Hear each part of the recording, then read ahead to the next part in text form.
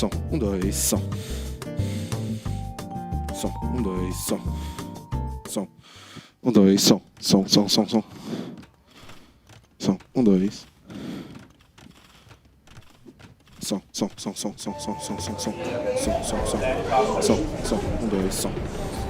Som. Som. Som. Oi? Não, eu só tô vendo aqui. Baixa ele um pouco, por favor. É tipo o retorno. Porque aqui na Stream Deck tá aumentando, mas não tá baixando. Som, som. Esse é o Caster 1. Baixa um pouco o retorno dele mesmo. Eu vou ver esse botão. Baixa mais um pouquinho. Som. Acho que agora tá bom. Porque... agora tá bom. Eu vou olhar na Stream Deck porque não tá rolando. This is at the top of the hill. But I think he has no win Wagons. condition. Has no win condition against Byzantines. At some point there will be. And Sorokuma have the middle.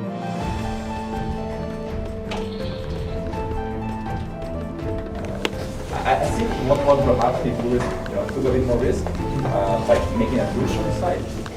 So I mean, after he lost lottery, he should have won. I thought something like that because. But now we have the hero of the hour, Surakuma, ready for the event. Thank you, Neely. Thank you, Hart. What a fantastic casting for the president. I'm going to medium craft. I'm going to. Can you move people down? I have to talk with him. Are you even in the top? Bro, it's 350 limit. That makes no sense. He won't move.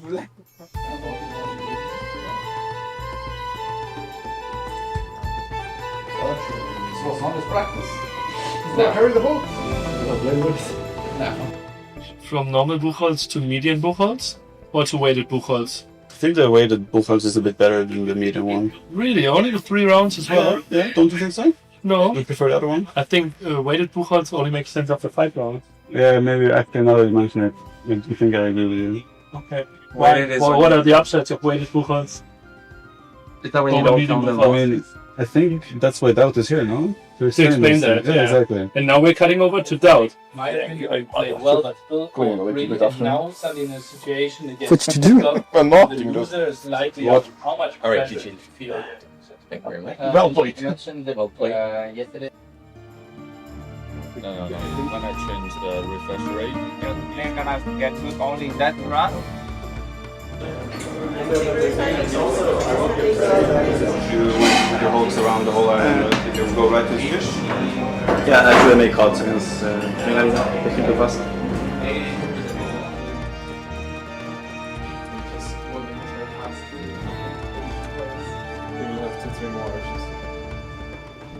What time is it now? 2.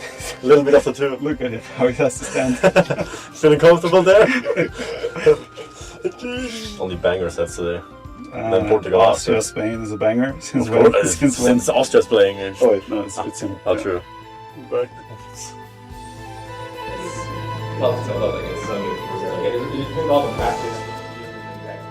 check your sound, please, Yuri. How much time do we have?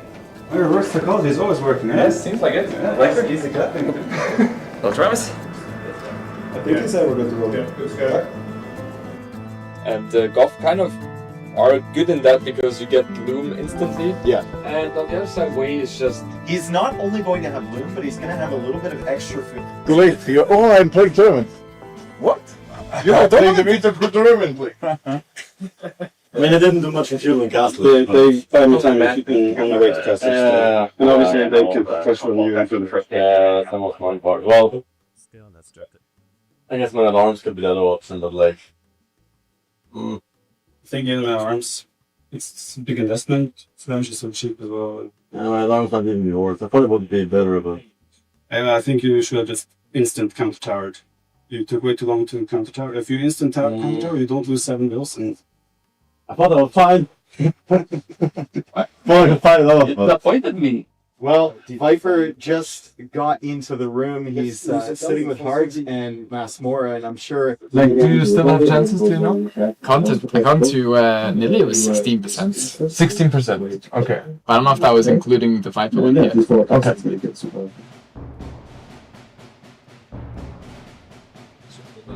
He's not giving the ball. He's not giving... He doesn't want to do it. Viper, we are dominating. Congrats, Viper. thank you. Your second game, you got it? Yeah, that one is... Yeah, I built a house. I did a house. I hated myself the second I realized. The only good thing you did that game is not resigning. I was considering. I guess Tato gets Hera, Lucian. I think I get Sebastian and Andy gets... No.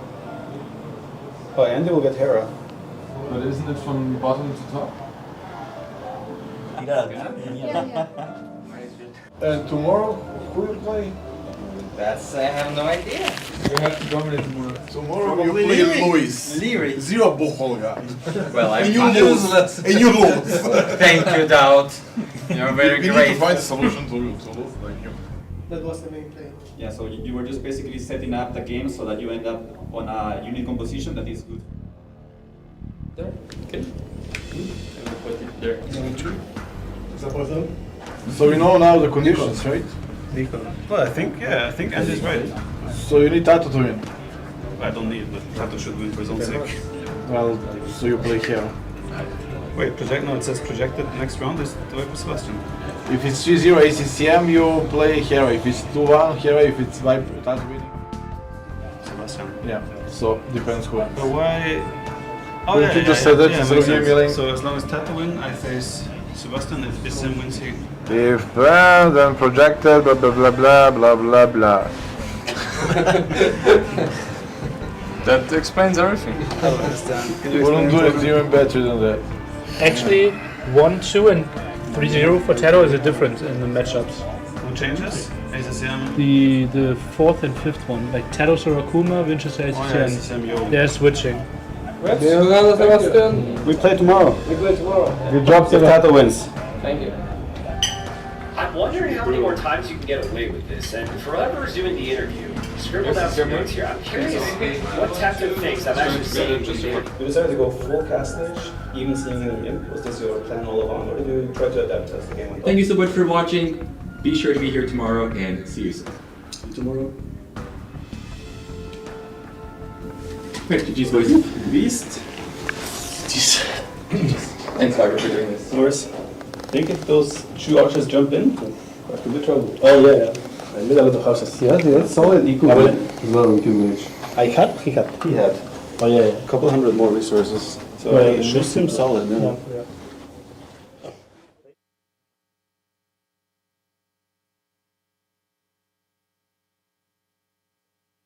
Hello there, everybody, and welcome to the Brazilian Dynasty. This is day 3, decision day here at the Brazilian Dynasty in São Paulo, as unfortunately, by the end of today's streams, we will be saying goodbye to 4 players. Well, the remaining 8 players will have the chance to, or will be qualifying directly to the quarterfinals, which will be taking place tomorrow in a new venue, by the way. Have you been there to the venue? Espaço Center. I heard something about it. How does it look like? Can you give us a little sneak peek of that? Well, obviously, it will be an upgrade, right? We will play in an audience, like 200, 300 people will be there. Small fun fact, it will be like in a shopping mall, but it will actually overlap with the Brazilian game, right? The World Cup game. And they will close down the shopping center for like 3 hours. Yes. Only one like nobody emergency works. entrance or something. So that's going to be really wild. My German brain can't work You that cannot out. comprehend that. It's totally understandable.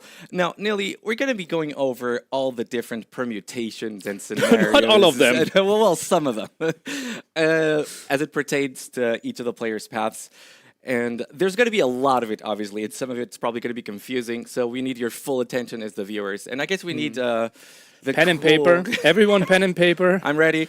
And I also think we need, the cool, calm, and collected manner of a former math teacher to guide us through this very difficult and complicated situation. But Nili, I believe the bottom line, and I do believe it speaks a little bit for the fact that the system is working the way you guys designed it, is that right now, as we stand or as we sit here, everybody, mathematically speaking, still has a chance to qualify. Correct. So why do we go for such a weird, different, or difficult format, right? We are limited on time. We only have 3 days for group stage. It is impossible that everyone plays everyone. So after some matchups, how do we decide if someone wins one game, loses two, who advances, who goes out? And the idea behind the system is that who had the harder path to get to the result will get rewarded. Which where Buchholz comes in. Exactly. That is the indicator how hard was your path to get where you are, right? And that's why we have to do all those calculations to figure out, okay, how hard was your path? Maybe we can take a look at the bracket and get a bit of an idea how everyone is situated right now. I'm going to need my glasses for this one, so I'm a proper teacher now as well. So as we can see, the top 4 players, Viper, Sebastian, Andy, and Hera, are already through. They are guaranteed to be playing on the stage tomorrow. They are in the top 8. Top 8 are making playoffs. The bottom 4 are out. Those 4 are guaranteed. Hera only won 1, but he faced so many strong opponents. And he has Andy next, who also is really strong. So he will get more points. He's through. All the others still have to fight. Leary, Yo, Tado, Surakuma, Winchester. If they win, those 5 in the middle pack, they are through. They are top 8. ACCM, Lewis, Nikov, they have to win, but they also have to rely on other results working for themselves. We did some number cracking. For example, Lewis and Nikov, they are about like 7% chance to still make it through, and that's if they win 3-0. If they win only 2-1, it's like 4%. Also, wild scenario, there's a 6% chance that we will have tiebreakers tonight after our 6th set. Yeah, so I do remember actually looking up over Nikov's numbers, and it was something like if he wins 2-1, he's got like a 2% chance of making it, and that's if a ton of different combinations and scenarios actually play out. Yeah. And some of those are pretty out there. But if he wins 3-0, that goes up to 7%, which is a pretty notable increase. And I think, again, when you're talking about play all threes and all these kinds of things, difference between 2-1 might sound small between 2-1 and 3-0, but it does make a very big difference in some of these scenarios, right? Yeah. And obviously, we had to rack our brain then. Which match affects which? Right. So that we don't have any matches that are irrelevant today, right? So basically, we have the match first for 2 players that have to win anyways, right? So we're starting our day off with Lewis and Nikov, and both in a must-win scenario. Lose and you're out. This is the schedule for our day. Then we have Leary and Yo, same scenario. Win and you are through.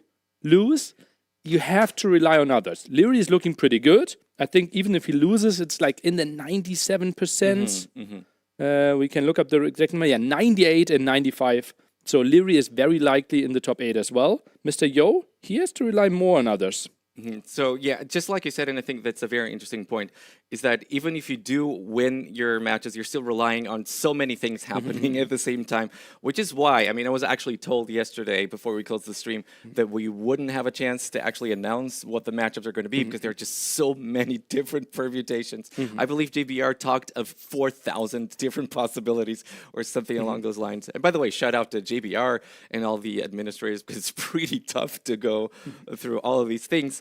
And Nili, I think maybe we might have a little bit of time to talk a little bit bit about yesterday's series as well, because a lot has happened yesterday that was pretty fascinating. And I believe we're going to be seeing yesterday's results anytime now. But we kicked things off with Lewis actually losing to Sorikuma. And that was a bit, the fight of the first timers. Both players were here for the very first time at a LAN tournament.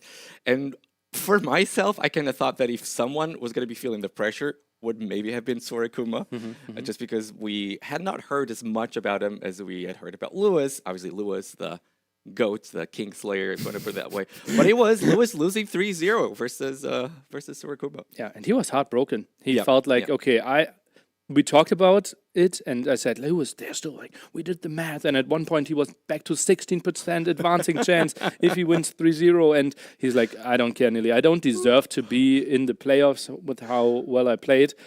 Maybe redemption time from today. Also pretty funny. So yesterday, I don't know who it was. I was talking with someone, and we were talking about strats, and Lewis was kind of telling me, yeah, at your level, guys, you're pretty bad. Man-at-arms don't do anything. Men-at-arms are bad, at my level. We quick wall. And then the first game, Sorikuma destroys him with Man-at-arms. Let's watch about against you, if I'm not mistaken. Yeah, so then... Still PTSD from the Man-at-arms. All right, then for the second series, we did have Winchester 3-0ing Nikov. And that was one series which, again, Winchester looked, as I was talking around, a lot of people were telling me that Winchester is playing really, really well. Now, again, it was difficult to see that on day one because he was playing against Hera. And against Hera, it's very easy to not look in shape.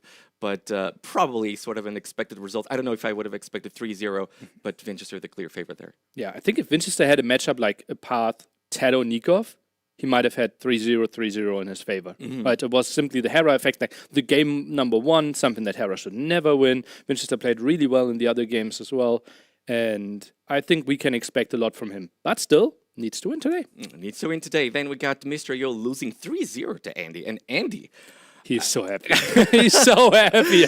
I mean, Andy talked about the fact that Hera was sort of boosting his morale all the time because he said, keep an eye out for Andy. Andy has been talking about how much he loves the map pool for weeks and weeks. And there you have it. I mean, he's really enjoying his time here. You can tell he's really likes to play these maps. And 3-0ing Mr. Yo, not an easy feat.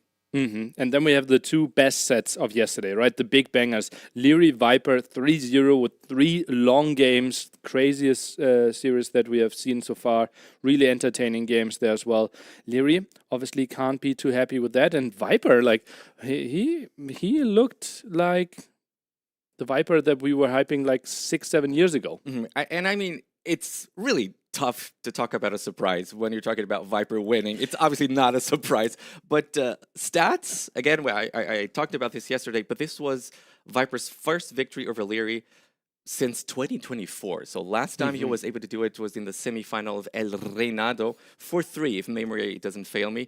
Then Viper goes on to lose the final versus Hera 4-1, I believe. But still, Leary for the last couple of series has had his number. So Viper actually having the ability to beat Leary in this fashion, very impressive. Leary Viper, the series of the year, by the way, right?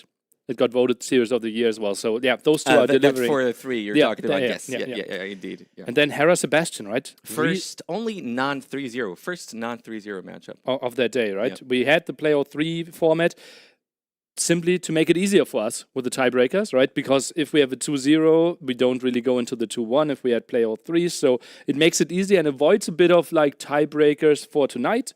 And yeah. Pretty happy to see that one going. And then ACCM versus Tado. We actually have a small thing behind the scenes there. ACCM had the perfect counter strategy to Tado. If you remember the siege tower. The siege tower. And I sent my best man on the case. T-West. And we actually did... But wait, I'm not sure of those. That's the actual time yesterday. So if you have a siege tower and go to a wall... You right-click the wall, and then it unloads. But there's a small delay. Yes. Of like, let's say, half a second. So if you click within that half second, it restarts the delay. Yep. And we actually looked through the recorded game, and we saw, because it was such a clutch-tight moment, ACCM like click, click, click, click, click, click, click, click, click, click. Which is totally understandable, right? I understand. And the game basically was like, okay, I will wait. I will give you another half second, and like everyone back on board. And then they went out and back on board. So the cross was never unloaded. So I talked a little bit with ACCM about it. He was very triggered about that, and totally understandable because I mean I talked about that with a lot of players as well, and most people were saying if that happens, if he actually manages to unload on time, the game is done there. Yeah. Tado gets his castle denied, conquistadors don't happen. So very tilting moment for ACCM, very unfortunate. Yeah, and I also asked myself, Neely, because I believe that it's not been in the game. I believe it's something that must have been introduced at some point. I wonder if that was something that was introduced during that time where we wanted to stop the taxi siege tower. But then again, that does not happen when you just unload. It's only when it goes over a wall. But so I believe at some point, I mean, not trying to point fingers or anything like that. I don't want it to come across. That's not pathfinding, that's unit AI. All right, I will send a different person on that. Outside of a purview, fair enough. Yeah, but very unfortunate, very tilting moment. And another just little fact that I want to bring about the Hera and Sebastian series is that Sebastian now has probably been the first player in a very, very long time to beat Hera twice in a row. Which Crazy. is unbelievable to say, right? So you can beat Hera every once in a while, every once in a blue moon. That's hard enough, but to do it twice in a row really speaks to the quality of this guy. And it's just so chilled. He just oozes confidence. This guy, I don't know. There's something about him that really gives me hope that we're really about to see. I mean, we're already a top player, obviously, but perhaps one of the best players ever. Yeah, like lots of people have him in their top 4 for this tournament, right? So very likely that he's on the way to the semifinals, could easily go 3-0 today and then get a rather easier bracket against those people that barely qualified. So that's going to be interesting to see. Also, we have to say, I'm a bit scared for Andy today because Hera losing, I think... the next guy, yeah. I think Hera will just go absolute beast mode today. I'm a bit scared that set could be a storm. Very, very, very important point. All right, Neely, thank you so much for your insights. I believe players are ready. I believe casters are ready. So we're going to be watching the first series of the day. That's going to be Lewis versus Nikov. Before we get to it, though, a couple of player interviews for you guys to enjoy. Have fun and take it over.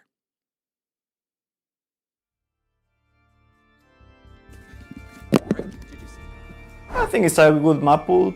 I don't know. I wouldn't say for me. I think it's a good map pool. I don't know. There are maps I like, maps I don't like that much. But overall, I think the map pool for this tournament is amazing. It's one of the tournaments with the best map pools I have played in years, probably. I really enjoy playing the qualifiers and preparing for the maps. They are all mostly new maps, I think, so it gives space for preparing some strategies, or it's like something fresh, right? Like if I had to play Arabia, Arena, Island, Nomad, it's something I have been playing for 15 years. So when there's a new map pool and the maps are very different between them, it gets also very fun to practice with. I actually enjoy it a lot. And in this case, I think the maps are fun in most cases. No one in particular. Maybe Viper, because I have never beaten him except in a Mangonel tournament. That's my only victory against him. But against the others, I have won sometimes, so I really don't mind. I just want to focus and play my own best, right? And then we'll see what happens.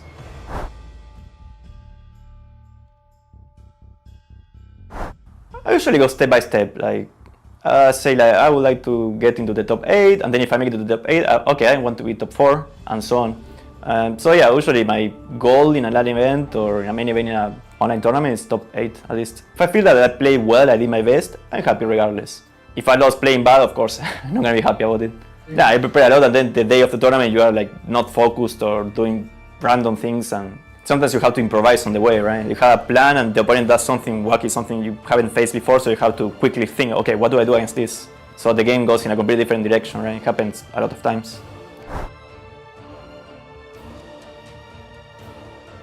I've been fully dedicated to AE for over 10 years, playing tournaments or coaching people or creating content like live streaming. But I'm thinking what I'm gonna do this year. I might start to do something different too. But I will continue playing for sure.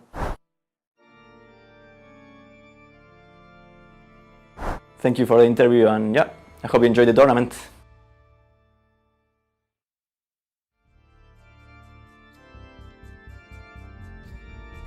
I think it's a good map pool.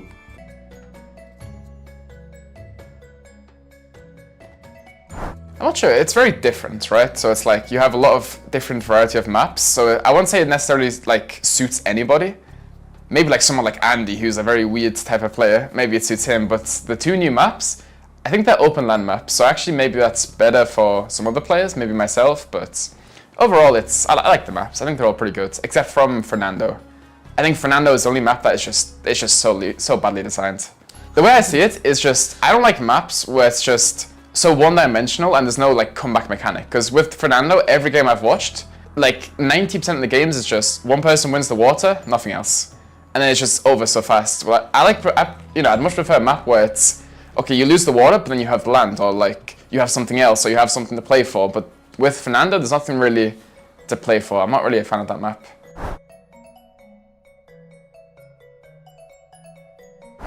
I have bad records versus Leary. I think that's the only guy I have a bad record versus, but I'm not really like scared to play him because it's like, I just don't want to play him early. Like if I have to play him in a semi-final, sure, I'm completely fine with that. But it's just playing him so early, if I have to, that's what I don't like to do. I think Sebastian. I think I have a really good record versus Sebastian. I don't know. Like he's a very good player. Obviously, I guess like one of the best in the world. But for some reason, I just feel a lot more comfortable playing versus his style than other players. I don't know why. I can't like tell you why, but that's just how I feel.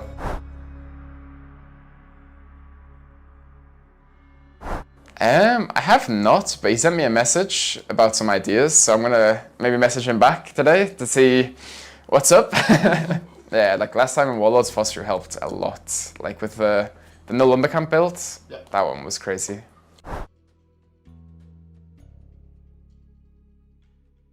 Appreciate it.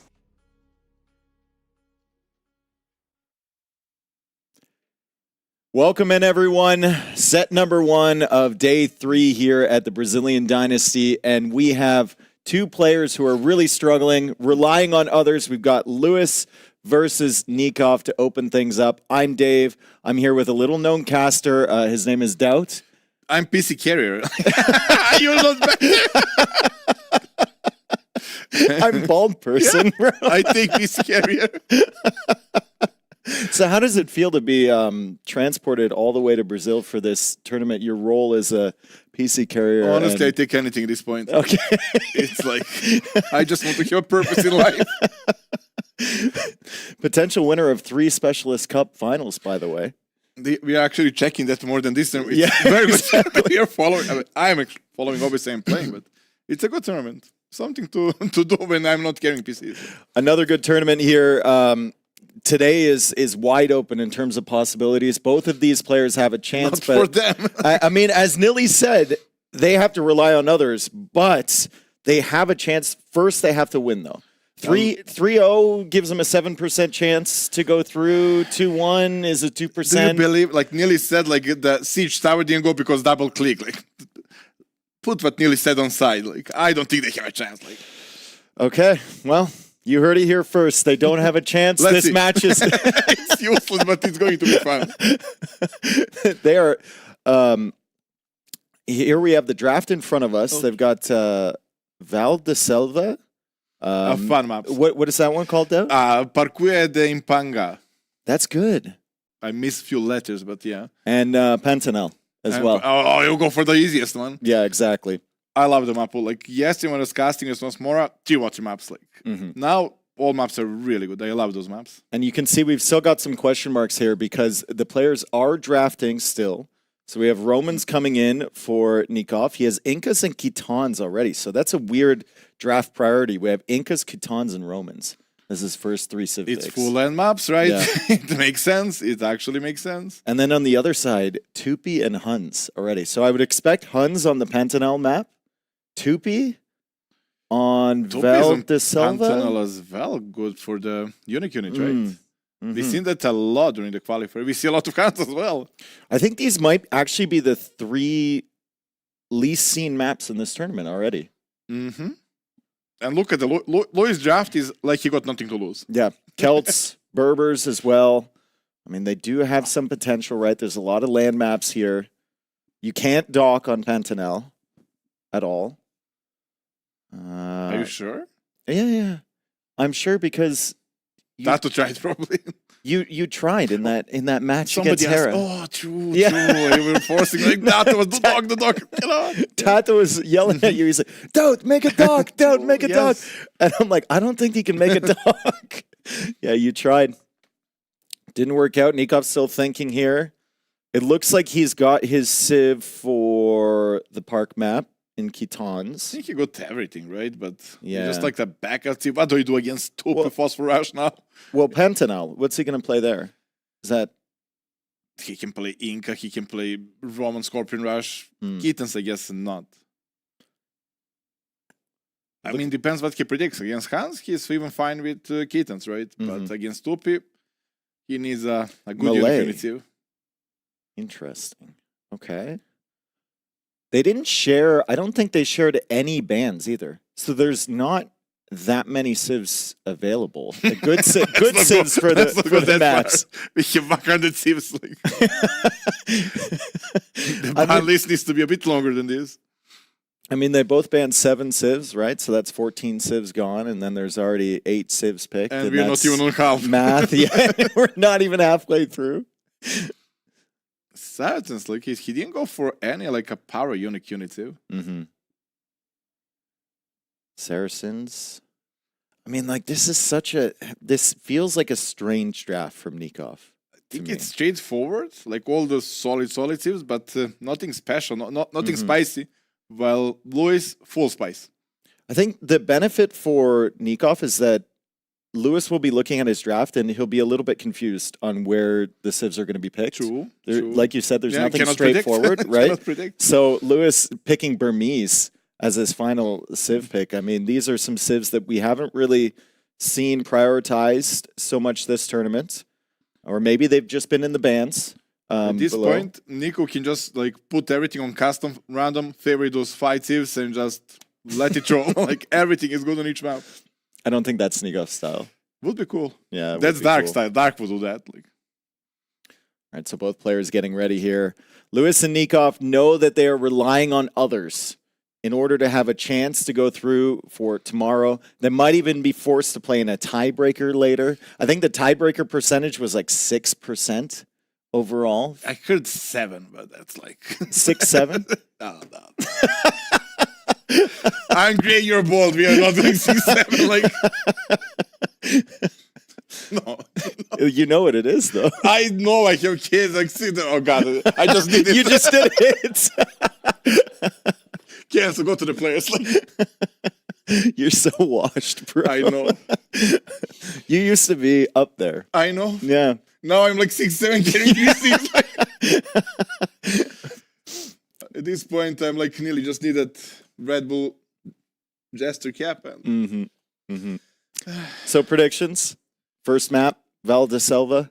I think Lois got this. No, Nico played also well. I think Lois is more motivated. Like Lois doesn't care that he's out. He wants to get one win. Yeah. And I think Nico just like I have been playing LAN events for so long. I don't care anymore. I'm not in top 8. It's over for me. But Lois feels like he has something to prove still. We were talking a bit about Lewis's mentality and how he's got to the point where he's gotten in his career, I guess. Still young, still young, right? Yeah. Still young.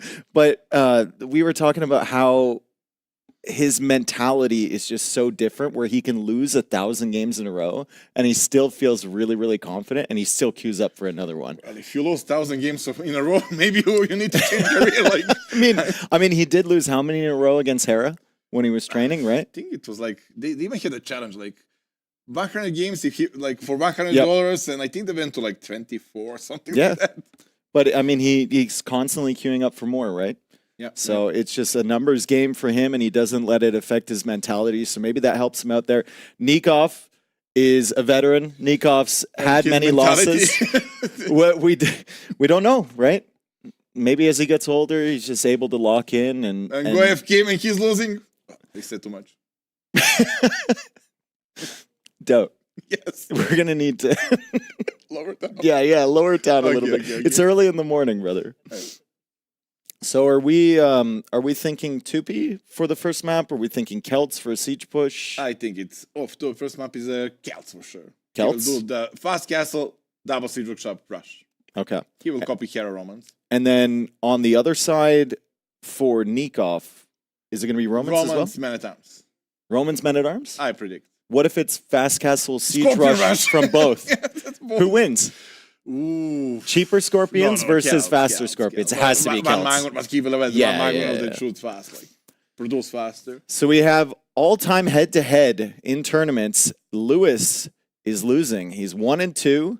The game count, though, for Nikov isn't that much of an advantage. It's only 7-6. We see Thalassocracy Cup 2, Masters of Hyper Random 3 qualifier, one of the most legitimate tournaments of the year. Yeah. I almost won it. Yeah, well, you also... That was so bad. What a masterpiece in the semifinals for you to force Leary to admin loss. I didn't force it. And they were like, oh, if Leary cannot play Yo, if Yo cannot play, you bring Viper. Like, at that point, I would play anybody. I said, I will wait for Leary. They don't give me replacement, like semifinals. Like, it's not a show match. And nobody knows what happens in the Master of Hyper Random 3 final. Nobody remembers what happened there. No, so. we forget. We go to the finals, and that's short already memories. success. And then LY Cup International Qualifier. I think Nikov eliminated Lewis in the round of 24. So that's where Lewis used to be, right? He was getting kicked out in the round of 24, round of 64 maybe. But now he's at these big events. He's trying to prove himself. Round of 12. It's going up. That was still a close set, though. 3-2. I'm sure he had Nikov sweating a little bit in that one. As we are hopefully making our way into game number 1 soon. Not yet. They need some time. First set of the day. First set of the day coming up. So you think Romans, Celts, Men at Arms versus Siege? Only question is at what point Nico will adapt and stop making Men at Arms, because big deal is Roman Men at Arms amazing, but no arson. You cannot push through. You like any other team, full Man at Arms, you break. You can do something about that in full feudal. Romans, amazing Man at Arms, but they don't keep buildings. Yeah. That arson in feudal age was brilliant. Yeah. If Neely got that, that's a good one. That's a good one. Siege Tower, but this one is a really good change. Like one of the best. And Man at Arms are still more or less useless. No arson, no Lewis.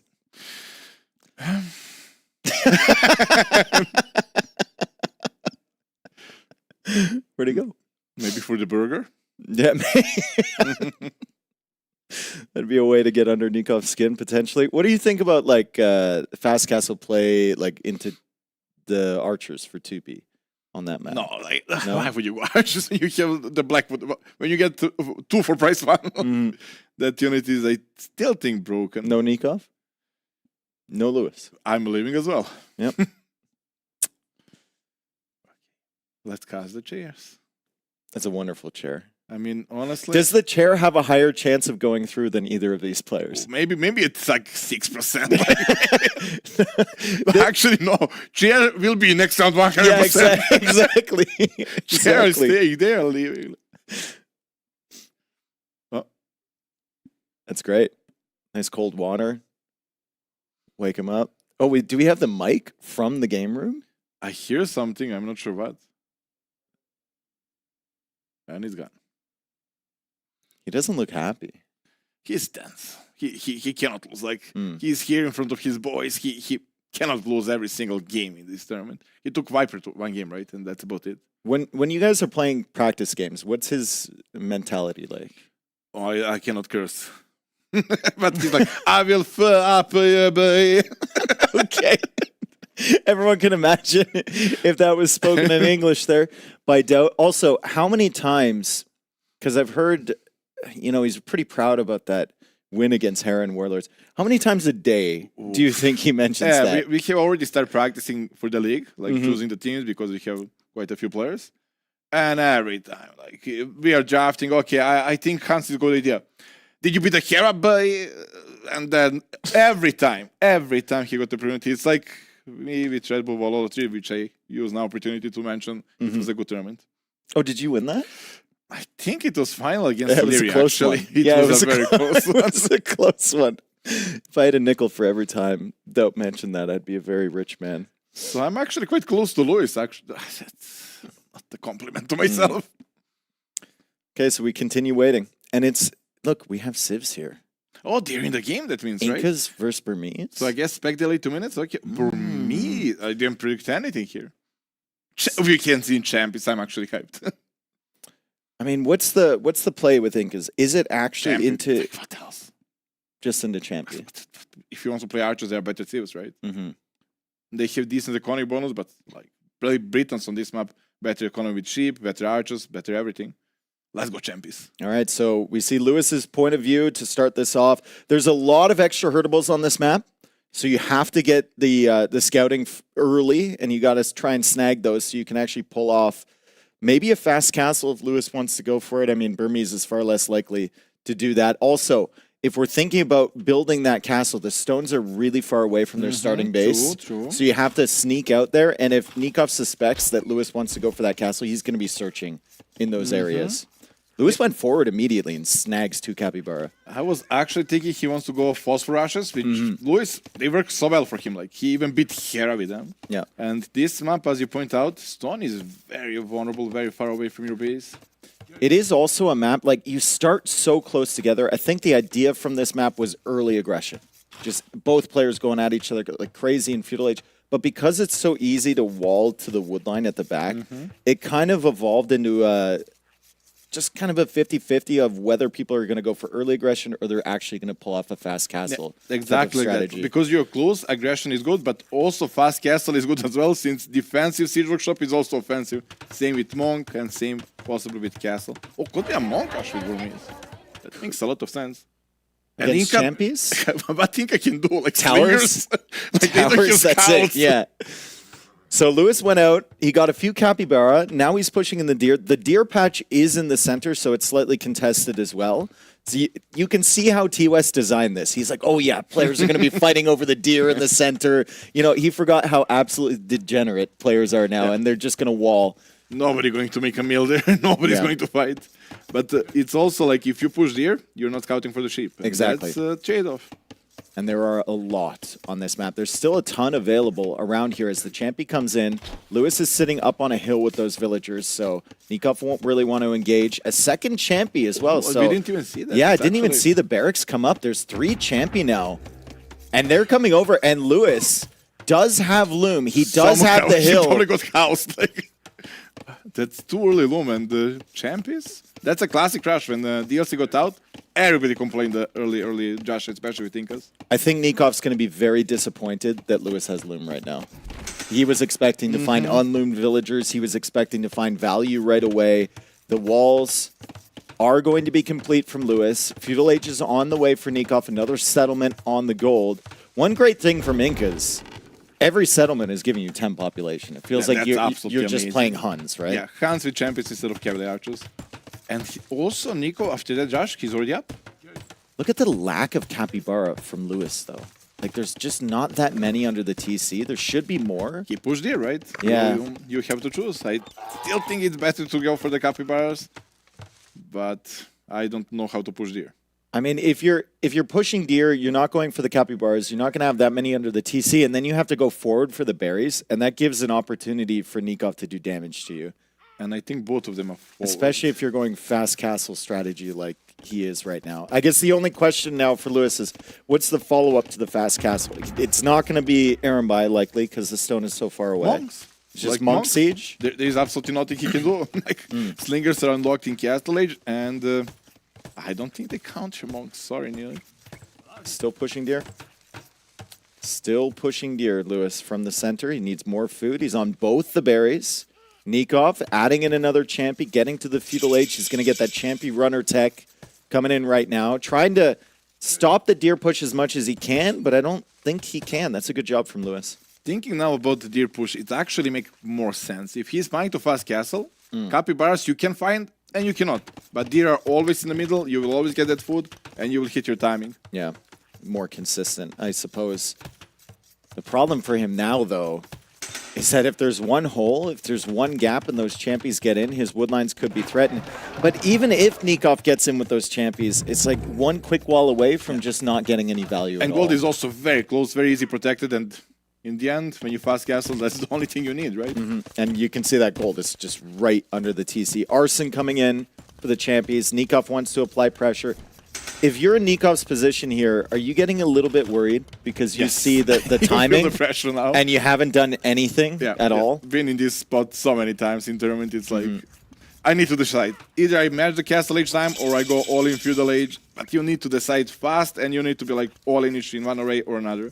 And he did Arson. If he hesitates here and doesn't like keep making military and Feudal Age, it's still a mile away from Castle Age himself. He's still going to take so long to get there, right? Not that, like, you can use a little bit of market. He could have stopped champ. Like, he could match the timing 1 minute slower. But problem is, it's such a close distance that 1 minute, well, can be a lot of dead wheels. So Nikov's going to keep producing here. He's got more archers coming in. Still doesn't have fletching. But Arson is in. So Lewis will have to spend quite a bit of resources repairing the walls here. And he just goes for the stone wall. Yeah, no risk taken. Smart play. He upped without selling, I guess. Or he sold 100, I believe. 100, yeah. Very, very nice play there for Lewis. Not planning on using that extra stone for anything else. So he uses 50, the wall off there. He's pushing away another champion with a scout. Excellent value from him. And Nikov still knocking at the door. Not really any threat of getting in. Now he's using the market and he's stuck at 400 food, 182 gold. It's not going to be the worst timing from Nikov. This is it. Like, you need to be decisive. He is now a big investment in feudal pressure, and then he wants like fast castle. I think that's the worst possible solution. Either full feudal or like Tato, or just match up that castle each time as much as you can. One big difference between Nikov and Lewis here, Lewis doesn't have anything under the TC. He's going to have to start making farms. And I think if we look under Nikov's TC, there's still a bunch of capybara, and there's still more coming in from the north too. So, lots of food available. As you kill one villager every 25 seconds, you can afford having idle TC. That's the man. What about being housed for 2 minutes? That hurts. That hurts, actually. Well, he got wood. Now, let's see. Silver shop for Monastery. That's the first building. Ooh, Lewis lost 2 houses. He's on the way to the Castle Age. He's not producing anything, so he doesn't know that he's 26 and 20 right now. I think he's making next to the mining camp. Yeah, making a couple more houses back there. So he'll have the pop space when he wants to make units. He won't have the pop space for that villager. Has to go for the siege workshop forward, and then the monastery behind. Cut off of that other gold, but he still has the other gold option on the side, as Nikov is a minute and a half away from the Castle Age. So Nikov, still champions here. Yeah, competitive time. I was wrong. That was very good uptime. And killing those cows, maybe now getting the market, it's quite a value for those units. Is it just Champy? Champion broken. Yeah, Champion broken apparently. Fletching coming in for Nikov. He still has the 4 archers, so there's enough military here to keep Lewis pinned in his base until Nikov gets to Castle Age. It's actually not a terrible situation for Nikov, all things considered. Lewis needs to decide. Either he gets those units out of his base or he starts pressuring. Like, he is having a powerful but very slow unit. But what does he pressure with? 1 monk, 1 mangonel, and 1 scorpion? Like, those champions kill that. They can get clapped. You need to micro. He pushes the units away from his base first. Second archer range on the way for Nikov. Please tell me it's slingers. Slingers for what, though? They counter everything. I guess they have bonus against siege, and right? monks, like that. That's a. If the game makes sense, Slinger is the best unit in the game right now. They just feel so bad, though. It's like, oh, he's going scout. Do you make spearman? Yes. Here it is. Slinger count everything Lewis got. Nice conversion there from Lewis. Unfortunately, I think he's going to lose his monk. Maybe not. Lewis might save that. Will he be able to save the Mangonel? No. Will he be able to save the Scorpion? No. He gets away with the old man. He converts the Champy, but the siege is dead, as he will now see the slingers coming out from Nikov. That's some value with the scout. Yeah, in the end, not the worst trade-off for Lois, but his economy is disaster. Actually, I do think the slingers have +2 against siege, right? I think it's +4 maybe even. I think they even have some bonus against Rams too. Yeah, they are in theory a good unit here, but... Well, we just have to wait until one gets out. I think nobody ever created them. No, I did it top, once top, and top. that's it. +3. We were both kind of right and wrong. Just in the middle. Okay, so double archer range slingers, if he can keep producing them. The eco for Nikov should be better, and we look at the res collect. He's 500 res collected ahead. The farms are going up, though, for Lewis. So Lewis has realized that he's not going to hit that early Castle Age timing, and he's just going to have to settle in and play a long game. If that's the case, which Civ do you like better? Good question. If you get to Armbay, I don't think Inca can do much against Armbay, right? Yeah. Yeah, I think Armbay is a win game tool here, but Stone is outside. We are so long away from that. Yeah, I suspect this actually might end up being quite a long game.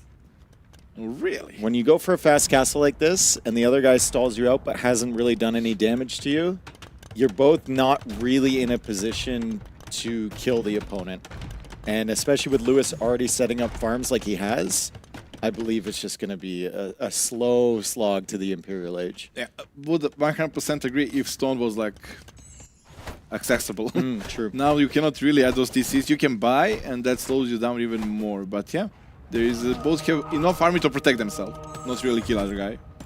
Nice little conversion there on the champion from Lewis. He's trying to go out and get the relics. He can see where they are, and he gets another conversion and saves the Scorpion. I don't know for how long, though. Nikov's still trying to pressure over on this side. Still has double archer range production on the Slingers.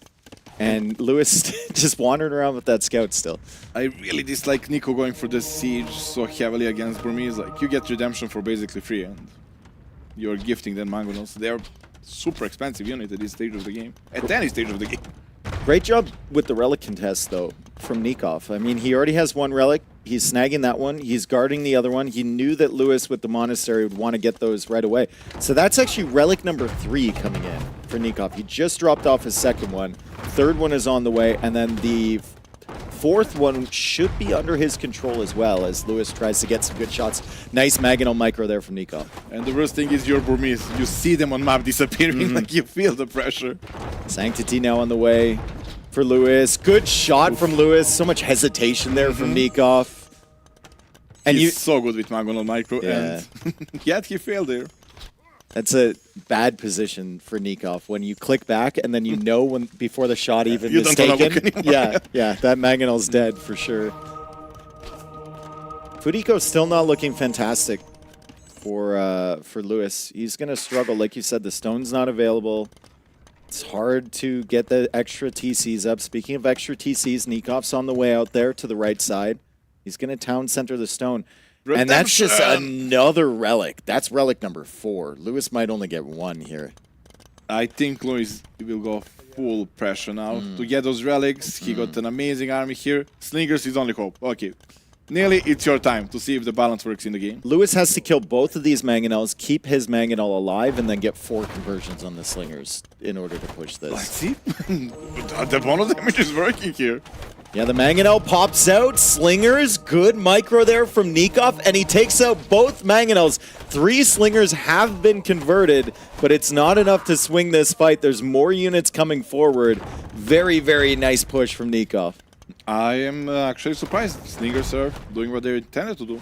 Obviously not super 100% efficient counter, but light counter. We found something Slingers are good against. Monk Siege push. Nobody knew. They're supposed to be good against that. They did get more resistance to conversion the last patch, so if it was before, all Slingers would get converted there and the fight would be different. One thing that Lewis is excellent at is Monk Micro as well. Is he? Yes. Very, very good. Let's see. He's just got that kind of personality, you know? He'll just keep grinding away. What is the Monk Micro personality? Oh, you know what the Monk Micro personality is. I hate those personalities. Atonement now on the way for Lewis. He saves that Monk. The Slingers are not very accurate as the Monks are moving away. He's still chasing this. He's looking for a town center or a stone out there, more likely. And he has distracted the Slingers. Like, Slingers do really good against Mangonel, but they still get like 1 or 2 shots. The HP is not that high. Very, very frail. Very frail unit. 4 on food right now for Nikov. 1,100 wood in the bank. So he's been focusing quite heavily on the micro. The macro has slipped up a little bit. 49 bills for him. It's 46 for Lewis. So still kind of close economies, but those 4 relics are a really, really big deal here for Nikov as he goes for a 3rd town center. Yeah, Nick, we can just use Rally Gold to buy stone, place the TCs. He's in a good spot. And Nikov saw the stone villagers over on the side. A bit unlucky for Lewis. Well, he knew they were there, right? He was tracking them anyway. So nice job from Nikov to send the slinger out there. Another market coming up from Lewis. This scout has gotten insane value this game. That's a starting scout, right? Yeah, he's just a nerd with it. For He sure. needs healing on that one. Right, these villagers should be dead. He's hoping that they can collect 100 stone before they die. I don't think that's really a possibility here, as Nikov's still trying for a siege push over there. The scout comes back and snipes that slinger. That's the end of story for him. And the monks die, and also Inca slingers are cheaper, right? Yeah. That makes sense. Yep. Makes sense. All food units for the Incas are going to be cheaper there. Lewis could actually convert that ramp if he wants to get onto that. He's got to stretch out now for gold, because I think most of the gold in his base is gone if he wants to continue going monks. Nikov actually producing for multiple TCs now, so he's up to 56 villagers. Resources collected still ahead. Lewis trying to fight slingers with villagers. This is a really, really nice follow-up here from Nikov to go into the slingers and then the siege and just shut down any chance of This expansion. is a Nico comfort zone. Boom, while pressuring. He sees everything, he's controlling the map nicely, light pushing the middle, and full expanding with Boom. That's his comfort zone, that's where he's best. For anyone who hasn't really seen the slingers in play, ballistics does affect them. The icon doesn't really make sense for them. Yeah, never did. Never did see this, but I don't want to change. I like it. Have to go to school in order to learn how to throw a rock, but it will make them accurate on moving units, as Lewis now micros his monks at the front, trying to get that siege workshop. I think Nikov should definitely delete that siege workshop. You do not want to get that to Lewis at the moment. Yeah, siege workshop in your face will just create an extra pressure and delete. Nice delete, yeah. He does have devotion, so the timing takes a little bit longer to convert everything. He also added in, oh, big shot there from Lewis. That's exactly what he needed. I don't know if it's enough, but that's exactly what he needed.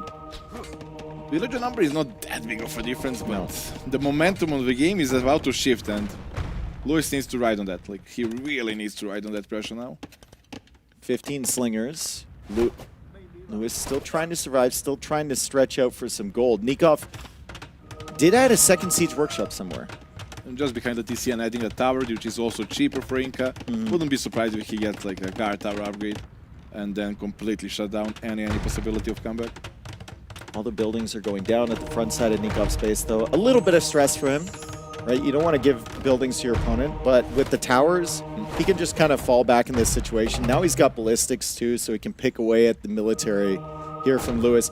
Doesn't want to give him an entire army of slingers with ballistics, though. That's not a good idea. Ooh! Big shot there from Lewis. Maybe that keeps him in the game for a little bit longer. Morale, if nothing else, like you're not. Okay, one more of these. And Lewis has snuck villagers out to stone. He's got 16 on stone right now. He's found another gold on this side, and maybe with a 1 TC type of play, with all of these monks, with all of this siege, with Nikov falling back, maybe there's a chance here for Lewis. The best way to come back is cast an enemy face. Yep. And the game ends one way or another. Oh, this is not a good situation for Nikov either. There's potential kills right here. 2 more villagers going down. The university can get converted before the guard tower tech comes Such a in. big momentum. That's like, actually huge. Look at the perfect castle there. Like, will deny all the farming, everything. Like, if that castle goes up, I like Lewis' spot. Like, the score difference is almost 2,000 score. As Lewis takes out that mangonel, he might take out this one too. He has redemption, so he's just going to convert it. Force Nikov to delete potentially, get some more villager kills here. You could feel the momentum switch with that shot on the slingers. Like, he's full motivated now, and stacking the slingers is not that good right now. No, the monks are actually doing a really, really solid job for Lewis, and the good thing about the good thing for 1 TC play and playing monks, this is all you have to look at, right? You don't have to look at your eco at all. Doesn't help me. No. Nikov's got some distractions behind it. Only 12 slingers. Dude, I kind of like Lewis's spot in this game. Like, that's a big... He cannot afford losing a single unit because he cannot remake. Yeah.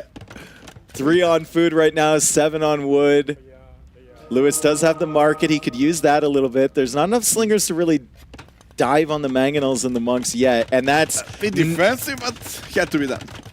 I mean, that's not the castle he wanted initially, but that's the castle he's going to get. After here. losing that Look at the Magnol. gates to prevent the slingers from coming in, to give himself a nice little nook to sit in with the Mangonel. Very creative stuff there from Lewis. Can't afford to lose Mangonels like that, though. He deletes the castle. I think hype is dead now. I don't think there is a comeback story anymore. Well, Lewis's Monk Micro. It's not bad if he can get some conversions. Devotion that early was a huge, huge tech for Nikov, but now I'm looking at the villager count. Lewis needed that castle to go up. It's not that. That's not how you do it, dude. No way. Lose with the style, but don't make a castle like that. Like that does nothing. And there's no Mangonels either to push the slingers away. He gets a couple slingers converted, and it's so sad to see him resort to a castle like that, and like you said, not even go up. That's so demoralizing for Lewis. Lewis still playing this game means he cares a lot. He doesn't want to lose this set. Like, oh no. Doubt, what is this? I don't know. Lewis Castle. Nice shots there from Nikov. 36 villagers from Lewis, 1 monk in a dream. And the castle will complete. Yeah, the castle will complete. And then resign. No?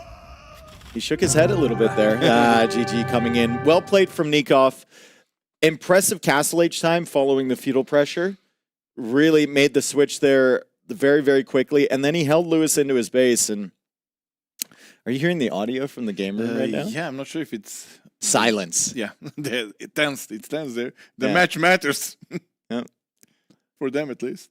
What would you say in a situation like that? I would make fun of it. It would not be silent. Nice job from Nikov. Advantage in basically all forms in that game, except for conversions. And would upgrade. Credit to, credit to Nikov for realizing that slingers were going to be a really good counter to that immediately. I mean, it's obvious counter, but we just don't have that in us yet. We don't make slingers ever. So we see the champions come in. Early Loom was very, very smart there from Lewis, and he pushed those champions away. We have Market Blacksmith. That means the Castle Age is coming in. Nikov already knew that because of the timing from Lewis. And then the stone walls behind were actually really effective, but I mean, it's still good pressure. Yeah, it was a good plan by Lewis, and execution was not even bad, but slingers, they did their job. Maybe Lewis forgot about slingers as well. This was also very ambitious, trying to push out when you saw the army from Nikov. You're trying to get the early damage, but I mean, at the end of the day, it's only a monk, a scorpion, and a Mangonel. Even villagers can clean that up. It's like you feel the pressure, you feel the timer, you want to do the counter damage, but wait, that was probably the biggest mistake, going too early with that initial army. Yeah, it feels like you need 3 scorpions, a Mangonel, and a couple monks, right? Yeah. Just wait 2 more minutes, of course, then opponent will be Castle Age. There is this moment right here where it kind of felt like the momentum shifted and there was actually a chance. Nikov was in a really bad position. Whole energy of the game shifted after that. Yeah. After that, Nico like completely lost control of the game, and suddenly he's playing full defense, trying to survive. But like you said, you can't lose a single Mangonel. And then he loses this Mangonel right Twice, here. yeah. This castle maybe gives him a chance. The other castle doesn't do anything for him. But even this castle is not as forward as he would have liked. The top castle where the tower is, then I would maybe even like Louis' position, but not easy to get. Yeah. And this castle, what about this one? That one was about sending a message. Yeah, that was about for telling us. himself he could make a castle somewhere. It wasn't going to do anything. He It's knew it still wasn't doing possible. anything. Yeah. So Lewis is down 1 game. Nikov is up 1-0. Remember, the stats or the chances of going through significantly improve if they win 3-0. Yeah. It's a must. versus 2-1. Is there even a chance if it's 2-1? Yeah, it's like 2%.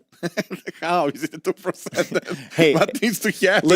Listen. I've seen you with a 2% chance before, I and was you were counting. I was like 2%. Let's go. and you were all in.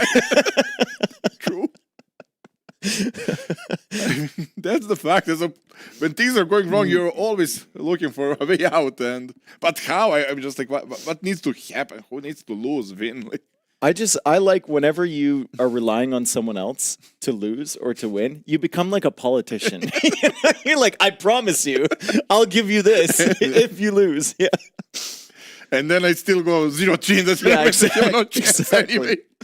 Exactly. So the next one is going to be Park du Iparanga. Yeah, good one. I don't know if it's that's right, but it'll be Tupi against Malay. Whew. Very different from the Persians Vietnamese matchup we saw on this map before. I think we've seen Khitans as well here. We saw Tatars against Hans with Tatu. Yeah. Well, Tupi is obvious. Like it's a unique unit play, right? Yeah. It just has to be. Malay needs to find a solution. They have better economy, but probably just boom and Magonal. I don't see any other solution to the Blackwood Archers early game. It's super interesting to me that Lewis has chosen these type of strategies against Nikov, because I actually think that if they play meta, Lewis is on par or better than Nikov. Maybe this is just a lack of confidence from him. That's a good point. Like, Lewis goes for those crazy all-in strategies against Hera, against Leary, and he grabs a win, even beat Hera. But against players, he believes he's better, he just plays meta. He doesn't believe. Very, very strange. But, I mean, it's entertaining as we see Nikov with the Malay over here. We've got Lewis with the Tupi. Is this like a man-at-arms play from Nikov? Worked last game, and Malay is even better for that.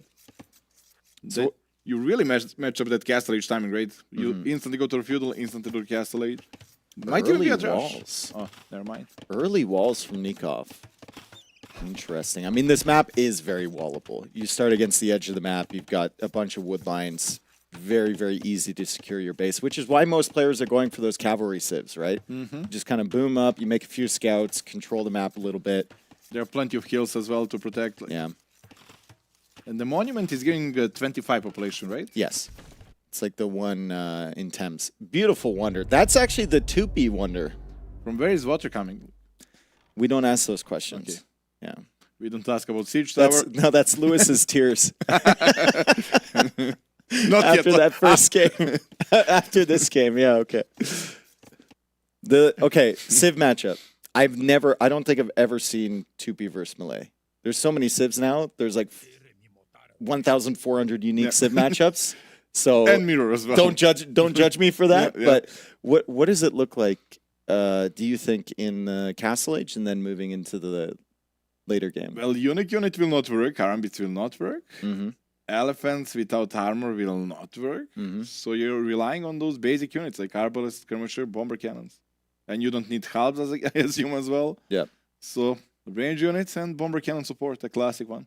And then for Lewis, it's just all about the numbers. Yeah, he just gets Blackwood He's got Archers. one unit. Yeah. Once he gets the poison damage, that unit is just good against everything. It says a lot about the Tupi that they have that other unique unit, I call it like the Ibrahimovic warrior, right? Whatever it's called, right? Yeah. And we never see it. Because it counts as infantry and nobody makes infantry. Like. And I also don't know their full siege tech tree. Like it's just very confusing. They don't have Bomber Cannon, and that's enough. Yeah, no siege engineers. Thank you, Vodka. No siege onager either. They do have Heavy Scorpion, though, I believe, right? Not the units you want to go with them, right? You just want to go Blackwood. Yeah. Well, that's the point I was making. No one knows what the tech tree looks like because you just want to make Blackwood Archers. It's like with Tatars, I never knew they had Hank-Engineers because that's not the unit you want to make. You have Cavalry Archer with instant free upgrades and also units that don't have Bomber Cannons. In my head, they should not have Hank-Engineers neither. But there are plenty of them. There are a lot of them. Okay. Just a boom. 22 up, that doesn't indicate Feudal Age play. And Nico can stay longer in Dark Age because of the melee bonus. I think Nikov might just be going up to Castle Age anyway. I mean, that's the reason for the full walls, right? Lewis is taking a little bit more time with his walls. He's just pushing the deer. And we have little eco simulator here. Yeah, well, for Lois, he doesn't need to rush it because those settlements for Tupi, you can hide. Yeah. So you're not under big chat if anything goes wrong. So, we've officially run out of things to talk about. Yeah, well, we can talk about Red Bull. Wallalo 3? If that's the one you want to. And they've been pushing those deers from the middle of nowhere whole game. I mean, there's nothing else to do. Would you do that? No, I would rather lose than push them whole game from there. Imagine you push this all the way back to It your goes base, back. and then it goes back. That's why I don't like the risk. Just the thought that can happen, I'm not pushing. It feels like something that can just ruin your whole mindset in a game, right? Snake. Thank you, yeah. And Viper appears. Yeah. Having a deer troll you for the first 3 minutes of a match or whatever, that just puts you in such a bad mental state for the entire game. You will miss micro because of that. Yeah, you'd almost rather lose a Vil to the boar than that. There's just so much time invested. Nikov now going up here, 28 population, or sorry, 29 population as the snakes are migrating over to the right. They continue to push these freaking deer from the center of the map. Lewis going for a market, and we'll see if he heads out to stone soon. Where are the stones on this map? I think he might put a TC on stone. Where are they? They're on the outside. They're all the way on the outside. Yeah, that's a TC spot. There are some deer that he will probably do a light boom into 3TC into fast stream. Exciting times. How many? Okay, what's the most amount of Blackwood archers you've had in a game? Full population, that's they are half population. You cost, can get to 400. Yeah, you never to 400, but I think 250 was a number. Yeah, that it produced fast. It's 2 of them. I watched a 2v2 with Dragonstar, and he made 178 Blackwood archers he had it on the map at one time. Completely countered by 5 Hussite wagons. They don't take bleed damage. Yeah. No bleed. And it's a 2-shot, and they have the extra thing. Yeah. Ooh, that's how you counter them. Thank you, Dave. Yeah. Is there any other good siege unit that will do such a thing? I mean, Organ Guns shouldn't take bleed damage either, and they have the splash, so if you get enough, maybe. But Organ Guns are a little underwhelming. They have less HP. I mean, if you think about it, war wagons shouldn't really take the bleed damage, but they're not siege, so they you will. cannot repair them, you heal them, right? Same as with chariots. Champions, okay. So it will be a pressure, not a boom game. We are saved. It might just be for a little bit of map control here, potentially. No, that's a big investment just to have a map control. True. You need a dice to everything to light have even. And he hasn't stretched out to the stone yet either. And just show them, yeah. He's Okay, trick hiding question. one. What is that bird called? If I know in my language here, it's parrot. I don't know the Starts English. with an M. Macaw. I'm probably wrong. I think it is. You're the expert of the game. Nikov finding the villager. See if he actually notices that, though. There we go. Nikov will see it. I mean, if you see Champies, there's probably going to be a siege follow-up to it. Like you said, it's a really big investment. And hopefully not a siege tower. Let's see what Nikov does to counter this. He's already gone for the second TC, and he's got a pretty good eco behind this with Malay. So he'll go for a siege workshop of his own, and he'll try and stop this. One good thing with Champy Siege Push, you can surround his base with outposts with your Champies. Yeah, no escape. That's true. But it's not about him escaping, it's about you getting in. But you also, you also want to see where the mangonels are from your opponent, right? Yeah, you kind of don't. Well, you need villagers for repair, but Yeah, that outpost is really important in the Mangonel War. Dave, how are you so good, man? I've watched you lose enough Mangonel Wars, I know what you need to do. And what's those villagers? Well, I guess nothing to do with them. You might as well hit. Lewis trying to push in here. Mangonel in defense from Nikov, 2 TCs as well, and he's just going to keep 3 villagers repairing behind this. He's also being very annoying with his scout. So he will just try and bait Lewis into attacking the scout, buy himself some more time until his Mangonel is on the field. Here comes the Mangonel right now. One villager going down instantly. I think Lewis forgot about her, to be honest. Well, I would, as Malay, go for Redemption Monk. That's kind of safer bet to stop this. Nico obviously believe in his Mangonel Micro, which is slightly better than mine.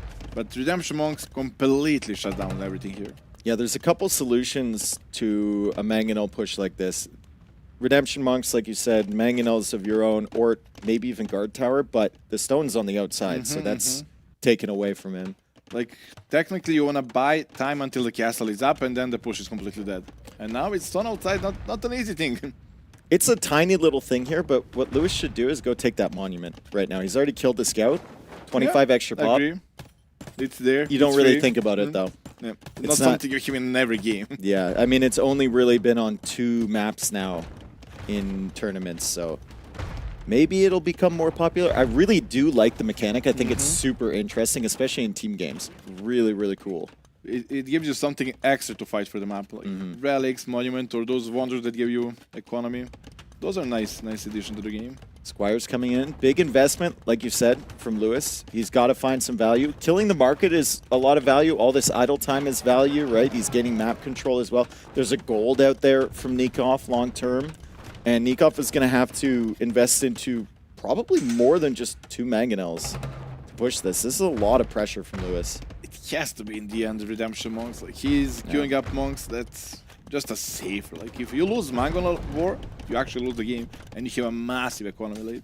I mean, the mangonels might have just been to buy him time to get Redemption Monks, to be honest. Yeah. And It's also a they're lot good of to gold. push away the champions that are eating walls.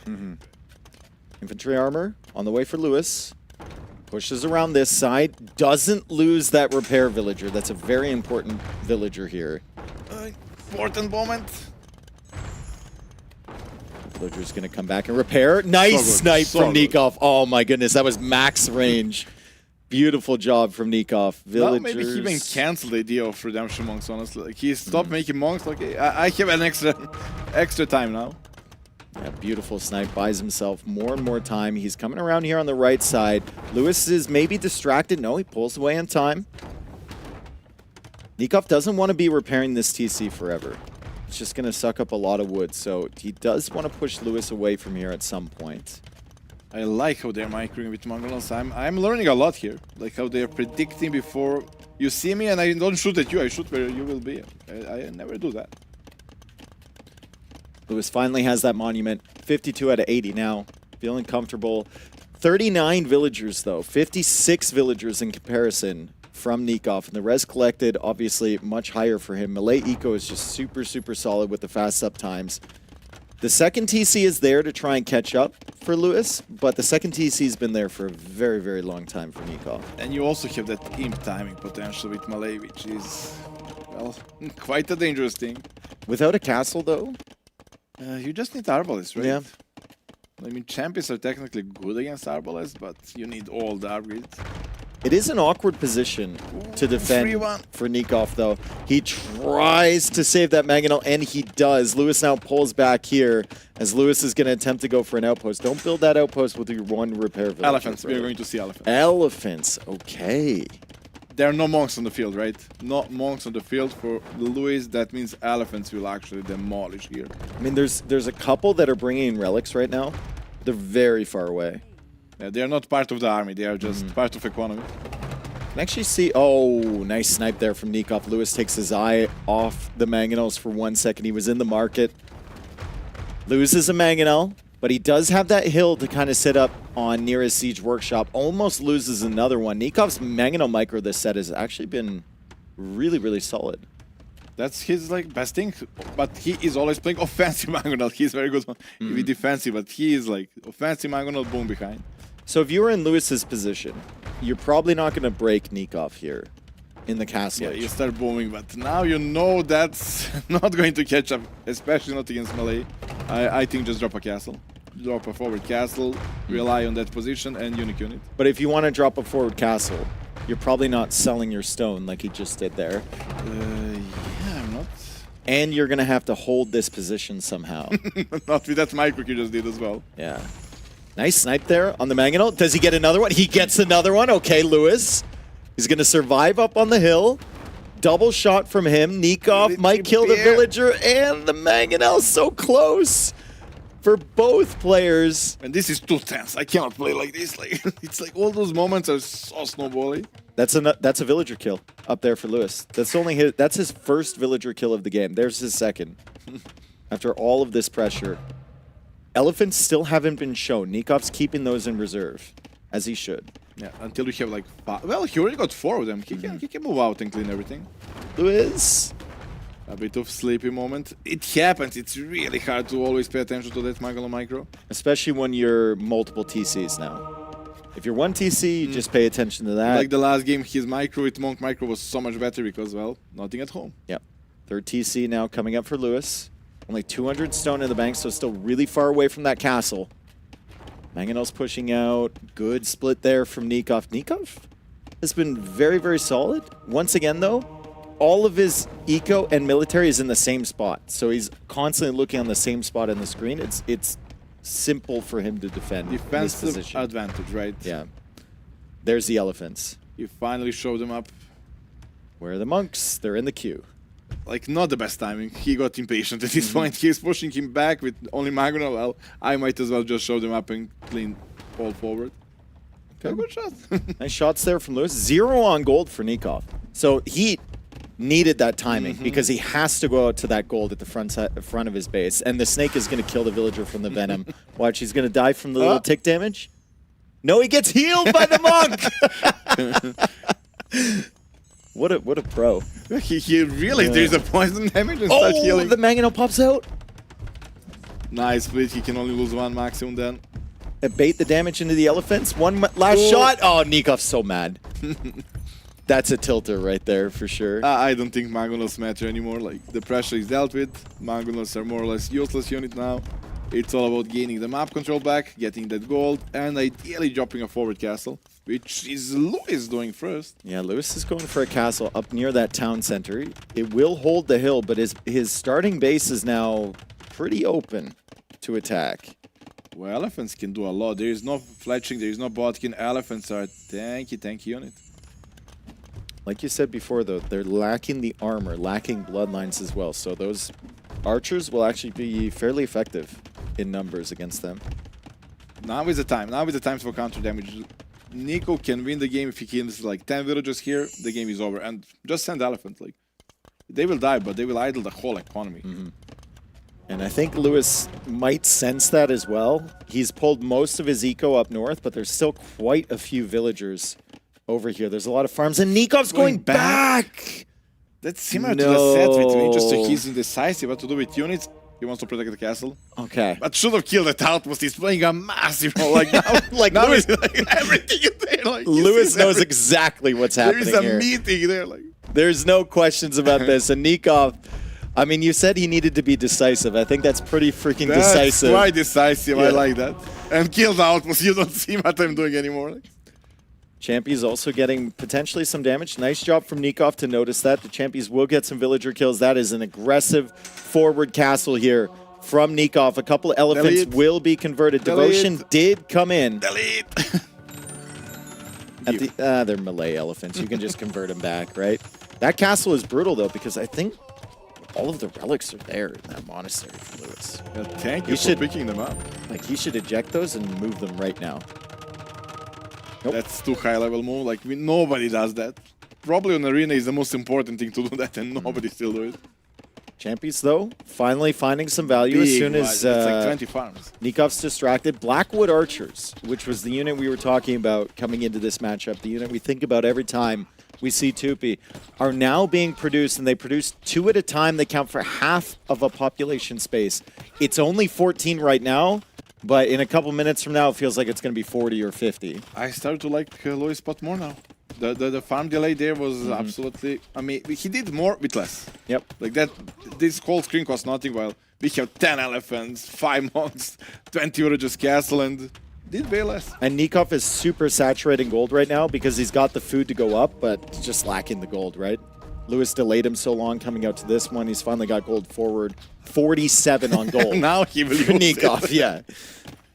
More villagers going down, though. This was such a good raid. The Champions didn't get value for so long, and now that Nikov is distracted, trying to push 17, 18 villager kills.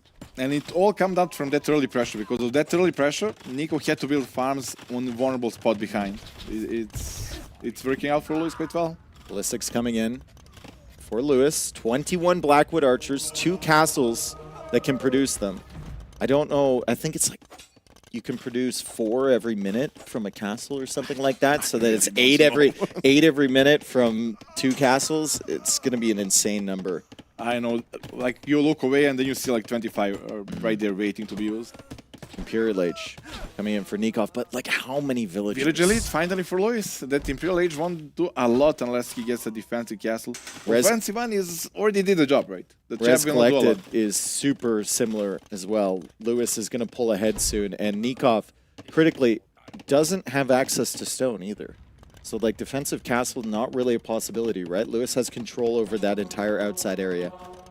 And thing we forget to mention is that Tupi, whenever they lose unit, they get resources back. They do. They get some value back. Economy. Yeah.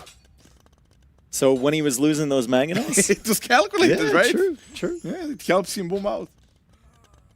Imperial Age, 20 seconds away for Nikov. What does that realistically get him? I guess he can tech into bombard cannon soon, but he doesn't even have the army to protect it. His economy is not looking bad now if he stabilizes. What does he make though? 1 treb. He doesn't. 1 treb from the forward castle, I guess. He will kill a castle, a little bit of value, but the economy is very, very, very safe for Lewis, and that's the key. And he finds the relics. That's also very good for. Nice raid here for Lewis. They're just everywhere. They're on the sides. They're in the middle. There's just so many of them. The Blackwoods now on this gold. Lewis is going for another castle to protect these golds. Nikov going for a couple trebs there, but Lewis has shifted away from this area. Aside from those 4 relics, there's not so much here anymore. Yeah, castle did the job. He removed the TC, removed the farmers. That's it. Now we can focus back, but the funny thing is Lewis winning this game is ruining the chances for both of them. Yeah, true. It's actually, it's actually if I'm going down, you're going down with me. Like. He's griefing so hard right now.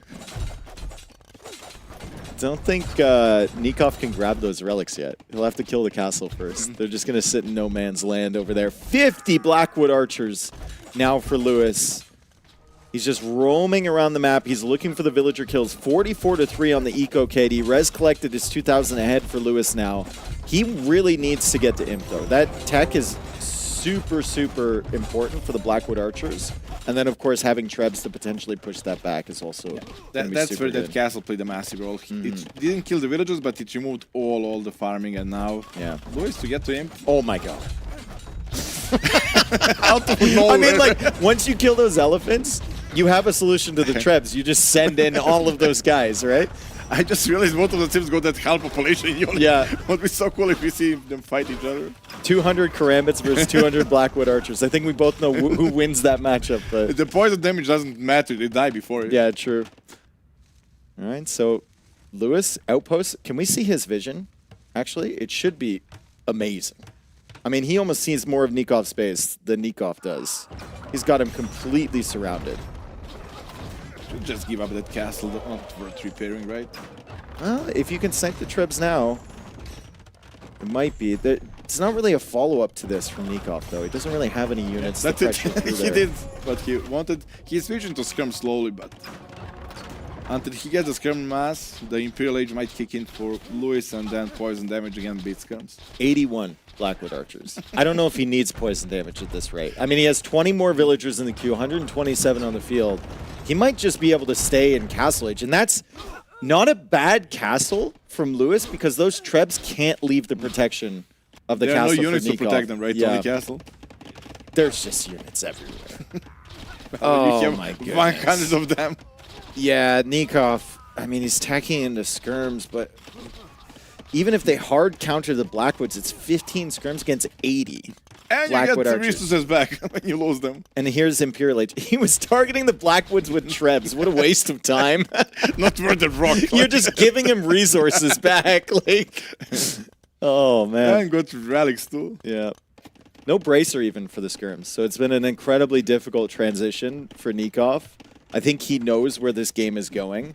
He's just hoping that he can delay Imp as long as possible from Lewis. Unfortunately for him, it's only 2.5 minutes away. Lewis villages, when you see like 15 on wood, 18 on food, he got 130 villages. My math is not adding up, that's even 100. Yeah, he's just got random settlements all over the place, right? Inverted elephants coming back, that's just insult to injury. With your units coming back and killing your villagers. 25 skirmishers now, so it's actually an army from Nikov. But it's 79 Blackwood Archers from Lewis. I guess the good thing is in Imp you will produce jabs, not archers, and you're buying yourself a little bit time. He does have 3 castles still, so production should be really good. 11 extra villagers in the queue. He's already at 133. He does have 25 extra pot space, I was though. about to say that. Yeah, so you can boom up to like 50 more. 160 villagers, and then you have an extra, what, like 65 pop space, times that by 2 for the Blackwood Archers. Like, it's a big army. Onager is needed, like that's the only thing here. Maybe Scorpion. Oh, skirmishers for Nikov. Super demoralizing fight here because they're gonna lose. And that's the best fight he can take. Soon Yeah. Imperial Age kicks in and then the gold's gonna be taken out again. At least for Nikov, that buys him time to trap the castle because all of the army is over there, but there's another castle coming forward on his face, and there's plenty of stone access see for the Lewis. Nico get top score after all those fights. Like feels like he's losing on every screen and he is getting top score. Yeah, he doesn't even have a better KD. Well, top score now for Lewis, now that he's an imp. As Chemistry and Bracer come in. The unique tech should be coming in shortly as well. That should be really, really nice thing for Lewis, although it is expensive. Nico is 0 on gold, and all the gold is actually around that wonder, right? Elite Champion Warrior for Lewis. I guess that makes sense. It's perfect sense. Like only unity skirmisher, and there is no gold for Nico, so and no if chat to champions. I mean, if you don't have enough resources for all the champion techs, you just throw away all your Blackwoods. And Delete. Yeah, exactly. Delete the tech switch. 162 population for Lewis, 142 for Nikov. Lewis is making a big transition into champion, though. Nikov still hasn't spotted that, and this will give Nikov a couple minutes before I think the inevitable demise. It just skirmishes, like yeah. There is nothing in the side to be changed. Like if Lewis hard commits into Blackwoods, maybe Nikov has a chance, but the champion switch is going to completely roll over him. And Lewis will be patient enough to wait for a big army of champions. He's not showing yet. Well, maybe he can even fight here. Yeah, he's already got 10. Just snipe Chabs is already a victory for him. No second armor upgrade already, though, for those. But the Chabs are going down. Like, when you have 100 units, you're still 2 shots from the Chab. Nikov sees the champions. Blackwood Archers working away on the skirmishers. Champions pushing him for the Trebs. Lewis trying to hold that castle. 124 villagers still for Nikov. But the Trebs are all going to go down. That army is going to go down. And now Lewis has access to trebuchets of his own. Counter raid. Big counter raid there. Finally something. I think Nico didn't kill that many villagers this game. Only 12. 12, yeah. He's lost a lot. Played a super defensive approach. Nice aggression from Nico or from Lewis early. And then that opens the base later, like you said, for the champion raids and all the Blackwood raids and everything like that. That early Castle Age pressure felt like it didn't do anything, but it gave him position. And all of this is now because of that position.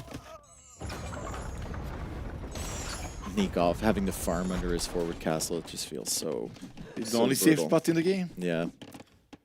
Still the relics ticking away as well for Lewis. I mean, he's got all the stone control, he's got all the gold control, and Nikov knows. It's over.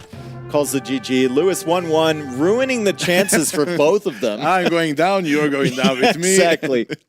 Exactly. But, I mean, that's Lewis's first game win in a while.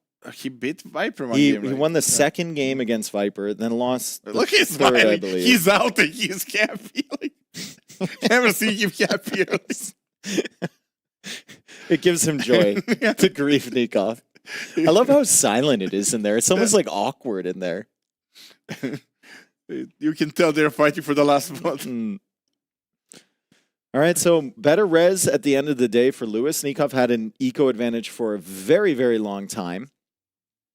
But the early pressure from Lewis just kept Nikov in his base. He had to go for Mangonels, then he had to go for Redemption Monks, and he had to do all of those types of things. As this was the first action. We're 12 minutes in. That's the first highlight of the game, was right? Very slow, but game deliver. After that, it was a very, very fun game. Yeah.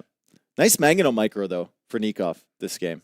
Nico went at triple defense, like Monks, Onager, and Elephants. It still worked out. He had better economy, but it was an overkill, over safe play. And then he had to come out with the Elephants, I think a little bit early because he had 0 on gold. He had no gold available to him. Crazy that this castle actually lost in the game. If that castle was next to the farms here, I think he wins easily. Well, he didn't have any stone, right? He ran out of the stone right there, and then he didn't stretch forward for the stone a little bit. That's to why the I was north. thinking that castle, instead of going front, going at home, get him, clean him up completely, get the middle, get the monument, step by step. I think if he doesn't put the castle forward, though, he doesn't have any gold. Yeah. So it's yeah, kind of like it's a trade-off, yeah, right? Yeah. His farms, but no gold with Malay, and that's not. Yeah, you would say farm, but you would not kill gold. Like, you had to choose. Just better map control from Lewis the whole time. And grabbing the relics as early as he did really helped him out too. And then this fight, it's just technically you could maybe counter that, but yeah, there's just too many Blackwoods, too many champions in front. And the Malay are going into Imperial Age against something like Blackwoods and Champions. The Malay are just not the civ you want in that situation. They're one of the worst civs actually in that situation. Like if it was a civilization with cavalry archers or knights, something with mobility, then you don't need to send a castle to the counter attack. You just send knights, cavalry archer breed, and then you can come back home and deal with the even pressure. just some light cap with the final armor upgrade is fine, it's like right? not even bloodline. Like 60. Yeah, exactly. You cannot really do that. Exactly. That was the only option.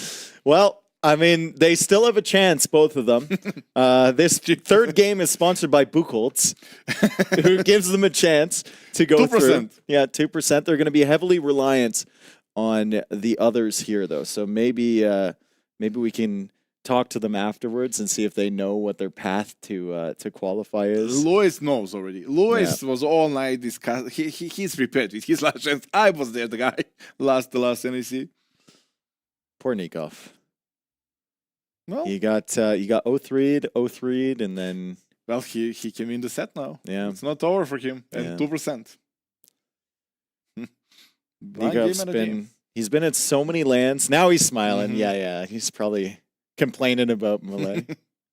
Oh.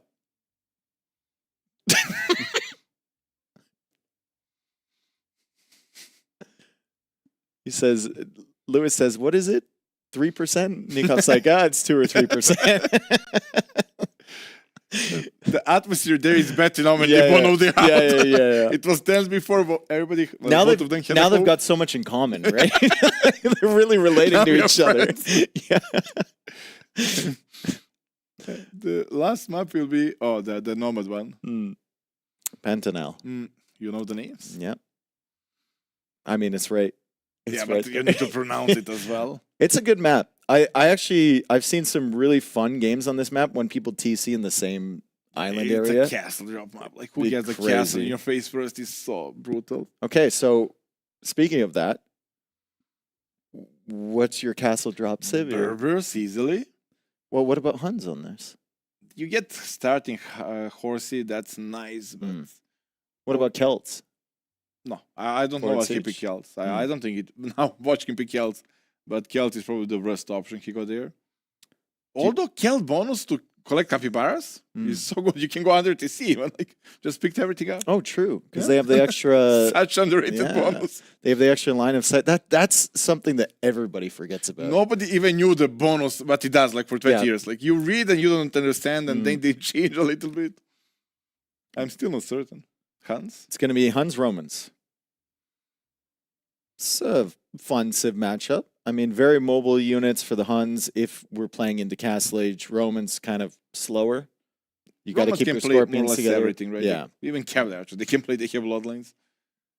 But Huns, Huns will pick up a lot of sheep. Romans need to answer to that with better economy. Manhattan approach probably not, because gold isn't, and wood is already next to TC, and you don't have arson to do any damage, and there are no houses. Yeah, should be a fast castle for them. I think it just heavily depends. Like, strategy also depends on your position on the map. If you TC'd right next to a gold, you right? Play feudal. And then how many of these capybara you find around the edges. With Huns, theoretically, you should find way more with the horse. But sometimes it just doesn't work out that way. Sometimes, like, the other player gets lucky with a villager scouting around the edge, and then they find 18 of them, and then you can't shut it down. And there's a good chance you run into TC with that horse. Like, that happens so often. The line of sight is not the biggest, and you just want to confirm. I just one more step to confirm where TC is, and you do confirm. It also feels like with the horse, I don't know if it's just me, maybe it's because it's slow. The TC actually hits it so consistently versus a scout, right? Yeah. Like it actually no armor gets hit as well. by Like, it's just weaker. Ooh, this could be good for Lewis. He sees that the mill is there. Nikov has no idea that Lewis is up there with his villagers. He can send horse to block villagers escaping Yep. and just, oh, that would be such a good move. So Nikov pulling in the Javelina. There's a bunch of these Javelinas all over the place. They're on the edge, in the water. And it'll be a contest to see which player can actually find most of them and which player can pull them in without losing their villagers. They're actually the fastest animal there. I think as fast as rhino. They're really hard to lure. I think they're the same speed, though. As elephant? They're They're faster than board, that's for sure. Are they? I know them. I play Rage Forest. They are a nightmare when they spawn. 0.8? I thought they were all the same speed, but some of them reset their attack a little bit sooner. No. Elephant and rhinos are faster, and I'm not sure if it's... No, elephant and rhino are the same speed. but faster than boars, I mean. No, the same speed as boars. No. Yeah, they just reset their attack faster. No. They catch you faster. They're just bigger. They are faster for sure. This one is small little guy, and he always gets up. T-West. Whereas, like, look, he has a horse, but look at this. Nikov has a bazillion capybara under the TC. He's got a whole colony, bro. So nice. Okay. Lewis is hunting him down. He knows the vills are there. Nikov's on the run. Nikov doesn't know what to do. Nikov is panicking. He might lose both villagers. It's going to be close. He can't quick wall on this water area. Right there, Loom coming in, and Nikov already loses a villager. I think he leaned a little bit closer to the monitor. He's in there. If he loses a second one, he might even resign. It's so close to the town center. He has Loom now. He got the Loom and lose. He saves it. Well done, Nikov. The first, like, get the Loom and lose the village. Then you're like, okay, get me out of this After game. he lost the first vill, I swear to God, Nikov just like leaned in. He locked in to try and save that last guy. And he did. So good job there. How, like, you have a horse, right? And this is just Lewis being annoying with the horse. This is the part of Age of Empires I don't like as a player. Now as a caster, it's quite fun. He will get the kill. This is so stupid. Horse HP is probably super low at this point, yeah. It doesn't matter because Nikov has a bazillion capybara under his TC. It is annoying. He has to use them now, and he's up, well, both up very fast. Yeah, very, very fast. 17 villagers for Nikov, 19 villagers and a horse for Lewis. I mean, to be fair, Lewis did kill the villager, but he's also been running around with these vills forever, right? So they haven't been working. It's not super efficient, but still. I take the trade any day. You can feel the sweat dripping down Lewis's forehead with that move, blocking the villager. And he lives for those moments. Yeah. And now his horse can actually look around for capybara. So he's got a bunch coming towards the TC. He prioritized trying to kill those villagers earlier because he saw the mill. Barracks coming up now for Nikov. Scouts shouldn't be that effective in a situation like this where you TC a woodline, right? Now there is a lumber camp, so Nico will have a target. But both are playing feudal, so it doesn't really matter. If both are playing the same thing, well, who wins the fight wins the game. Forward barracks from Lewis. Do those extend forward for an archer range and a tower as well? I mean, he's got pretty good line of sight on the base from Nikov. This is the thing. It's better for Lewis to be slower to feudal. Then the Nico mindset is, oh, maybe he's fast castling, so he might send the forward villagers. Not anymore. Nikov going for a spearman. Doesn't have the horse, right? He wants to scout Lewis's base. He's going to find that archer range. So good information already. Good information coming in for Nikov. And he'll open with an archer, but he'll have to play into skirmishers after. It all ends up being a skirmisher war every game, every map. Best unit in the game. We're still looking around. More Javelinas coming in.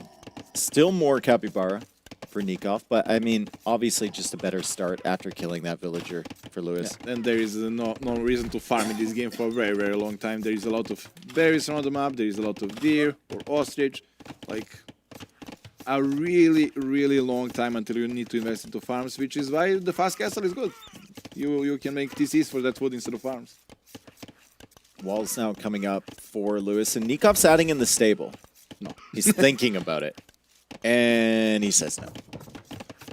What are those pretty walls, even with the gate? Like, Lewis is playing a scenario. That's good. I mean, he knows the archer timing, right? It's a second range. I think he saw that with the horse as well. So the horse is getting him some serious value.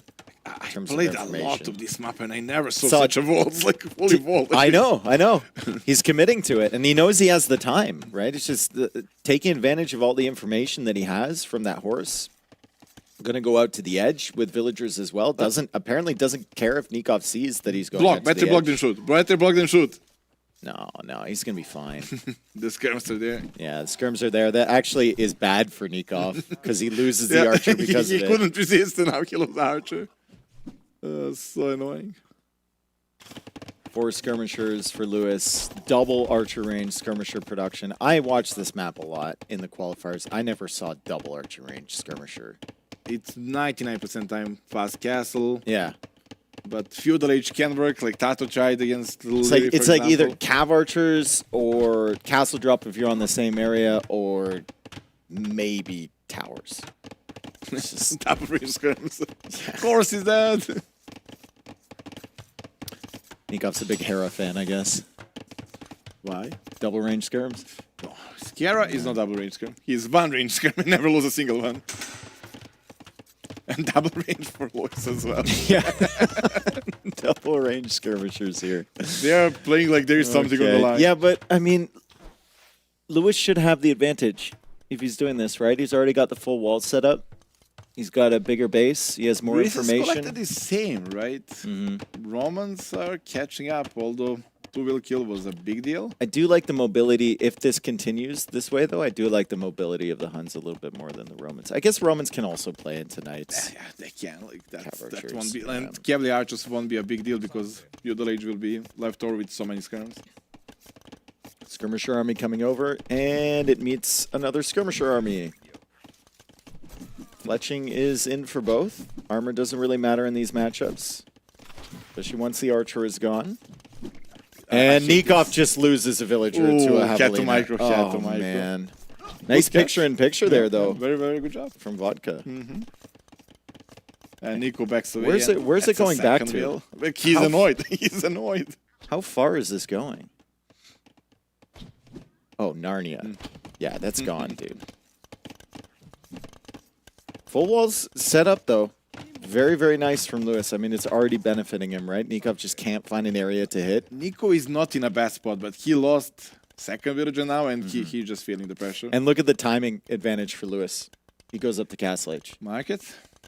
Like, resources collected the same? Where did he find 1,000 resources to click up? I think the difference might have been that he constantly had Hunt, and Nikov was taking the capybaras.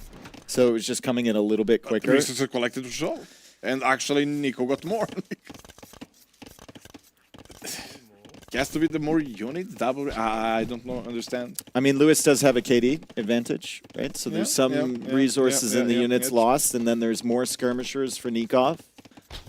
Also, Nikov had to put resources into double Vidax, which Lewis didn't have. So I guess it all adds up. I mean, at the end of the day, it's just a really solid castle time from Lewis. But Nikov now on the way to the castle time, or on the way to the castle age, should be fine. Lewis is adding a stable behind this, so he wants something to deal with the skirms. I just think this might be a bit of a drawn-out game. I know I said that in game number 1, but this one, Lewis having the walls up, potentially. No, the walls won't help here in Castle Age. Like, that's just to survive feudal. It was more or less a waste, in my opinion. And those fights I don't understand. Okay, Nico, what? You will win the fight and win the game here. You're fighting under TC against skirmishers. What is going to happen? What's the purpose of this fight? Just to nothing else to do. See if your opponent makes a mistake, I guess. Yeah, but you're threatening the gold too. There's nothing else to do. Yeah, nothing else to do. I think like there's nothing else to do in this situation. You're risking losing. Like just don't fight. Armor comes in for Lewis, and we have knights coming out. Nikov does not have any food under the TC anymore. He's got some villagers on the outside. That's in such a bad spot for Nico, and skirmishers are out of position. I think he loses the game on spot. Everything will get cleaned up. That archer is the only damage dealer to the knight, and it's not that amazing neither. Like the problem here for Nikov is his food eco is just gone now. There's no Capybara. He's still making skirms. Just even getting elite skirm and Bod Canero is more food than he's going to have. He will cancel that plan at least because he got completely cleaned up. Siege Workshop defense maybe now? That's a Has to be. Because he's banking wood and he's banking gold. No, he goes for a TC. Second town center for Nikov. He just buys the stone. Both of them buy the stone, I believe. But it's like they both had a massive skirmisher investment. And Nico just got fully cleaned up and still doing a lead skirm. Maybe afraid of that cavalry archer switch. Looks like you were right. He lost his whole skirmisher army for nothing. Well, Nico did get out of position quite a few times in this set. In previous set as well. Cav archers coming out from the Huns, and that area is going to be discovered right away. It's not going to be in time to deny the TC.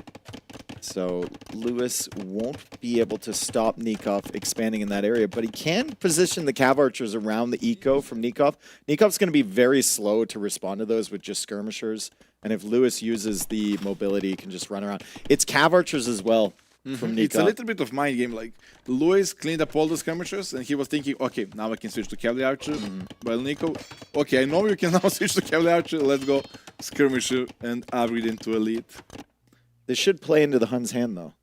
I mean, their Cav sure. archers are cheaper, right? So it's not just that. It's like your economy is not requiring houses. It's so much smoother than to play. Cav archers coming forward. The skirms are still there, so Lewis can't find any damage initially. Husbandry on the way, and Lewis knows that Nikov has already invested into the second TC as well, so that's good information from him. I don't think Nikov knows that Lewis has a second one. He knows. Yeah, he does. He does see that. Okay. But the investment into army, it was the lead skirm. He lost a lot, and Nico is on timer. I think Lewis is happy with the game. 8 Cav archers for Lewis, 7 Cav archers for Nikov.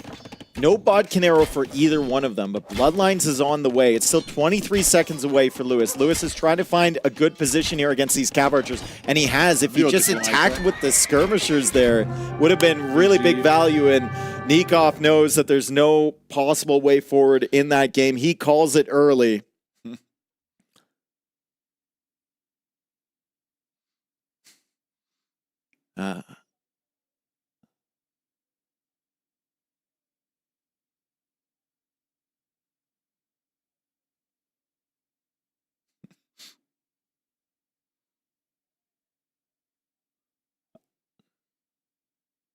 Okay. So best of 5 is easier than play all 3, apparently. Apparently. Great job from Lewis. He's still got a chance. Nikov, unfortunately, our first player eliminated here from the Brazilian Dynasty. No percent? No percent. 0%. Less than 0% for Nikov. I think it's 2 point something for Lewis, and he's definitely going to study the players that he needs to win and the players he needs to lose and the score that he needs to advance through to the next round. Good job from him, though. He got a couple wins. He's got 3 map wins so far in the tournament. For a first ever LAN event appearance, I think he would have loved that Sorokuma set to go differently, right? He's going to be kicking himself for that. But I mean, getting a win against Viper, winning a set against Nikov, a veteran, not bad at all. Not bad at all for a first LAN appearance. He started playing better when he had nothing to lose. After losing the first game to Nico, he completely shifted gear. Well, last game was perfect. Like, you saw that micro, that control, the surround, not just dodging, but full surround around Nico. Wow, I mean, it was beautiful. You're really nice when he's in the same room. Yeah, I'm afraid he was boxing. You should have heard him before. You should have heard him before you got in here. Yeah, good job though from Lewis, especially the horse block and everything, setting up the walls and everything in that final game, and the second game as well. Really, really nice stuff. We can't forget about Nikov's good counter strategy on that first map, though, and I'm sure we'll hear about it from Daniela and from Lewis, who are sitting on our couch and I believe are ready to go. Lewis still with a chance. It's a small percentage, but it's still there to keep going in this event. Daniela, take it away. Thank you, Dave and Dowd. Fantastic cast. I'm here with the winner of the set. Congratulations, Lewis. Thank you, Daniela. Appreciate it. How are you feeling today? I feel like you're probably super happy with the win, but it's a long day ahead. Yeah, I think for me to actually go top 8, I need like so many results to go in my favor. Like I don't even know. Like it's just, I think it's like 5%. So we'll see. It's 3.905%. Not even 5%. Yeah. So okay, let's talk a bit about the draft. Yeah. And about the set in general. How were you feeling this morning before going into the set, both from your opponent's perspective, like who are you facing, Nikov, Yeah. and both draft-wise, like map draft, save-wise, were you happy with those? Honestly, like this morning when I woke up, I don't really care. I was just like, you know what, go in, play, done, day's rest. I can, have the rest of the day. But I think the first game I kind of messed up a little bit because I was actually expecting him to go for an FC because like in all of his previous games he went FC with the siege push, but I wanted to counter out with the monks, but then he went Incas, and I didn't adapt properly to the situation. Did you prepare a lot? Yeah, I prepared, but on the Valle de Selva, I didn't practice what I did, which was like the only mistake I think I made. Like on the other 2 maps, I practiced the civs and the maps, but on the first map, I didn't actually practice that civ on that map, which was kind of unfortunate, but it is what it is. I'm sure we're probably going to go soon through the highlights as well. Yeah, there we go. That's the game number 1. We had Burmese versus Inca, and your plan was FC, monks, siege, heavy aggression. Yeah, so also a little thing as well in Dark Age, I actually saw one of the sheep disappear, so I knew he would be going forward with some type of champions, but champions in Dark Age are really not that great, so I can just get Loom, fight back with Vils, completely fine. And now, yeah, this is where it starts to get rough. Like, he had a very good uptime behind the aggression, right? Like, he did lots of aggression early. I think he skipped fletching and then clicked up really fast afterwards. That was well played by him. I also feel like in this situation, you closing a bit down your base, kind of just waiting for Castle Age and your plan to come through. It takes away map control, and he had a lot of food, a lot of herdables under his TC. Yeah, exactly. Yeah. Also, another thing was, I think my walls were quite bad because I didn't actually wall around the gold. He was still ranging my gold from outside the walls, which was a bit of a mistake by me. And yeah. That was a fantastic mangonel shot right there. It was an amazing shot, but like even in this situation, the score is like horrible for me, but I know if I can just get a castle down and do some, crazy play, it's still possible. You just gotta pull through. This might have been a possibility, but 2 mangonels they are behind that you can't even see right now. They're approaching from the TC. Losing that mangonel was crucial. Why didn't you convert here with the monks? I think redemption was already in for you. I don't even know. I think maybe my monks didn't have the juice or something. Maybe I'm wrong, but those are like the slowest gates in the world. Yeah. Makes sense. Also, now game number 2, we had the Parque da Ipiranga. Yeah. This started to be a questionable push. Actually, at some point, we were watching the games downstairs and we were like, Nikov is probably in the better spot. But hey, the micro on the mangonel, just being patient with your champions behind all of that.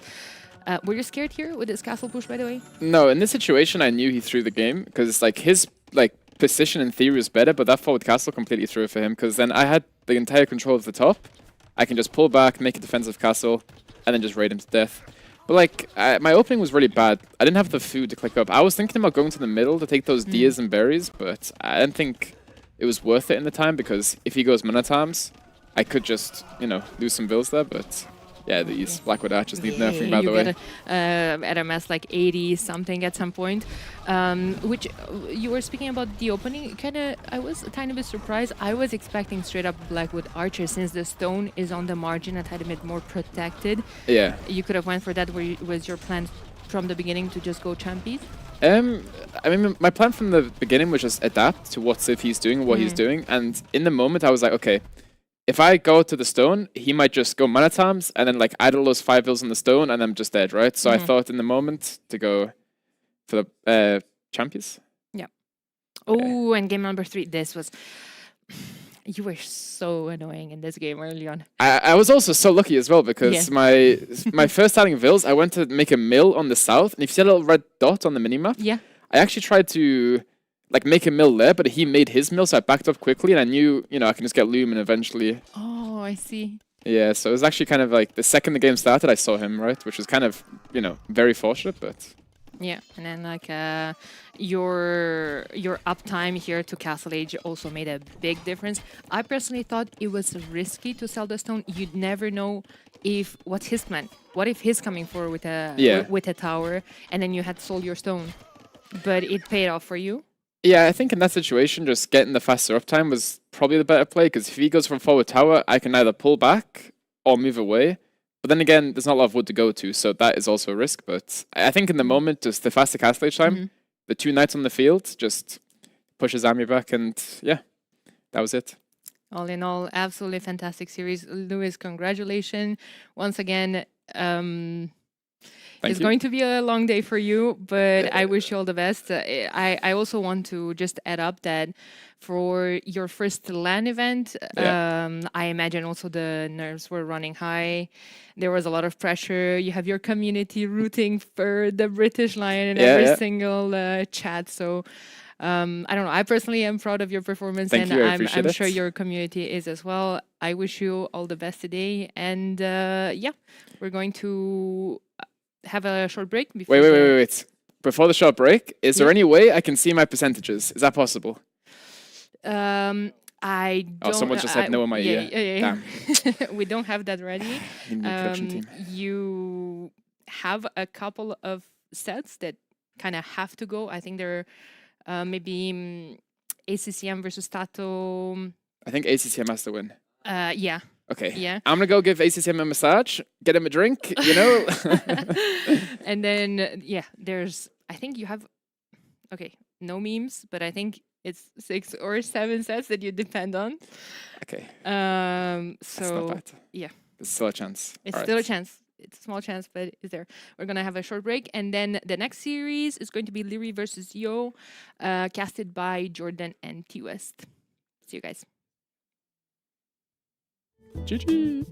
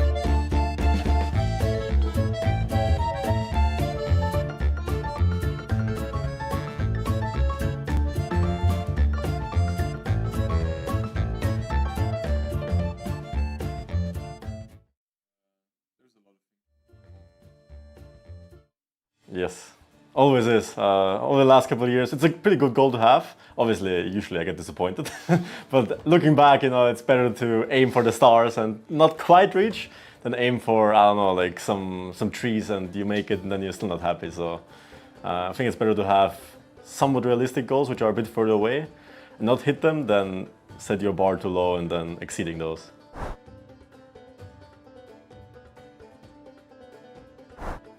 It's honestly an honor. They're one of the biggest esports teams out there in multiple games. They have like a hero run in CSGO, they're competing in Esports World Cup, all the good things. They're like top 3, top 5 team in the whole world. So it's huge that they picked us up. Obviously very motivating as well. Everything has been going great so far. Obviously we're not their biggest team game-wise. They obviously have CSGO, other teams, etc., which have more focus on, understandably. But our manager is great. We get a check-in every once, twice a month, see everything is going smoothly. We plan some things, we have some projects, like the Garrison, for example, in November. The league, the free league, the team game event that people have been hoping for the last couple of years after BOA is happening also because of being esports, but also because of us, we're advertisements, and obviously it's a huge event that's gonna happen. So yeah, it's hype. They're obviously putting in lots of effort. They're obviously doing great with us. Our results have been great so far. And now in November we're gonna have a tournament, so gonna be hype. Looking forward to it. Yeah, I play a bit more, definitely. Usually I have like 10-15 games on my stream, like 3, 4, 5 hour stream, which in the past I haven't really done, which helps a little bit. New civs, experiences, there's lots of new stuff, so it helps in that regard. But I've been pretty motivated with streaming, so I'm gonna keep that up for the next couple of months, once or twice a week on average. So I'm gonna overpromise, Now I have my other job as well, so it's a bit tricky to find time. But I'm sure I will keep the once or twice a month going for the next couple of months. So it's gonna be good.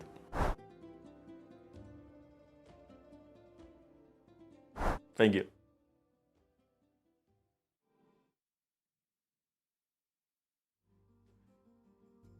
Last Rebel, I think the mistake I got was practicing too much.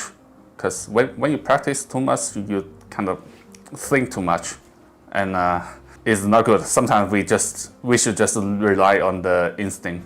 Can you hear that at all? All right. No. No, I don't think there's any player I'm scared of. But there's one player I don't want to play too early. The Hera. I think he's still the strongest player for now. And I remember he lost to Lewis, but he was playing a lot of Warcraft, right? I think that's a big factor. So, well, in my mind, he's still the most likely who can win this tournament.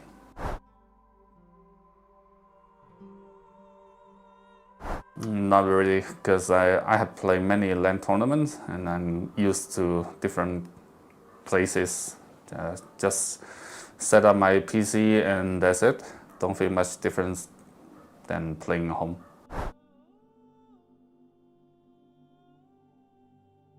Thank you.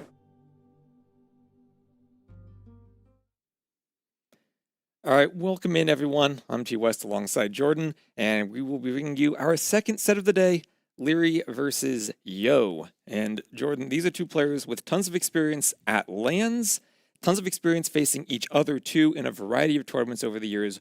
How do you think these two match up here today? Yeah, I mean, like history has shown recently that Leary is kind of the favorite in that case. However, as you mentioned, both of them very experienced players, been in the scene for a long time, are kind of known to be very performant as well. And I think today is going to be very close as well between Leary and Mr. Yo. I expect Leary to win the set, but I guess it's going to be a 2-1. So you expect him to win, but talk to me specifically about a LAN environment, because Leary is known for having amazing micro, and Yo, a very different style of player. But also, when we talk about Yo and ACCM at LAN, sometimes players bring up that usually they're playing with a bit more lag, being far away from everyone else. Do you think that changes particularly his playstyle against Leary in this LAN environment? I don't think it will change his playstyle because that's very hard to to change, right? You have a playstyle, and independent of the environment, it just is your playstyle. However, considering the LAN environment without lag, I think it's going to be a little bit more advantageous for Liry, as he is known to be a little bit more the micro-intensive player.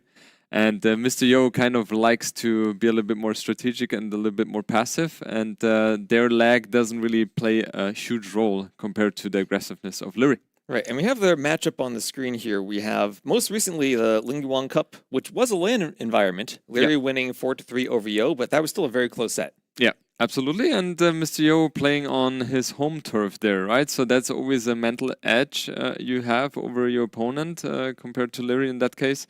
And yeah, it was a close one. The most, or how would you say in English? I don't know. Like the event before that was massive hyper random, where Liry took the edge as well, 3-1, and also in Warlords, Mr. Yo won 4-3 over Liry. So the recent activities there between the both of them were somewhat close. However, Liry, it feels like to me, in terms of playing strength, feels like he has stepped up a little bit, and Mr. Yo, he's kind of struggling a little bit in this event. However, still in a very good position. Well, we always talk about Mr. Yo tends to get stronger as the event goes on. He's now played 2 sets. This is the 3rd day. And also a map pool where you might be able to find some maps where it's not going to be a very aggressive early, maybe feudal age, early castle age micro situation. What do you think Yo wants to do in the drafts to maybe avoid Liry's strengths? I would say you want to have maps which are rather far from the distance from the other one, so bigger distance, and maps which really require a lot of decision making. Let's see, like he has. Okay, I have no idea. We do have a lot of decision makings here, and well, as we say that, the first map is perhaps the most open and aggressive map we could have. Yes, exactly. I was thinking about something like Amazonia would be a good pick for Mr. Yo, because that one is very. It requires a lot of decision making, right? It's not straight out build order play. Also, aggressiveness is going to be very hard at the beginning, so Amazonia would have been a good one, but he's going for Lanswai. I have no idea how to pronounce that one. I'm going to say Lensorsh Miriniensis. Thank you. And then for Liry, his home map is Montpasquale, where he played yesterday an amazing game against the Viper, but ultimately did end up losing that game. Yeah, it was such a close game though, right? We talked about that right before we started the cast here with 2S, with the animals, the predators, doing a lot of work there. And yeah, Viper lost a lot of villagers and also an elephant as well on the map.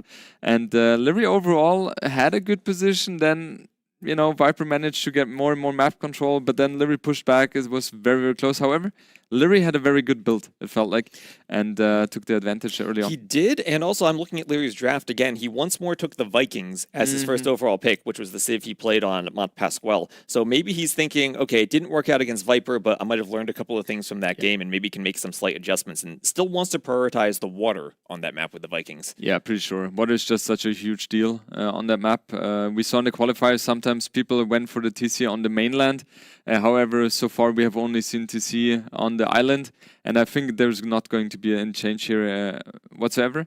And yeah, water plays a huge role. Liry loves Vikings. He loves playing for the water early on, and I think that's his main focus.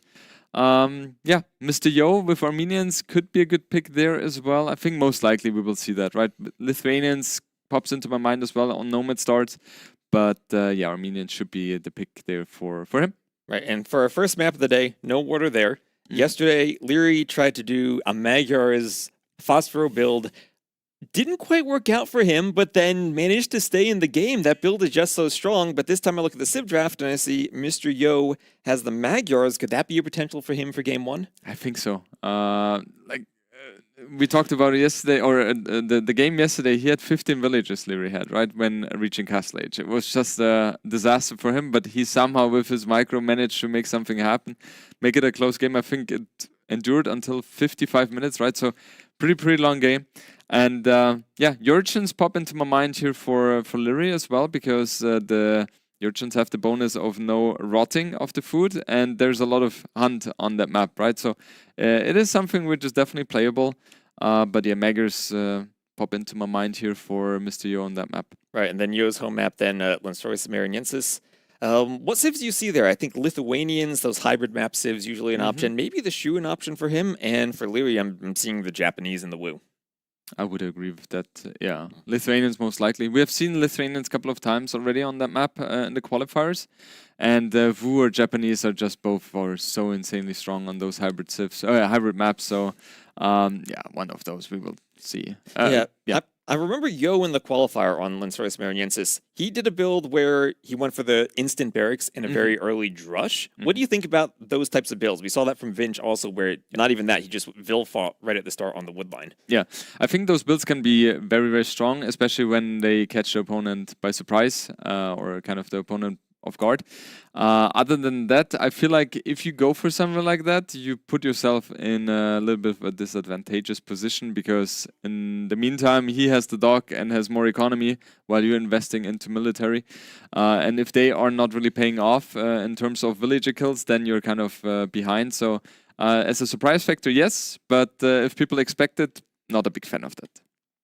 Right. So what do you think about first game? It looks like we have indeed Gajurs versus Magyars now. We might see Magyar Hussars again, but Gajurs a camel civ, but you kind of do need to get to the castle age to do camels. Is there a chance Leary just goes fast castle himself as we're getting into the game? And we'll have, looks like Yo's point of view to start things off, just pushing in the hunt, getting it under the TC, trying to get off to a good dark age. I think Gujaras with a fast castle, I don't really see that happening, because they don't really have the super strong power unit in Castle Age. And the Fuel Age is pretty nice as well, with the Camel Scout, I think it's called, the unit you can produce in Fuel Age. You have some sort of a tool against the upcoming scouts from Magyars. And of course, Gujaras is kind of known to also add in either skirms or archers. So you have a very nice unit composition there as well. And Leary, I think he kind of expected the Magyar pick here, so he used Gujaras as somewhat of a counter-civ. And Leary, he's known to be an absolute beast with Magyars himself, right? He has had so much experience with them so far already. And I think if you know a civ pretty well, you already know what kind of counters it as well. Right. What always worries me about those Phosphoro builds is if you're expecting it and then someone doesn't actually do it and then just plays standard for scouts. And I think we had a situation, it was Viper versus Hera in King of the Desert last year, where Hera just went fast castle.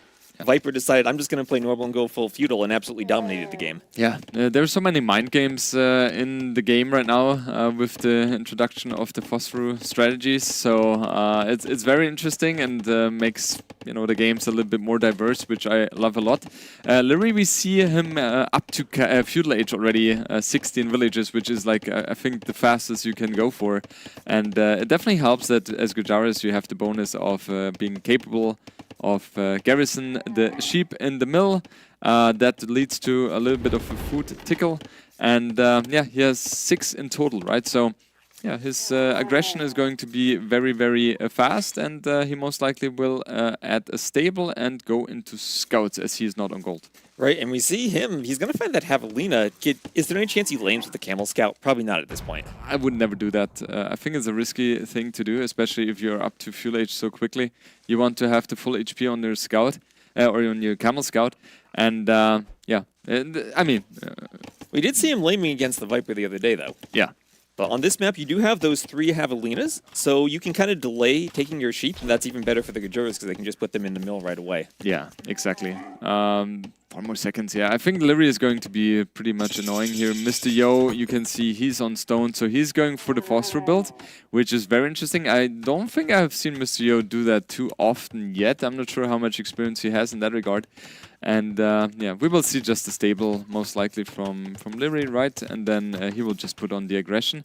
The question is, will he add an archer range as well in the front, or what is he going to do? He's sending a few things forward. Is that 2 villagers? He is coming forward, and Yo's stone notably is in the back of his base. Yeah. That's about the safest location the stone could be. Yeah. Sometimes against these Phosphor builds, you're thinking, okay, let's try to pressure the stone, see if we can kill the villagers who are mining stone, same way Viper did yesterday, but this is going to be about as easy to defend as possible for Yo. yeah, it's like a perfect scenario for Mr. Yo. However, for those people who don't know the Phosphor build too well, the most important thing is before going up to Castle Age, you need to have somewhat your stone collected, right? Because your opponent is going to be aggressive onto your stone, so you need to ensure that you have 650 stone, because you cannot buy stone with gold. You don't. You are not on gold, right? The build is very, very tight, and I love what Liry is doing here. He's building a tower which is not in range of the line of sight of Mr. Yo, and he has archer support as well. So I think Mr. Yo will take a lot of damage here, too. Oh, what a beautiful tower that is. Yo doesn't see it, and he's going to be looking at those berries, as that's where Liry's attacking now. So the scout of Mr. Yo is somewhat taking a little bit of TC shot here for his scout there, so that's not ideal for him. And yeah, that tower is going to catch Mr. Yo completely by surprise. He right now has 350 stone in the bank, so kind of 300 stone short here, and that tower is just, yeah, it's just such a huge one. And he has to Vil fight on the berries. He's microing his scout by the TC. He's dealing with the Vils on the stone that have to run now because of the tower, and Liry's even going to wall the tower in so Yo can't just send Vils to knock it down. I'm just wondering, like, what is the perfect reaction for Mr. Yo? So, okay, he commits onto the blacksmith and the market, so he sticks to the plan here. But I'm kind of worried for him here. The scout taking a lot of damage from the camel scout as well. And those archers are just going to stand behind the woodline now. And I feel like Mr. Yo he doesn't really have a safe spot to take his resources from except around the TC. Well, sometimes I see these Phosphor builds and I think the player is completely dead, but then they somehow use the market and find a way back. And Yo, he can sell some resources, he can click up to the Castle Age, and I don't know where he takes resources. I mean, even the tower hits the straggler trees on one side of his TC, so he has maybe 200 wood, 300 wood he can collect now on the way up. But he has clicked up, so if you're Liry now, what are you thinking in your unit composition? You can add camels on the way up. He did add the archers, as you suggested earlier. Do you keep adding archers and stay feudal, or do you just try to match the Castle Age timing? You have to match the Castle Age timing as fast as possible. So what you do in these cases, okay, Liry continues building archers. I don't think that's the best decision. I think the 6 archers he has on the field are enough, but yeah, taking at least 2 more villagers, the third one should go down as well. And we will soon see Mr. Yo being in the same scenario as Liry was yesterday. Well, that's 4 dead Vils, and Yo is just abandoning his base. He's going to try to find gold outside on the map wherever he can find it. And it always worries me, does Liry actually scout that? He's done so much damage. Does he just tunnel vision focus on Yo's base, or does he ever actually get out there and see those Vils? I think Liry is the type of guy who understands the situation, and he will be looking for extra villagers somewhere, because he can calculate the vill count, right, at the TC. It's a little bit less than what your opponent should have. 21 villagers for Mr. Yo, and it feels like Liry is already scouting on the top, right, with his camel scout. So he knows something is a little bit off here. And yeah, Mr. Yo, I don't know what the options he has. He could, in theory, sell a little bit of food to then get gold, to then buy stone. But man, his economy is not looking good at all. And yeah, these 7 gold miners are kind of the only saving grace for him. Well, do you think there's a world where Yo takes those gold miners, buys stone, and does a forward castle? There is a world, but I would not suggest to do so, right? Especially if you only have 7 villagers, that kind of screams for a doubt castle. That scout should go down in a moment. Yep, we have the confirmation there. And you can see Mr. Yo is really struggling with his resources. He sold everything and still is not capable of, yeah, spending the stone for a castle. Well, he has 22 villagers now, and to be fair, that's more than Liry had yesterday. Yeah. So we've seen the Magyars almost get this working in a worse spot than Yo is. Liry's going to be scouting. He sees the edge of that resource pit, so he knows roughly where it is. Around the map, there are several tiles where the stone and the gold are in these depressions, and they're fairly consistently in spots when you see where the TCs are. But Yo gets the gold, he buys his castle, and he'll try to put it under his TC. And, well, once you get that castle up, there's nothing stopping the Magyar Hussar production. Exactly. The problem for the castle placement, however, is when you go for something like that, you want to ensure you have wood income and gold income, right? The castle has to secure that. But that castle is not doing anything. No gold inside. Woodline is pretty much far away as well. He will get the castle up, yes, but he doesn't really have economy to produce a Magyar Hussar as well. He needs to buy himself the food and then collect the gold. So he will at best be able to build 1 Magyar Hussar, that's it. And yeah, that's a very tough situation for Mr. Yo here. On the other side, Liri already on the way to castle himself, and he just builds camel scouts now, right? Which automatically get upgraded to the camels. And then he has all the tools to be able to defend here. This is a great position for Liri. What buildings does Liri have right now? I see him adding more archers. I don't know if he even has a stable for the camel. There he is, just adding it in now. It looks like he's going to open with crossbows, and he needs to be very careful about where those crossbows are, because if the camel or if the Magyar Hussars get to the archers before they get upgraded, that could be deadly for the archers. The good thing for Liri, however, is that he's able to pick up one more villager here, and there's no armor upgrade on the Magyar Hussy just yet. So the archers are kind of lethal to the Magyar Hussies as well. Mistio picking off one villager by Liri, very nicely done here, but I think those Magyar Hussies are trapped now, and Liri is going to kill all of them. And he's even trying to wall them in with more houses. The archers are there. As you said, there's no armor. And even another palisade wall. This is Liri in the LAN. Gets those little palisades down and traps the Hussars. Yeah. And here comes that camel scout you mentioned, going to chase the Hussar. And as soon as Liri gets up to the castle age, that will upgrade automatically to the more powerful camel. And Gajur's really good camels with an extra attack bonus against those Magyar Hussars. Yeah, and I think Mr. Yo is feeling a little bit depressed here, right? With that kind of build, you know you're kind of on a timer, and you need to deal damage as fast as possible. Look at how the camels are just shredding through the Magyar Hussars. Just such a good counter pick by Liri. And the only thing which kind of keeps Mr. Yo in this game here is the fact that Liri just by one tile missed the gold which Liri is taking, Mr. Yo is taking.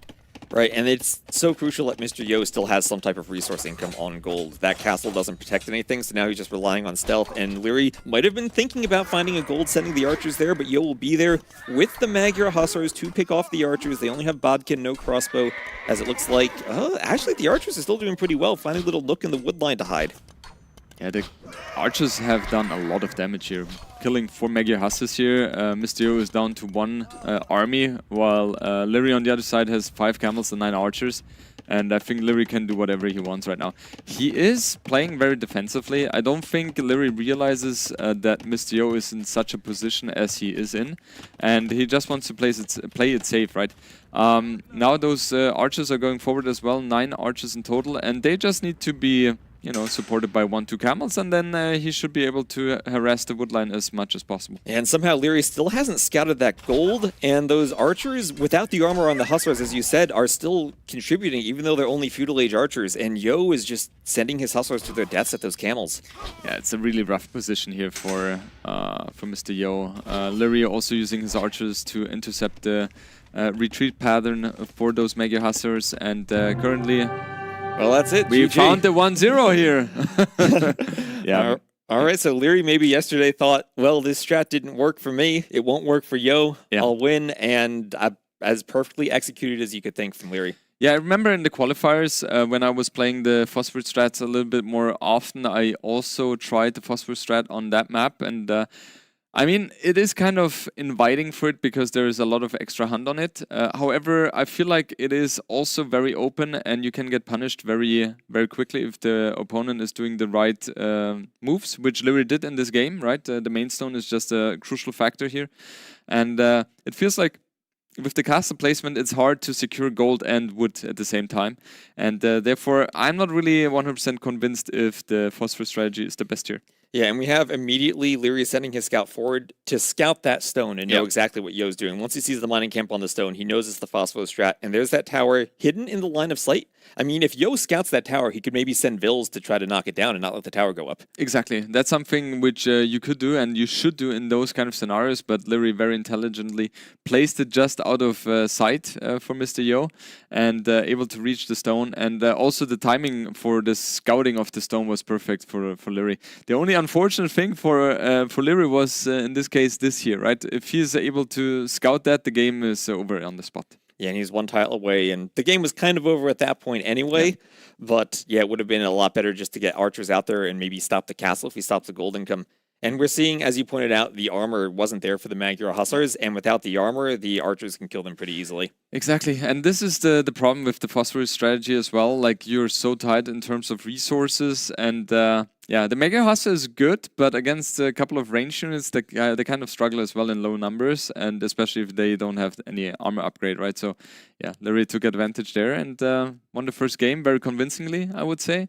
And now we most likely will see, T-West, you have to help me again. Looks like it says Lensoyshmir and that'll be Exactly Yo's. that. Looks like he's picked his home map, and we'll move over to probably some hybrid civs from these two players. And when I look at Yo, probably not Bohemians, but the other 3 saves are possibilities for him. Leary, I think he saves Vikings for Monte Pasquale, but his other saves are options for him. Exactly. Wu Japanese just perfect for him there. And for Mr. Yo, I mean, Armenians, I think we will see on Monte Pasquale. And yeah, Lithuanians. Shu is very interesting as well. Like, Shu is not the typical hybrid civ which pops into my mind, but Mr. Yo is a little bit of a let's say wilder player in terms of strategies and civ picks.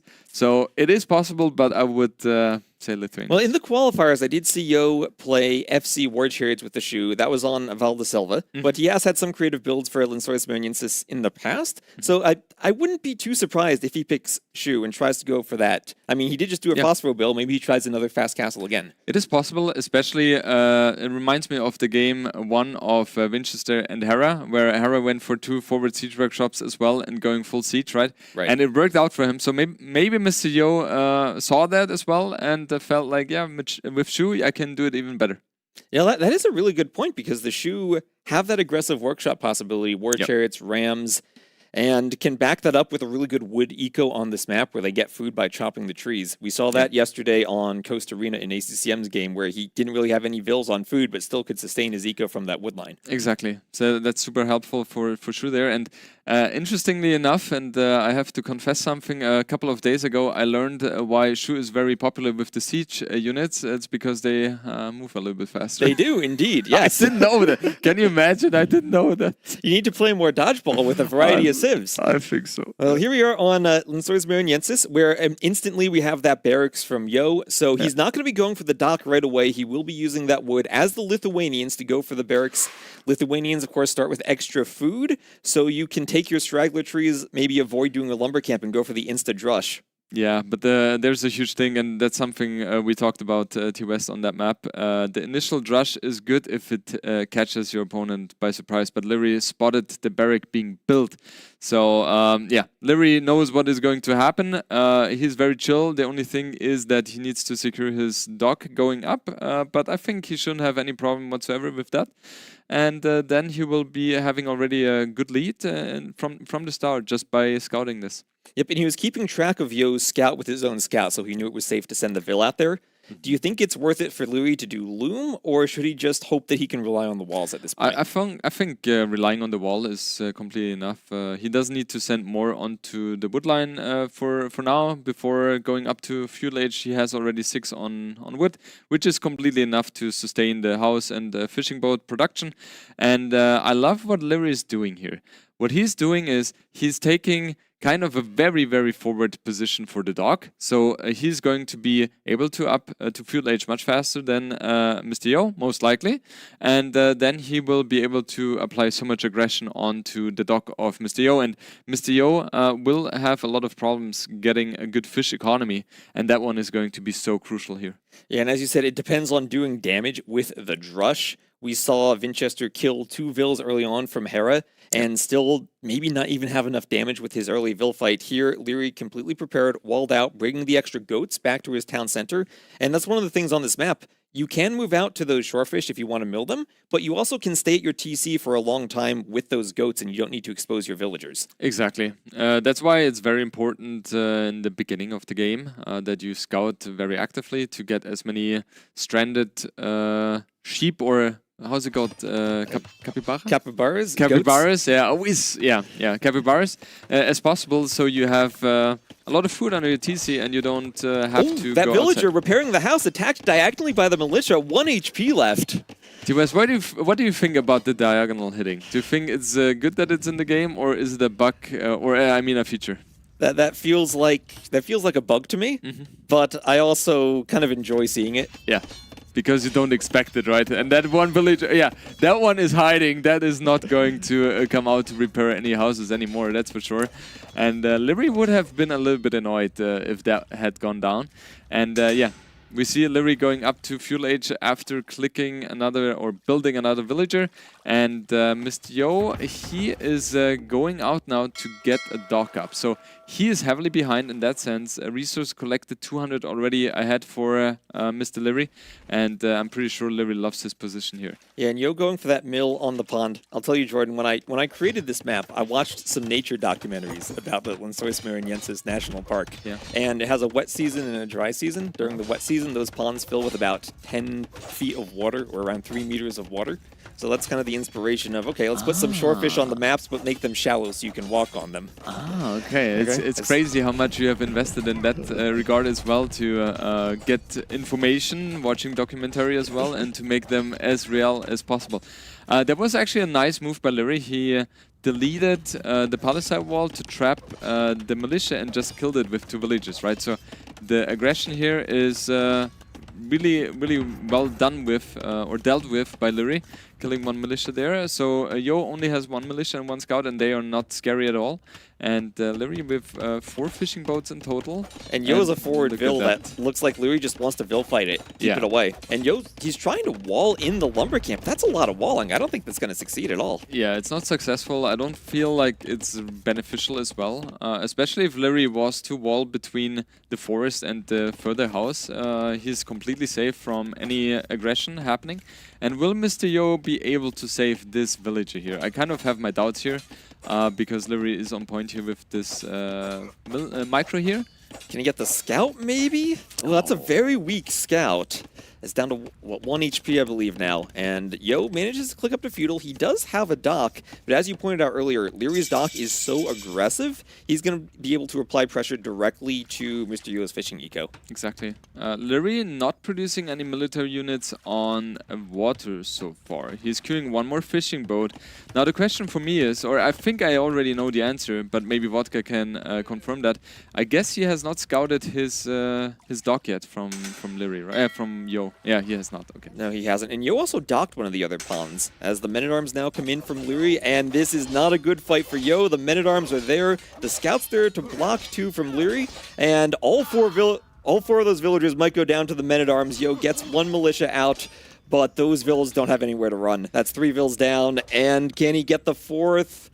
Can he get the 4th? The scouts there blocking, and 4 vills down. Yeah, this is just such a big hit here for Mr. Yo, losing 4 villagers, not getting anything in return except a little bit of man-at-arm HP.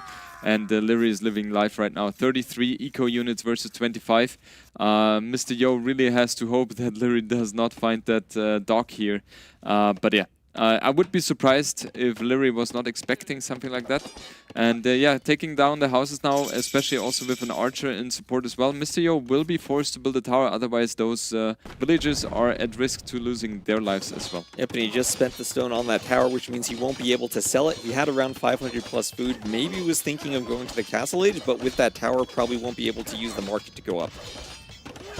So there shouldn't be any problem for Mr. Yo here. He should take a little bit more cautiousness I think there's a here. problem, Jordan. I think there's a problem for him. The men-at-arms are in. They're in through the house, and some vills are going to go down, and Yo's going to call the GG by that tower as Liry goes up 2-0. Whatever Yo had planned there did not work out for him. Liry was prepared for the drush. No. And now Liry wins the set, but still has a 3rd game to try to get the highest seed he possibly can with the tiebreakers. Exactly. I mean, that's a risky thing, right? Having your barrack opening being scouted at minute 1 already is a huge disadvantage for the guy who is going for that risky opening. And Liry played that one perfectly, walling his lumber camp and those villagers. Almost lost a villager to the diagonal fight here from the militia, but that was the only risky thing for him in this game. And yeah, taking advantage of the better water economy he had, and yeah, just played solid overall, right? It was just another day in the office for Liry. Yeah, and here we have Liry scouting that barracks early on, and so crucial. Just like that first game where he scouted the stone, he maybe has in the back of his mind, yeah, Yo's going to do something fancy, but he's prepared for it and prepared to scout it. Yeah. All right. And here we have Illyri's point of view as he's repairing that house, and he's even scouting with his scout at the same time. But it's all just about trying to quick wall now, trap a militia. Yeah, that was a good move. Yeah, that's a good move, and that kills one of the militia. He even, well, okay, so he even paid attention to the low HP villager and walled that one in just to be sure Just to that be safe. Mr. Yo is not aiming for that one, right? Yeah, and here we have that massacre on that shallow pond. The men-at-arms get in, and Yo has nothing at this point. Yeah. Just losing 4 villagers at this point is just lethal, right? Especially if you don't have the fish, which Larry had. I don't know. I think it makes sense that Mr. Yo called the GG, right? Especially if those men-at-arms get in there. It feels like Mr. Yo kind of underestimated the aggression or the damage output from those men-at-arms, and the tower, even if it goes up, it would not have been able to deal with the men-at-arms, right? With the men-at-arms to just stay close to the tower. The archers there as well. And with those villagers, you don't want to fight against the men-at-arms. We saw how that went. And yeah, Mr. Yo was just so far behind, he had to call the GG there. Right, well, now we're moving on to the third map, Mont Pasquale. This will be Mr. Yo's attempt to pick up a win here, but it will be on Leary's home map, which is always kind of awkward when you're seeing Leary. He probably wants to go Vikings on this map, clearly knows what he's doing.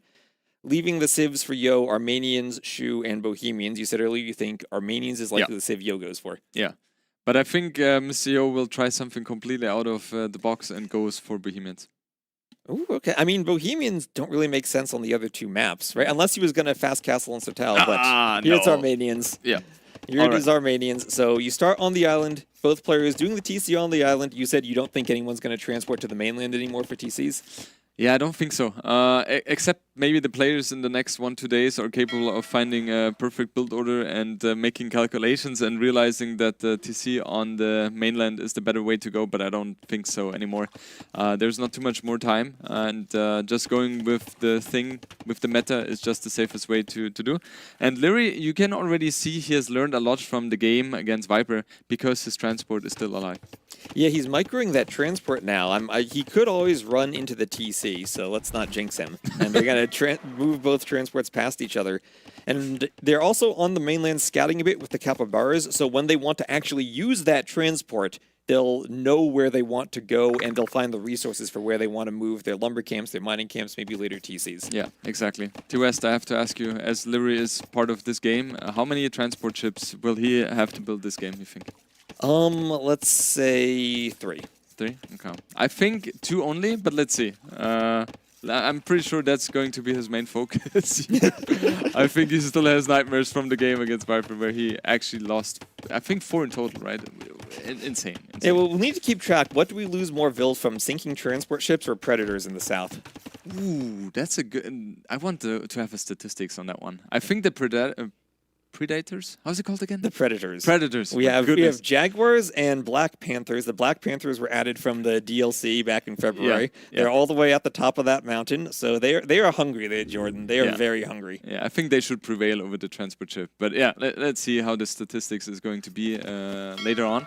If we take a look at the build so far, very similar. Resources collected is very similar as well. 17 villagers and 4 fishing boats versus the 3. So a little bit of an advantage here for Leary. We have to keep in mind that with Vikings you have a little bit of a cheaper dock, so that plays into the overall stat as well. And in terms of food, it looks a little bit better for Leary as well. And the fast feudal aggression is definitely something which has a lot of potential here on this map. So on these water maps today, you can take the whales for gold, so you can skip the mining camp, or you can even stay on your home island if you want to go feudal without bothering to transport. And that's maybe a bit better for your economy, since villagers on a transport going all the way to the mainland to build a drop site is a lot of idle time early on. Yeah.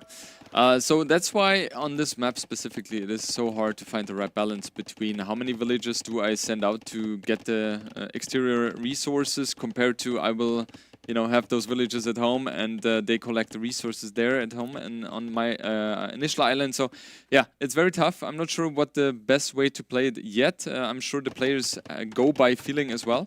We see Leary going for a very aggressive approach, going for forward dock here as well. And both of them are kind of sharing the same fish. Or is it a whale? I the think same whale. A whale, right? Yeah, that's a whale right in the middle of the map. And is that good for Leary? If he can take gold away from Yo, that means Yo might have to migrate migrate to the mainland sooner. Exactly, and Liry has the timing advantage here, and that one is so crucial, right? Because the earlier up, the earlier you get the military units out, and yeah, the faster you can snowball eventually. So very, very nice. Also, his dock placement is amazing as well. So his fishing boats don't have to carry such a long distance. And yeah, we have 8 and 6 fishing boats. So Liry has a little bit of an advantage here in terms of the start, I would say. Yeah, and Yo also has another whale to the north of his island, but again, it's a bit tricky to have to move your fishing eco if you start losing the water. The Vikings, well known since the AOC days for the cheaper ships, but the Armenians are pretty good water civ too. Exactly. Their galleys shoot 2 projectiles, right? And yeah, their wood upgrade is also a little bit more efficient compared to the other civilizations because it adds 40% efficiency towards the wood upgrade or in general the economical upgrades, right? So yeah, right, and both of them doing the wood upgrade right away. And we have a Hulk opening from both players. And these days, I'm still not sure what the opening is you want to go for, but I think Hulk and Galley is usually what we see on this map. Exactly. I was thinking as well, do we see galleys first or Hulks or fire galleys? It's so tricky, right? And now we're also capable of garrisoning those fishing boats into the dock. It's very tough for the Hulks to really deal damage. But yeah, overall, we should see more galleys compared to other units here. And yeah, we see the first galley popping out. Fishing boat goes down from Mr. Yo. It feels like Liry has a little bit of the advantage early on. Yeah, and Yo continuing for more Hulks. Liry going into galleys. Galleys should counter the Hulks, but again, that all depends on the micro. Hulks are fast enough, they can usually catch the galleys. Yeah. So I think Mr. Yo is doing a mistake here. I'm fine with having the first 3 Hulks, but then going for Hulks is a little bit of a mistake in my opinion, because with the galleys you can just always go back here.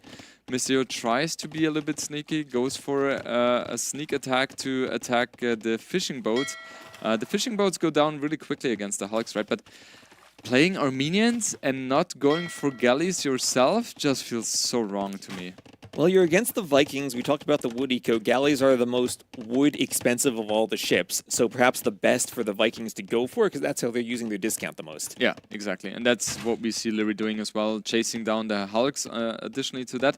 In the meantime, we saw in the picture that Yo has gone for the main island to garry some, or collect some berries there, and yeah, but those Hulks and the water presence is going to be clearly in favor of Liry here. Yeah, and do you think Yo's maybe thinking, okay, Liry's micro with the galleys is going to be so good, he wants to just avoid getting to that galley versus galley fight? I guess so. Maybe also he recognized that his opponent is a little bit faster compared to him to fuel age, and therefore it's going to be a uphill battle for him to fight onto the border. Maybe that's why he has chosen to transport or migrate to the main island as fast as possible. It could be. But Liry, we have seen him going for the main island as well. So he's not really trailing behind too much in that sense. And those fishing boats are not going to survive too much longer, I think. Yeah, and it looks like Liry's already adding in more fishing ships, so he is in position to win the water, but he also won the water against the Viper and ultimately lost the game. I think on this map, you have options to focus more on land and maybe even abandon the water if you're controlling that main hill. Exactly. That's why this map in general is very, very tricky, because it's all about the balancing. And yeah, it's just, you have to be a good player with a good intuition and a good game sense to have a good balance here. But I think Liry and Mr. Yo, they're both capable of having a good balance there. Alright, we see the Hulks are kind of running toward a wall here. The galleys are catching up to them, and I don't think they will remain alive for too long. This is a great fight. This is a great fight for Liry. He's going to catch all of those Hulks with his galleys, and he'll trap them against the edge of the map. And this is such great micro to shoot. Follow the Hulks, know that there's nowhere for them to run, and finish all of them off. Yeah, and all of them have died here. We see a market placement as well, but if I take a look at the resources, like Mr. Yo has 555 wood in the bank right now, so his balance is a little bit off here in that sense. And it's also tough, right, because he's kind of losing the water. He doesn't have gold income whatsoever, so he cannot produce anything on water at all. And Liry with 2 Hulks, 2 fire ships and 9 galleys, he takes advantage of the water. 10 fishing boats already as well. He's producing the fire galleys now as he realizes, okay, I won water. and I have to take down the docks as fast as possible, and the fire galleys are the perfect tool for that. Yeah, and it looks like Yo has completely stopped investing onto water. He only has 2 fires left, but he's maybe lost the water so quickly that he doesn't have the food to cook up to the castle age as he's losing the rest of his fishing ships, and I think that's it for Yo on the water. Yeah, Mr. Yo trying desperately to get some counter-attack as well, but he is not successful in doing so. 2 Holics are there to match those 2 fire galleys. Barrack being produced here as well, and I'm pretty sure we will see an archer range coming up very soon as well for Liry. And then you could argue that, there is no loom for Mr. Yo. Losing 2 villagers against those galleys, that's brutal for him. And what's so brutal is now he's lost the water before he's moved all of his villas over to the mainland, so he has to be so careful with that transport ship. We talked about Liry losing transport ships yesterday. Maybe it's time for Yo. He's trying to sneak around and just avoid those galleys. Liry needs to be on the prowl. He knows what it's like to lose transport ships. He has to do the same to Yo, kill some of those transports. Exactly, and 2 more villagers go down here because there is no loom in place, and now those villagers are completely trapped, as you mentioned, T-West. Like, there is nothing they can do, right? Except killing a Hulk, so great value for them. But that's kind of about it, right? Because the galleys are surrounding the island, so he's not really capable of making anything happen. Blacksmith being rushed up from Mr. Yo. And yeah, I don't think it's looking too healthy for Mr. Yo here. Yeah, you can see the resources collected there. Liry almost 1,500 more res collected, both going for archers on the mainland. And since Liry has that range up, it's not like Yo can sneak a few archers forward and kill all the vills Liry has transported. Liry is ready to defend. Exactly. Fletching is already in for him because of the galleys, right? And padded archer armor incoming as well. Now that is a little bit of a mistake by Liry, that he allows Mr. Yo to escape with those villagers. But yeah, it should still be fine for him now with the micro he has as well. We see Mr. Yo adding a second archer range, adding skirms in there as well.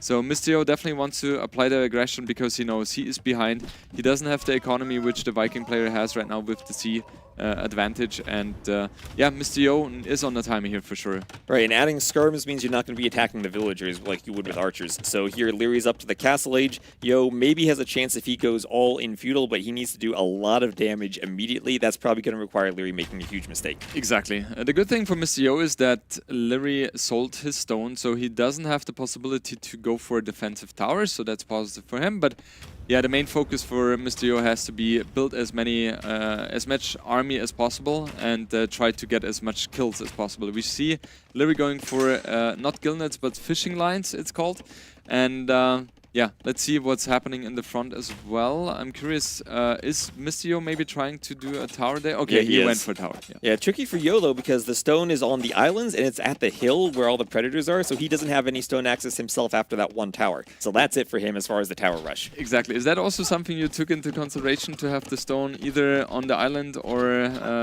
where the predators are, or did you... Yeah, So I guess it was intentional, My thoughts for the stone is something we saw a couple times in the qualifiers, that if you win the water but don't have the land, you can try to castle drop. And we saw that there were a few Berber, Camel Archers, or other unique unit plays to retake the land. Yeah. Oh, okay. I was about to say Liry just barely misses this 2 docks here, but he no, sees never it. mind. He sees it.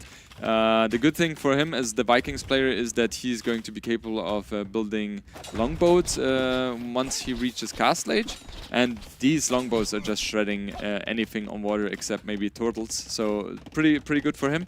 And I would expect to see a lot of skirms popping out in a moment. Yeah, I think Yo probably hoping Liry's not up, but he's not just up to the castle age, he's also making skirms. He can counter all of the archers. Yo can fight with vills, but I think this is going to be it, as all of his archers go down, and there is the GG, and Liry will have a 3-0 sweep over Mr. Yo. That was a little bit surprising to me. I was kind of expecting a 2-1 or 3-0 victory for Liry against Mr. Yo, but yeah, the games were very, very one-sided, felt like to me. Liry with a great performance, great showing. I felt like Liry always had the right answers to what Mr. Yo was providing. And yeah, that's why we saw a very, very one-sided set, I would say. Yeah, those first 2 games felt like Yo had strategies prepared, but Liry was perhaps even more well prepared to counter them. Yeah, exactly. All right, so Leary with a 3-0 victory over Mr. Yo, which makes him 2-1 right now, right? Because yesterday he lost 3-0 against Viper, so Leary is 100% through as well. Mr. Yo should still be 100% through, if I'm not mistaken, right? He's in a very good position in that sense. So we will see more from him tomorrow. And yeah, I'm curious what Leary has to say. We will soon hear Masmora taking the interview there. Yes, Leary's coming. He's entering the room with us right now. And, well, what do you think we're going to have in terms of just going forward for Leary? We expect more dominance for him in the tournament? Yeah, I think yesterday was a little bit of a shocker for him as well to lose in the fashion he did against Viper.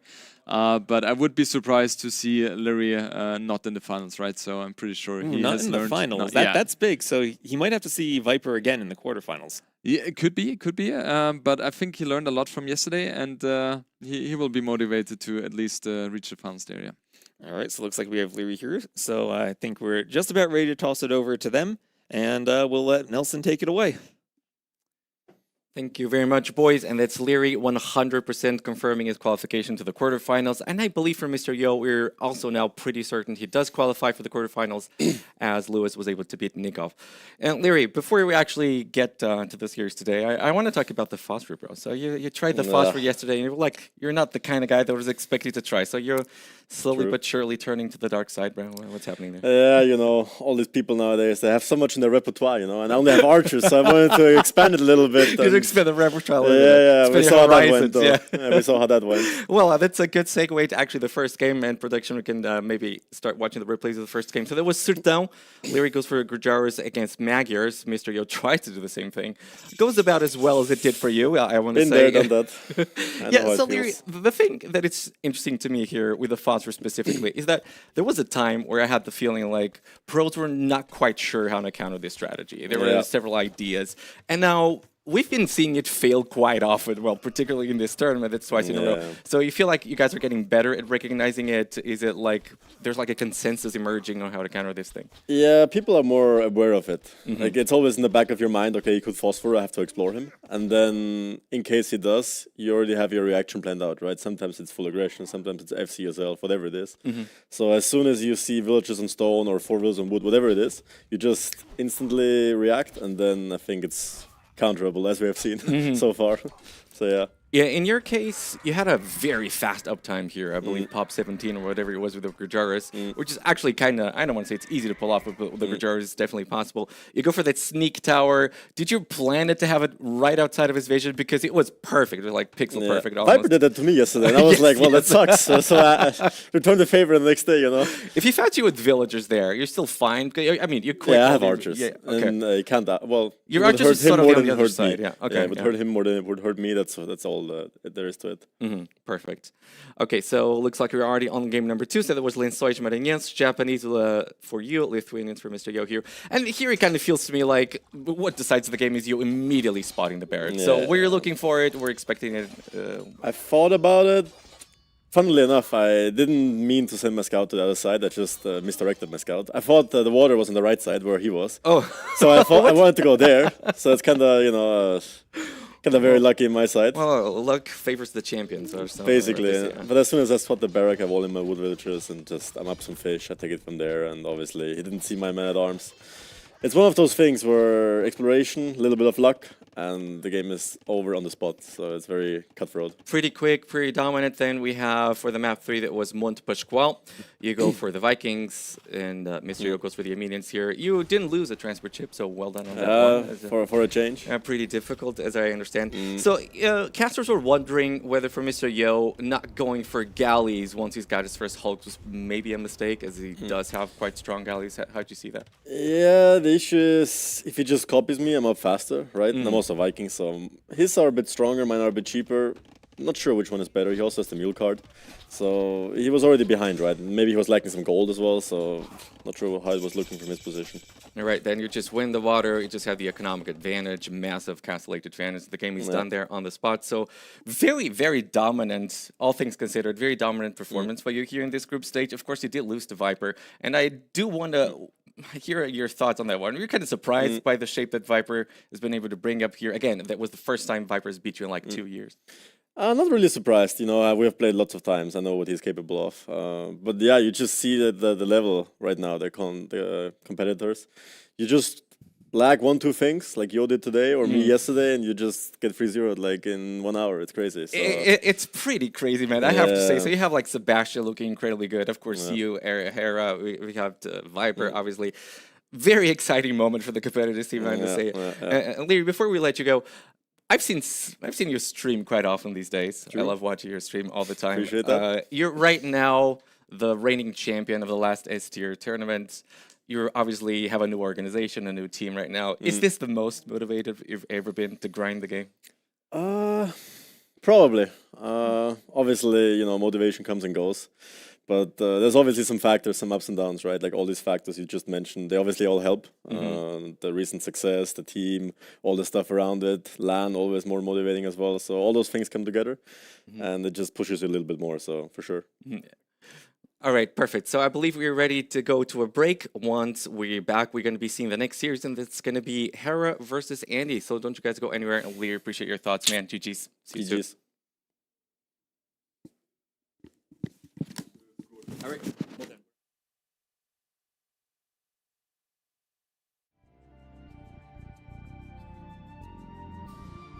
I did feel some nerves, especially for the Chinese LAN where we played on stage in front of crowd.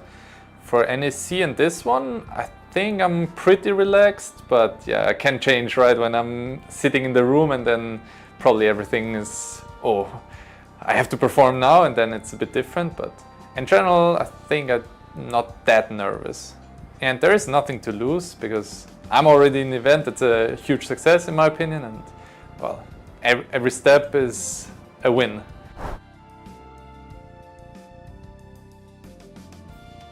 I'm not sure about this one, and like in general, I think he will improve more and show more results, but I'm not sure if he will perform that well in this tournament.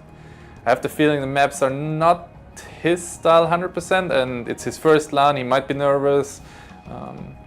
I wouldn't say he will have a good success in this tournament, but I could be wrong, obviously.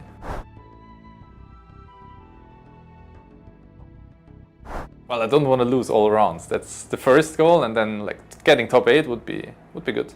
Yeah, that's probably the first priority always, like just playing a good game and not, I don't know, losing 5 villagers to wolves in the first game and every caster making fun of you. Like that would be a shame. So performing well is the first, so people enjoy it, casters hype you up, let's say it like that, and then, well, the results after that, I guess. Thank you.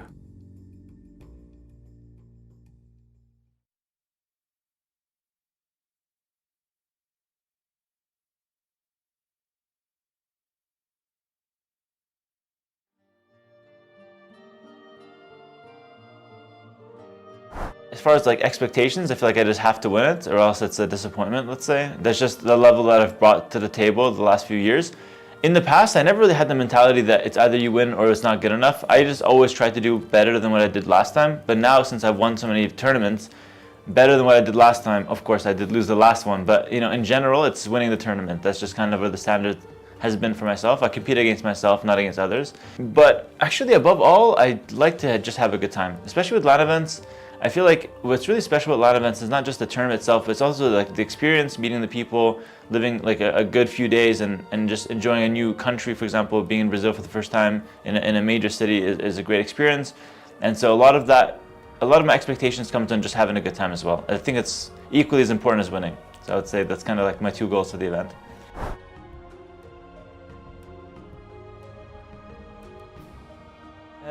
Well, I would say it's extremely convenient. For the first time, I have like the home court advantage, the small flight, like really easy to just travel there and no jet lag. I had a joke where I'm waiting for the first European to complain about jet lag so I can come up from behind the bushes. I'm always jet lagged for your tournaments, you know, and it's just like, it's nice that for once I don't have to make the long travel. I wonder how much of a role it's going to play in to the event, but it's been super comfortable for me. Of course, it's not quite Argentina where I live. I feel like in Buenos Aires I'd be like super at home because I've lived there for the last 4 years. But I feel really good in Brazil as well because there's so many passionate Brazilian fans. The Onimaro treatment has been beyond anything we can ever expect. They're fantastic people, treating us like super well and super kindly. Yeah, I feel really at home and I feel really welcome here in Brazil. So it definitely does make me feel good before the event.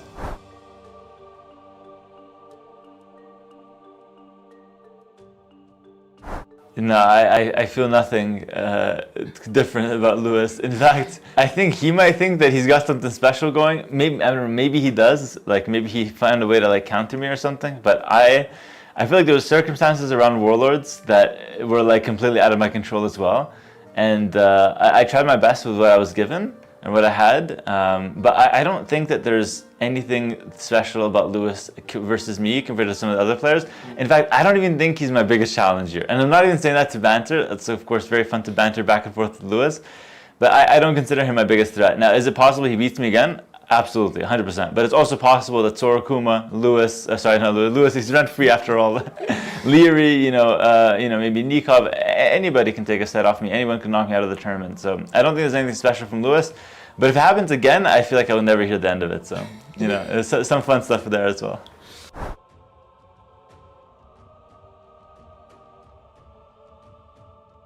Of course. Thank you very much. Welcome in here. We are back with more Age of Empires 2. Previous series was very quick. The next one, I'd expect to be a little bit longer. We've got freaking Andy versus Herahart. How's it going? Hopefully, last set was a speed run by Leary. I definitely didn't just run down the streets here to get back here on time. I'm a little bit out of breath. He got here 30 seconds ago. Well, I was at lunch. I pulled the stream back up. I'm like, oh, okay, they're probably in like game 2. And then I saw the interviews for Andy, and I was freaking out. So yeah. Well, I'm hoping for a longer set. That's for sure. Yeah, absolutely. We got Hera and Andy, two very different styles. I think it's super interesting. They have met a few times before, and I think there's like a thin line between amazing games between them or like Hera just stomping, Yeah. But when Andy shows up, and I think he will because these maps suit him very well, I think he can do a lot here. The first time they met was incredible because I think that was when Andy met Hera in one of the Titans League seasons, and everyone was like, "Oh, this freaking Andy guy, he's got talent, but he's going to lose to Hera." I think he won that series 2-1. And kind of ever since, I mean, Andy has really been improving over the years here. So you could see their win rates. Yeah, it has been Hera dominating a majority of the time with the game count. But, the series I'm referring to was probably the very first series they played. And then 2 of those games was in there too. But, Hera's just, Hera, you want to call him meta, you want to call him dominant, you want to call him whatever it is. He just finds those moments to really punish players if they're too greedy maybe. And Andy, if there was one way to describe his playstyle, it might be greedy. I find he always likes to go low army numbers and big eco numbers at times. Sometimes the monks, sometimes the siege.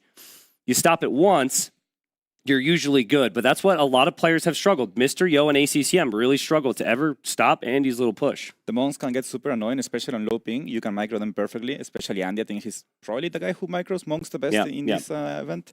And Hera can adapt his style to what he thinks he needs against a player, right? He can either play super aggressive or he can play his usual more greedy style that sometimes we see against other players. The question is if on these maps, will he go aggressive against somebody like Andy that is likely to play greedy?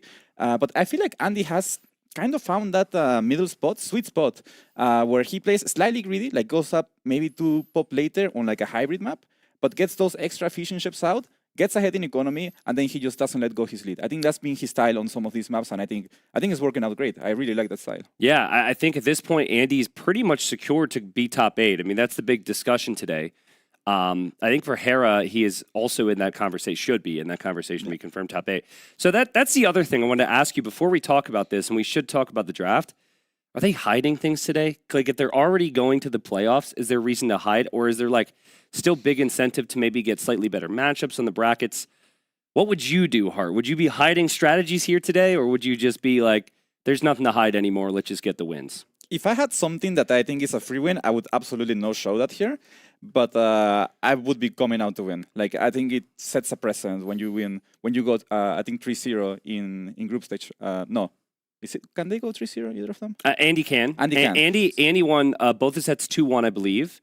And then Hera lost yesterday to Sebastian, but the first day won, forgetting who he won against, but he did win that first day. Win. So yeah. So I think either way, you go for the win here. Like you don't hold back. If you have something really, really good, okay, you maybe hide that for later, for the playoffs, because that's do or die basically. And since they're both true, you can hide that. But other than that, I think you definitely aim for the win here for if you're either of them. Well, I think especially more so for Hera, right? Because I think Hera, while he will likely be top 8, a big reason that is Buchholz, right? He's played some really strong opponents, but like, I mean, Hera still is 1-1 in sets, right? And this is the third one, so especially for Hera, I think what you really want to try and do if you're Hera, if there's a player that's a real problem for you, let's say Leary, for example. You might not want to run into him early. So it's typically you want to be on separate sides of the bracket. We, of course, are going to be speculating the entire day here, Brazilian Dynasty, on where our players actually going to go. But they all depend on each other here. So game 1, a water map. I actually love that for Andy. Yeah. And the way the draft works is after your bans and picks initially, it gets down to 3 remaining maps, and it randomly selects the first one. I think Andy will be very happy with that. What do you think about that? I agree completely. I think that's actually the best map Andy could have asked for. This must be, like, if I read how somebody like Andy would practice for this tournament in the bootcamp he had. He had 1 week of bootcamp here in Brazil before this tournament started. I think this is one of the maps that he will have at least kept in mind for picking against some of these players, right? So I don't know how much Hera has practiced for this map, but I believe Andy's preparation here will for sure be better on Hera's. Andy and I talk a lot about water. Like, it just all comes back to water. The balance changes on the water. I think he's going to be really comfortable here. And they both got some really good sibs for this. As game 1's about to start, whether it's Vikings for Andy, cheaper warships, amazing longboats if you get there, good economy, and then Italians, cheaper dock techs, cheaper university techs. I think these 2 sibs are like top 3. Send that top 3 on water. Maybe there's one other sib to throw in there. It might even be the Dravidians or Armenians, actually, which both players had options for. But yeah. Do you think there's, sorry to jump in, but is there any likelihood for land here? It can land work at all, like a sneak archer range or something? I think it can work, but I'm not sure if that's something we're going to see from either of these players. I think that's something like, I don't know, NBA would do, Yeah. I think both of these players are confident enough that they can beat the other on water, that they might not go for something like that. I do think, though, if Vikings, at least in my preparation, before the water change, at least, before the latest changes to water, at least the balance changes, Vikings seem to be top 2, up there with Koreans, basically. Okay. So I think Andy has a slight lead here in his Civ. Okay, got it. I mean, Italians certainly aren't lacking the options. We've got Hera down here in the south. Again, just to recap, Hera won his first series 3-0, and then in the second series against Sebastian, he lost 2-1. So Hera 1-1 in sets, still likely. Since we're only losing 4 players after today, still very likely that Hera will end up going to the playoffs tomorrow. Might be some slight chances if you were to get swept here, though, that things get a little bit questionable. I'm not sure. But Hera's the favorite, I think, in almost any set he's in, right? Maybe the only one now you got to start thinking about is Hera Sebastian, because Sebastian's beat him twice in a row. But Hera should look really good here. Yeah, I think also if Hera has a good set here, he's going to be going in really confident into the next set. So I think he's going to go all in, basically. He really wants to win this. He lost yesterday. Hera doesn't like to lose. He's the best player in the world for a reason. So he's going to be aiming to show dominance here. Back dock here from Hera. So we've seen maybe 1 or 2 games on this. There are, of course, games in the qualifiers. But the majority of the games that I've been seeing, we've seen a lot of forward docks, forward pressure. That's what Andy's doing. Why back dock from Hera, you think? So I think there's 2 ways to play this, right? You either back dock and spread towards the sides for an FC, or you forward dock and you most likely go for a fast feudal. Especially now that you can't, docks don't shoot arrows anymore in Dark Age. If the opponent is FC and he's too late to feudal age, you can actually get in quite some damage by going feudal age. So that might be Andy's approach. Also, I think as Vikings, you want to force as many fights as you can in this matchup. You have a huge discount on your ships. So every 1-for-1 trade is basically good for Vikings. Okay. So starting off the fights early on is better for them. And you think you like the logic here from Hera then, just to basically give him a little bit of space and time away from the Vikings? Yeah. What I would be worried about, though, is when you backtalk like this, sometimes you might not find the whales which are not too visible on this capture age. But the whales are super important here because they will basically be most of your gold income, at least early on. So if you don't have docks near them, you can be in a position where you actually have like less efficiently working vills for army production. Yeah. So that's something to keep in mind. Yeah, typically for people go water, they actually go up to like 6 to 8 fish, and they have half of those fishing ships on the whales for gold. They don't even put the villagers on the mining camp. I actually want to see, we should look, does Hera have whales in the back here? And near the dock, I don't think I saw any there. And then the other dock, of course, I don't think Hera has any there either. So maybe Hera is happy with the fish just for the food income, and will play more standard and build the mining camp. Yeah, exactly. But I think that's a bit of a disadvantage for Hera. Having to make a mining camp, that just means less villagers on wood, which means less production. You basically just want enough on food from the fishers to maintain production, click up to castle age and fuel age, and that's it. Everything else goes to whales so you can produce non-stop. So you can't scout your opponent here, right? Unless you want to use a fishing ship, which some players will do, but it's kind of rare. Do you have any tells here as a player? You can't look for their docks. You can't, look for their barracks. You're just assuming a lot. Any tells that a player has in this moment to know if they're back docking, to know are they like fish booming, are they going fast feudal? I think it's just a guessing game. In fact, if you're going feudal age, which seems to be the case for Andy, you can send a fishing ship to scout. So you find the opponent's dock, and then you can send army there right away. I would like to see that, actually. I think it will be worth it, especially with the amount of fish he has. Yeah. He's about to be on 8, so it would be worth it to send one just to scout. It's got to be fast castle from Hera. It's got to be. I mean, he's got 9 fishing ships. He's adding 2 more. His feudal age is delayed. It's still cheaper for him to go up to the castle age. He's got the vills on gold, and he's got a time window here to get some pressure in. I'm curious on what ship he makes, right? Because if you know Hera's going fast castle, you might choose one ship over the other. But you have to respect that Hera could be going fast feudal as well. Yeah, let's see. I think galleys, actually. Galley opening. I'm not sure if I like that. I think I would have liked to see either hulks or fire ships here. But I'm sure he has something in mind. The reason I don't like galleys is because if you play purely fire ships and hulks as Vikings, when you hit castle age, you switch fully to longboats. And that's like ideal composition for them, right? But let's see. 2 galleys, 1 fire ship seems to be what he's going for. Yeah, I mean, and right now he's probably like, wait a second. It's cheaper for him to go feudal. He's still not feudal age, and obviously Hera's a good player. So I think at this point, Andy should know that this is going to be some type of fast castle from Hera. Yeah, he knows for sure.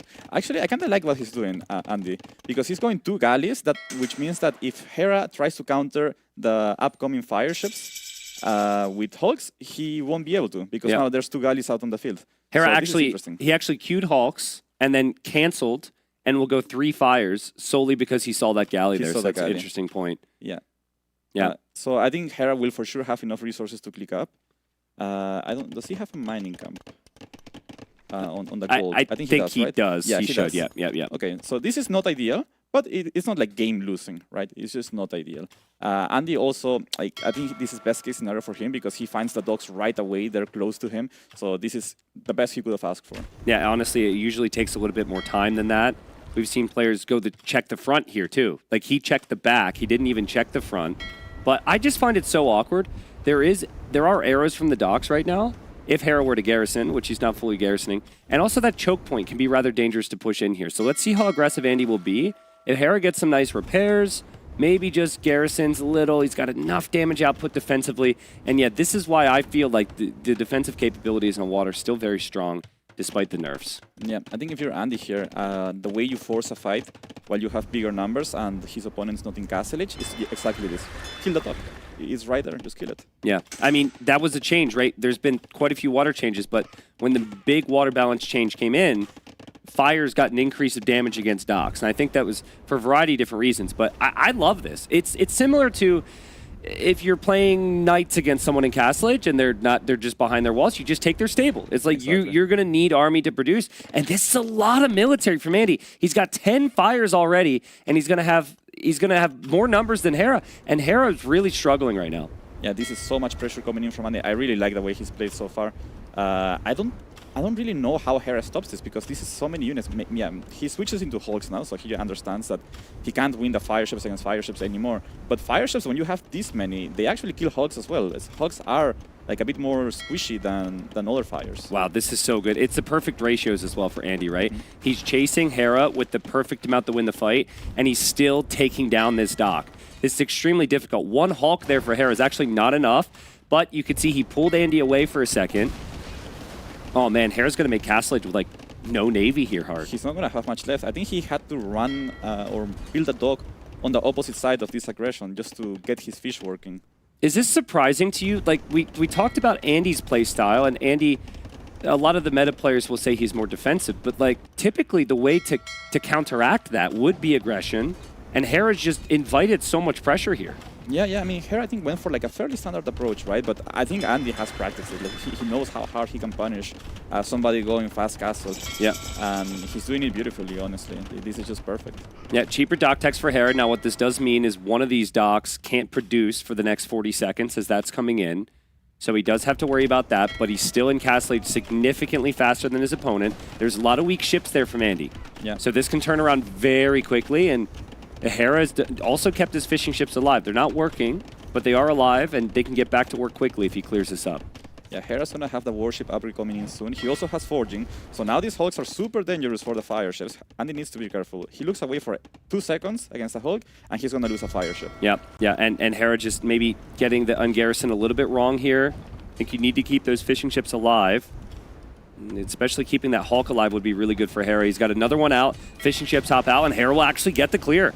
It initially looked very good for Andy, but he was only able to take down one dock. He didn't kill that many fishing ships, and, well, Hera's in Castle Age with cheaper technologies now. Yeah, this is finally the stabilizing moment for Hera. Now he's gonna feel a little bit of freedom here. Eventually, when Andy hits Castle Age, the pressure's gonna be back on, but now this is a little bit of a break. He gets to stabilize, rethink his situation, and adds a second down center, right? So he's gonna look for a more economy approach. I think it's good. I like it because with Italians, I think the way you beat Vikings is getting to Imperial Age and going for shipwright. Yep. Yeah, that's not something Vikings get access to. Yeah, there's like a 2-minute window now for Hera to boom. And he's got this significant increase on the damage output in the ships, and it's mostly fires from Andy against Hawks, and Hawks are just going to completely shred these. So I think Andy's plan was what you said. He wanted to go longboat, but he needs galleys now. He can't wait for longboat. He's going to mix in the galleys. It's not bad, but I think a sign of just how quickly this has turned for Hera here. I'm not sure if I like the galley idea. I think he should have gone Hulks here, just to hold the Castle Age. And then you switch to longbows. I don't feel like he's gonna get enough galleys to make a difference here. We'll see though. Yeah, I mean, he's losing the fires. He will still have the galleys back there, but then Hera will have a couple fires as well. Hera's also going to switch to galleys, which is extra surprising to me because he doesn't even have fletching yet. And he is trying to boom on with very little food eco in theory, but then again, he does have 2 TCs. That should improve, and he does have the 11 fishing ships all on food right now. Yeah, so I think Hera's anticipating the longboats coming out in Castle Age, so he's switching to galleys. Either that, or he's expecting hulks from Andy. I think the best way to at least not die to the longboats in Castle Age is to be on galleys. Yeah, that galley, that's a little wasteful there from Andy. You can tell the pressure just mounted for a bit, and there he goes. So, something I find is problematic when I play Vikings is I want to play longboat, but sometimes you need the occasional fire or hulk in front, but you don't need to get the warships upgrade for the longboats, right? So it's like, you almost don't want to get it because you want to play longboat. Looks like he is going to get it now, but he needs something more than longboats right now. Yeah, you can feel a bit wasteful. The thing is, when you're at these kind of low numbers, just a few fire ships can really make a big difference, right? So he feels like he needs that. Yeah, and I think the best army composition anyway is a mix of that longboats and fire ships. Yeah, Hera just gets fletching, but I mean, he's got some good value from the engagements. I think it was 12-12 there for a minute, and now it's 28-19 on the KD for Hera. But I'm not sure I love 6 war galleys with no Bodcanero, no ballistics yet. I think he could have some issues, especially if there's the occasional fire. But Hera's still got the back docks to work with, and his eco is growing right now. Yeah, Hera has a slightly positive KD, but the resources collected is almost 2,000 in favor of freaking Andy, right? And he's Viking, so he has saved on all these units.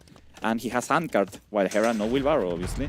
Not even Bosso, which Andy has. So there's a big efficiency lead for Andy here in terms of economy. But I think Hera, at least, he's feeling good because he has 2 town centers. He knows he has the second town center before Andy. He doesn't even know if Andy has one at all. A second one, that is. So he's feeling okay. You know, he has survived. He didn't die to the Viking push. Just has to keep doing that. We've seen Hera in similar situations on land before, right? It's like you go for the greedy approach, you get a bit of an eco lead, you push out, you get some good engagements, and now you're hoping at this stage of the game that your eco is starting to overtake the opponents. But that's not going to be the case if Andy sneaks on by and Andy gets Clinker Construction a little faster than Hera will, and that gives him the opportunity to run away from this. That's a nice find there from Andy in the back. Yeah, that's very nice. The Lombos are so mobile, so they're just really hard to deal with. You can see how Hera's struggling against them.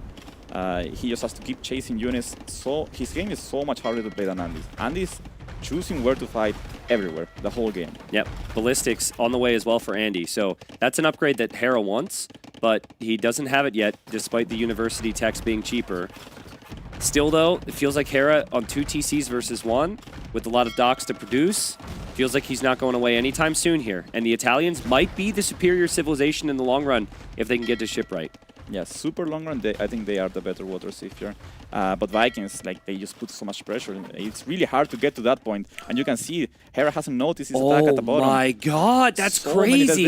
That's his whole build lead gone, basically. Yeah, and it really messes up your eco balance too, because that's wood and that's gold. And yeah, Hera notices very late. I think that's just how much focus he's had to have on the front here. And freaking Andy's micro has been stellar. Andy has ballistics. Hera still doesn't have ballistics. And Andy's going to get the Pierce Armor upgrade as well, so he will have the superior navy by far.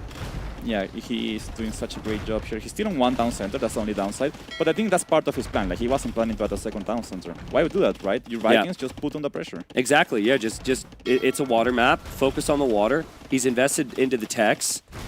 Hera's got some weak ships in there, and Hera's really struggling. Even back there as well, he can't keep up with it. Those 3 longboats have changed this game. 17 kills. A lot on Vils, but also there was a couple ships as well. I think Hera expected to clear them up earlier.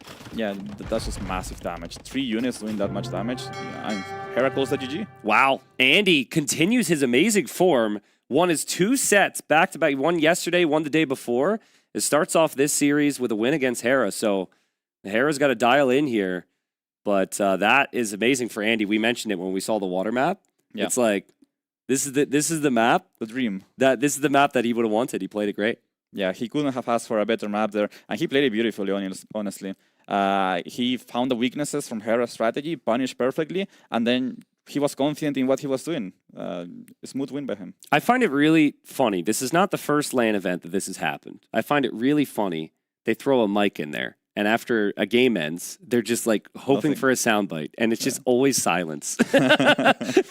Like very rarely are you going to hear anything. Yeah, because it's like if you're a winner, you don't want to you just beat him, right? You don't want to say something that might tilt him even further. And if you're the loser, you're tilted. So I don't want to say anything. Well, I remember where it was really interesting is when you had like Doubt and Viper playing against each other in one of the NACs. And they, of course, knew there was no microphone in there. So they talked tons. Then the idea was, ooh, let's add microphones. And now the players don't say a damn thing. They don't say anything, yeah, exactly. If you know you're being listened to, you say nothing. Oh, man. Well, this was the start here for Andy. I really like the patience to take down that dock. But eventually here, I mean, here it looked like Hera might just be dead. But eventually Hera turns it around. What do you think went wrong here for Hera? Because his eco was stabilizing. He had lots of docks. He's got an amazing civ. It's hard to say. I think it's just, I don't know, the strategies and the positioning for both of them on the dogs, I think just favored Andy's strategy a lot. I also think it's a mistake to, I don't know like if he could have taken them, but I think leaving Vikings open like that, which weren't even first picked, I think that's a mistake. They both went for a Mongol first pick, and then I believe Andy had 2 picks. Hera had 2, and they still hadn't picked Vikings, which I think is a mistake. I think the draft board might need to be tweaked here, right? Because we don't have the yellow circle, which should indicate the first pick.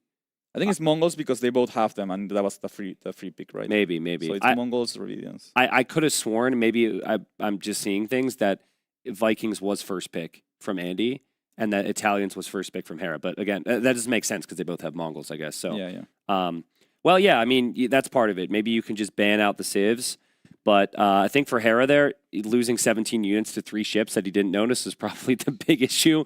No. But amazing confidence from Andy. I just love the confidence. Like when he, prior to playing ACCM, he felt very good, talked about it, it delivered. Same against Yo, and now he comes in here against Hera.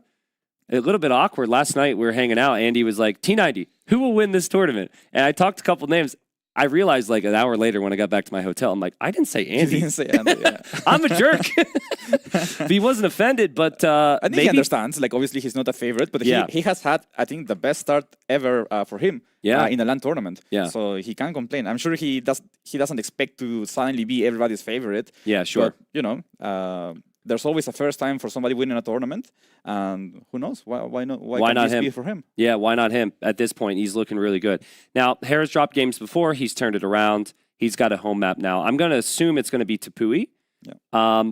Might be a Mongols mirror, a very rare mirror matchup. Now, actually, I say Mongols that. for our I think covers, Mongols is on the other map. Yeah. I mean, Japanese and Armenians for Hera, even Portuguese. Like, he can use any of those. But I think if he picked Japanese there, I think it's because he wants them on Tepui, to be honest. Yeah. And for Andy, we see Bulgarians or Spanish, even Dravidians. Honestly, I think all their ships can be used everywhere. Okay. Except, Mongols, I think is for sure on our Aquarius. I think that's going to be a mirror. And yeah, they have three ships they can flex here. Yeah, there's a lot of hunt on that other map that we'll see game 3 most likely. So will be Japanese for Hera. That's ever so slightly surprising to me just because of the power of Armenian longswords. But like Japanese men-at-arms are still pretty damn good. And you have all the flexibility of the early Dark Age. Yeah. And here we go. It'll be no eco bonuses for the Bulgarians, but the potential to do lots of damage against eco bonuses of the Japanese and potential to do lots of damage. I think Hera will like this matchup. Yeah, so we saw Bulgarians being used by Tato earlier in the tournament, I believe against Leary. Yeah. And he went for like a super aggressive opening, like 6 men at arm, fast blacksmith, armor, and tried to go for a tower forward. Now that sounds amazing, but it didn't work. The tower didn't go up. He got denied. He got Burgundians. Yeah, that was against a very specific Civ counter by Leary, right? So maybe we see a similar attempt here. Yeah, it's been lots of men-at-arms, early archer opening. So I'm excited. I did want to touch on this. Hera's ban's just fascinating to me, right? Like Hera's is like purely anti-DLC right here. Anti-DLC, exactly. He doesn't want any sales for Microsoft. Yeah, Wei, Wu, Shu. He's like, get him out of here. Mapuche, Muisca, Tupi, Incas, get him out of here. It's so funny. I think it's a decent approach because there are a lot of cheeses, and if you're playing against somebody like Andy who has a lot of preparation, he might have prepared something, right? So why not try to get rid of some of them, especially if he doesn't want to use them himself. You just want things within your control. You want matchups you understand, and there's just less information on some of the new things. And Hera's incredible, but I will say if he has a weakness, sometimes it's some of the newer things, some of the surprise. Sometimes he's like a step or two late compared to someone like Andy on that. Look at that, man. Look at that grin on his face. He's loving life right now. No pressure whatsoever. That's crazy. That's so nice. He's just randomly smiling. He's just happy to be there, you know.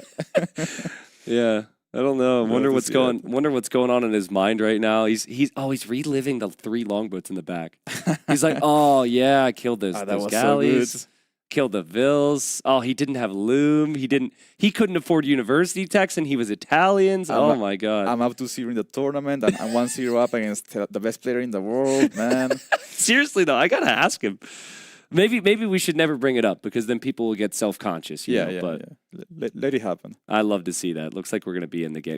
Maybe it's mind games.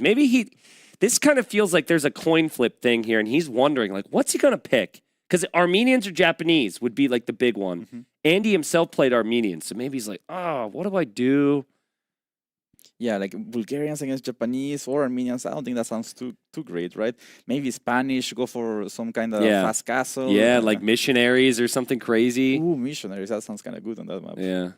Well, I think they're in the game. I think we're going to be in here in just a second. Hera's a little bit more locked in. Oh, Hera's apparently testing a setting at the moment is what that is. So maybe a hotkey issue or something. I'm not sure. Yeah, maybe computer or monitor settings. If I'm Hera, I might feel as though I didn't get an attack notification in the previous game. I'm like testing an attack notification right now. But I think it was just Hera clearly patrolled some Navy into the south there to try and clear that up. But the individual galleys got picked off by the longboats. Yeah. And I think he got a notification early, like when the longboats were attacking a fishing ship. Yeah. And so he didn't get a new one because they just kept attacking stuff. Yeah. And then, so many units died to that. Yeah. This is fun actually to try and figure out what Andy's thinking about at the moment. But obviously you got a little bit more time to think. Yeah. I wonder what has happened to me. Like sometimes the game doesn't start right away, right? And I have a Civ selected. I remember this happened to me in Red Bull. I was facing Sebastian, and I knew he would go 2P on a map. So I was thinking, okay, do I go Georgians or Hindustanis? I wasn't sure if he would go 2P. Yeah. So I had Georgians picked. You had too much time to think? No, I had Hindustanis picked, and in the last second, because there was such a long break between games, I ended up switching to Georgians, and it just like if I had gone Hindustanis, it was a free win on the Civ, right? But just having so much time, I kept thinking about my choice, and I just ended up changing it last second, and it didn't work. Yeah. No, there's definitely something to not having the time to think. you know, like sometimes you could psych yourself out. You can think too much. I have a really big problem with that. I try and think like 5 steps down the line in the game, but it's like, no, Tristan, just focus on the task at hand. Like, don't lose your skirmishers, and then you can plan on that next move. But yeah, that, obviously a little bit of time here. But let's just think about this, right? Because Hera had a long streak of tournament wins, all right? So he lost yesterday. Now he's down 1-0 to freaking Andy, who I think most people wouldn't necessarily put in their top 4 or top 5 at the moment. Yeah, I mean, this is like imposter syndrome is a real thing, you know. Like you start to feel like, man, was I ever good? Like I felt like that, you know. So I have good results, then I lose like 2-3 times in a row. Man, was I ever even good? Like you start to doubt yourself a little bit. I mean, he's a champion, so maybe he's not going through that. Who knows, right? Maybe something to ask him afterwards. Yeah. Well, I mean, again, most likely, even if Hera loses here, he is still going to be in the top 8. There's chances a lot can happen here. The goal is to at least advance to the playoffs tomorrow. Then anything can happen. But I really think, you know, I watched Viper's reign for years, right? And I watched him there near the last 2 years of that when Viper was still winning everything, right? It's like moments. And on paper, it's like Viper's at a disadvantage here. But there's no belief on the other side of the screen, right? Yeah. There was just none whatsoever. And then somebody breaks him. Somebody breaks the champion. And then everyone's like, oh. It can be done. Okay, it can be done. Like, I've seen people straight up run away from Hera in situations they should never run away from them. Yeah.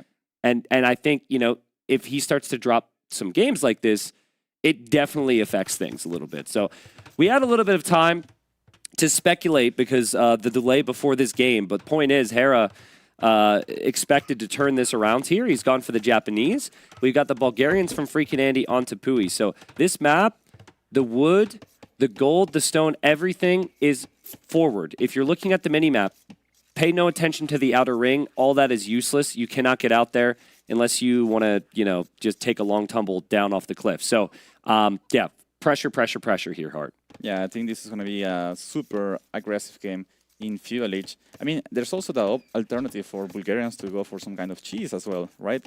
We've seen some like fast castle crepos things. Yep. And on a map where map control matters so much, I think it could be viable. It's hard to stop that, really. And also, Hera has only 2 on wood, so he's going to go for a super fast uptime. I think this is going to be a fast Minotaur build for Hera. 2 on wood is doable because you don't spend as much wood on the lumber camp, so I like that adaptation. Many people would still probably go for 3 because it's like, whatever. You save the wood anyways. But yeah, my expectations, man-at-arms, Japanese, the infantry attacks 33% faster, which is huge. But the Bulgarians get the man-at-arm upgrade for free. So quite honestly, that is your moment right there if you're Andy. You need to catch Hera before he has man-at-arms. Yeah, and we see that Andy's actually scouting forward. I don't know if he lured any deer at all, but Hera was just luring deer, right? So he was focusing on making his economy better. This should be a game where Hera is up to Feudal Age at least 1 pop earlier than Bulgarians, just because of the extra wood he gets means only 2 on wood, which means he can still afford a barrack and go up faster. Yeah, curious which gold Hera will go for here, because none of these golds look great. The berries are actually great if you build that in front. But it's just this map, right? No one's going to have a wonderful gold. And here comes a villager here from Andy. There are foxes here, so a way to get gold is just collect 2 foxes with your vill. Little risky, of course, if there's going to be scouts and military, but I think both players know the build. Like, this is the meta on this map. And so, yeah, Andy going for the fox now, and we'll be able to delay getting gold. Maybe skip gold entirely, because he just needs enough gold to be able to make the 3 militia, and then he'll get free men-at-arms. Yeah, if he's planning to only do 3 men-at-arms, then he doesn't need to make a mining camp. That would be kind of nice. Saves you 100 wood, and then you can make a mill when otherwise you wouldn't be able to afford it. I think Andy's running out of food underneath his TC a bit faster than I would have liked. Yeah, because he sent his scout forward, right? So maybe he didn't get enough deer in. Yeah, I think he's running over to find some food. I think he's just desperately hoping for food right now, and the map's not that large. So, yeah, he found 4 chickens. Yeah, that's not ideal. 2 foxes.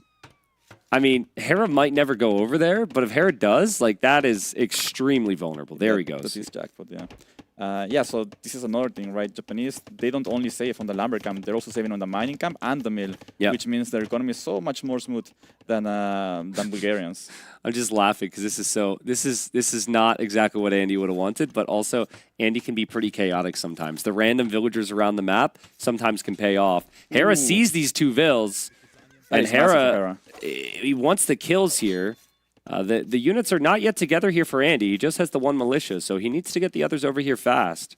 Yeah, these guys are going to have 33% faster attacking bonus soon when he reaches feudal age. So Andy, I don't think Andy can fight that, honestly. Maybe Hera should bring like 2 vills just to make sure he takes a better engagement. Oh, man, he also took the fight right before Man-at-Arms as well. That is a weak unit now, and Hera is going to be patient. Yeah, Hera's going to be patient here. He's waiting for Man-at-Arm. Andy might want that tower here, but I don't think Hera's going to let him have that. I think Hera should still bring more villagers here to the fight. Yeah, let's see. Hera's waiting for the upgrade. Pretty crazy from Andy. He's choosing to run at this. And Hera's going to just get a beautiful little patrol in there. Does go a little early, maybe. It's good micro so far, though, and it's Japanese, man. I mean, I think Japanese are going to win this every single time. Hera's scouts in there as well, and Andy just left with villagers now. Yeah, is that good enough of a fight, though? I mean, he has 2 H2 Men-at-Arm alive still, but he could have had like 3 if he brought 2 vills in. Let's see, though. He's adding more. So with 3 Men-at-Arm here, that's going to be huge. If he micros a scout properly to bait with it, he can get a few free kills thanks to it. Yeah, that's going to be just villager. like that. I mean, archer range delayed, villagers idle. Like, this is so bad for Andy. This is exactly what Hera needed. I think he gambled the game a little bit there by going for the forward vills, because if he gets spotted, this happens. Yeah. Maybe Andy just knew, like, he had to take risks here against Hera. When Hera playing Japanese, after Hera loses a game, Hera's going to bounce back, and Hera bounces back very quickly. 1-1. Yeah, that was a fast clap. I think exactly what you're looking for here, Hera. You know, you got lucky last game, and I will beat you like this. That's what Hera's thinking right now. Yeah, I don't know. I've seen Bulgarians enough times, and I just feel like it's very transparent. It's like you defend from the early Man-at-Arms, and then you're good, right? And it's the reason why we haven't seen Bulgarians pick that frequently in tournaments. You got to hit those timings. Great to hear absolutely nothing from either of them again after the game ends there. But yeah, Hera played Japanese perfectly. I think if I see Bulgarians on this map again, I hope they try to do what Tato did, because I think that's the only way that Civ works, if you're against a top Civ. Yeah, they really push the blacksmith upgrades. Yeah, exactly. You have to go all in, deny the berries or something, and then their economy is dead, right? But if you go for like a standard Men-at-Arm opening into range, I think there's just so many better Civs than Bulgarians for that. I think Andy was maybe a little unfortunate in that game, so I've practiced this map. And finding the deer is not a sure thing. It's not like any other map where it's just a guarantee that there's like 2 or 3 near your TC.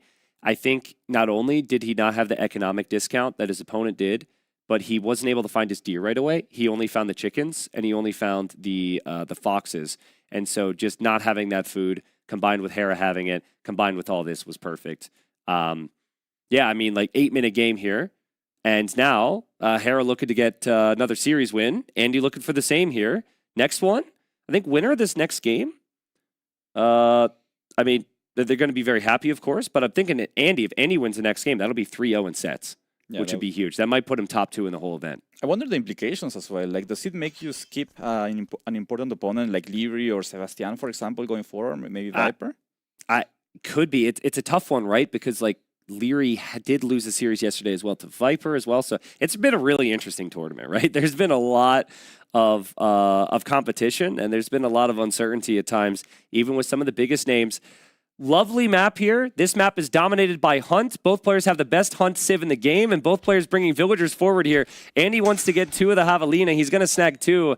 Hera might try a weird diagonal gate or house here to de-aggro this, but Andy's done a really nice job so far He's got the boars coming in, but his villager's exposed. Yeah, going for a Vil would also be nice. It doesn't feel good if you're Hera here. You sent one more Vil to the fight, and you still only took one boar compared to Andy's too. He really wants his Vil kill. Yeah, I think he really wants it, because otherwise it just feels such a waste to send an extra Vil. That's so good from Andy, though, to not lose that Vil. That Vil could have easily been... I mean, Hera was surrounding him, and he had to out-click Hera there to outpace him, as well as distract with the scout. He also doesn't lose a villager underneath the TC. And yeah, Hera's like, okay, I'm behind now. I got to do something to stay ahead. He's bringing the villagers forward to fight. Yeah, is this a correct choice, though? Like, because Andy has those 2 Vils at home, right? Just working. Probably hunting the boar, which is super fast. So Hera really needs to get some value here. Andy sees it. It's good awareness. And Andy loves Vil fighting. Like, I think if there's one player in this tournament I wouldn't want to send Vils to Vil fight, it'd be Andy. He plays Black Forest all the time. I think he's top 5 in Black Forest team games, no doubt about that. Ooh, Scout Detto, that's massive. That basically secures the boars on the side for Hera. I think that's actually something that we didn't notice. Andy losing so much HP on his scout might mean that Hera gets all the boars on the side for free now. Well, hold on, because I think on the right side, Andy has decided he's just going to go for it, and he knows the scout's over there, and there goes Andy. So Andy doesn't know those other 3 are taken yet. Maybe he's just realized, but it should end up being 3 additional boars for Hera and 3 additional boars for Andy, assuming there's no big missteps here. Yeah. Overall, more food for Andy, but Hera has his scout alive. So that's still a lot of value. He will know exactly what Andy's doing, and he will know where to hit if he decides to go for something in Feudalage. What's the comfort level for someone like Hera here? Just because, like, this feels very Black Forest-esque, right? Like, running forward with Vils, Vil fighting, bringing in the boars. Hera doesn't usually pick maps that would ever be like this, and this is, of course, Andy's pick. So what are your thoughts on like, Hera's ability to manage this aspect of the game? I think as long as there's no massive amount of Vil fighting in the early game, I think Hera's going to be feeling comfortable. At the end of the day, it's still a very open map, right? There's things to do. But there's these small lakes. Some people go for them, others don't. They decide to go aggressive. Let's see if... Yeah, Hera's just going to mill them, actually. Interesting. Well, I mean, Hera's Vils went so far forward, and I'm wondering if Andy will ever go back and look. You can see there the villager history. Thank God there's no like life history for us, because we'd be looking pretty lazy as well. But like you got like the idle in there, the moving. I mean, they just haven't really been working. But I mean, they're at the enemy base. Yeah, and at least they're working now. Yeah, yeah. At least you're working now, guys. Everyone watching. Yeah. Somebody's working. Exactly. The hard workers in the chat. I mean, okay, so I think Hera with those Vils, he might try to do something aggressive, right? Yeah. Building that mill means that he's not going to go for a dog himself, most likely at home, right? So he probably knows that Andy likes to go for dogs. Andy doesn't, let an opportunity go to waste when he can make a dog. So he knows if he doesn't do something, he will be behind in economy. So I think we should expect Hera to do something here, something aggressive. Well, on stone, actually. That was not what I was expecting. I don't think a 2-villager tower rush is the strat, right? Yeah. So this feels like fast castle, and it just... Hera's villagers are just going to be there, and Andy's going to do the same thing. This is so interesting. I wonder if they have both played this matchup before or something, because they just have exactly the same idea, which is it's weird to see. Yeah, I mean, I wouldn't have been too shocked to see Andy try it. Hera going for it's maybe a little bit surprising. I thought Hera would maybe go like scouts, or maybe if anything like fast castle lancers or something. Yeah, lancers can be really strong because it's a difficult map to wall. But yeah, they're kind of mirroring each other's approach. The slight advantage for Andy in terms of the potential of the fish, but fishing chips on shorefish are super inefficient and slow, so it's not really that big of an eco lead for Andy right now. Yeah, this is nice for Hera. He's getting some deer in as well, so that's probably going to make up for the difference in not having the fishing ships. So that's going to be quite nice. Eventually, though, the fishing ships will keep working while the deer will run out. Here's something cool, Hart. Neither player is mining gold. They're both factoring on selling stone to get the Castle Age gold. But the prices are going to change, right? So depending on who builds the market first, the second person should know that the other individual is doing this as well. Let's see. Yeah, I think both are going to get enough gold to click up. You probably sell either 200 stone or 100 stone and 100 wood to get the gold to go up. So both should get that. But yeah, you can see Hera's going 3 on market to build a market, which is unusual. So he's doing that just to get the market up slightly faster in case it's a race to the market. Could also sell food here for your Hera, because you're going to need the stone. So we don't know what they're going to sell yet. I think in Andy's case, he can't actually sell the food, though, because he's going to need it. Yeah. So let's see what they sell. Yeah, stone and wood for Hera. Yeah, I like that. Okay, stone and wood. So that is, he gets 91 gold for the first sale. The next sale is 90. So Andy should go, and he should get to his market, and he should realize the price is slightly different. Yeah, should still have enough, though, to sell the same. I don't think the market prices are going to be too bad for him. Yeah. And he sells wood, and the wood price is also different because they did the same exact sell thing, so that's crazy. Yeah, gets enough, though, goes double attacks. The game's quite even. Something to keep in mind, though, resources collected ahead for Hera is quite nice. Only 130, but he didn't make a dock or fishing ships. Yeah. So for a while, he's going to be ahead in like what he can actually spend on the game. Also, it's going to be interesting to see if he goes for a forward castle or something. He sees the fishing ships now, but he doesn't see the stone. Yeah, I was just going to say scouting's huge. Andy can't move out because Andy doesn't know with certainty what Hera's going to do. He has to stay safe, but Hera's got that option. And he's going to drop an outpost, almost like he's paranoid right now. And he's also going to wall in front of the TC. I like this because people will run underneath the TC with units, and you just can't allow that to happen right now. Yeah, he has to play it safe because he still doesn't know if it's a castle drop from Hera or is it's Lancers, right? We see a barrack from Hera, which is quite interesting. I guess it's, Bloodlines, stable for Bloodlines. Interesting. So it kind of feels like Hera's going to attack with these buildings, but I don't think he actually will. Oh! Okay, I like this. I mean...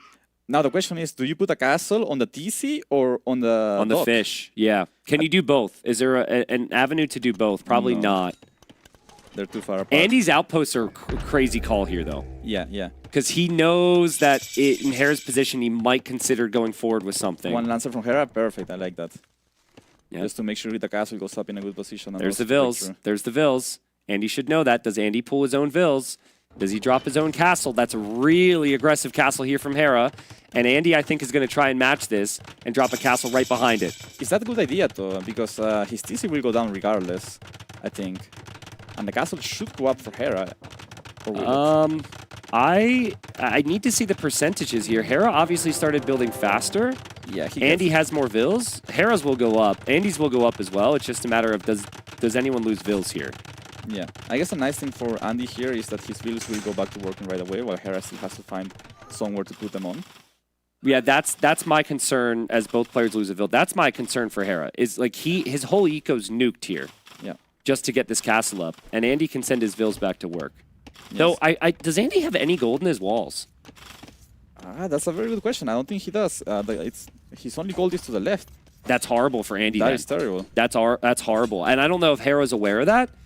But like Hera can take gold at Andy's base. Yeah, he's free to play the game basically. That one Lancer puts so much pressure on Andy because now Hera can get through quite fast. So Hera's in a really good position here. Yeah, you can use the market, but only for so long because the prices are going to continue to get worse. So AoE economics, you can rely on the market for a little bit, but eventually you're going to need some actual economy here.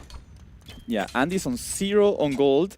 Hera already has Bodkin Arrow, Andy only fletching. If he wants to afford Bodkin Arrow, he needs to probably sell stone. And yeah, the prices are going to keep getting bad.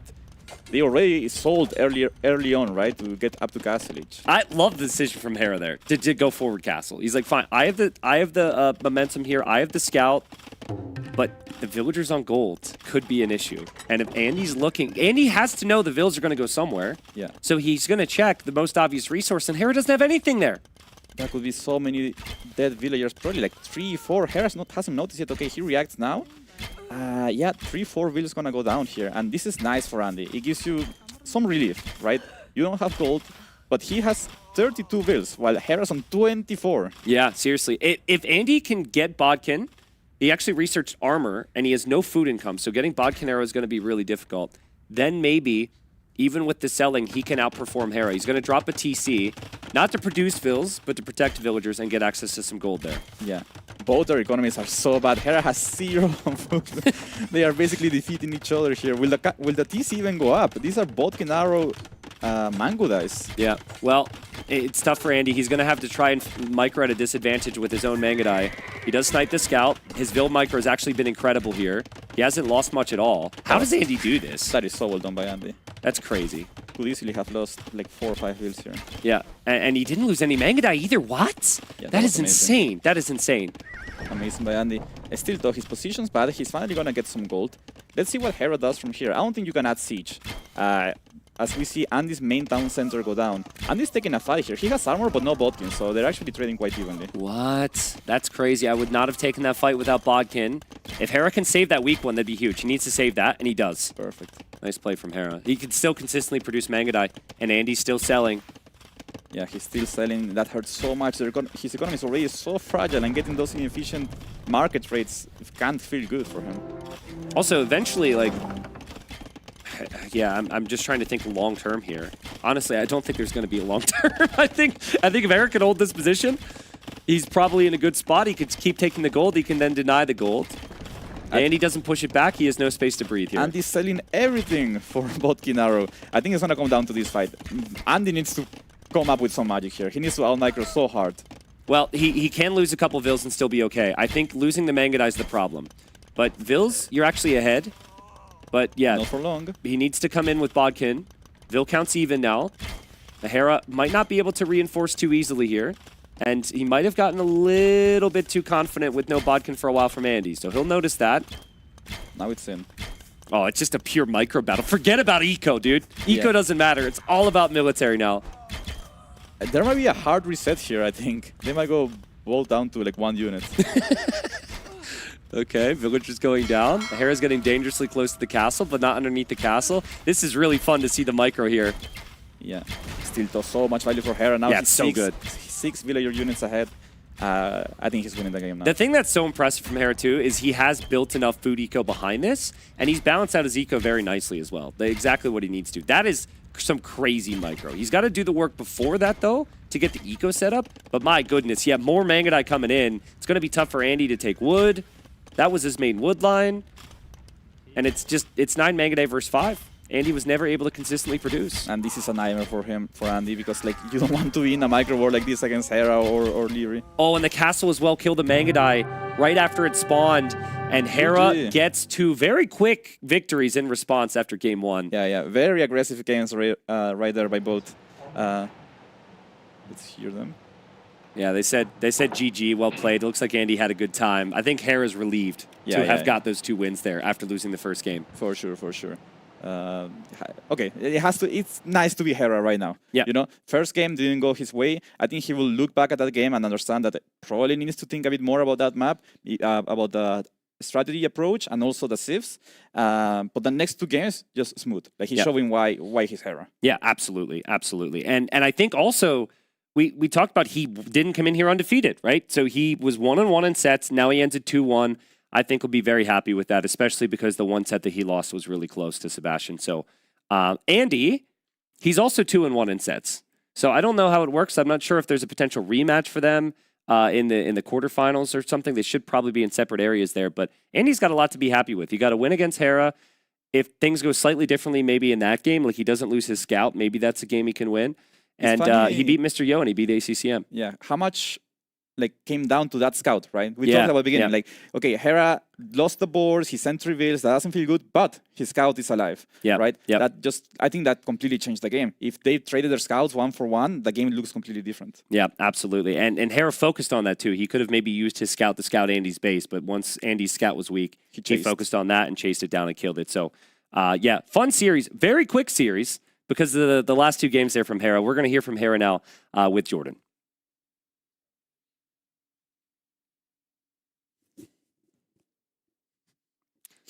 Eventually. Soon.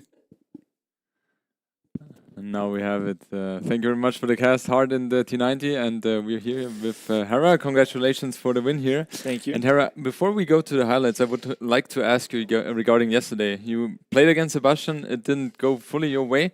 Was there one thing you were able to learn from yesterday's set against Sebastian, which you were able to bring into today's set against Andy?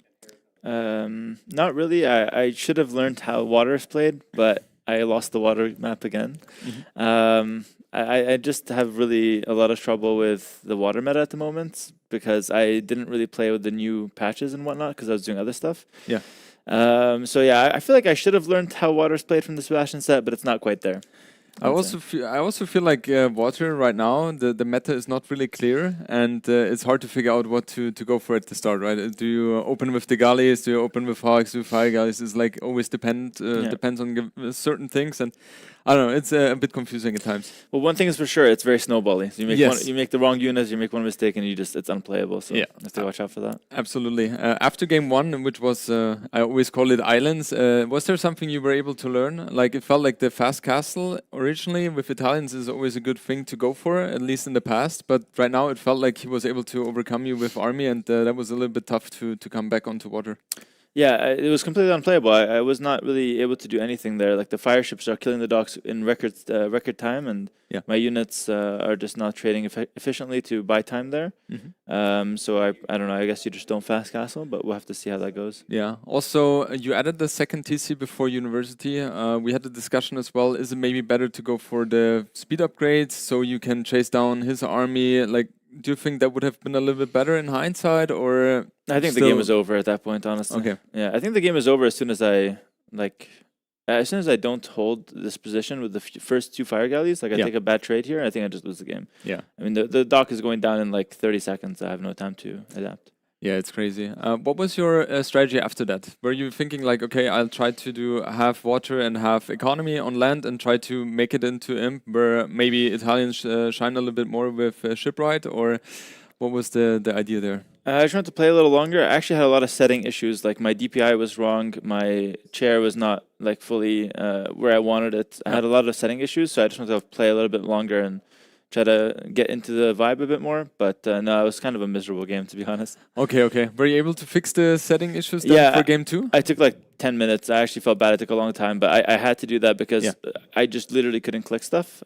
So I had to just take 10 minutes and adapt a few things. Yeah. All right. Going into game number 2, we had Japanese against Bulgarians. Bulgarians one of the stronger picks here, especially with the men-at-arm timing here. But it felt like with your men-at-arms or militia, you were very active there as well, and you were able to get some very nice kills here. What do you think was like the most important thing here in this game, which brought you the victory?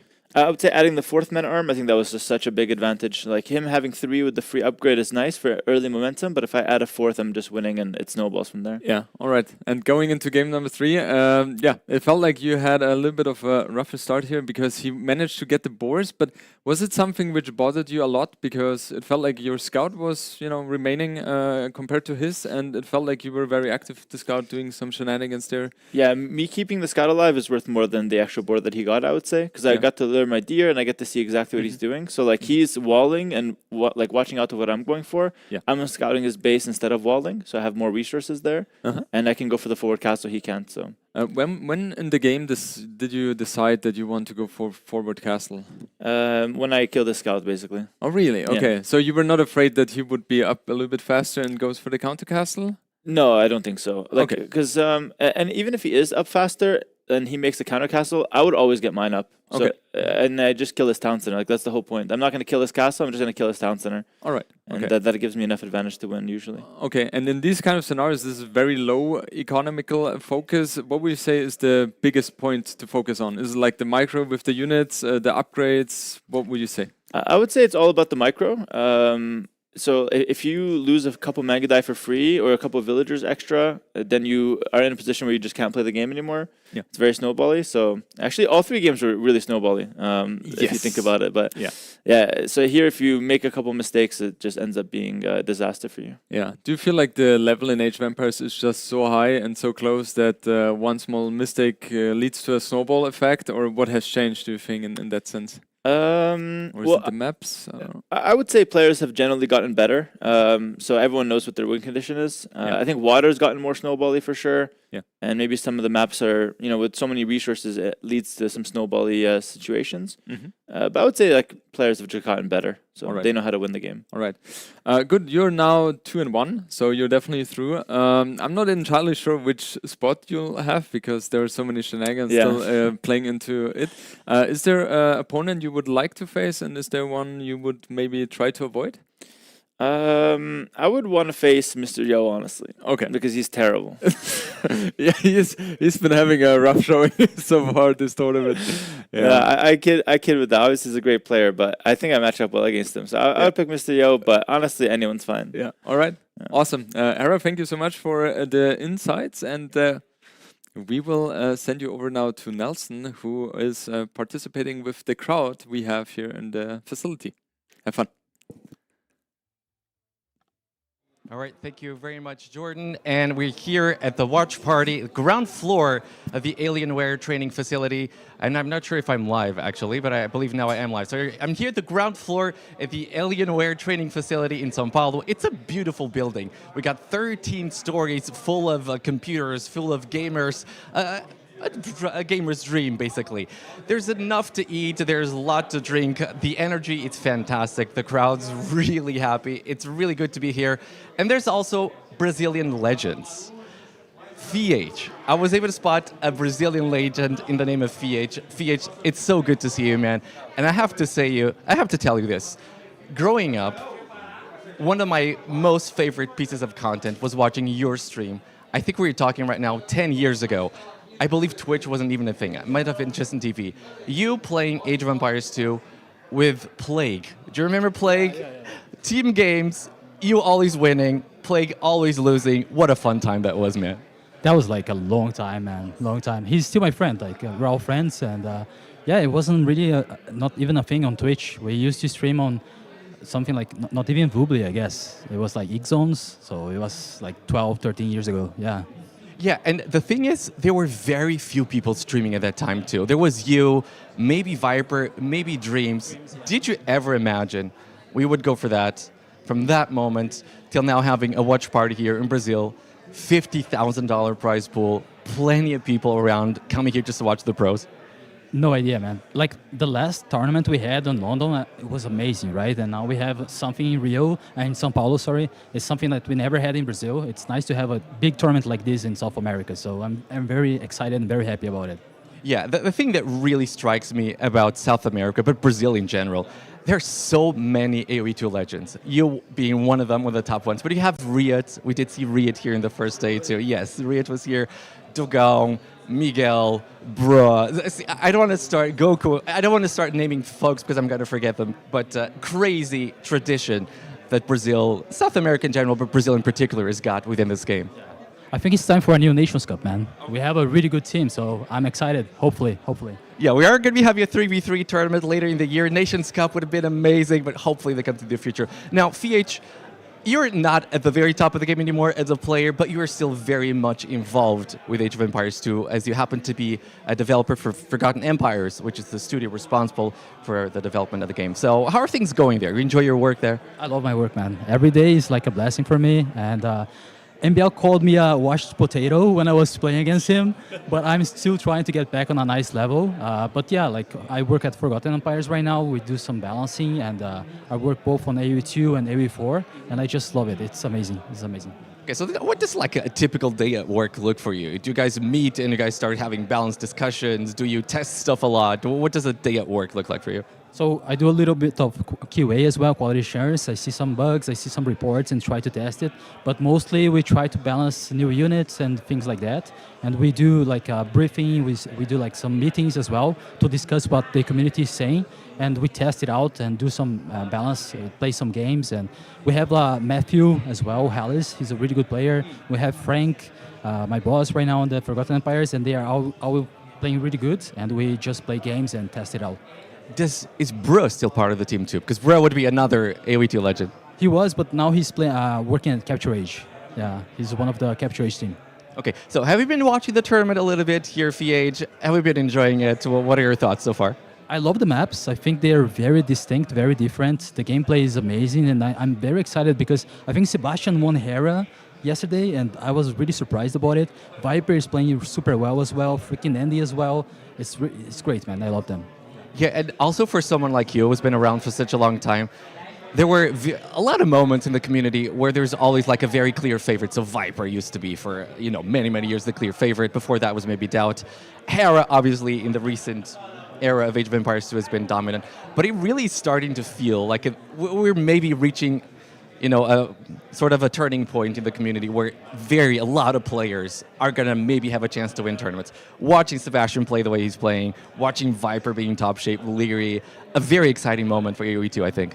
For sure, man. For sure. Like Sebastian, these guys that are coming now from like becoming a pro, like Lewis, for example, it's very exciting to see those new young players, right, to shine. And I hope they do really well on this tournament. Phage, dude, I really appreciate your time here. Maybe, I don't know if you have time. Do you have time to go around here the corner and show a little bit the premises? All right, pros, folks can take a look at here what it looks like. A lot of fans, believe it or not, even I have got requests for autographs and stuff like that. Gotta go here around the corner. Plenty of people having fun, drinking.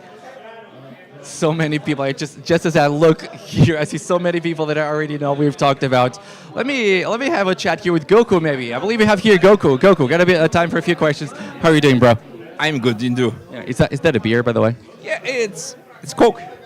It's Coke. Oh yeah, it's Coke. Yeah, it's Coke. Yeah, obviously, sorry, dude. Goku, you always are part of the Onimaru team.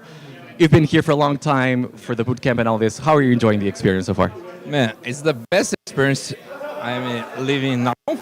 And look at this. It's crazy, right?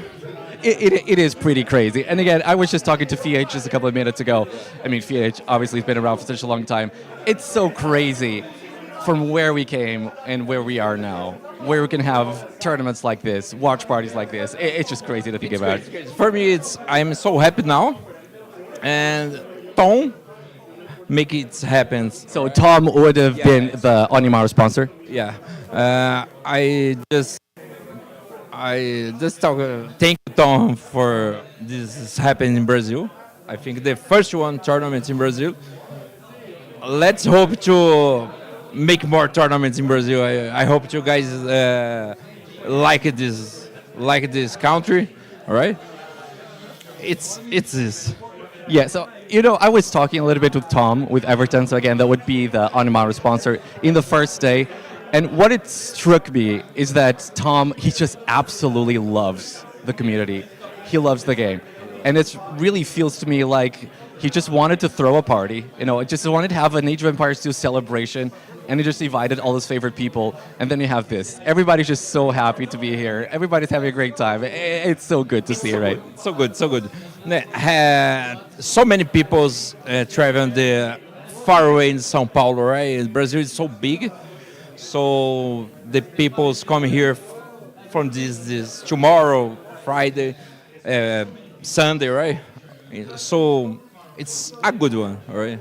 All right. Thank you so much, Goku. Thank you for your words, man. And I think that's all we got time for. Back to, I believe, a commercial break. And after that, oh man, I forgot what the series is, but I'm sure it's a good one. So hope you guys stay tuned. Bye-bye.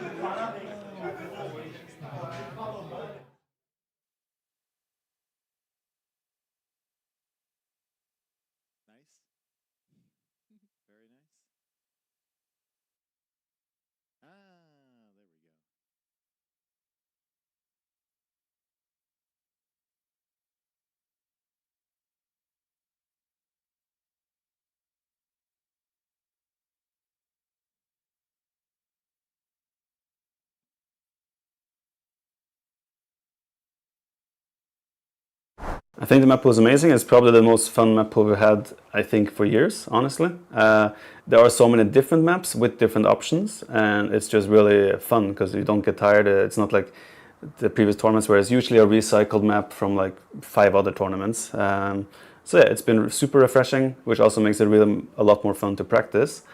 And yeah, I think it suits me because I am usually a guy that likes to have some aces up my sleeve and come up with some cool stuff. And sometimes it looks good, sometimes it's a disaster, but no, I like it a lot.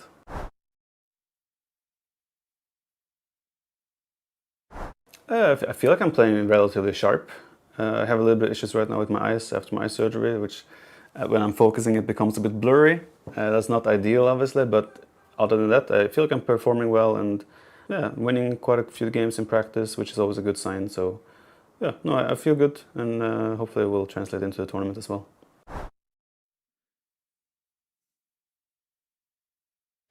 Obviously, everyone goes here with a goal of doing as good as they can. I would love to be in the final, I would love to win the tournament, but most of all, I want to feel like I played good when I leave, no matter how I leave, as a champion or round of 8 or whatever. I want to feel like I played good. Because if you feel like you didn't perform well or your best, and then you bomb out, that's the worst feeling of all. So where you feel like, I could have done better, you know.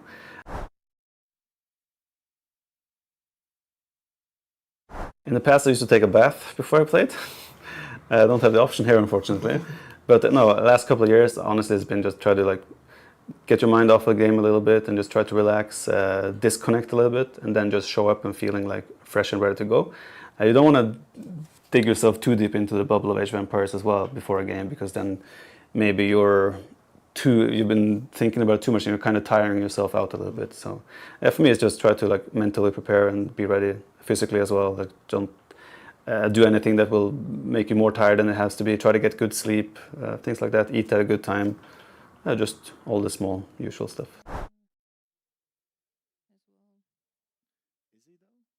I'll try my best. Thank you.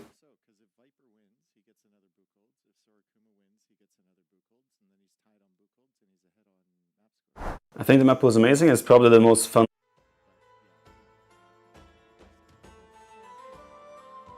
Yeah, so before coming here, I have like, before my flight, I have like a 4-hour trip from my city to the capital where I took the flight. So in that time I was thinking like, what's my goal? What's my objective? So I was journaling and I said to myself, okay, I'm no longer looking for a number. In this event, I just want to be present. That's my main objective. Be able to absorb knowledge, be there, learn, and that's it. I want to be present. I don't want to look into a number. If I look into a number, yeah, maybe top 2, maybe top 4 is enough. But honestly, I want to win, so I want to be present. That's my goal this event. Simple goal, but hard to execute, right? Because there is always like, especially when you're getting into the top, the big dogs, you're always thinking, okay, am I good enough? I have lost in the past. Like certain fears or worries appear. So I just want to be here, learn, and be present. That's it. Simple, yeah.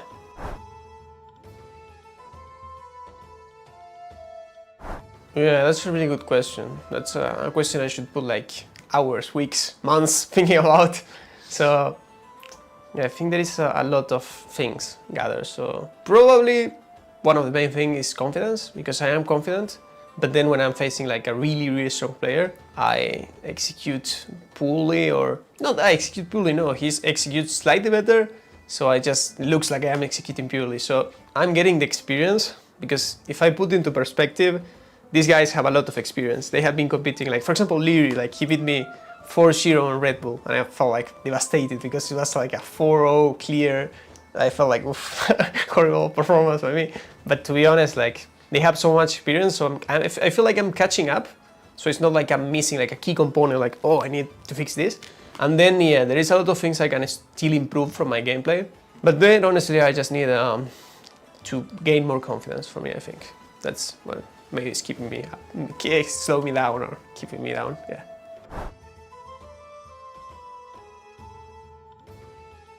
Thank you very much.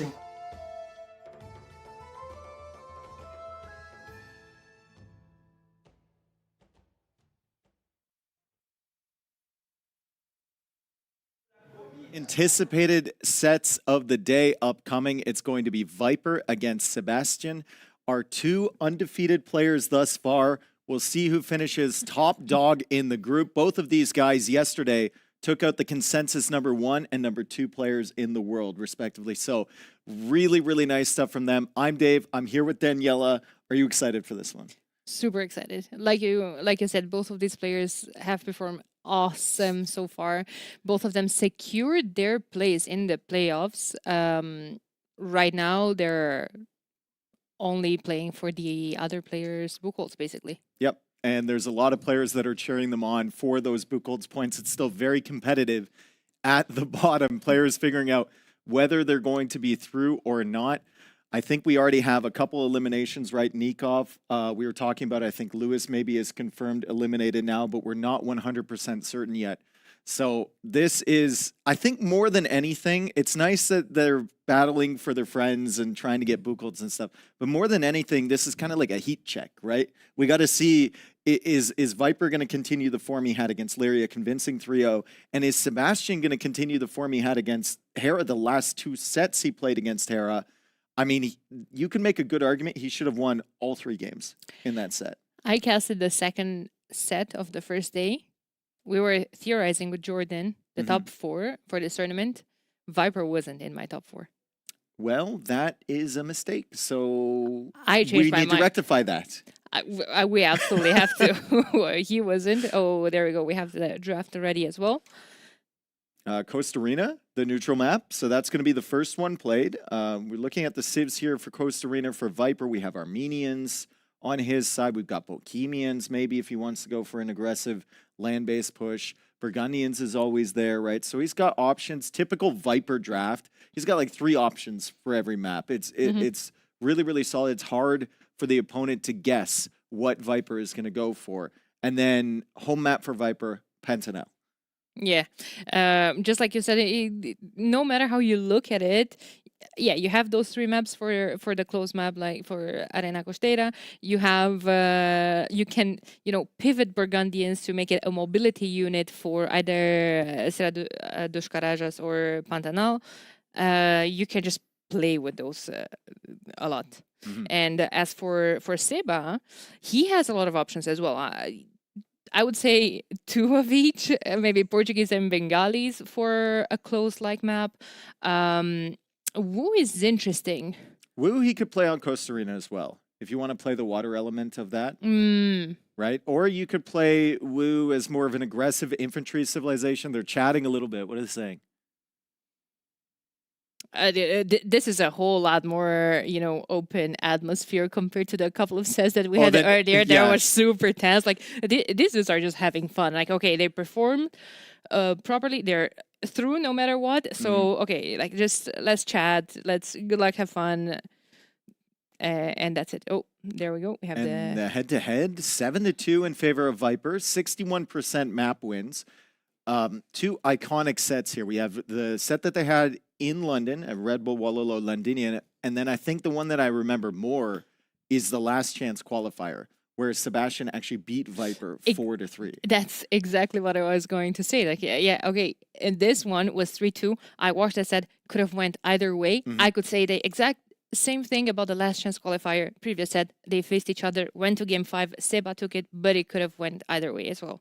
And then there's the King of the Desert 4-3. So we're getting kind of a taste of how the sets have been going between these 2 recently, all going to the final game. Now, of course, this is play all 3, so that second game is going to mean a lot. Hopefully we're 1-1 going into game number 3, and then we can actually have a definitive game to decide, which one's going to finish top of the group and which one's going to have the best seed going forward. This should be really, really nice, though. I mean, Sebastian yesterday against Hera, like I said, it felt like he could have won all 3 of those games, especially the one on Serra dos Carajas.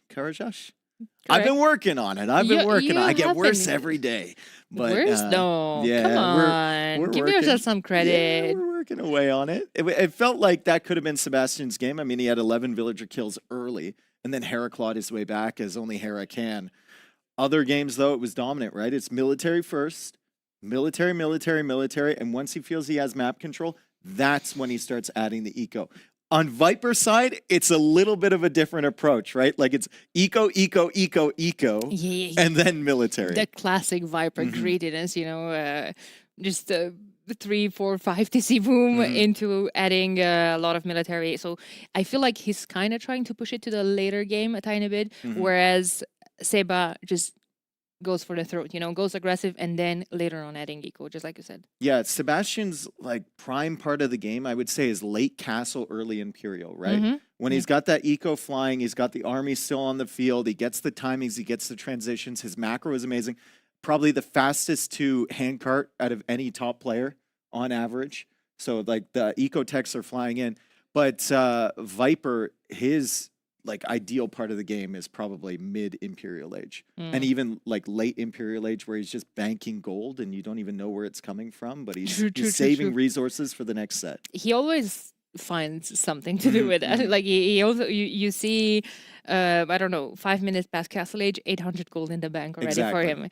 But he always finds something to do with it, don't worry. Like, especially on a map like Arena Costeira where it could go for a very long monk war. Hey, plenty of gold to use.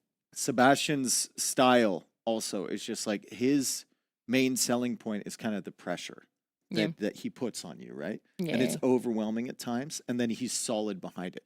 Viper's main selling point is the patience. He's so patient.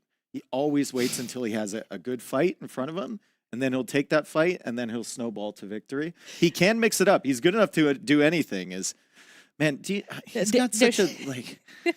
He's got such a chill vibe going. Both of them do. Look at it. Oh, okay.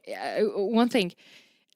Seba is playing so confident. I love to see it. Mm-hmm. The first thing that I asked Seba when I arrived and I met him, how are you feeling? Are you feeling nervous? He said, no. Yeah, He welcome to talking to Sebastian. That's him every single time. Yeah, even after a loss. Yeah, even after a loss. Yeah, he was like, oh, it is what it is. I practiced. I'm confident. I'm going to continue practicing. And yeah, it shows. He's got one of the most solid mentals of any player here. Maybe the most solid. Like, it is just impenetrable, right? I've talked to him after big victories. I've talked to him after big losses. After a victory, the most you're going to get is like a little smile and a thumbs up. After a loss, you just get a shrug. He's very modest when he wins as well, right? Like he's just like, yeah, well, thank you. I mean, he's happy if he knows he prepared enough, right? If it feels like he put in the time and he's ready to go. And we're ready to go here. Game number 1, Viper playing Armenians. Sebastian is playing as the Wu, his third pick. And we are on Coast Arena. Game 1 of this play, all 3. I honestly didn't expect Wu on this map. You did make a case for it. Seba had Bengalis, had Portuguese. I'm surprised to see it, but I do not mind it. Wu have great bonuses on water. And on this map, water matters a lot, as we see Viper already putting down his first stock. Yeah, I mean, Wu have a ton of synergy for the early water start, right? Their houses build a little bit faster, which lets you get out there a little bit quicker to start with the docks. They provide 55 food. And then critically, once they're in Castle Age, they get careening for free. And then in Imperial Age, they get dry dock for free. So really, really solid water. It can sneak up on you, especially if you're playing into war galleys or something, which is more typical with the Armenians. That careening makes a big difference for the fire ships early Castle Age. Oh, I'm a big fan of careening. You don't have to tell me. Like, but yeah, to go into your point, especially versus Armenians, those two techs are crucial. And now, after the naval rework, they're not at a dock anymore. You actually have to spend 200 wood for university to get access to those. Which makes that bonus even stronger. Exactly. Yeah. Exactly.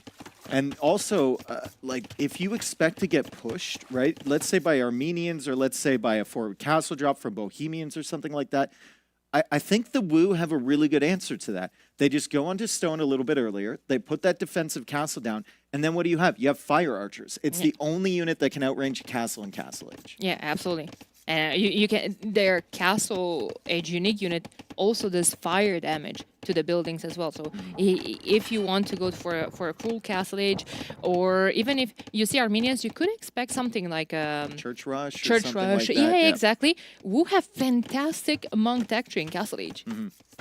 I think the plan for Sebastian will be to, my suspicion anyway, will be to win water. He's going to prioritize water, but he's also going to go onto stone relatively quickly, and then he'll get that defensive castle up, and he'll give himself the opportunity to get those fire archers as quickly as possible. Now, a lot of people might think, well, if he's going fire archers, they don't do a lot of damage. Viper could just go siege. Fire archers, because they're firing multiple shots, are actually really, really good against mangonels. Yeah, and just have to pay attention to micro them properly. They're still archer units. They're still quite low in HP, but you're right. If you're getting your shots in at the right time, they're very good against siege as well. Now, we've been glazing the Wu a little bit as a counter pick to some of the popular civilizations here. That being said, we're just trying to justify why Sebastian went for them. That being said, I still think Armenians are better. I think Armenians would be the consensus pick here for many players. They have the upgraded the wood techs, which give them like 28% instead of 20% for the double bit axe, and then the bow saw as well, which really adds up over time if you're playing water. They have the efficiency of the mule carts. The mule carts don't cost as much wood, so they can go out to the dock a little bit sooner. And then critically, on a closed map like this, they get that free relic by building the fortified church, and then they can make the warrior priest, and they can snag the rest of the relics on the map really, really fast. It's so important to have access to that unit, because if maybe Seba loses his scout, first of all, even if he doesn't lose his scout, those do quite a lot of damage. They can fight back to units, and they can snipe, not only just snag relics away, but snipe other monks from the opponent. The opponent actually has to get atonement in order to fight back or to try to get a lucky conversion. Yeah, it's really strong closed map play, especially when relics are involved in the center for the Armenians. I do kind of wonder, though, like, the more I think about the Wu, I think this is just a very deliberate counterpick. Even the late game water, we always think of Armenians as having one of the strongest late game water tech trees. Lu Xuan's might be the most broken unit in the game. True. And the Wu have that. The Wu's water late game is really solid. They don't get shipwright, but they get almost everything else. Absolutely. You do have Silesian fleet, though, for Armenians, which does give them an extra range for the drones. So their drones are really strong as well. I would still take low chance in that fight. Yeah, I would too. I think most people would. It's the most expensive unit in the game, though. Yeah. So it does cost quite a bit, and we're getting pretty far ahead of each other or ourselves, because you usually don't see a full-on Imperial Age water battle. There's a lot going on in the center as both scouts now kind of collide in the middle here. Viper's trying to get that first hit. Same with Sebastian. Viper consistently, every single time he's got a fishing ship on the map, fishing lines is the #1 priority, and there we go again. There we go, 2 hulks, and then a quick transition into fire ships. So usually on any other map, like I talked the other day as well, I would hate this comp. However, on this particular map, you have to focus a lot in the middle. And especially, okay, maybe now in Feudal Age, you can pay attention to your water here and there, but you don't want to stay too much in Feudal Age. You want to go to Castle, and in Castle, there's going to be so many things to do. You have to look at the relics, you have to look at the map control. You only have a gold and a stone in your base, and those are forward. So you just want units that you could easily just kind of patrol into each other. You don't want to focus on microing on water and then lose the map control in the middle. Well, Viper's also not playing into the galleys early because he thought Sebastian might open fire. That's why Viper added the fire himself, and that's a perfect example of why you can't open fire when someone else is opening Hulk. Because they just ignore your Hulk, they go by, and they snipe your fire ship right away. Viper's got the galleys back here. He's going to bring the Hulk back as well. He is harassing with one of his Hulks forward, too. But Sebastian is over there with the fires to drive that away. Resources looking a little bit better for Sebastian. Remember, every dock that he made, he got an extra 55 food, which makes his uptime a little bit more feasible than Viper, but Viper's Navy long-term should be better with the extra arrow from Armenians. And he's playing defensive now, so he can have his production closer to the fight. Yeah. Seba also to eco behind. That's only in terms of fishing ships. However, I see they have the same amount of villagers. But yeah, I mean, a Viper had quite a lot of villagers in the queue. He might be starting to think about going up to the next stage. I think the market is going up in his base. Blacksmith on the way as well. And he might be thinking about it.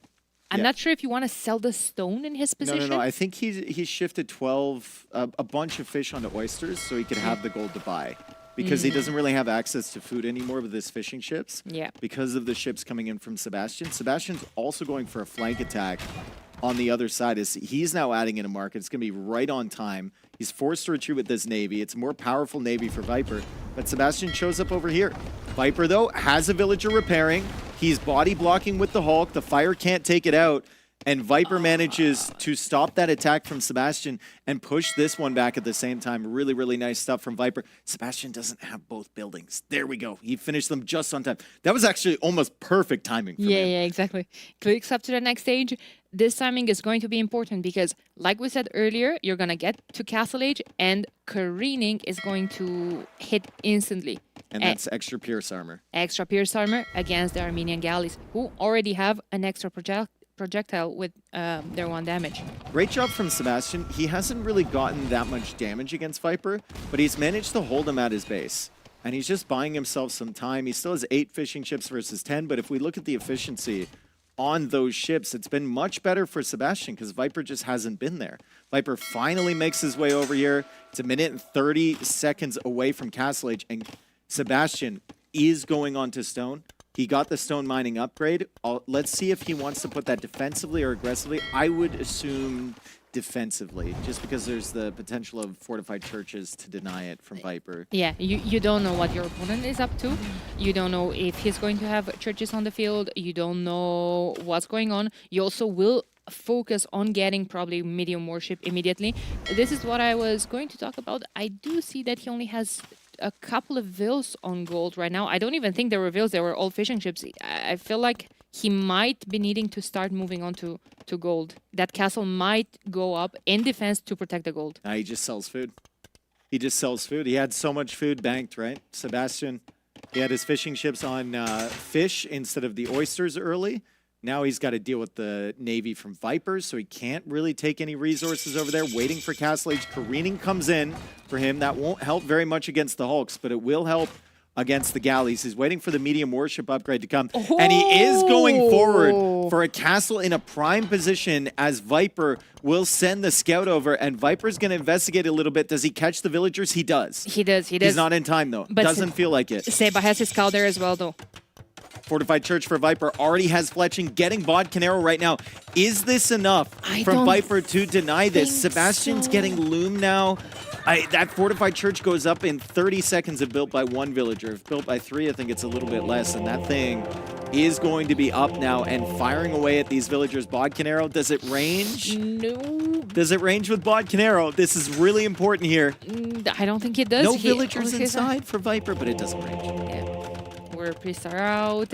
Also, this castle is annoying. Force that fortified church, to deny it. Armenians do get 1 free relic on their first church. That relic is now untakeable from Viper. Yeah, that's a delivery service for Viper. He wants to give that relic over to Sebastian. Sebastian now going for a TC on that middle area, a little bit further away. Viper's going to build his castle outside the base to secure the wood lines, the stone, and the gold over on that side. It's an interesting decision from him. Maybe he feels like he can secure the rest of his base with fortified churches if necessary. It's a very, very interesting castle position. Ooh, Seba scouts it immediately, though. All of his fire archers will be starting to move there. Fletching is in. I'm assuming he's just going to wait for Bod Canero next. Is Loom not in for Viper? Loom's not in for Viper. 3 3 villager kills here for Sebastian. We were talking about that greed earlier. Yeah, I think he just assumed that Sebastian wouldn't be over here, and that's going to be 4 villager kills for him. Maybe even 5 here. 5 villager kills for Sebastian, and those are kind of free, right? Viper didn't need to take those losses, but at the same time, Viper has prioritized Navy more, and Viper is taking out all of the fishing ships and the economy on the water from Sebastian.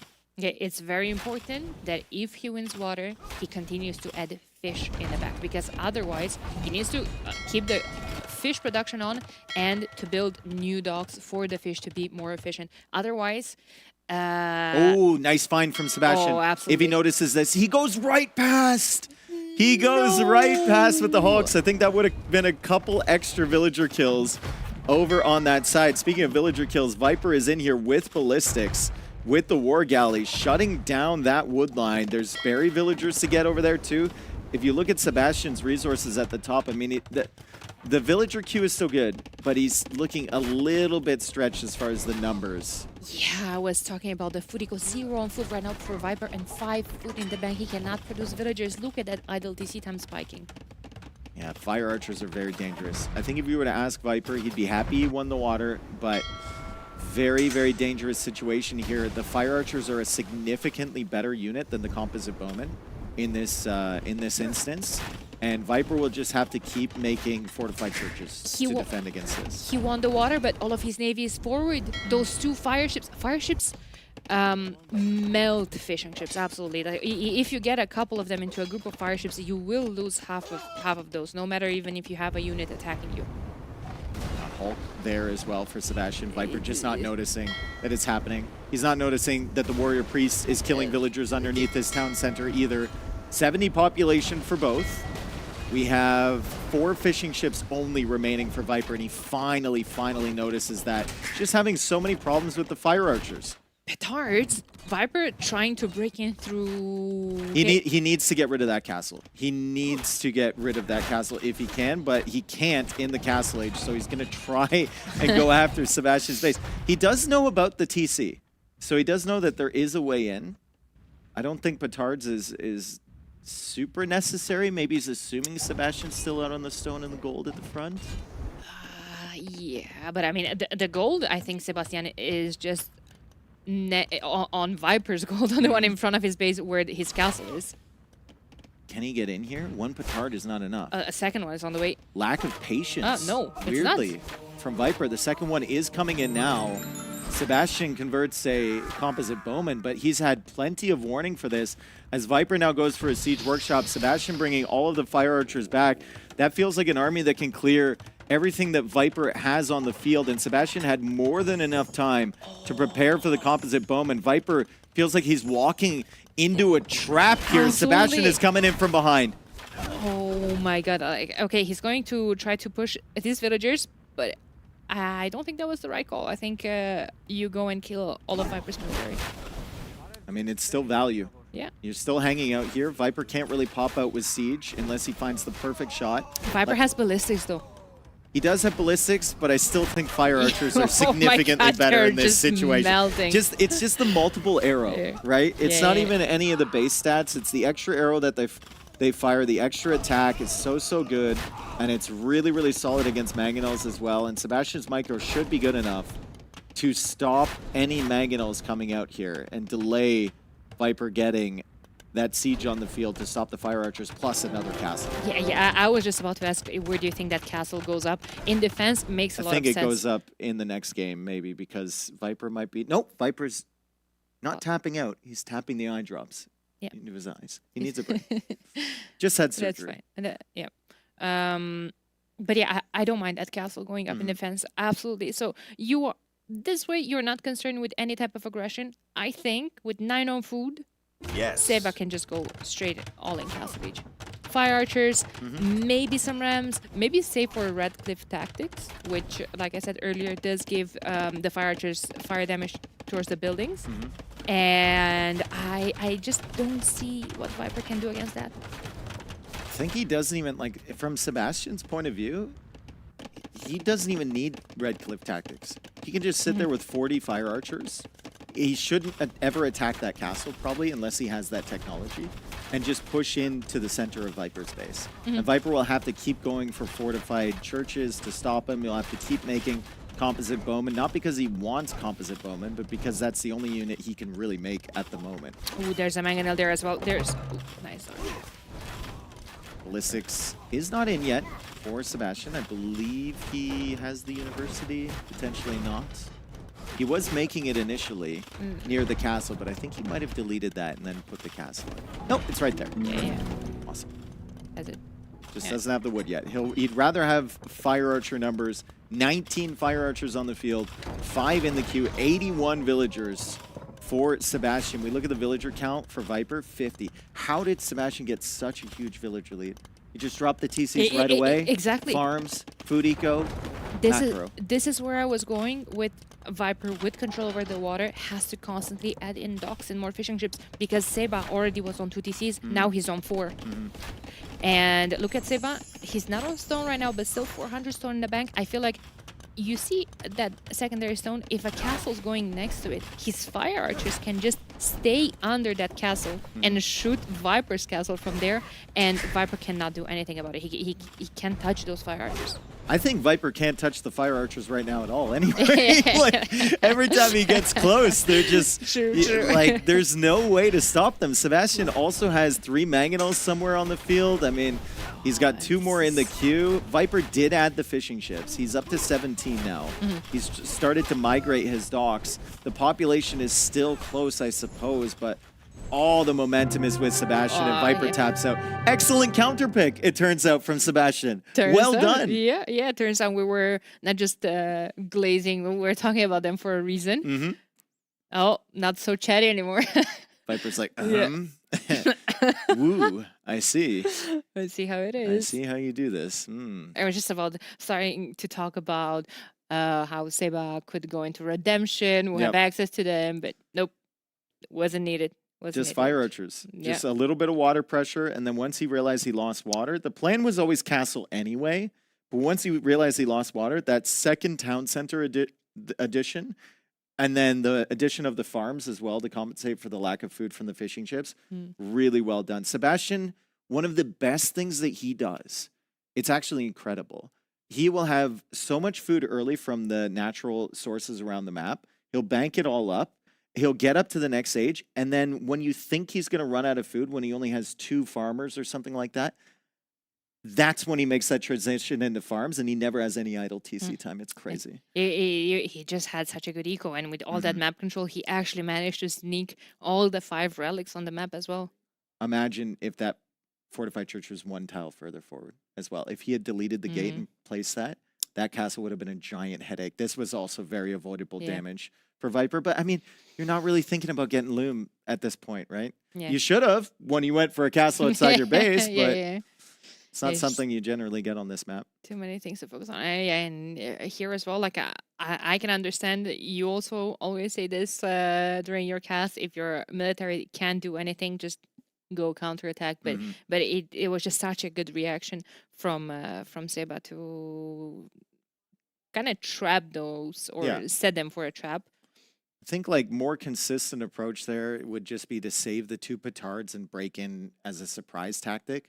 But Viper was very busy at his own base, right? And then you can see the composite bowman versus fire archers. I think we've definitively figured out which unit is better in that matchup, and it's definitely the fire archer with the extra arrow. Yep. Probably the next map is going to be Viper's home map, Pantanal.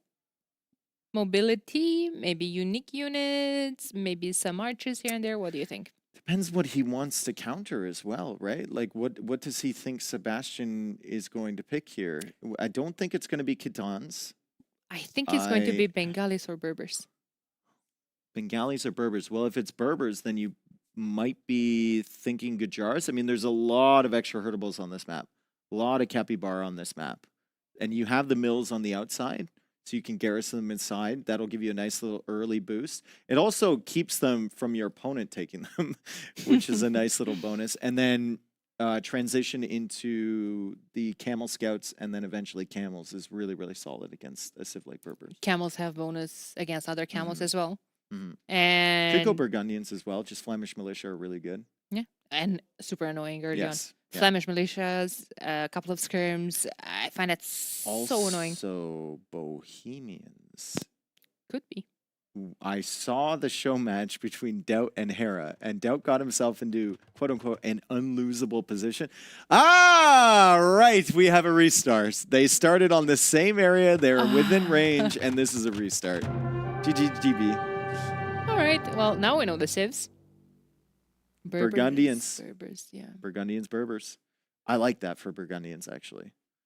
I think that kind of plays into Viper's favor a little bit. He also likes them a lot. I've seen him prioritize them. Well, actually, a lot of pros do. It plays into Viper's playstyle. We were talking earlier about how he loves those boomy games, the greedy. With Burgundians, you can be an extra greedy a tiny bit faster with them having access to eco tax 1 age earlier. Oh no, the Burgundian's already broken. He lost.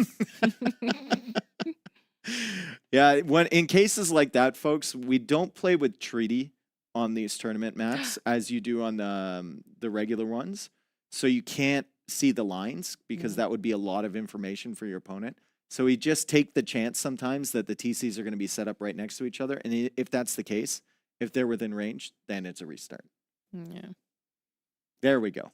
Now it's back to normal. The Burgundians have not been broken. They're intact again. Yeah, they're intact again. Happy to see it. So Berbers versus Burgundians, I would expect some eco-techs flying in early, notably double bid-axe, of course, for Viper, but then Flemish militia to control the map a little bit. And then the greed starts. Yeah. And then the greed starts at that point. Remember, on this map, there's javelinas all over the place. You start with 9 villagers. You have to build the TC, and you usually have 1 or 2 villagers stretching out towards that outer ring to not only make a mill and get some food income, but also find the capybaras. Yeah, there's a lot of those as well. Important to know that there's these 2 islands in the middle of the map. All the gold is on there. Is in there. So I kind of see them, each of them going on different islands. You could have a situation when they're both on the same island. So then you are for sure convinced that that's going to be heavy early aggression. In this case, this could be just some bickering in Feudal Age into maybe a faster castle, since they're quite far away. Each have control over one of those. But yeah, like you said, a lot of food, a lot of berries, and hunt on the outer area, along with the stone as well. I think I like Sebastian's TC setup a lot more. He's directly on the wood line. He's got the gold right under his base. It's an easy wall off to keep Viper away from that gold. Viper's gold is a little bit further from his TC. If Sebastian plays into some range units early, could be an issue. The wood lines as well could be a bit more of a headache. And both players just bringing in the javelinas that they find. The trick here is to find like 2 or 3 capybara early. Then you get your villagers to work. You use the capybara to scout the map, and then you'll send the villagers out to get the Gaia units or to get the javelinas in. And Viper is now pulling in his 3rd javelina. He's got plenty of capybara coming towards the TC. Berber's faster as well, so you don't really have to, be concerned with that hunt catching up to you and killing your vills. And it also helps early. You get the TC up on average a little bit sooner. Yeah, and just better efficiency on the Oh, vills. it's Viper's TC here. Yeah. That's why you were Yeah. looking at me. I see. I see. It's Viper over here. I'm not accustomed to Viper in a different color other than yellow. Yeah. It always plays with my mind a little bit. I can promise So you. Viper's got the better TC. Sebastian's TC is a little concerning to me. I promise you. We don't have the chats up here, but probably half of them are very 100%. upset. I'm used to it already. Yeah. So for now, Seba is ahead 1 vill, but that's because Viper got that early lumen. I don't think Seba got it. I don't think he needs it either as well. No double bidax yet for Viper. He might actually think about going up faster and picking it up on the way up. No. That's not a Viper thing. Okay. Yeah, He has 7 villagers in the queue, dude. No, Viper, once he gets this in, here comes double bidax. Once these are safely under the TC, here comes double bidax. Even for just 3 wood choppers. But he could cast Any second now. He could get double there we go. He could get double bidax and then click up.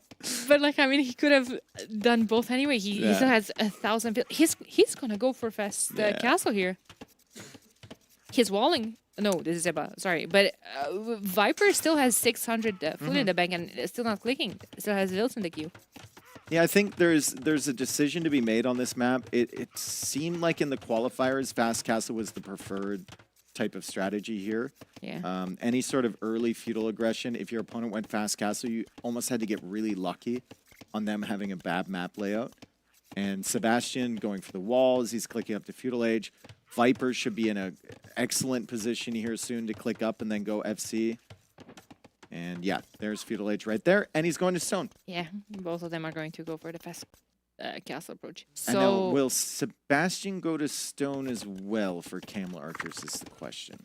he could supply be. there. He has the gold under the TC, so he might move them to stone after he clicks up. Well, all the stone's on the outside, right? Yeah. It's going to be a barracks. Okay. So it'll be CA potentially from Sebastian. You need a mobile unit. You'd likely want a range unit. Viper can just quick wall out everything else. Genitor. Berber still have the cheap cavalry. He could go for a couple of knights for map control. Has the stable for bloodlines and husbandry for potentially camel archers later on. But does that feel good though? Because Viper will likely have an early monastery. There's a high percentage chance he's going to have a castle, right? So then you're just matching up knights or camels against Castilier. Can't really pressure the castle location. You're running into monks.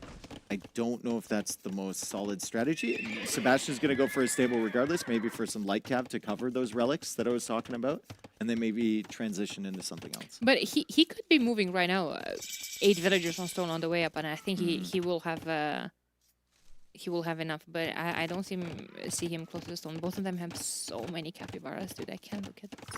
You don't like capybaras? Daniela doesn't like capybaras. It's not just capybaras in general. I have a huge phobia of rodents. Yeah, but these are like big, cuddly rodents. They're not like there's no cuddly rodents. They're on the this cuddliest. Earth. They're the biggest rodent on the planet. No, dude, I can't. You need like a pet rat or something. Castle Age on the way for Viper. He even canceled the eco upgrade to go for Castle Age. That's how much he's prioritizing it. And there we go. Bosa on the way in. He's going to have enough stone to go up. Couple scouts here from Sebastian just for some map control. He's already sending villagers out. He's got good scouting already. I think this might be an outpost villager somewhere around here. And I just question, like, is he going to be able to overcome the Viper quick walls, the Viper monk, will he catch the defensive stone? castle? Will he catch the stone? Though Yes, he does. will. Yeah. So that answers a lot of questions for Sebastian. He'll still make the scouts. I just wonder. I just wonder what the follow-up is from him. Monks. I mean, he might have wanted to go for relic contests to start things off, but remember, Berber monks are really not that good. They're one of the few civilizations that don't get sanctity. Yeah. I think they're one of 2 civs that get redemption but don't get sanctity. Just don't get hit, bro. Yeah, just don't get hit. Yeah, it's that easy. No. Here comes Bloodlines. I think Seba will probably add 2 TCs, just and then just like you said, Lycav and Monks for map control. And I do think one of those 2 extra TCs needs to be on stone. Camel archers are good against Burgundians. Yeah, but when will he have it? Yeah. Like I'm not sure he was gonna have the time for it, but Castle Age is in for Sebastian. It's 8 seconds away for Viper. Viper's going to leave before Sebastian can wall him in, but the scouts are right here. Viper will engage with his villagers. He's probably going to lose at least 2 villagers here, maybe even 3. It's not the biggest thing in the world for Viper if he can get 2 of these back, but it's definitely inconvenient. it's a lot of damage. He has bloodlines already on them as well.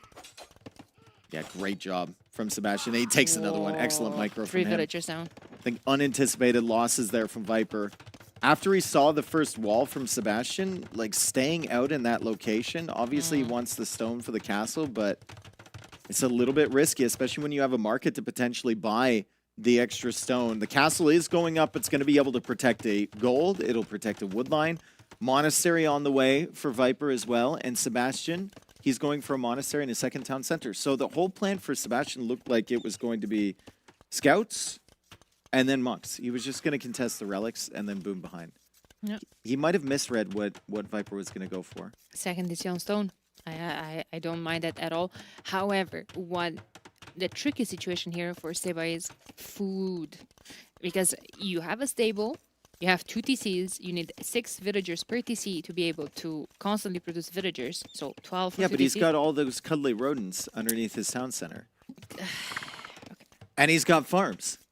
I think he's doing a great job managing his eco right now. Cuddly rodents will run out though. Cuddly rodents will unfortunately run out fairly soon, but that's what the farms are for. He's also got the TC on the side, right? Barry's within range, but Viper with Castilier will be able to hold those monks in Sebastian's base, and that will give him opportunities to go for the relics. It's still only 2 scouts for Sebastian. Ooh. One of them is going to find the monk, and even with the charge nice. attack, he couldn't take that out. Very nice job from Sebastian. And the scout is simply faster. He's just going to run back to his monk to heal him and to possibly try to Nice convert block, though, from Viper. He takes out the only knight that Sebastian had early. He's added another one, though. It's inside the stable. Where are we going? Where are we going? Where are those 4 vills going?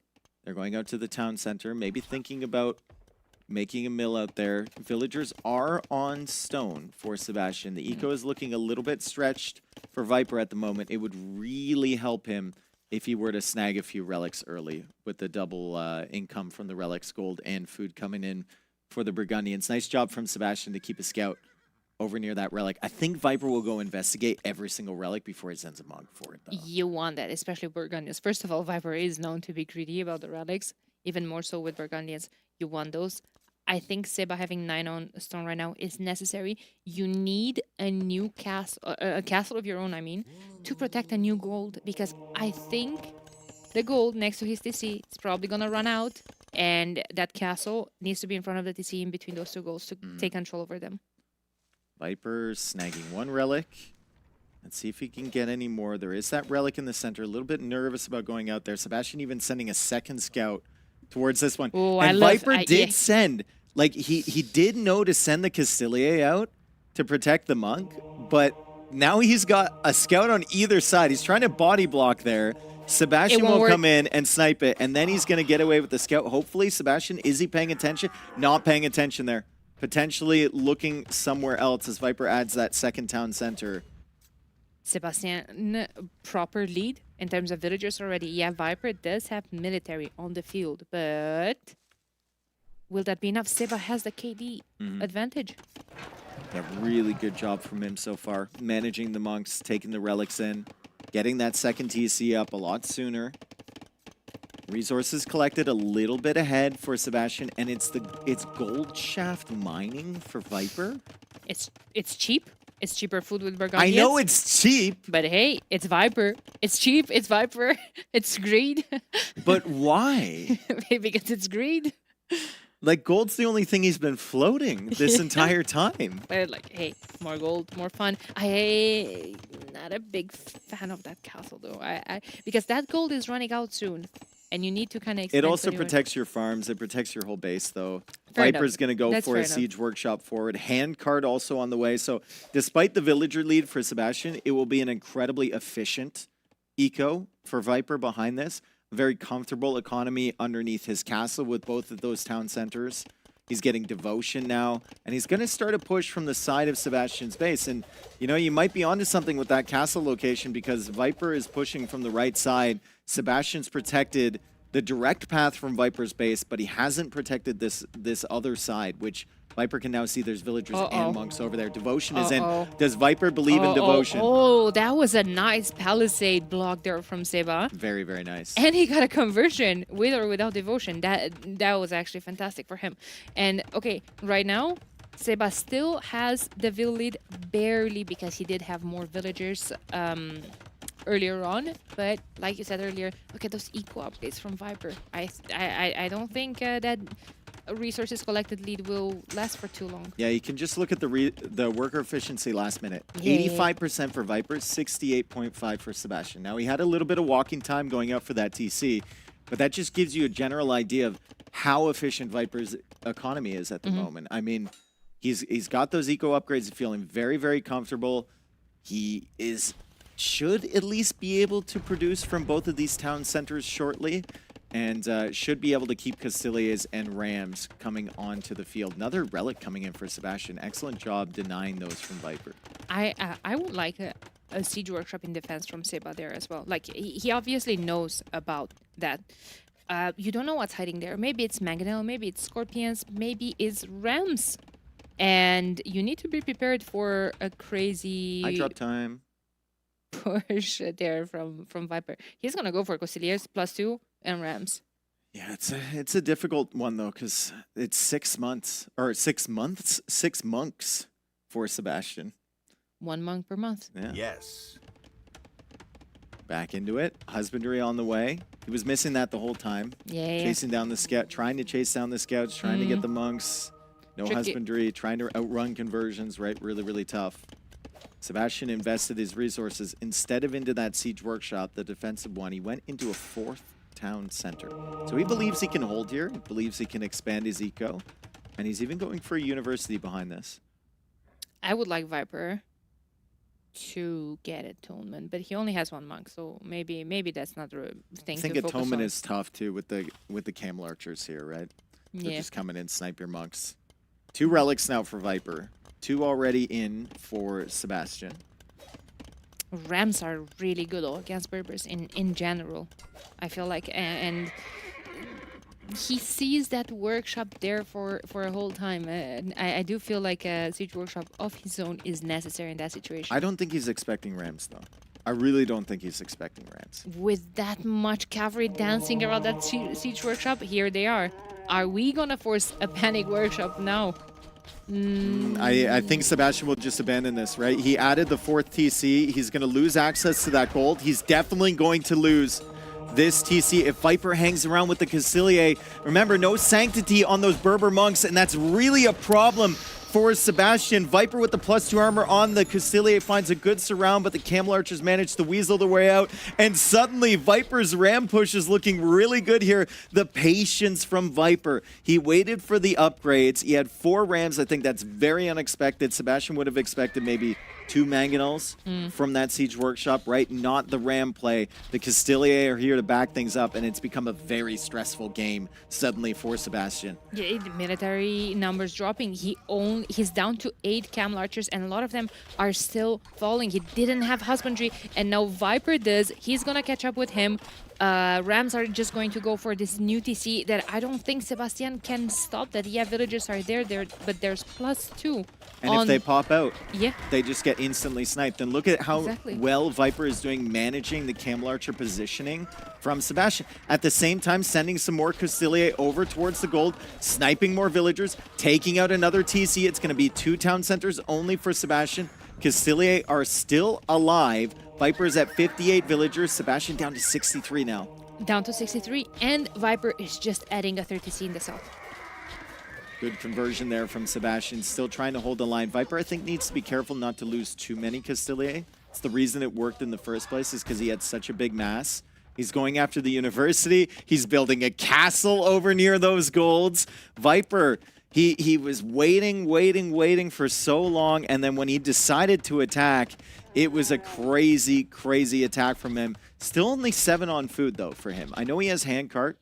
I know he has been able to keep his TCs running more or less consistently, but he might have some issues here unless he gets his eco sorted. Adding more farms, perfect. Yeah. Amazing. Yeah, he does have a couple of hunt there with the new TC. I don't know if he wants to stay on it for too long, but hey, they're still a source of food income. More rams, more custodians. He's just forcing reaction. And we were talking earlier about the worker efficiency in the last minute. Seba is down to 51% right now. Viper is doing an amazing job of putting pressure, spending his resources. Look at his bank. He's not floating anything. He is just, and he doesn't deny this TC. For now. I mean, the Camel Archers are coming in, right? Viper lost the army. Sebastian goes right underneath that shot. He's trying to snipe down this Mangonel. He'll definitely get it. Cassilier coming forward. Viper with that castle behind the push. Like, that was about the safest castle you can place because Sebastian was super distracted. And now he has suddenly, like, locked down that right side of the map. In addition to the left. But Seba needs to assure that Viper cannot push further because those 2 golds are... He will. He'll go for another castle. But Seba needs to counter castle this. I don't think he can. He can't. No. I think But he can. the solution for Sebastian now, if he's worried about gold, is going over to the side of Viper's Island and taking that gold. That's the only place he can get it. Yeah, but how do you push this when And that's really nice from Sebastian. Yeah. Super nice. You can't. The question to that is you can't push if you're Sebastian. Yeah. You have to defend. You have to delay. Exactly. But now he's pushed off that gold. Like you said, this is a great raid from Seba, pushing all of those vills. But Viper is still catching up in terms of eco. 70 vills to 74. The win condition is no longer early damage for Sebastian. I think the win condition now is stall. You have 5 TCs at the moment. You can get a villager lead, and then you can count on Berbers being better late game. And there we go. Now he's going for that gold on Viper's Island.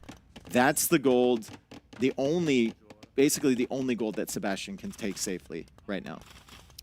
How safely though? Because I feel like, look, it's just being scouted right now, and he didn't have the resources to put down a TC right there. And those vills, if 4 Custiliers are moving there, it's And there's more than 4 Castilier coming over there. Oh my There God. is a lot. Sebastian's going to go for a TC. He could quick wall his villagers. Viper is very distracted at the back. Will Sebastian notice this in time? The answer is no. He does not notice it in time. Those are all the Viper is going to deny the Oh TC. my God. Fantastic stuff there from Sebastian to try and get any gold whatsoever, but he didn't have the resources to lock it down. There's no gold income for Seba anymore.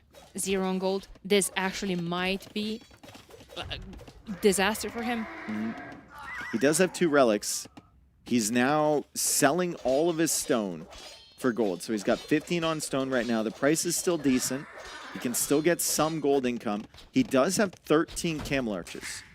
So that's a really, really dangerous army for him, and maybe he can sneak more villagers out to that side gold. But Viper has done a phenomenal job here, staying within range of Sebastian's villager numbers, despite being multiple TCs behind at every single point in this game, and putting pressure with that initial attack and killing 36 villagers from Sebastian. Do you think Viper just buys a castle right there, right now? I just don't know if it goes up. I mean, the camel archers in the hands of someone like Sebastian are just so dangerous, right? Viper doesn't want to commit against that with the Castilier. It actually kind of feels like Sebastian has brought himself into a decent position. Viper's going to go for a castle on the other side because he knows he can't contest these. Yeah. He did end up buying the stone, but yeah, I mean, just Seba is just so spread out on the map. He can't. He has a group of camel archers. He can defend everything. And he kind of needs to keep the camel archers over there, because if he brings them over here to deny the castle, Viper just goes right back to that gold and denies all the gold income from Sebastian. Let's see if Viper gets this up. Should be. There's only 2 camels there. Another one coming over. Camel archers still trying to get damage in Viper's base. Viper, I think, attacking the gold again at the same time that he's going for the castle here. All of the villagers are over there for Viper, and that castle is going to go up and open up a pathway into Sebastian's farming eco and his wood eco at the back. So much action going on everywhere. Yeah, absolutely. Look at the map. It's flashing everywhere. Viper has done a phenomenal job putting pressure on every single one of Seba's expansions, because Seba, on the other hand, did a phenomenal job expanding on the map, reading the situation, but those pesky Costiliers, they're just chasing him everywhere. It's excellent problem solving from Viper. Like, you can't really straight up kill that camel archer mass against someone like Sebastian with his micro. You just can't get it, and he's just going to whittle down your units. So what do you do instead of attacking that, instead of just running at it? You drop a castle on the other side, you force him to respond to that, and then when he moves his camel archers, you go back into the eco where he's not. My God. Another example from Viper. Great job. He's got a 10 villager lead for the first time this game. But look at the eco KD, 50 to 21. Yeah, and more villagers going to die over here, and that's just less gold that Sebastian doesn't have. He's even adding bot arrow. I see a skirm in the queue. Maybe he's thinking to go full castle age, Costiliers and skirms. Could be potential. I mean, he's going to have enough villagers soon where he can just kind of keep the production going and then maybe float enough resources to get up when he's comfortable. Camels are going down to the Castilier. Another town center will be destroyed here from Viper. All of those villagers need to eject from Sebastian. He'll go for another town center, Sebastian, and another one. So 2 more town centers. And I think this is correct from him. Like, he can't stop these pushes. All he can do is try and make Viper exhaust himself, right? Like, Viper spends all of his gold. Viper just keeps pushing, loses too many units, and suddenly Sebastian has 100 vills of his own and can push back. Exactly. I love that he's trying to. I feel like so many other players would have given up. I mean, Viper is all over the map. Seba doesn't have goal control. It's going to be hard for him to come back, but he's trying. Well, I mean, Sebastian does have the more consistent unit composition in the camel archers and the camels. Late game on a big land map like this, you don't really want to be playing Castilier. It's not that great of a unit overall. And Viper will need to switch off of that. He's going into the skirms, like you said. He does not have ballistics or any armor yet, though, so it's going to take a while for Viper. I agree that Camel Archers is a fantastic comp, that it's so hard to kill, but it's double gold comp, and he has 0 gold right now. See how he can manage it. He's still selling stone, still getting kills against Viper. He's up to 27 eco kills now, 28. And Viper pushes in again over here. It never stops, does it? Like, Sebastian just keeps assuming every time he clears up an army over here, it's going to stop. More villager kills from Viper. This is going to be ugly, though. That's the thing with selling the stone. There's no stone left for a castle in defense. You can't stop any of this. Another town center for Viper. That's going to be 4 for him. He already has 4 castles as well. This town center, I mean, he might manage to save it, but Sebastian now down to 78 villagers. It's 73 eco kills here for Viper, as Viper tried to stretch forward for that gold. Another TC going up for Viper. And he has 16 villagers in the queue right now. Kind of feels like Viper needs to go over to Sebastian's island if he wants to take gold, because the ones on his are just not good. Like, Sebastian has been raiding those constantly. There's some that are protected underneath the castle, right there and there. If he drops a TC over there, could be good, but maybe a little bit more concerned about the wood lines at the moment. He's still queuing up more rams, Daniela. More rams. Like, so he's more still Flemish, potentially looking for a push on this right side. And now if he hubs actually those Flemish militias into the rams, that's going to be an entirely different problem. I mean, no upgrades on them is the only issue, right? He's focusing the upgrades on the skirms first. Still no ballistics. This Camel Archer army has still done so much work. It's 68 kills on that army. And here come the Flemish militia into the rams. Viper is going to attempt to push over on this side again. This will be, what, the 3rd or 4th town center he's killed this game? Who's counting? Who's counting? Seba is doing a fantastic job of just requeuing villagers. So yes, 36 on food. I don't even know where. He just like kept making farms with every expansion. TC might go down though. I mean, the camels are there, are going to take down the rams The in Flemish time. militia just don't have the upgrades that they need, I think. Yeah. They're just missing the armor upgrade, right? He doesn't even have forging yet. It was a bit of an overcook there from Viper. Try and take out that TC. We still have no gold though for Sebastian. Still 0 on gold for the longest time. It's good. Just sending random rams with 1 or 2 units everywhere. Another TC went down, by the way. Sebastian, somehow, some way, still at 120 population right now. 91 villagers. He's almost lost more villagers this game than he has currently. Seba has stone for a castle. Oh, that's really bad for him. No, you can't be tossing away your gold units like that. Yeah. That's your main composition. And okay, ram attack number 4. Oh my God! Watchtower over here. More rams coming in on the left side. Viper is all over Sebastian. Finally, a defensive castle after the 7th attack on this area for Sebastian.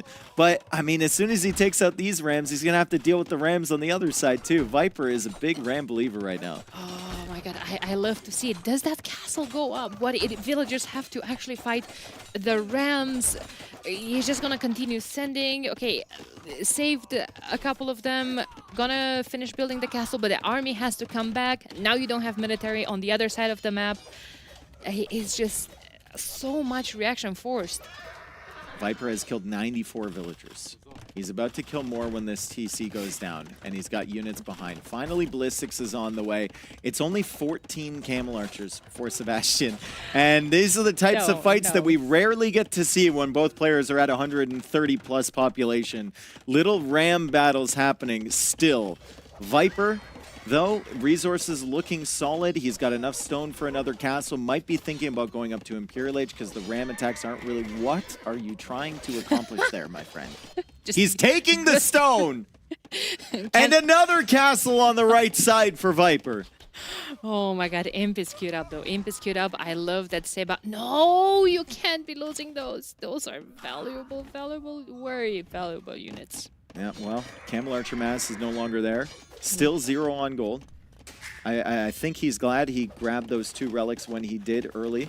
Viper's still throwing units against this town center. I mean, that town center probably has 20 kills at the moment. 16 kills on the town center already. You can't say it wasn't a valuable building. Sebastian kind of denying this castle over here. Viper's going to go for another tower in that area. Viper, in the last few minutes, Daniela, as Sebastian gets another TC potentially denied, he's lost so many villagers. Viper's lost like 40 villagers in the last minute. Look at this. Viper's down to 100 vills. The raids were really good. Like, I mean, there were Lycavs, there were Camel Archers. Man, at least wait for the TC to go up. Ram is just ramming. I hope Capture Rate shows us how many Rams Viper made this game, because I think we're at least we're at like 15 at least right now, more. It's gonna be like the third most creating unit for him. Yep. Or something. He'll have the Custilier, he'll have the Skirms, and then he'll have the Rams. Do you think Seba's going to continue to fight, or will he tap out when he sees? He knows how many villagers he's killed. Like, this is a crazy game, right? If Viper's still going for Rams. Got his tower coming in. It's just a ridiculous situation. It's so hard to read if you're Sebastian. You know you don't have gold. And that's definitely an argument for tapping out once Viper gets to Imp. But, I mean, Viper's also been going for some really weird mixtures of units here, which tells you that he's a little frazzled. He's all over the place, right? Still 0 gold for Seba. Still another Ram going for TCC. What a game.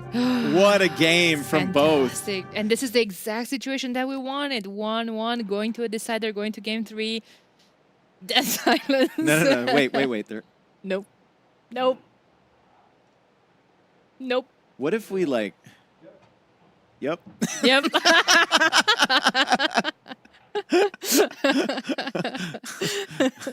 What if we go to that one time and that mic is like super sensitive and we just go there and it's silent and then one of them just like rips a huge fart?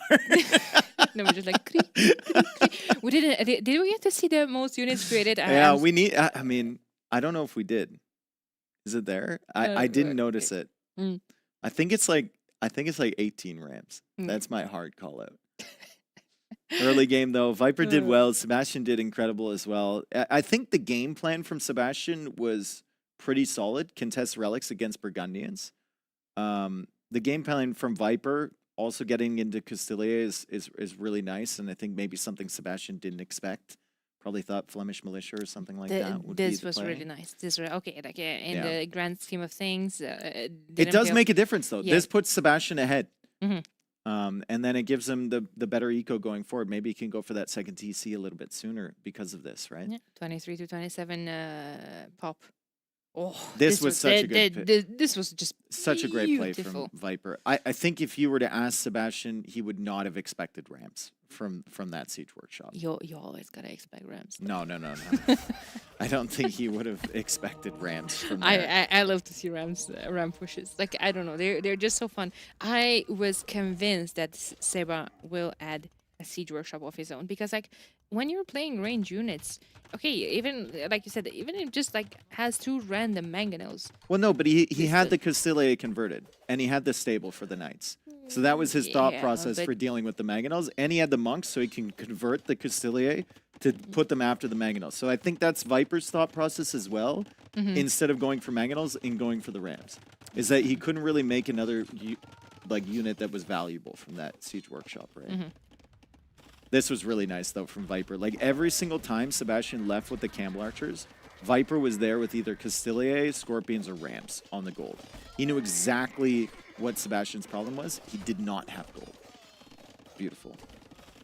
Really solid job. Constant pressure everywhere. It was a crazy game. Crazy game. I love playing games like that. I know some players get really stressed with those ones. I love seeing games like that. Yeah.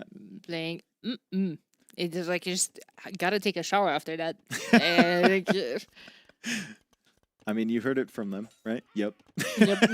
And then they get up to get a glass of water or whatever. Let me just go breathe for a second. Fantastic series, though. 1-1. Whoever wins this final game is going to be top of the group. So top of the entire standings, and we'll have the advantage going forward. Our final map coming up is... Será dos Carajas. It's that. And we have Khitans for Sebastian, potentially. Bengalis, Portuguese. He still haven't used his first two picks. Could go Portuguese for like a double gold comp in Castle Age. I mean, maybe. It's It's a pretty wall. Ooh, there's the Portuguese right there. Okay, so he wants to play. Good job. He wants to play maybe Crossbow Knight. Be very, very expensive for him, but I mean, if he can secure the golds, he might be able to pull it off. Gajaras might be a pick more so against Kitans than against Portuguese. Yeah, maybe he expected something of that sort, but Gajaras might struggle against a double goal comp in Cast Stage. Yeah, I mean, the Shravamsha rider is nice at the beginning for the first 30 seconds of Castle Age, but once you get past that point, it's really not that impressive. I think this is going to be a range opening from both of them. I feel like and forcing Gajaras to be on a range units feels really good. Just looking at the gold positions here, because they are really important on this map. Looks like we have 2 wide positions from Sebastian, 2 back spots from Viper, and 1 back woodline for both. It's not an easy map to wall. Some generations, like Sebastian's yesterday, the one he played against Hera, was super easy to wall. He took advantage of that. This one, it's going to be extremely difficult for both players. Is Seba getting a house up? Is he going to get housed? He'll be fine. Oh, yeah, he was. Yeah, he's fine. It's fine. The both players Danny's just freaking out about a house. Don't you know? No. He just beat Hera yesterday. Oh. It's not getting housed. Who is this, MBL? Poor MBL catching strays. MBL's Jesus always Christ. catching strays. Fair enough. And for good reasons. Yeah. All Viper, right. Viper's got the hurtables in the mill. He's also got a deer right beside that as well. So a nice little synergy there for him. Yeah. Pushing the deer in towards the mill because he had villagers out there anyway. He has the extra food. That's one thing that people always overlook with Gajaras.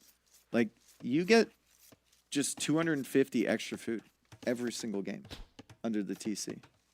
Yeah, exactly. Recently was bumped up. I think there were just 125, just like a normal. It is 170. When did that happen? A couple of patches ago. Really? When they changed. Is that in the fine print? Must have been. When they changed the Camel Scout as well, they increased their attack in Feudal Age.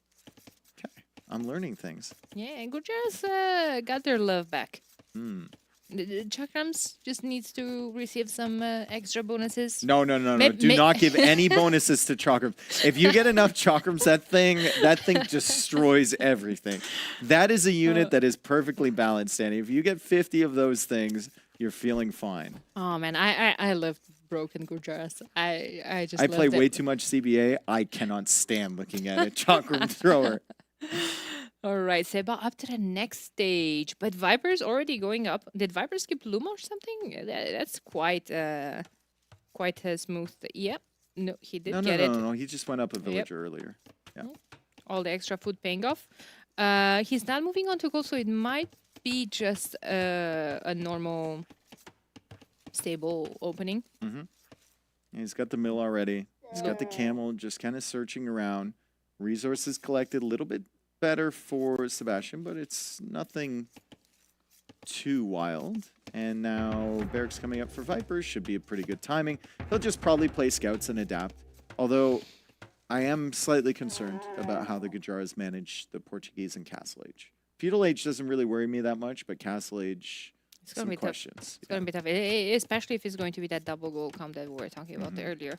Kind of like these walls for Seba. It protects at least the north. He's got a lot of work to do, though. Yeah. Of course, that might be a mining camp though. He might be opening raid units, Seba. Yep, mining camp over there, as you would expect with Portuguese, right? The scouts are great. It's fine, but you want to really take advantage of the gold discount that you have with the Civ, especially if you're Sebastian, who loves just microing his archers and then building up that crossbow mass early and then making his way into some sort of cavalry unit to support that. Viper expecting this, though he did end up moving a bill to gold, range opening. Great scouting from Seba, though. That range was going up and he immediately spotted it with a scout. Yeah, we'll see exactly what Viper's up to. Camel is kind of wandering around. Sebastian has to be really careful. Like, that's the risk you take going forward with the scout early. It's that the Camel scout is right there, and that thing easily wins the 1v1 in Feudal. In Dark Age, I think it wins by 1 hit. In Feudal Age, it absolutely destroys Viper queues up an archer and a skirmisher. Sebastian going for very big walls. We said he had a lot of work to do, and he's going to prioritize that right away. He knows he's got some time, too, because he saw that range from Viper.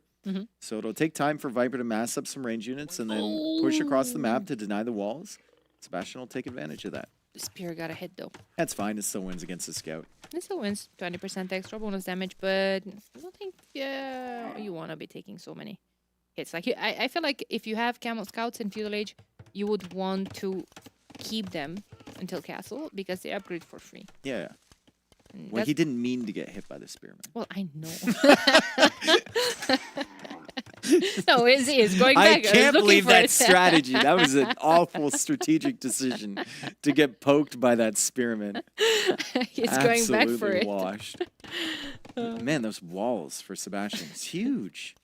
I mean, he's done well to secure himself, but that's a lot of investment. We look over at Viper's base. I mean, he's just wide open. Right? But Viper, do you expect him to wall? Yeah, I think so. At some point in this game, yes. It might be the maybe in this 50th minute, Yeah. but I think he will. Yeah. I don't know, because to me it feels like the amount of games that I've seen Viper losing because he didn't wall. Oh yeah, no, you don't have to tell me. I've been doing this for a long time. I know. The way he positioned his blacksmith though makes me Yeah. think that he kind of wants to wall off that way, and then he'll wall like diagonally towards the TC, right? Maybe even put a tower near his gold if he needs to. Yeah. That's the most important right now. That wood line and that mining camp. Those have to be stay protected if you're. But I think he went forward, and I think he saw the walls from Sebastian, so he knows Sebastian is gonna play a little bit more defensively, at least initially, and he's gonna have some time to get the walls up. 7 villagers in the queue, 8 villagers in the queue for Sebastian, so there's plenty of food there, and now he unqueues them. Going for the market, uptime should look pretty nice for both of these guys. Okay, if you're Seba here, do you sell this turn or not? Do you go for aggressive? Yes. Okay. Okay. Yes, you do. Great. Sells 200 stone, buys 100 food, still has wood in the bank. He really wants to hit that timing. The more important question for me is like, does he leave with these archers, and is he going to be super sneaky with it? Because he has really good vision on Viper's base. He can see that there's openings there. Like if he comes in through the right side and he gets a crossbow timing, it's going to be pretty devastating. And there's the wall from Viper. He's gonna cash that. There he goes up to the next stage. I don't think this Viper has a market yet. I don't think so. Viper will go up likely without the market. It's gonna be slower though. It's going to be way slower. And I think Seba is just moving forward. He scouted the military home, right? He knows that, okay, probably Viper is waiting for Castle Age as well. But archers now are moving forward.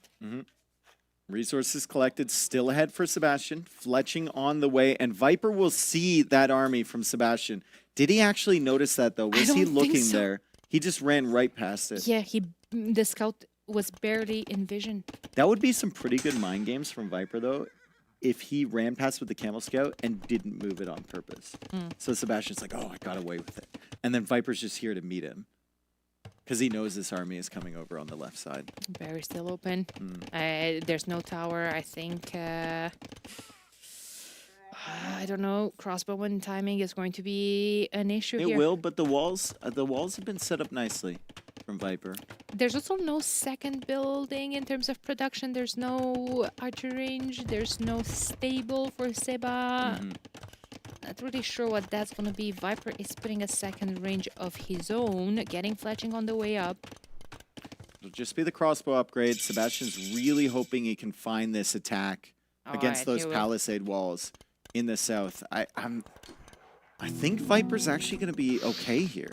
Oh, he's going for university. Fast university. Viper senses it, right? He knows something's coming in over there. Double house. It'll take forever for Sebastian to come in here. He thought that he was being sneaky, thought Viper didn't sense the army coming over here, and Viper will have that minute and 20 seconds to get to the Castle Age, to get his upgrades, and to be able to push this attack away. Are you coming forward with siege though in this position? No. Because there's no way to secure your villager, and you've already gone for the university. right? So you're going to go for ballistics and you're just going to count on your upgrades. Sebastian still doesn't see the Vipers in Castle Age. He will have to engage against this army from Viper, and he didn't notice that for a very long time. Viper snuck up on him from behind. Sebastian wasn't even looking. I think he was maybe looking at home. Viper clears this whole army, and ballistics is coming in for how many crossbows? For 5? For 0 here. Oh no! I was about to say, if you're not coming forward with the siege workshop, then where's the second range? One range production won't do anything. I mean, sometimes you can find the timing, right? With like 10 crossbows or whatever. If Viper wasn't walled in time, you can find that. But excellent game sense from Viper. The walls came down just on time, and Sebastian went to what he saw was the weakest point. The couple palisades at the back. Viper was already house walling there. Yeah. And you know what I find the funniest right now? Viper added an elephant archer. Seba loves elephant archers. Every single game where he can, he makes them. So now Viper's like, I'm going to give you a piece of your own medicine. For good reason. Right? Yeah, Elephant archers, super, super strong. I mean, those 4 crossbows, he's going to have to micro them for days in order to take that thing out. Elite skirmisher on the way for Viper. A bit sloppy for Viper, sending the weak villagers out here. Ballistics is in for Sebastian.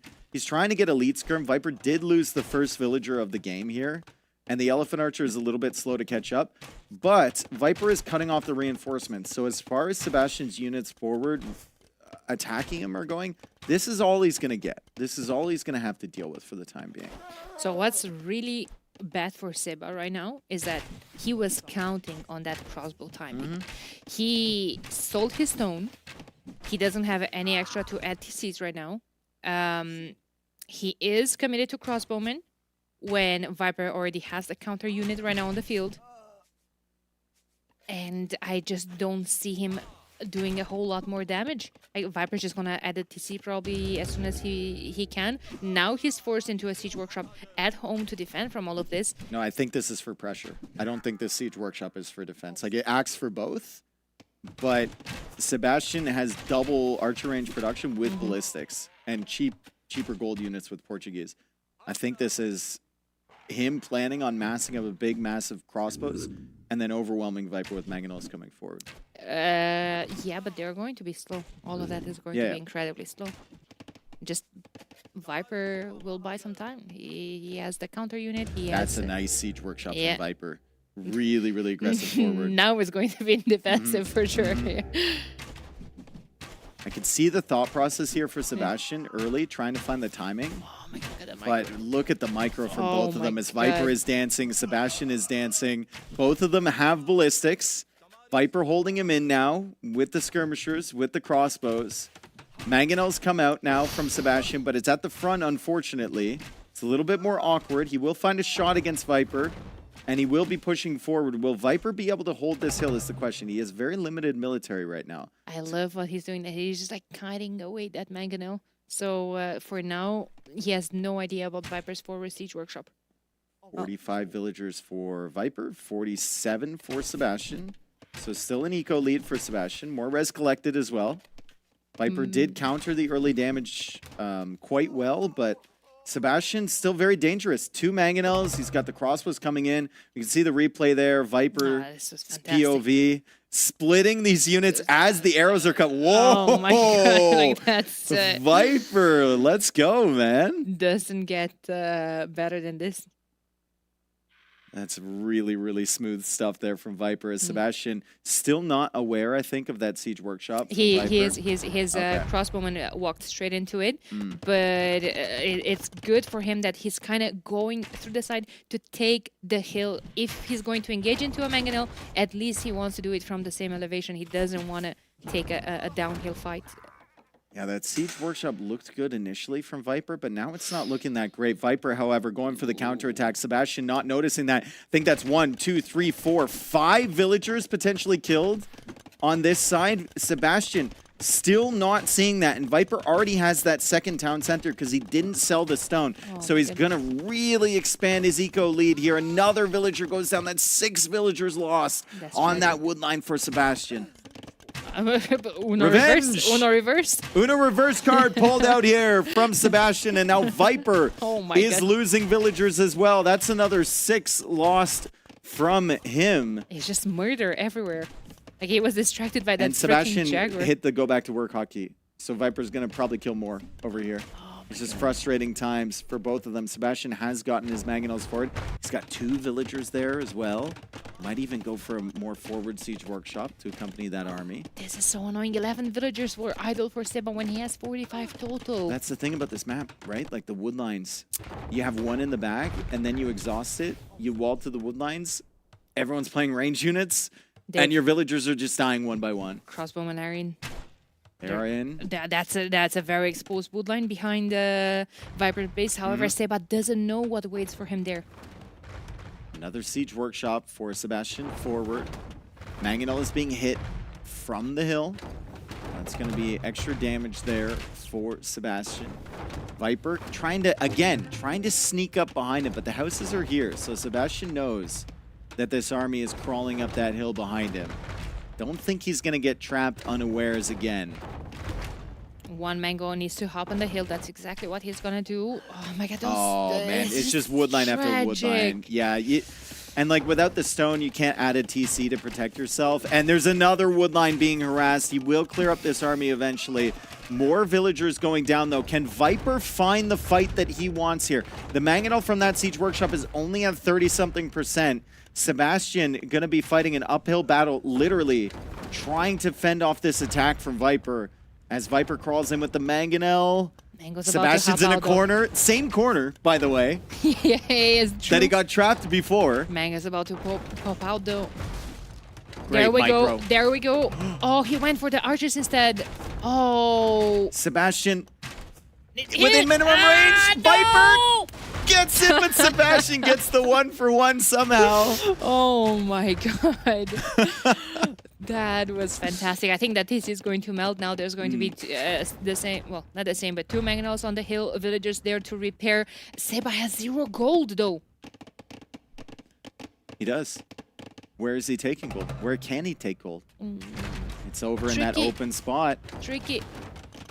Viper now going for a stable. He has to migrate all of his villagers away from that woodline. He has to make another TC. So there goes his second TC. It is a good push from Sebastian. More villagers will go down here from Viper. Vamsha riders, though. Armor coming in. Stables are hidden probably somewhere in the back. I don't think Seba knows about them. And both players are pushing. Yeah. Viper had the option to just defend against that, but he feels like there's options for damage against Sebastian's base. He could go out to that gold on the right side and he could do a ton of damage to Sebastian's eco. Of course, he just like is keeping to harass this woodline until there's nothing left to harass anymore, and then he's going to move straight there. High drop break. High drop break for Viper. Sebastian gets a moment to think about this. Maybe he's worried that that army will come over as we see Sebastian's point of view. Oh my god, fantastic job from him. That Mangonel popped out at exactly the right moment, it feels like. Oh my god, this was yeah, but it kind of went for the crossbow instead of the other Mangonels. However, still managed. Look at that control though. He's trying to hit the absolute minimum range on it. That was fantastic. And as the game resumes, okay, still only 4 Shrivamshas. Viper is struggling for food. He only had 5 vills on food for the longest time, and not producing any villagers right now. Feels like he just wants more Shrivamshas. And as soon as they're going to join this military, it feels like Seba is going to panic. Excellent decision making from Viper. Instead of using these in defense, he sends them forward because he knows the main body of crossbows is forward in his base, right? They will take out the Shrivamsha. 1 Mangonel goes down. This causes a lot of panic here for Sebastian. He doesn't have a ton. He doesn't have a lot here. He's got 1 Mangonel, needs a great shot against Viper. He doesn't get it. And now, because Viper doesn't want to push through there, he's going to go up the hill and he's going to spot this second town center being made from Sebastian. Super unfortunate position for him. Viper finding all of the damage in the world. Oh my god, that's tragic because that's a safe gold for Seba technically, but not anymore. That's delayed forever. I mean, okay, yeah, Seba still is taking gold from the right-hand side of his TC, but a couple of Shrivamshas could go straight up there. Yeah, he's fortunate that Viper hasn't gone out there yet. That gold is completely exposed. Meanwhile, the push for Sebastian, not really making much progress. Viper made the executive decision to evacuate all of his villagers very, very early, send them to the other side of the map, make that additional town center, and it's really paid off for him. He's got a lot of safety at his own base. Gets a hit. Shrivamsha could go straight for the Mangonel. There's nothing there. Then, like this is just It's a base trade. Yeah, they're but just like, killing each other. Viper feels like he's killing Sebastian faster than Sebastian is killing him. I say that, and his main TC is going to go down.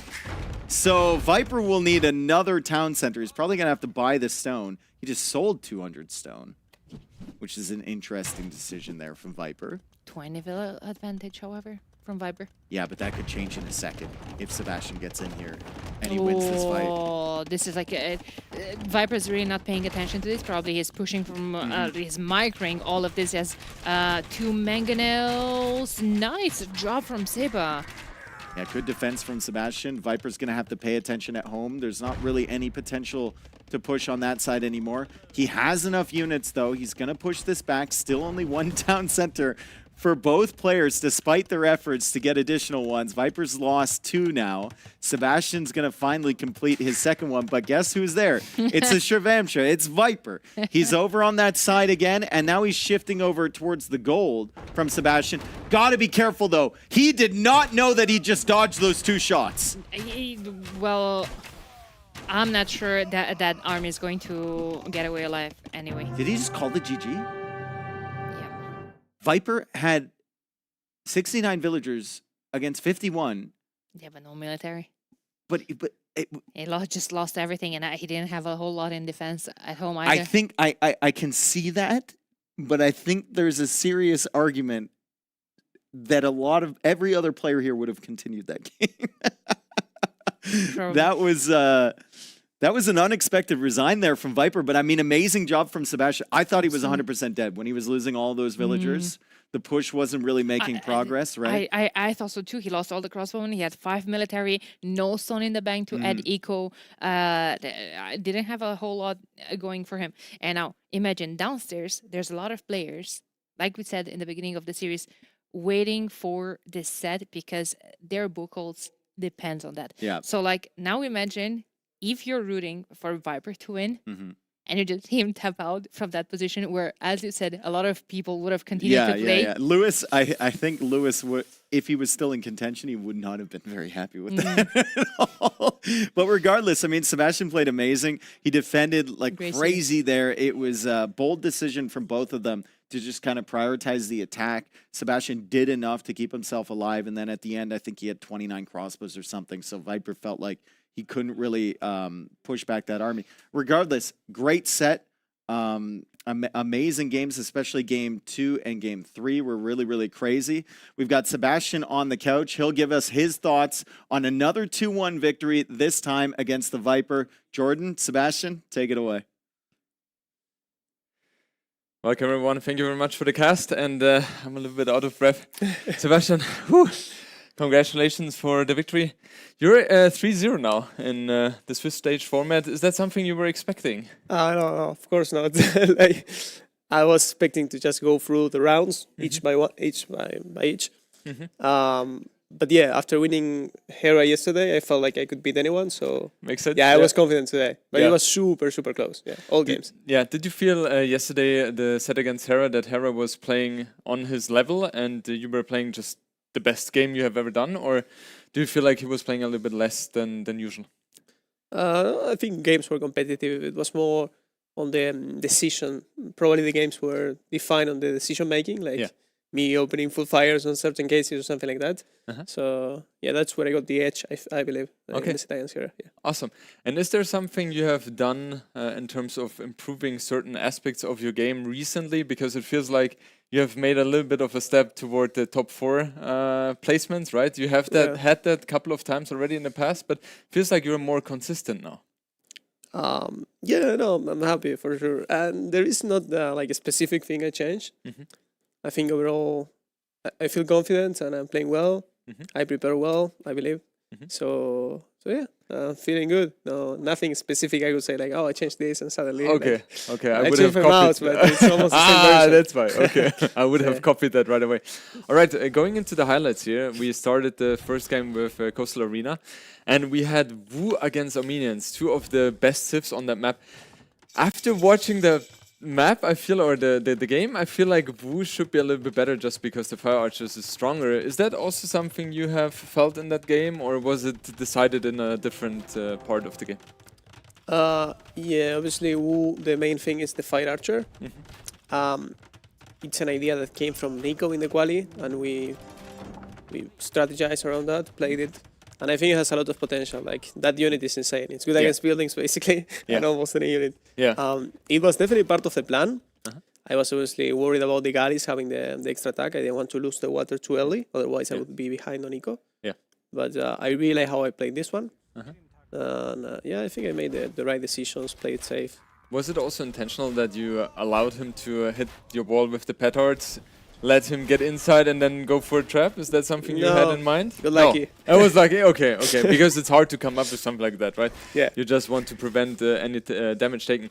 And also there was a moment where you placed the castle and he went for fortified church.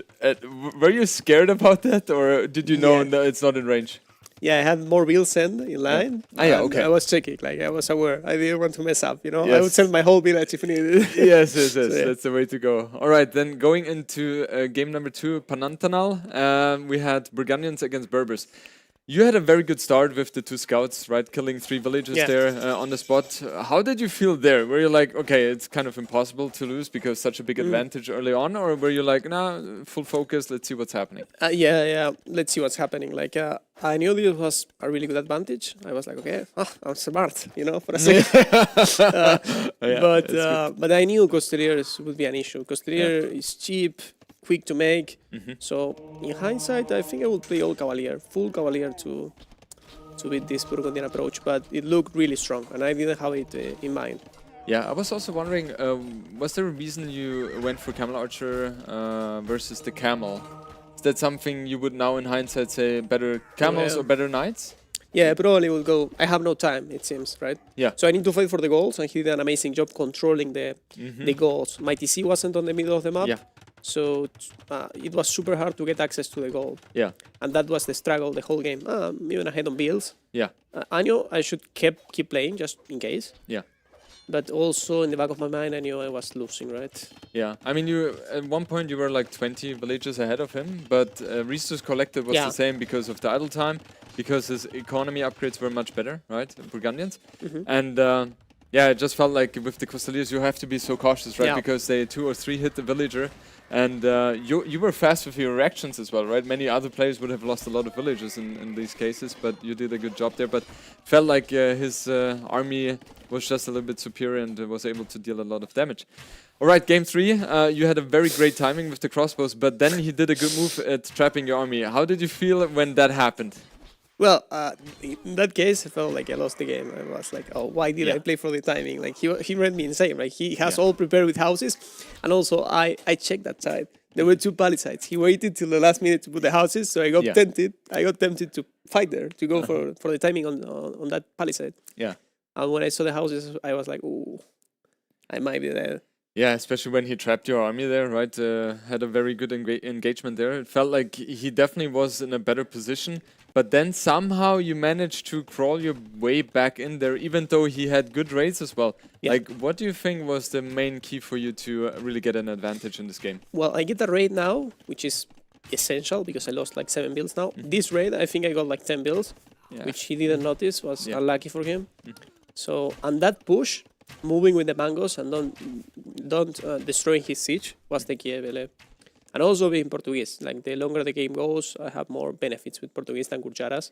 Yeah. So in the back of my mind, I knew that, right? Yeah, and this was a very crucial moment as well. Your micro was just on point. His was as well, right? But it felt like you were a little bit better in that case, because if you slip up with your micro and all of a sudden you lose all your army because it's against his wall, right? And yeah, that was very crucial. You were able then to push his TC.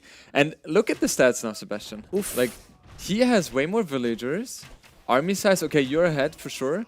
But that's also one of the reasons why I was out of breath. I didn't expect him to resign. Were you surprised as well? Score was clearly in your favor, but I felt like he still had something to go for.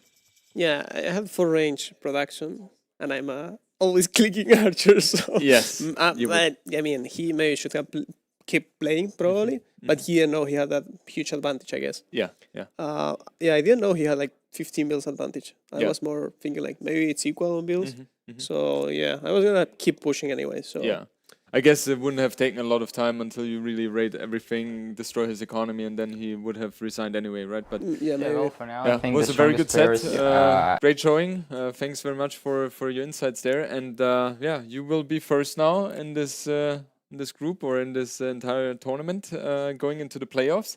And most likely, if I'm not mistaken, you will face either Mr. Yo, Tat, or ACSM, something like that. Okay. Is there any person particularly where you would say, I would like to face him?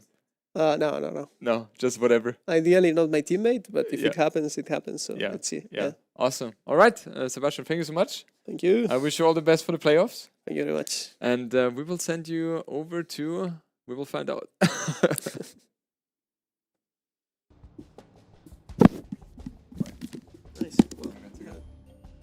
Yeah, well, for now, I think the strongest player is, of course, Hera and Leary, but I would say that it's more comfortable for me to play against Hera. I hope I will prove my words with the first match. Yeah, Leary is a bit tougher opponent for me on the hybrid maps.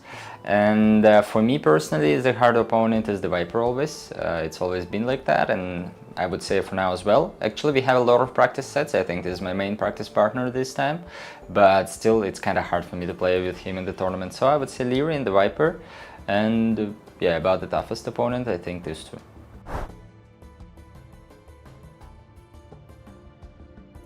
Yeah, I didn't think about that. I think I would answer more about this question once I'll see the first round. Because for now I think many players will say like Sorakuma is probably the underdog, right? I also thought about Mr. Yo, who didn't show the best results recently, and well, I outplayed him in Warlords as well, which is the last test tier tournament. So yeah, but Mr. Yo, we all know that he might be one of the candidates for the top 1 as well. So if he well prepared and he'll be in a good mood, anything can happen. So there is, I think, the level of the players right now on the place where you don't have any opponents who you would like to play, because any of them can win against anyone. So yeah, it's always dangerous.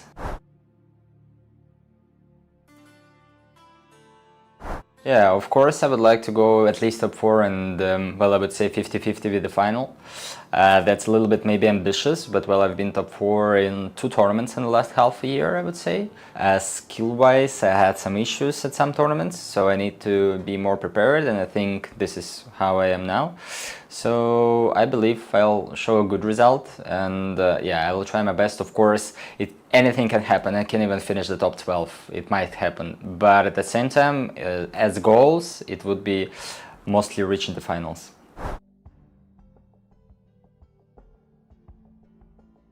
Yeah, nice. Thank you so much for the interview. That was a really nice one. Yeah, I think it motivates me a lot, because when you got to the final, it's a different kind of feeling, right? And I feel like I can do more and I can win, especially, and it's motivates me a lot to try to, and I think it's helped a lot because it's got, I can get more confidence to play, especially with the top tier players, like top 5 players, and yeah, looking forward.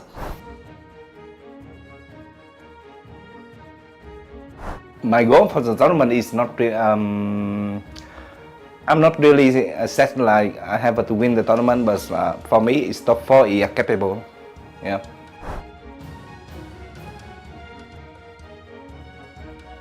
Yep, I think playing the LAN is really stressful, but winning the LAN event, or you got a better good result in the LAN event, is kind of different things when you play online event, because online event you play on your setup, right? And in LAN event you have to adapt, and everyone is the same, so it's fair. So I think winning or got good result in LAN event is special. Thank you.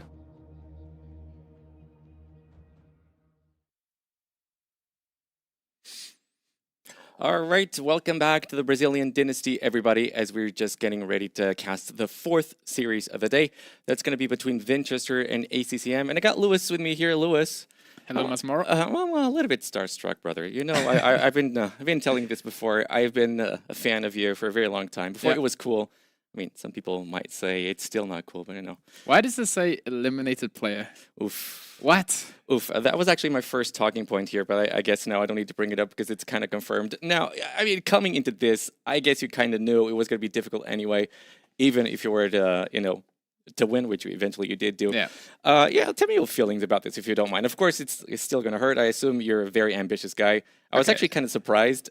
And I say this as a very positive thing. I was kind of surprised how heartbroken you were after losing to Viper, because I think that kind of shows your winner mentality. Because if you like, just a couple of months ago for you losing to Viper, it's probably not that big of a deal. You're kind of expected to do that. Yeah. But I really could tell how pissed you were, which kind of tells me you have that winner mentality. So how do you think about your tournament run as a whole? Well, obviously it was very disappointing. Like, top 10, 11 is not great, but at the end of the day, it's like, after losing 0-3 to Sorokuma, even if I beat Nikov, I feel like I deserve to lose. So it's like, it is what it is.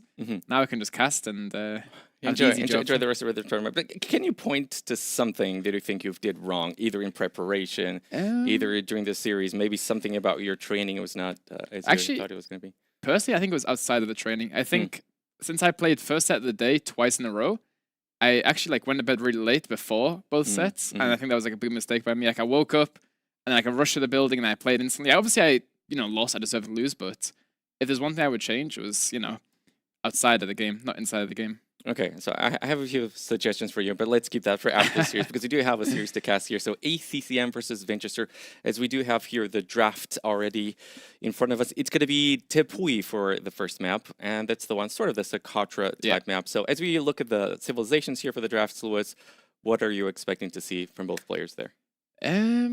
Probably a Burgundian Mirror on Tepui, the first map. Oof. That's probably the best suit for both players. I don't see... Maybe Sicilians for Vinchester, but we'll have to wait and see. And then Amazonia is a bit more of a slower paced game. It's very, late game oriented, map control, gold control, relic control.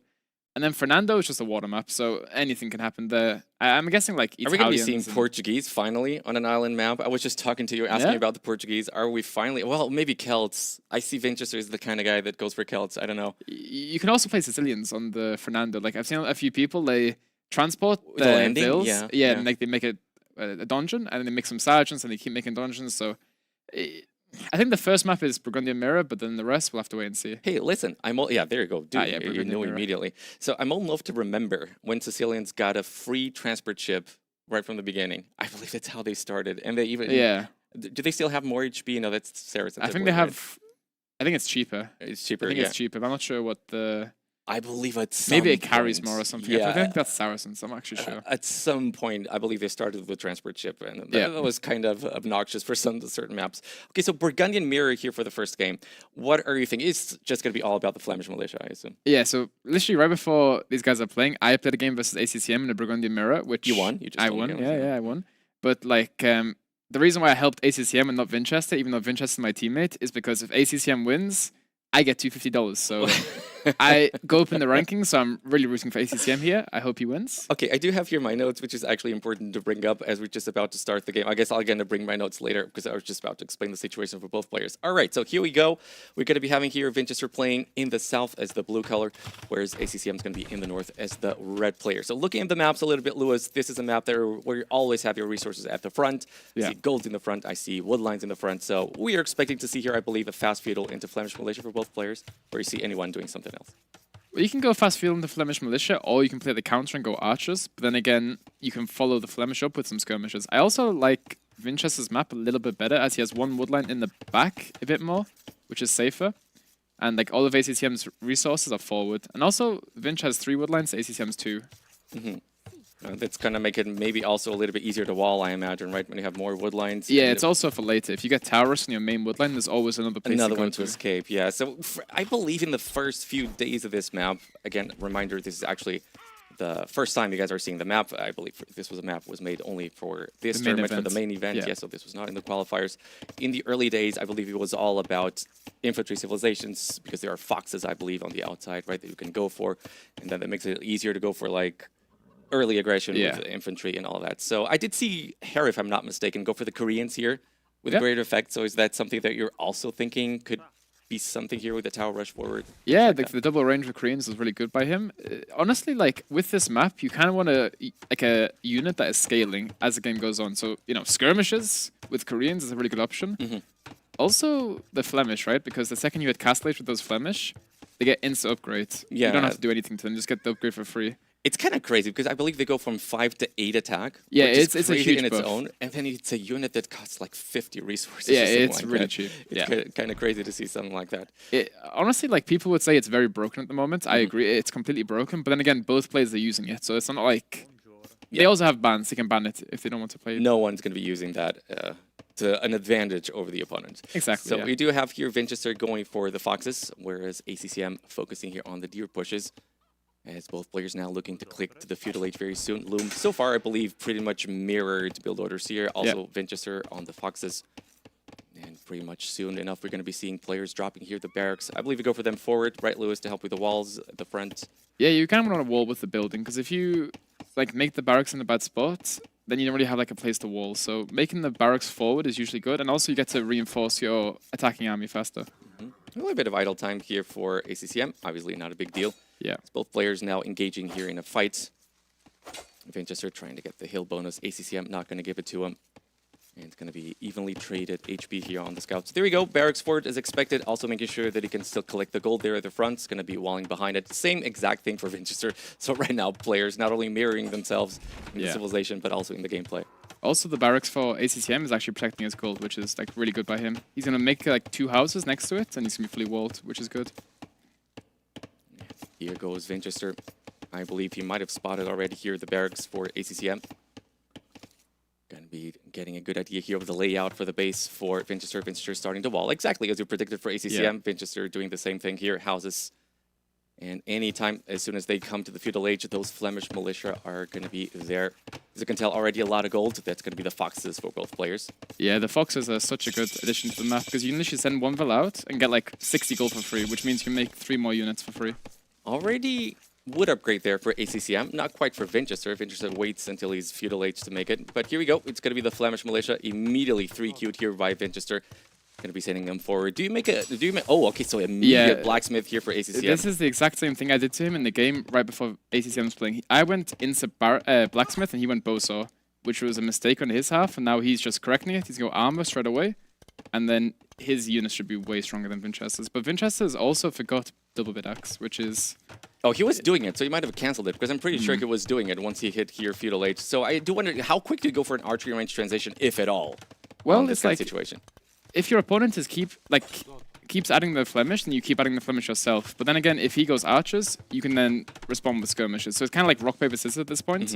But the best thing to do, in my opinion, is just keep adding the Flemish. ACCM just breaks in here, goes under TC fire. Winchester is ready for it, gets the quick walls on time, but quite low HP on those Flemish militia. Makes him think twice before he actually engages here against the villagers. Winchester still looking for damage. Won't be able to find much so far. And indeed, we do not see an archery range transition. Just going to be Flemish militia here for both players. Man, why would Winchester cancel that? I'm pretty sure I saw it going up there, the wood.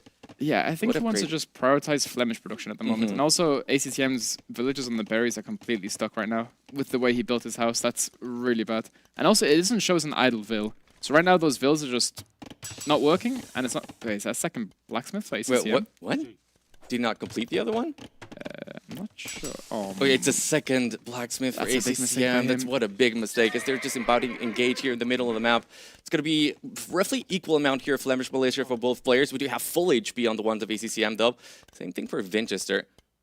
But here right now, clear HP advantage for Winchester, so ACCM definitely needs to watch out. It's going to be waiting for the armor upgrade, which is going to be coming in at the same time for both players, interestingly enough. Winchester takes the hill.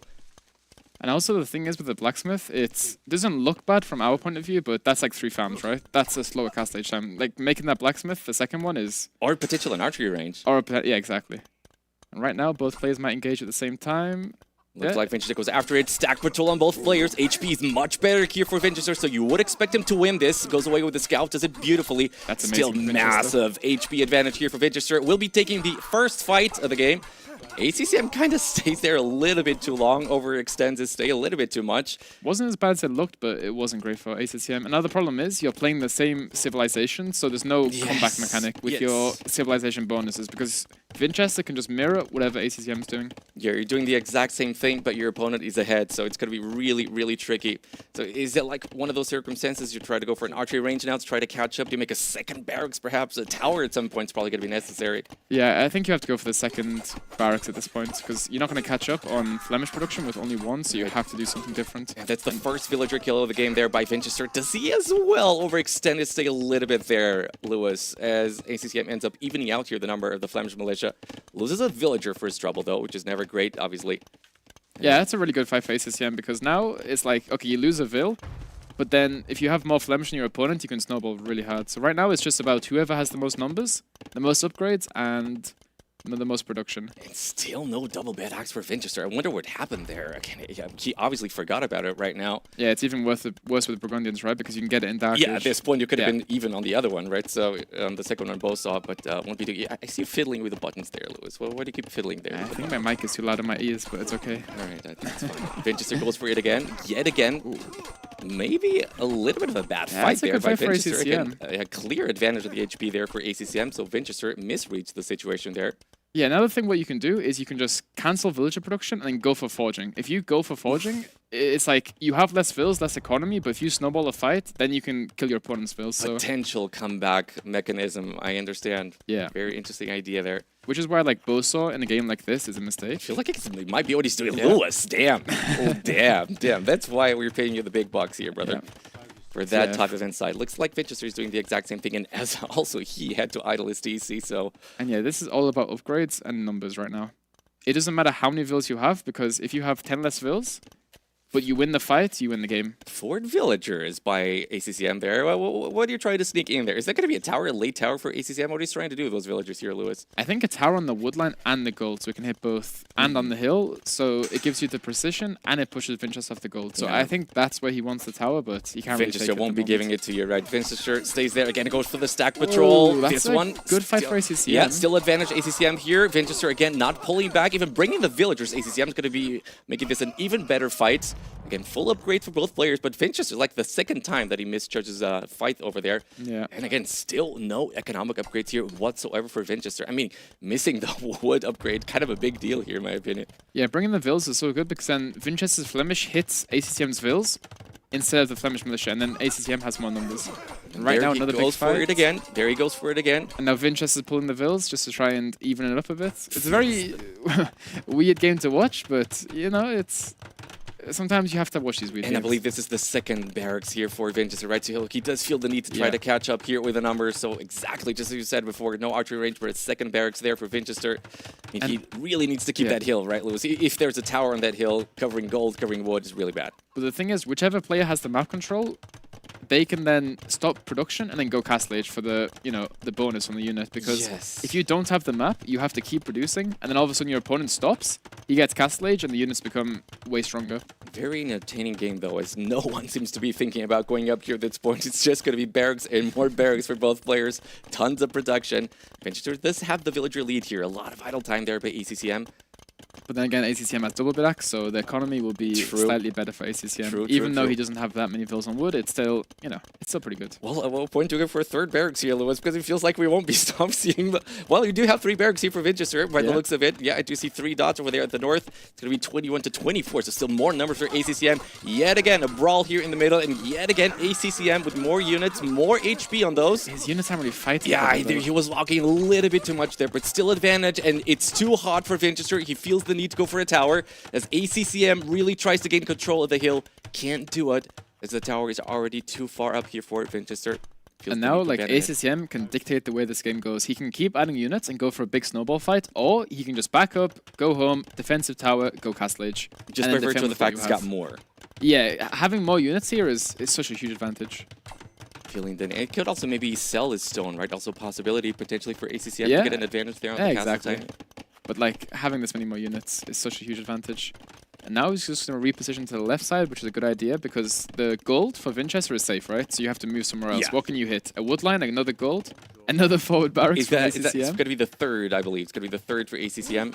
Winchester, as we said before, I believe still on third. As for the stack patrol, again, failing a little bit here with the stack patrol, ACCM. Yeah, you need to be careful stack patrolling next to buildings because if you stack patrol next to a building, your units will hit the barracks instead of your opponent's units. So such a painful moment yeah, many it times. can be very annoying. And now ACCM just going to run into Winchester's base. Winchester feels the need to back off with the wood villagers, which yet again is going to be a problem, an even bigger problem because we don't have double bed axe still for Winchester. At this point, you could even claim you could have been on Bosa, but no can do. It's Winchester trying to go forward. ACCM ready for it with the walls, ready for it with the tower as well. Okay, I like this tower from ACCM, but honestly, this play from Winchester is really good because right now he's losing. So the only way he can win is by playing a different game, maybe counter-attacking him, doing something different. Because if you just fight in one spot, you're dead. So I like the adaptation from Winchester here. Resources collected still pretty similar. And I believe the problem here with the Flemish militia is that they still cannot... Well, I mean, I don't know, when you have that many, can you walk underneath the TP to try and be sneaky? You can, there's but you no don't want to lose the fletching, so maybe at some point a possibility. But just Flemish militia, it's 40 for ACCM, whereas Winchester only on 28. And this is something that I've not seen on this map just yet, but very entertaining. It's like right now, the KD is like, you know, it's fairly similar, but ACCM has just got the better macro, the better production. And look at the hill fight. Ooh, that's going to be a really good fight at for the tower. ACCM. Yeah, maybe it would be better to watch that one if possible. And he's going to be going for the tower. And I believe, I'm not sure if these guys have attack bonus versus buildings, but it's I don't know if ACCM can stay there. As Vintage has got very close production buildings, could actually, with the reinforcements, clear all of this. Potentially a mistake here by ACCM, Lewis, or is this good for him? This is good for him. Still You good, can also pick up Arson as the Burundians, which makes you have more damage versus buildings, but he's actually not optimal for that because he just wants more numbers.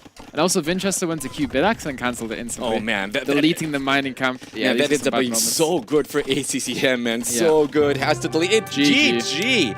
It's a very quick game here on Tepui. I mean, aggression is the name of the game on this map, but that was some aggression that I was not expecting to see from both players. Actually, very entertaining game, I want to say.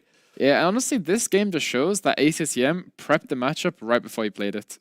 I like literally just playing it once before, you kind of just get an idea of what needs to happen, because if he lost the game in the practice, like he knows, okay, if I stop production, I die. If I try and greed for Boso, I die. So, you know, you can tell he's practiced this a lot. Even with the two blacksmiths, he make it work. Yeah, the two blacksmiths is crazy. Or maybe that was the secret. You never know. Well, the upgrades come in twice as fast, don't they, with the two blacksmiths? So yeah, obviously. Everybody knows that. That's a joke, by the way. Thank you, Lewis. Thank you. I wouldn't be able to tell. Thank you very much. But this also does go to show where some people maybe don't enjoy the mirror matches so much, right? It's like one small mistake there by Winchester, maybe misjudging that second fight. That's certainly suddenly just puts him behind so much, and it's such a difficult thing to do to come back from a situation like this on a mirror match. Yeah, normally if you're the favorite, you want a mirror matchup, as it's very hard to do comebacks, and normally the better player wins because you have the same tools and the same options, so you just do it better, right? Normally, if you're the underdog, you want something different, like something out of the ordinary that can, you know, surprise your opponent. Exactly. All right, this is actually the perfect moment for me to bring up the situation between both players, which I think it's important to talk about. So for Winchester, if he wins, he's guaranteed qualified. If he loses 3-0, Winchester is automatically out. So, a little bit, I'm going to pause for a dramatic effect. Keep reading?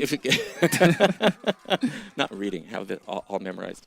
If he loses 2-1, he still has a very tiny chance, I believe, but very unlikely that he can do.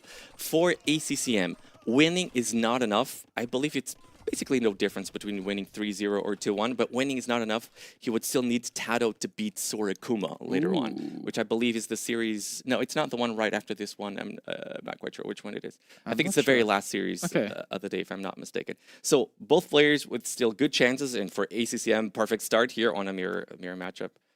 Yeah, so like this system is kind of like you're relying on other players, right? Like if this guy wins and this guy wins and this guy wins, you maybe go through.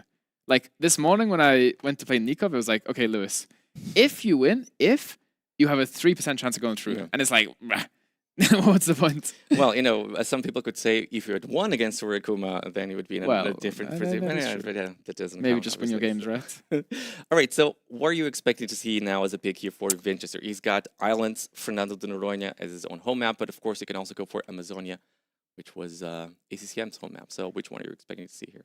Well, you have two options, right? Like, you have to win the set if you're Vinch, right? No matter what. So if you have to win the set, maybe you just go to your opponent's home map, and then if you beat him there, you're more confident for your home map. That's an interesting point, yeah. But then again, if you go to your opponent's home map, and he smokes you, and it's like, depresso. You're playing your home map, and it's like, dunzo. So maybe it's like, if you go Fernando, you get some confidence, and you go to his home map. So it's, you know, it's 50-50. You have to win both anyway. So I believe we still don't know which map it is going to be. So if it is Islands, I assume we're going to be expected to see either the Portuguese or I know you said Sicilian's also a possibility for Islands, though. So which one would you be inclined to see here for Winchester, also considering his playstyle and what he likes to do? Well, I think ACCM is the best civ on the map, which is Italians. I think Italians and Vikings are top 2. So if ACCM is playing Italians, you might need to play something different. That's not going to like... If you're playing Portuguese, you might just lose because Italians have the better tech tree. They have the faster uptimes. They save more res. Cheaper dock. Cheaper docks. Like, Portuguese do have the cheaper ships and the more HP, but that comes in a bit later. So maybe you have to do something different and go Sicilians, or maybe something like that. Yeah, I always wish people go for Portuguese. Well, full disclosure, I'm Portuguese, but I always wish people go for the Portuguese when you know that the opponent has Vikings. Yeah. Because in theory, the Caravel, which was the unique unit for the Portuguese on the water, is designed to kill longboats. But I've been talking with some pros, and they tell me that's just not enough. Also because actually war galleys do pretty well against longboats. Yeah, exactly. And so the thing about the longboats, of course, they're a little bit faster, a little bit easier to micro. And also the thing with longboats is they stack a lot easier. Yes. So in late game, if you're stacking like 30 longboats on like one tile, and then a cannon galleon shot comes in, you lose so much HP and so many units. So. But there's also the situation where the Caravels excel, right? Because the Caravels do pass-through damage, and that's exactly why they're actually pretty good against longboats. But I believe it's also a reason that if your opponent goes for fire galleys, longboats deal better with that because they get projectiles. They're more versatile, but I think the Caravels are really bad versus fires, like horrifically bad. Yes. Caravels, which is why whenever someone makes a Caravel, it's like, they're trolling. The game's already over, they're just making Caravels, just messing around. Oh, well, look at that. It's going to be Amazonia, so it's not going to be Fernando de Noronha, and it's going to be the Portuguese here. Now, I don't think I've ever seen the Portuguese here. I've seen Byzantines quite a lot, but I don't think I've seen the Portuguese before. So what are you thinking here, what the idea could be for Well, Portuguese are very good in this map. You have the berries on the outside, and you have the ships with more HP and a little bit cheaper on gold. So Portuguese are very good, and also the late game. This map tends to like drag out a lot, and if you have the Fetorias, Portuguese, Portuguese can really excel. And also you have the Arquebus, which is ballistics on the bombard cannons. It's a very good late game civ. Dude, is Arquebus the best unique technology in the game? Probably. Is it top 3? I can't think of one that's better. Well, there you go. Then it's top 1. Yeah. I've been saying this again. Might be a little bit of bias here, but so the Byzantines. I've seen the Byzantines very often on this map, and the reason I believe it's clear is because you have the very strong fire ships, and this does tend to be a map where both players try to go for fast feudal. We did see some different approaches here. I think back to the series yesterday between Nikov and forget what it was, but he did go for the barracks. Sorry, for the dock on the back of the island, but it's usually a fast feudal into aggression into the middle. Yeah, exactly. And that's where the fire ships tend to be very good here for the Byzantines. But here we go. It's going to be Winchester here playing on the north left side. It's going to be the Portuguese, and for ACCM, Byzantines. I'm just waiting for Winchester's camera to be adjusted on the left side. Any second. There we go. Already directing the production. Love it. Dock at the front is expected. Yeah. Yeah, I think like on the water in the middle, Byzantine should be a little bit better because you can kind of make 10 fire ships, stack them all on one tile, and the pass-through damage and the extra range helps so much versus hulks. So actually on this map, I think fires counter hulks, which is kind of crazy to say, especially if you're Byzantines. But I think as the game goes on, Portuguese get better and better. Like, Byzantines have no siege engineers, and Portuguese have siege engineers and ballistics on the bombard cannon, so it's really hard to play. I believe you only have 2 deep fish on this map, right? So some people could say that fighting for the water for just 2 deep fish is maybe a little bit too much if you overinvest. But what I want to say is, even if you lose water, it's still possible to just park your ship close to these bridges. Yeah, because then you're shooting villagers. And again, for the Byzantines, if you were to win water, that would be such a huge deal. And also the villagers, they just sort of bug out a lot of times when they're being attacked while traversing the bridge. So that's something that tends to be a little bit annoying when you lose the water as well. Yeah, so like the reason everyone contests the water, for those who don't know, like if there's only 2 fish, it's might be like, okay, so why are they contesting the water?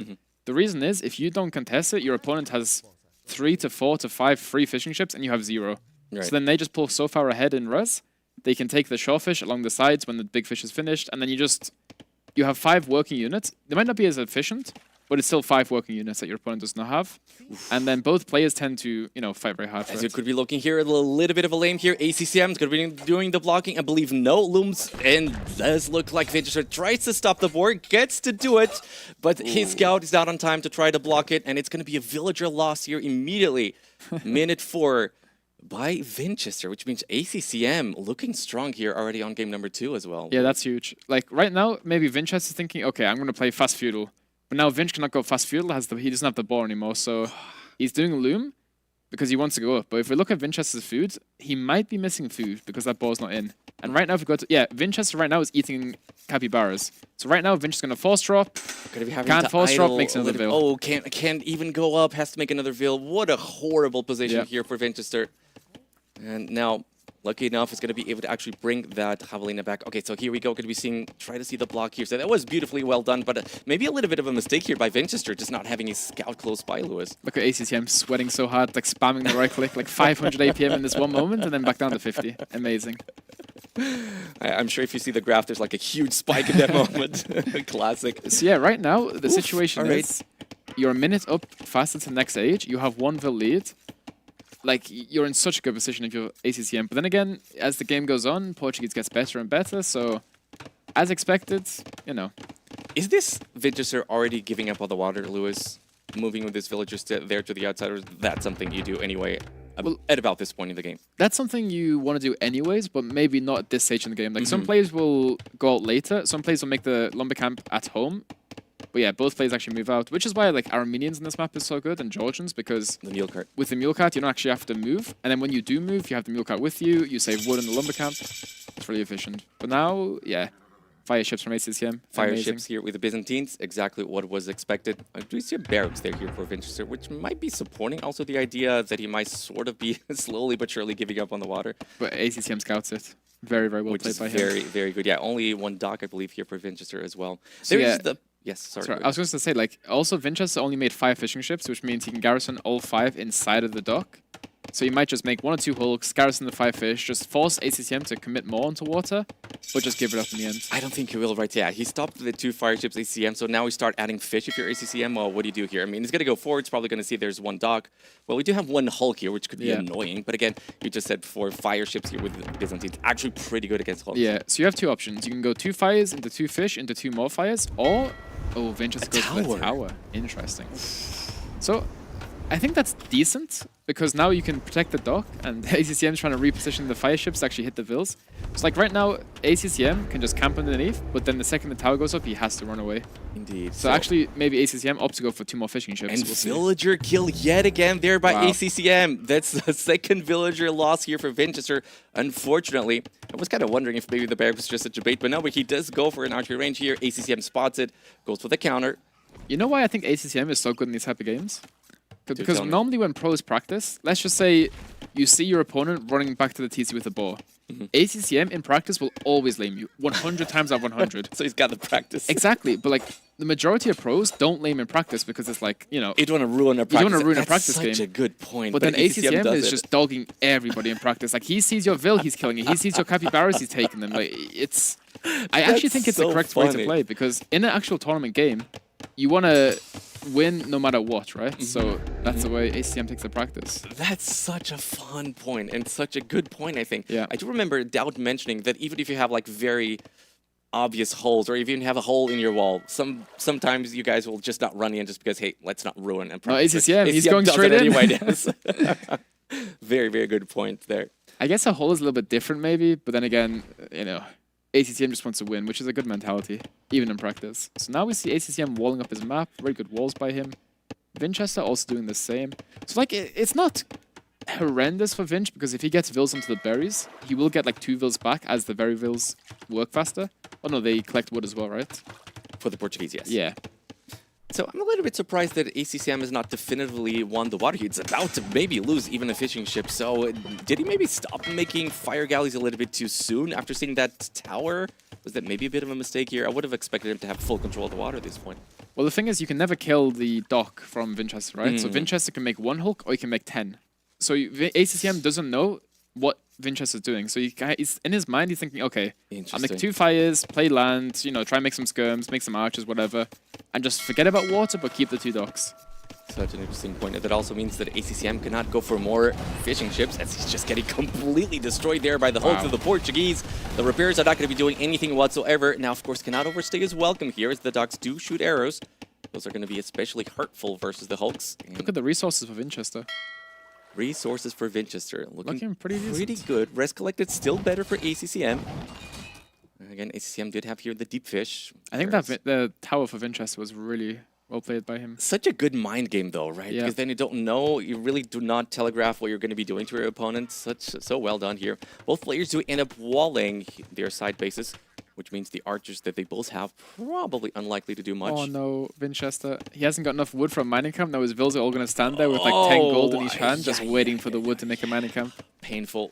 Watch the wood vills. The vills on the wood are going to like go to the lumber camp, then go back to the wood. I mean, again, with the Portuguese now, he does get it now. And there you go. And resources looking pretty good, as you just said before. This time around, Winchester did not... Oh, is that a hole? That is a hole! And archers are in!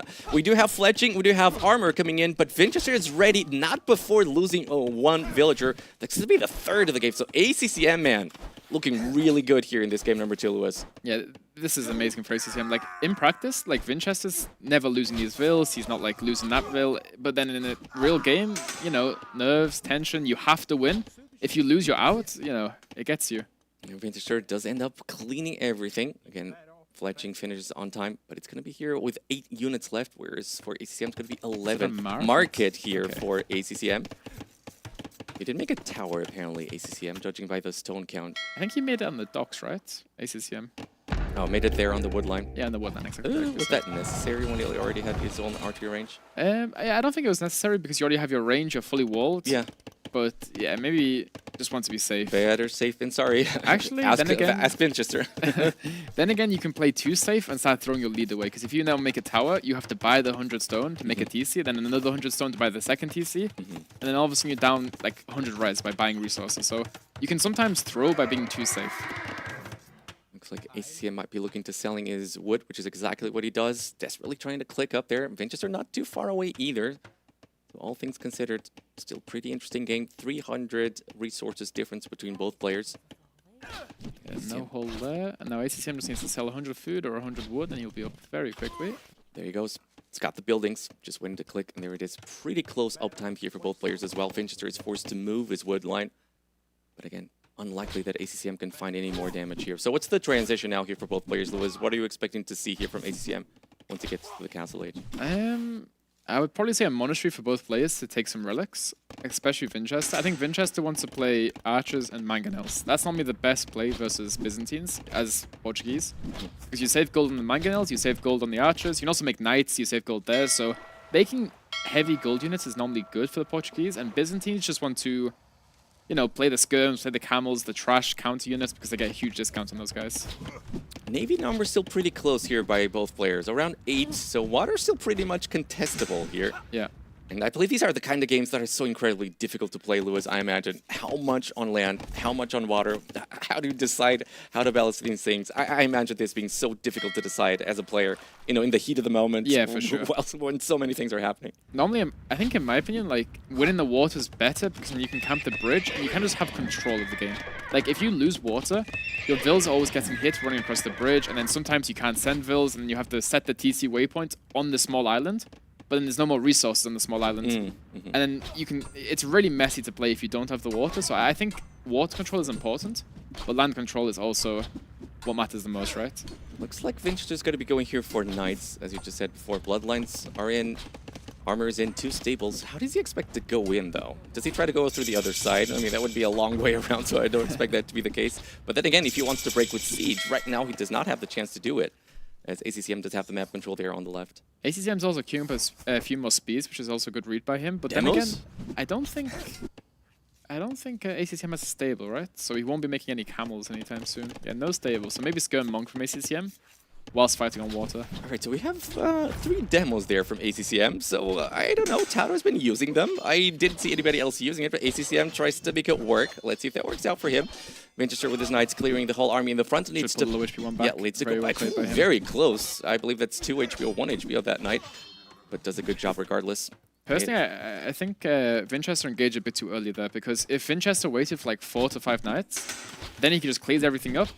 But now, you have 2 knights which are 1 HP. Yeah, it's a very, very rough. Now he's open. He's got his spears. Could be having elite skirmishers. No second armor here for Vinci. So this could be actually pretty difficult. I mean, skirmishers are skirmishers. Elite upgrade still a couple of seconds away. So maybe there's enough HP that can be taken away here by Vinchester before actually losing his knights. Knight as well. Yeah. Also, oh man, ACCM has camels on the way as well. Right, ACCM. And the thing is now, like, Winchester cannot make monks because ACCM has these elite skirms. He can just run in, dive in, snipe the monks, where like Winchester hasn't really got the best unit to snipe monks. If Winchester dives in with his crossbow, the skirms will kill the crossbow. Here he goes with the camels. Believe ACCM is going to be able to keep his army of skirmishers alive, and that's the crossbows and the knights now in deep danger here, as ACCM is going to be chasing him away. No upgrades whatsoever on those camels, but camels are camels with Byzantines incredibly cheap on top of it all. And I guess that's why skirmishers are so prevalent in tournament play these days. Skirmishers are just good against almost everything. But the reason why skirms are so OP, no, I wouldn't say OP, it's just because they never really die, right? Like knights don't, like they kill them, but then you have a monk behind, so then the monk just converts the knights, push them away. Yeah, so skirms are very tanky. And also both players going for the second TC as ACCM tries to snipe the monk. Nice micro from Winchester. Actually, Winchester clears this up. Wow. Yeah, finally going to be clearing the game. I believe ACCM now has got full control over the water, though, finally. And is going to be taking away that tower for Winchester. Docks are gone. So finally full control over the water. That's a second and third TCs here for ACCM. And it looks like both players now looking to boom a little bit, or at least ACCM. I don't know how much pressure Winchester wants to follow this up with. Yeah, I like what ACCM is doing. You normally want to have one... Yeah, Winchester's in the same... Third TC as well. You want to have one TC on either side, because all of the gold on the sides, you have one on each like corner, and then the rest of the gold is in the middle of the map. So you kind of want to have one TC on either side to secure some gold. And then if one guy, let's just say Winchester's pushing the bottom, then ACCM can go forward on the right side and claim the 2 golds on the middle. And that's exactly one of the reasons where you don't want to lose water. What you just saw over there, fire ships just absolutely demolishing villagers as they were trying to cross towards the side. And TC could be denied here with the camels. Again, camels, absolutely no upgrades whatsoever. So with enough clicking and hammering away, Winchester might be able, yeah, he'll be able to get this with losses, Lewis. 11 villager kills here for ACCM so far.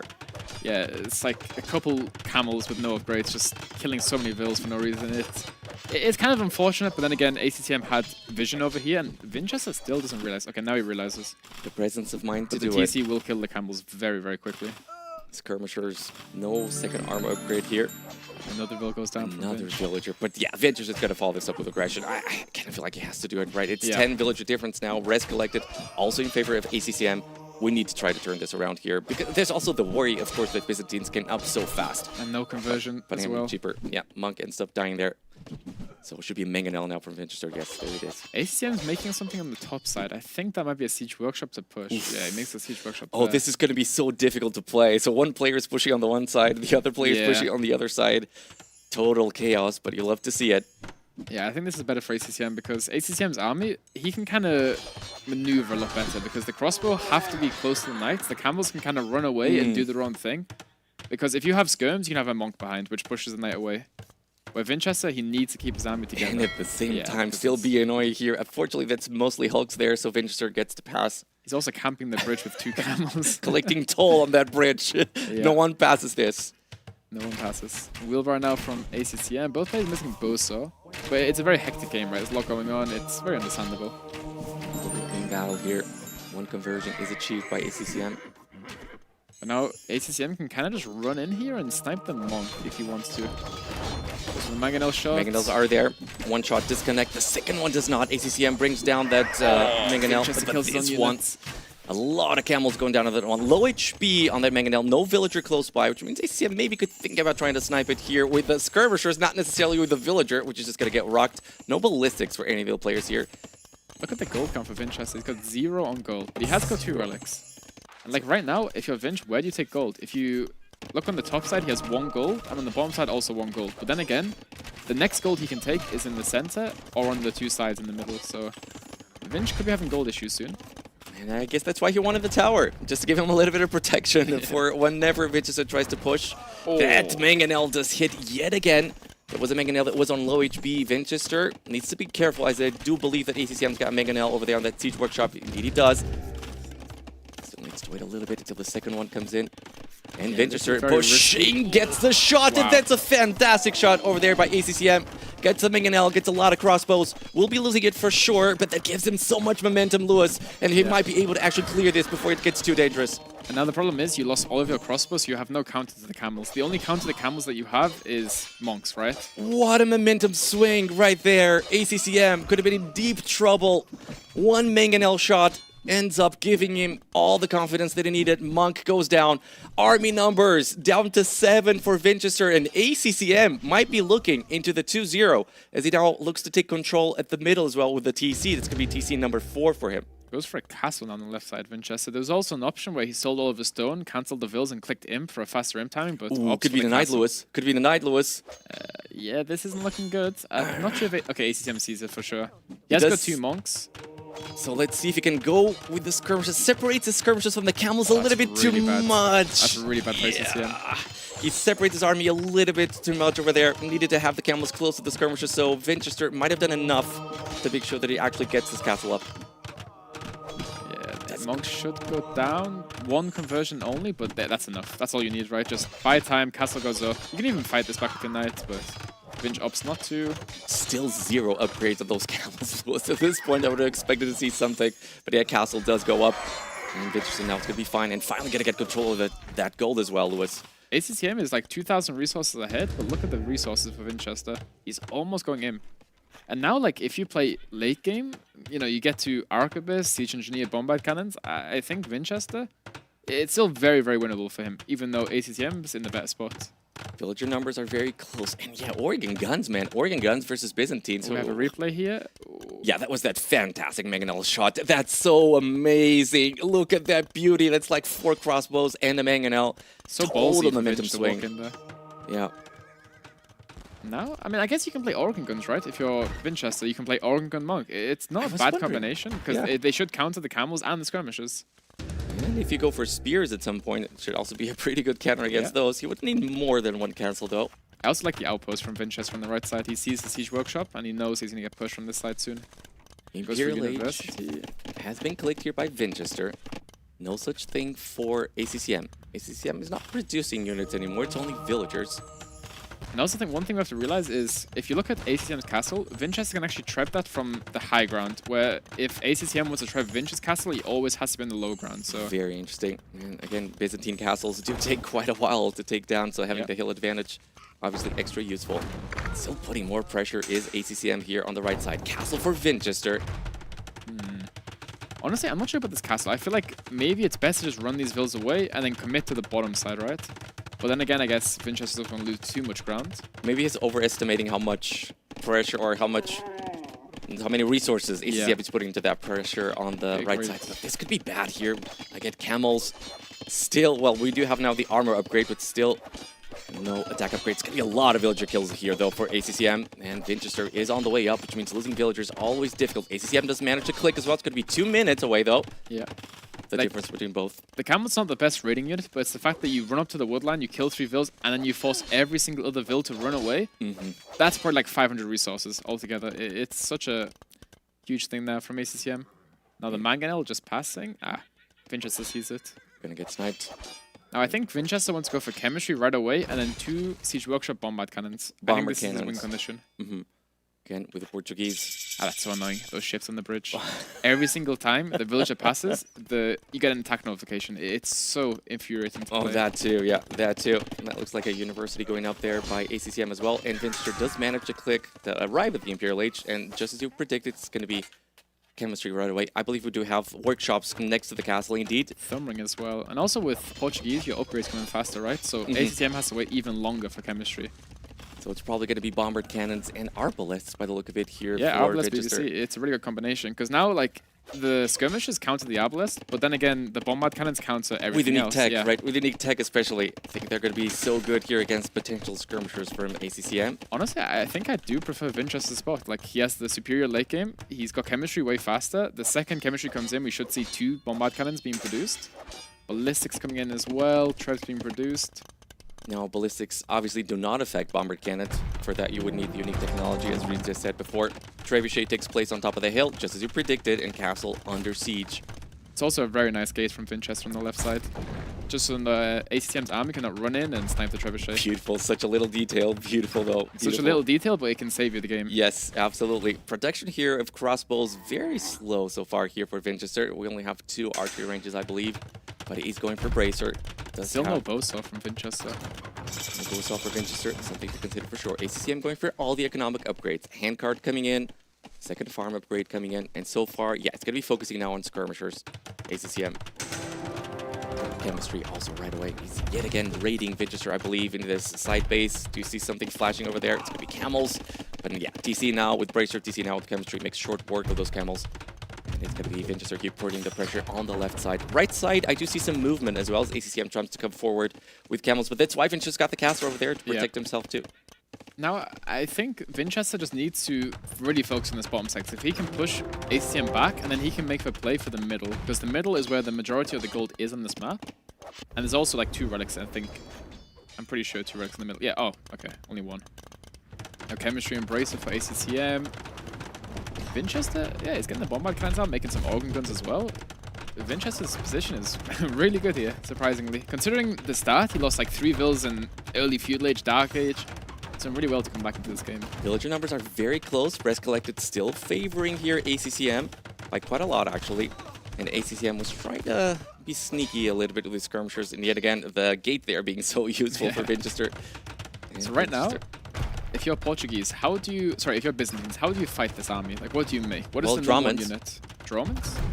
That's going to be at least what ACCM is going to be going for. And Dramans, of course, being ranged, but they have the hits there by the bombard cannons. And that's exactly why you want him. And crossbows seem to be doing pretty darn well here against the Dramans as well. As he targets the Javelina, maybe he might lose a crossbow here.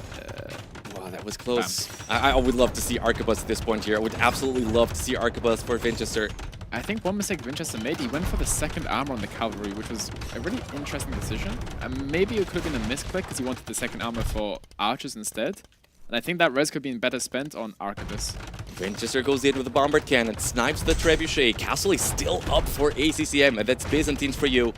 Arbalests on the way, about to be ready. And we do have the Rorgan guns as well. Those Dramans, if they hit the Arbalests, that could be pretty troublesome here for Vinchester. Needs to watch it out, and he might not be doing it, as I believe he might be focusing on the bombard cannons, which are right now being targeted by a cataphract. He will be maybe saving that one, going for desperate repairs. Arbalests dying at the same time, but bomber cannons are alive, and Castle makes sure that none of the bomber cannons get killed. But man, numbers did go down there heavily for Vinchester. It's going to be skirmish, it's going to be Dramans, ACCM, sort of holding the position, but finally the castle is down, Lewis, and Vinchester free to porch from the side. Yeah, and right now the game is completely stabilized. It's a very even game now, but Portuguese with a better late game. Now, what is the play for Vinch? Do you think you stop making vills and start making Praetorias or not? Well, you do tell me. I believe as long as you're not full population, you maybe don't do that because villagers are better than Praetorias at the end of the day. They are better, but then again, if you don't have any gold or stone to mine, then you'd probably want to go for the Praetoria instead. Right now, ACM loses the bombard cannon and the trebuchet. Still has a gold right next to his castle, but of course, as you said, the middle is still full in control of ACCM. Skirmish is trying to go for a raid here. Vinchester has to pull back. Goes for Cavalier. So I think Cavalier is a mistake. Then again, the Cavalier can be used to clean up the little garbage armies in your base, right? Like the skirmishes, 5 skirms. Because right now, you can't really send anything back to clear them. So such an interesting situation, Lewis, because it feels like both sides are right now stabilized. But then Portuguese maybe with a better Imperial Age tech tree, late Imperial Age. But then ACCM's got the middle. Yeah. So this could go in so many different ways, I believe. This could be a time limit game. I wouldn't be surprised if this game goes time limit. I really wouldn't. Reminder, there's a 1 hour 30 as we just see here the BBC getting absolutely rocked, and so are the skirmishers as Cavalier upgraded. That means ACM maybe does spot there the Cavalier upgrade coming in, but there's a time limit of 1 hour 30 minutes here in the Brazilian Dynasty. So we're halfway through. Let's go. Halfway through. So I believe so far we've not seen once that being a factor. I might be wrong here. We did see it, of course, for Red Bull, but then again, there the time limit is much shorter. Yeah, and also you start a little bit later into the game, so it's a bit different as well. Yeah, I don't think we've seen a time in the game yet. Maybe, I think there was one that went pretty close. I think Sarukuma and Yo might have been close. I could be mistaken. Yeah, 700 food, 400 gold for Arquebus upgrades. Everybody just going for all the upgrades. ACCM, Heavy Camel, all the upgrades that it needs. Tons of skirmishers. 13 in queue for Vinchester. The Cavalier, it's going to be Arbalests, BBCs. I believe still no unique technology for him. Yeah. Goes for less armor on the Cavalier. I really think Vin should just give up this top side. Not give it up, just lose another bombard cannon. Very, very rough. Ends up losing another bombard cannon. ACCM pushing here with towers, pushing with trebuchets, but Vinchester goes in with a Cavalier. Cavalier should obviously demolish those skirmishers. That castle, wait, is that the same castle from earlier, or did he just make another one? Okay, I thought he went down at some point, but it's still there. That castle is still there. Must have taken quite a beating at this point, but still lives. Yeah, dealt 58 damage, taking 0. No, wait, so it's the new one. Wait, no, I'm pretty sure he's sitting in the Siege Workshop the entire time. Okay, so that must have been indeed confirmed. So we get the confirmation that was the case. ACCM, though, slowly pushing here on the left side. Ooh, nice little raid from Vinchester. And I think Vinchester just needs like 2 minutes where he's not being attacked. Just relax, get Arquebus, get Siege Engineers, and then do one big push in the south. As it goes, this is kind of the game ACCM wants. He wants a really messy game, fight all over. And also, we could see crop rotation. Is that what we were about to say? Well, I was actually thinking ACCM could maybe go siege rams and then push through the middle for Vinchester, but we'll have to wait and see. Alright, I do like the way that ACCM is just fortifying this middle. That could be a bit of a problem here for Vinchester. It's 2 relics for him, by the way. ACCM not really collecting that one there on the middle. Yeah. Again, as just said before, unique technology here apparently still missing for Vinchester. Army numbers very close, villager numbers close as well. Vinchester's house at the moment. Pretty bad. Yeah, he's losing quite a bit of population there. It's full population for ACCM at this point. Still making more camels, still making more skirmishers. Drauman's being such a good unit here on this map, Lewis. Yeah, Drauman's insane here. But then again, if you can get to Cannon Guardians from Portuguese with the ballistics, they are also really insane. But then again, the reason why ACCM can make Drauman's is because of Feudal Age. Early Feudal Age, he won the water. So now he has the map to play with. Some decisions here by Vinchester could be coming back to bite him in the behind. Oh. Vinchester got so many villas in the north here. That's like his entire wood economy all in this one spot. Yeah, looks like he does have some units over there, and ACCM not committing too heavily into that one. Most of the push seems to be happening here on the left side of the map. Arbalest still alive. Arbalest on the hill. And another TC here for Vinchester to try to protect all of those villagers. Yeah, I think Cavalier was a mistake by Vinch, because I think Arquebus is such a... I think it's literally the best upgrade in the game. It's the only upgrade where you can just win whilst you're losing.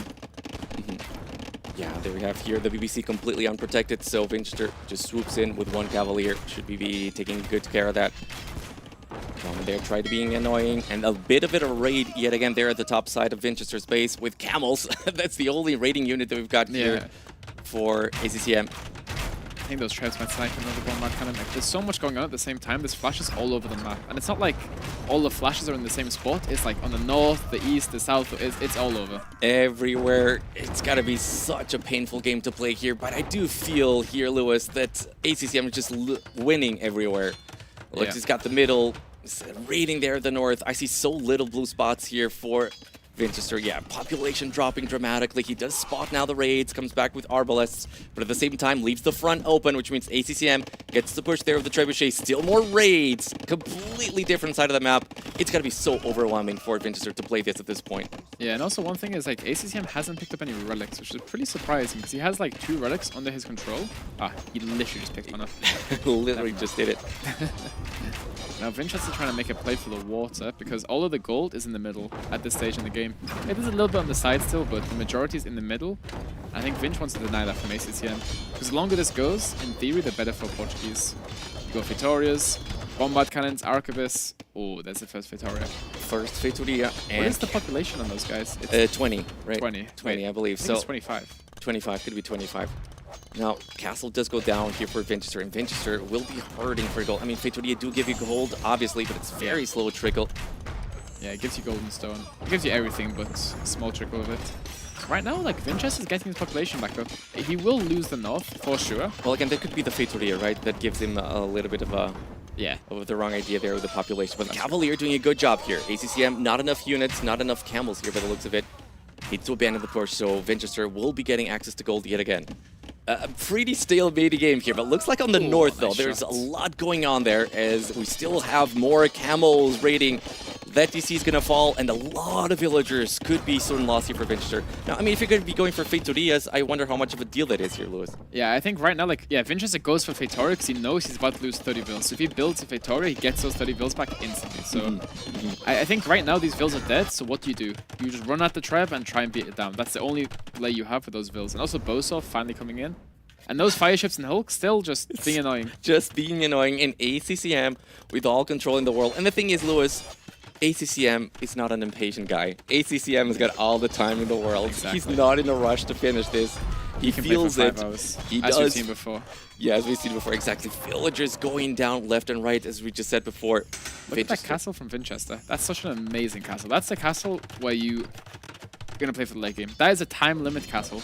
Because it's protecting the Fatorias? Exactly. You protect the Fatorias, you have a good KD. So right now, I think Vinchester wants to think about the score. I know the time limit is far away, but it comes very quickly.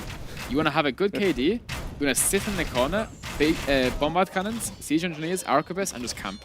Is that bombard towers there for ACCM? That's keeps for ACCM. That's keeps for ACCM. I Guilds and arquebus finally. Finally, arquebus. Byzantines do get bomber towers, right? Yeah, Byzantines get bomber. They also get unique tech which affects them and Greek fire. ships. Yeah, Greek fire indeed. But finally, arquebus coming. We do have the 3 bombard cannons here on the field for Vinchester.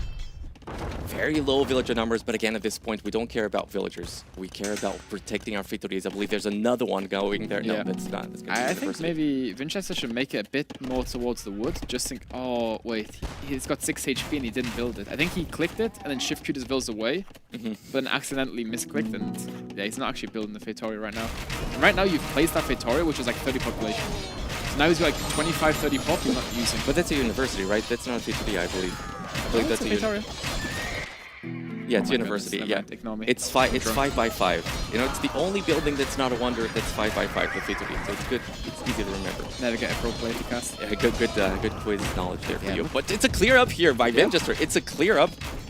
And Vinchester is still chasing on the score. So I kind of, does it make sense for Vinchester to play for score here when you're so far away? Well, like you have like 35 minutes, right, to catch up. So you need to take good fights. And I think making Cavalier, you're not taking good fights, right? You're taking 1-for-1s with the camels. So I think Arbalest and BBC only. And just get a big mass and then just either slow push or just hold. 2,500 gold here for ACCM. Again, not in a rush to finish this. Yeah. And also, like we saw in Red Bull, whenever there's about to be a time limit victory, you see both players just spamming down monasteries and siege workshops because every single time you build a building, you get score, right? So players are just spamming down like 15 monasteries just to boost their score. Cavalier upgrade here for ACCM. Now, of course, you do get the Paladins as the Byzantines. Not a particularly strong Paladin. You lack Bloodlines, you lack the last attack. But Paladins are Paladins, and the Portuguese do not get them. Yeah, so right now, like, ACCM just wants to take one big fight, which I guess it can be good because the army for Vinchester, you cannot deal with Paladin, even Byzantine Paladin. Look at the resources for ACCM, that's crazy. 7,000 woods. It's just crazy. Camels are still alive. It's going to be waiting for the Cavaliers to approach to then engage. Again, very cheap for ACCM to just make here camels, but unfortunately they do die pretty easy to the Arbalests of Vinchester. So right now, which position do you prefer? I mean, assuming that Vinchester gets to keep his Fatorias, do you just feel the Portuguese tech tree can lead him to victory here, or is that too difficult at this point? There's still a lot of gold left. It's hard to say. It's really hard to say. Like, I would say ACCM's game plan is a little bit easier to play. Just keep doing what you're doing. You have a big score lead. Just don't die, basically, right? But then again, like, it's hard to say. I would say lean towards ACCM. But Vinchester's still got a chance for sure to win this game. I love the towers personally, right? Towers don't cost any population space, are going to be annoying, are probably going to be killing villagers. Now, the Portuguese with Fatorias will be going also for bomber towers. Pretty good bomber towers. Now, yeah, which is exactly why towers and castles are so good late game. You're taking map control, you're taking space, you're killing units without wasting your population space. And look at that, it's just going to be so annoying. And Vinchester does seem to have the majority of his army here at the front. Everybody, this does smell. Everybody's thinking about score right now. Yeah. That does feel exactly like what you said. Vinchester now feeling the need to come back with his Cavalier to try to clear all of it. It's only 2 towers, so he should be able to do it pretty easily. Look at the Cavalier from ACCM. I think he's hiding them. So like right now he's just hiding the transition in the south. Yeah, so right now he's just hiding them. Like Vinchester has no clue, right? So you just want to wait, get to 30 Paladin, 35 Paladin, and just flood him. Murder holes for ACCM. All the upgrades to your heart's content. Like ACCM playing this perfect at the moment, because like maybe a more inexperienced player would send like the second the Paladin comes in, sends 1 in. And then Vinchester sees the Paladin and he starts making the tech switch into Halberdier or to something else. But now ACCM... Such a good point, yeah. Very experienced player. And now if you look on the south, the Paladin are fighting. Yeah, this should be a big clearer. And the Camels are just going to follow behind. It's Paladin versus Cavalier. It's, man, again, the stack patrol just not working for ACCM there. But Bomber Cannons here in jeopardy for Vinchester. Could be losing everything here, Lewis. And I think this is a fight that is just so good for ACCM. Completely overwhelms Vinchester. Villagers to die, potentially Arbalets to die. What an amazing play here by ACCM, Lewis. Yeah, the Paladin and Camel combination. I think the Paladin all on tank ground right now. They're not actually there. We go. Now they're fighting. Yeah, the population for Vinch, but he gets to a nice quick wall. Actually saves Bombard Cannons. And now bless the... Arbalest in a little nook there could be annoying. And again, no bloodlines here for ACCM, so those Paladins still die. You know, like, this was horrible, but it wasn't as horrible as it first looked. Yeah, this should still be a big clear for ACCM. And the thing is now that the score keeps increasing for ACCM as well. Yeah. So even if you don't clear everything, you just bought yourself so much more time, right? Exactly. And like right now, Vinchester can never remake this army. Like he's got infinite gold, but it's a very slow income. So he has to wait a long time to get the gold back. And I think Vinchester is typing on the keyboard right now. He looks a bit, yeah. Maybe asking, oh, it's the GG! ACCM takes it. What a fantastic game number 2 here on Amazonia. And for ACCM, that means he keeps his hope alive. And for Vinchester, I believe this means he might be already out from the tournament. As we said before early, he would need to win to be guaranteed. And losing 3-0, he would be immediately out. But losing 1-2 would only give him a very, very tiny chance. So while that might not be completely mathematically guaranteed that he's out, very, very difficult situation for Vinchester right now. Yeah. And ACCM... if he does win 3-0, Lewis, and if Tato beats Sorikuma, I believe he makes it to the next stage. Right now, I think we can hear the camera from Vinchester eating his chocolate, so he's going to enjoy that quickly. Players. So right now, I'm just frantically spamming F5 on Liquipedia to see what's going on. So I think like the issue with Vinchester is his book ults is very low. Like he only has 2. So if he's going to go 1-1, 1-2 now, I don't know if he can qualify still, because Leo will have more book ults than him. Tato and Sorokuma will also have more than him. So I think Vinchester may be out. Yeah, so as we just said before the tournament, as we just see some replays here, the laming by ACCM, beautiful. I believe colors are changed here on the replays. But yeah, so I was talking to the GBR, he's the admin, and he said, again, there are so many permutations, it's really difficult. But he said losing 2-1, if Vinchester loses 2-1, he theoretically has got a chance, but it's a very tiny chance. It was like 1%. But regardless, for ACCM, winning still very important here. 3-0. I believe 3-0 doesn't really give him all that much difference of a chance as opposed to 3-0, but still, ACCM would obviously like to win the 3-0, probably makes it a little bit easier for him. Well, it's the game difference, right? Because ACCM lost 3-0 and then 2-1 in the previous 2 sets, right? So having a good game difference, if you're tied on book ults and you're tied on sets, game difference is the next one, and game difference is very important. It's like, man, this shot. Right now, ACCM is still playing for his life. Like, if he wins, it's still better for him. So he needs to put 100% into this game. Right. It's still a very important game, because if Vinchester wins, he has a chance. If ACCM wins, it's even better for him.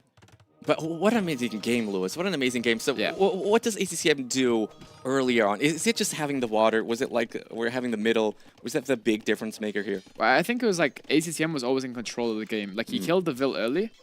And then he killed another Vil whilst he was walling on the south. And I think he killed a third Vil as well, right? Yes. With the archers. Exactly. And like, he's always got the map. He always has the middle. He always sees everything. He's playing Byzantines. He has Town Patrol, Town Watch for free.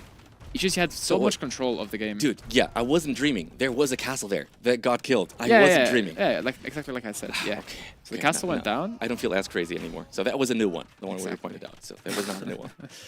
Yeah, but what a crazy game. And the patience with the paladins. Yeah. The patience with the paladins.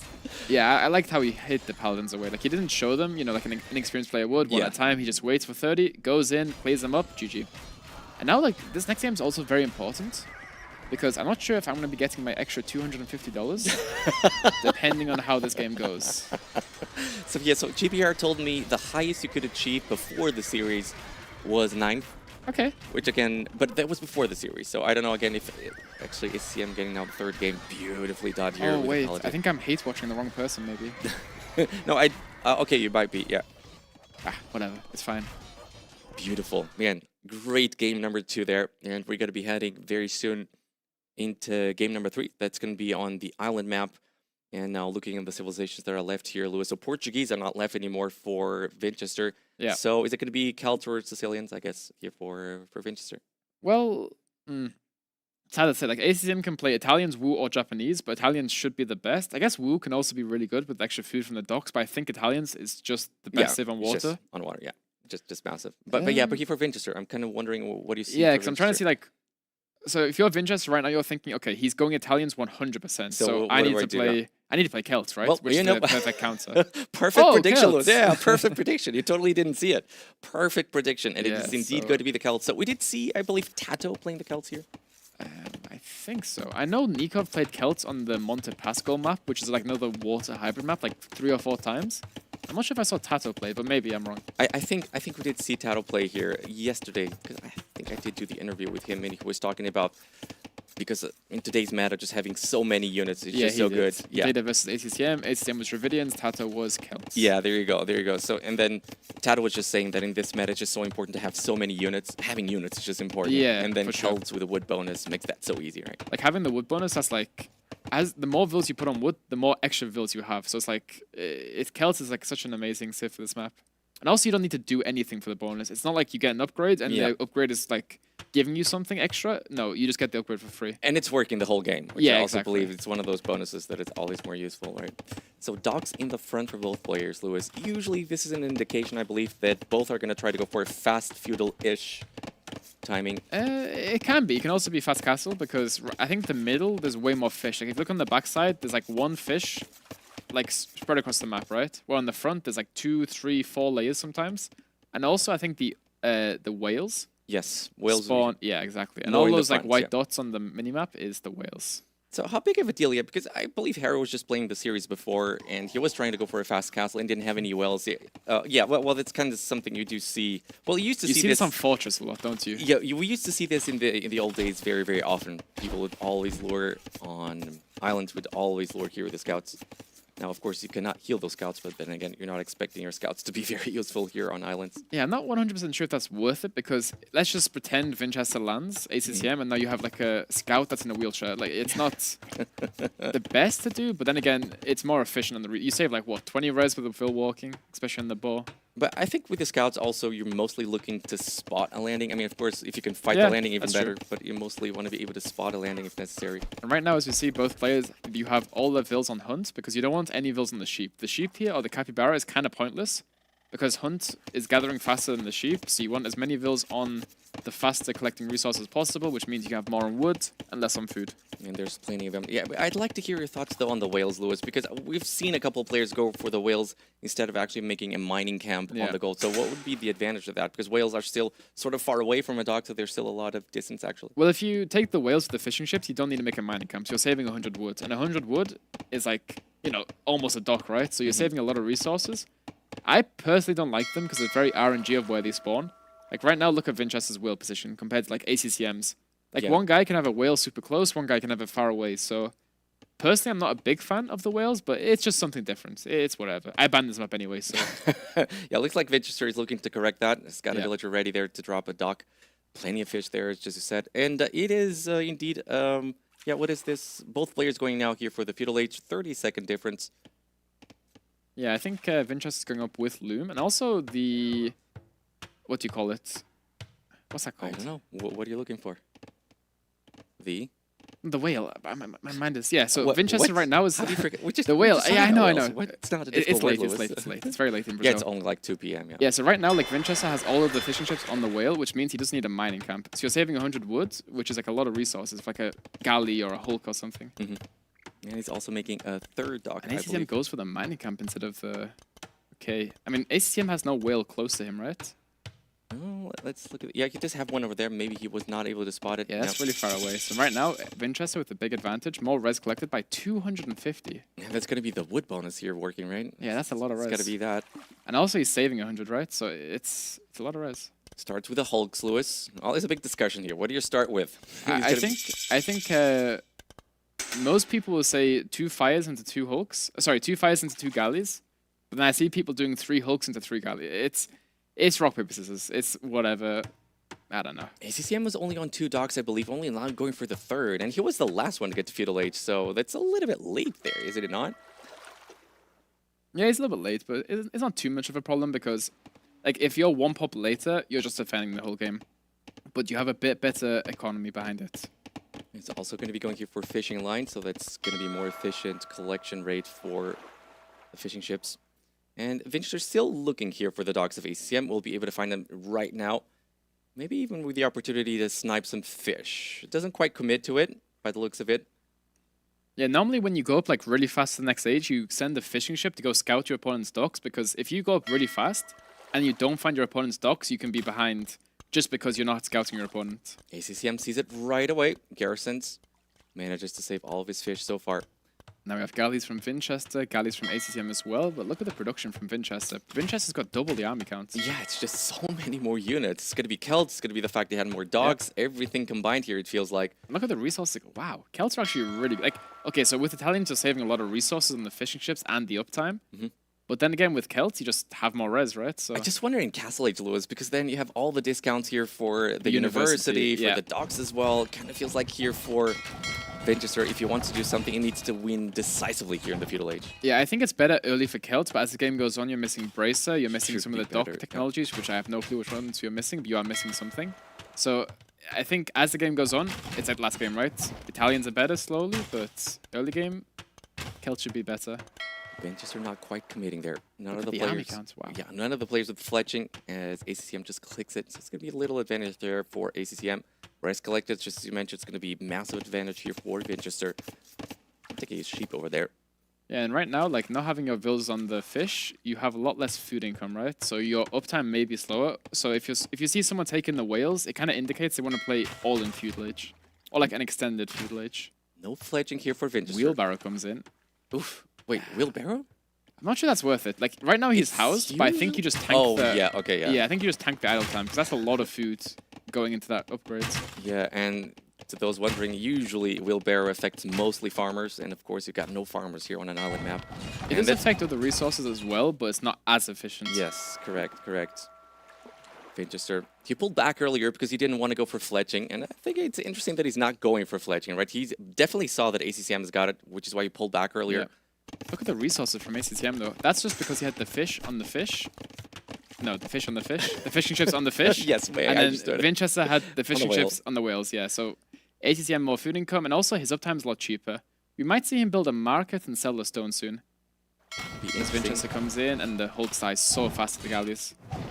And again, he's probably thinking of exactly what we talked about, right? So Yeah. Feudal Age is probably better here for Celts, but if he does manage to get there into Castle Age and make use of all those bonuses, things might be looking Market good for comes him, up and now. exactly as we predicted. We got the market going on, it's going to be selling that stone, and going to be able to click up very, very soon for Vinchester, despite the higher resources collected, and he's still a little bit far away from that. And we see on this map a lot is players normally only going 1 TC, because if you add multiple TCs, you have less army, and then if you get snowballed, you lose all your fishing ships. So building the second TC, you may pull ahead in vills, but if you lose like 10 fishing ships, it's not normally worth it. And it's just water, right? You just have to win water in this map. You Yeah, just it's have very, to very win hard water. to come back onto water on this map. So you just need units. So we see a lot of fire ships from But so many Vinchester. galleys, this should be Oh, but the pincer move yet again. Vinchester has kept doing this so many times in one of the series before. This would be so good for Wow. Vinchester to actually clear all of this What a before surround. ACCM makes it to Castle Age, and I think he's going to be able to do it, Lewis. A lot of fire ships there. We do have the docks garrisoned, but I'm not sure that that's going to be enough.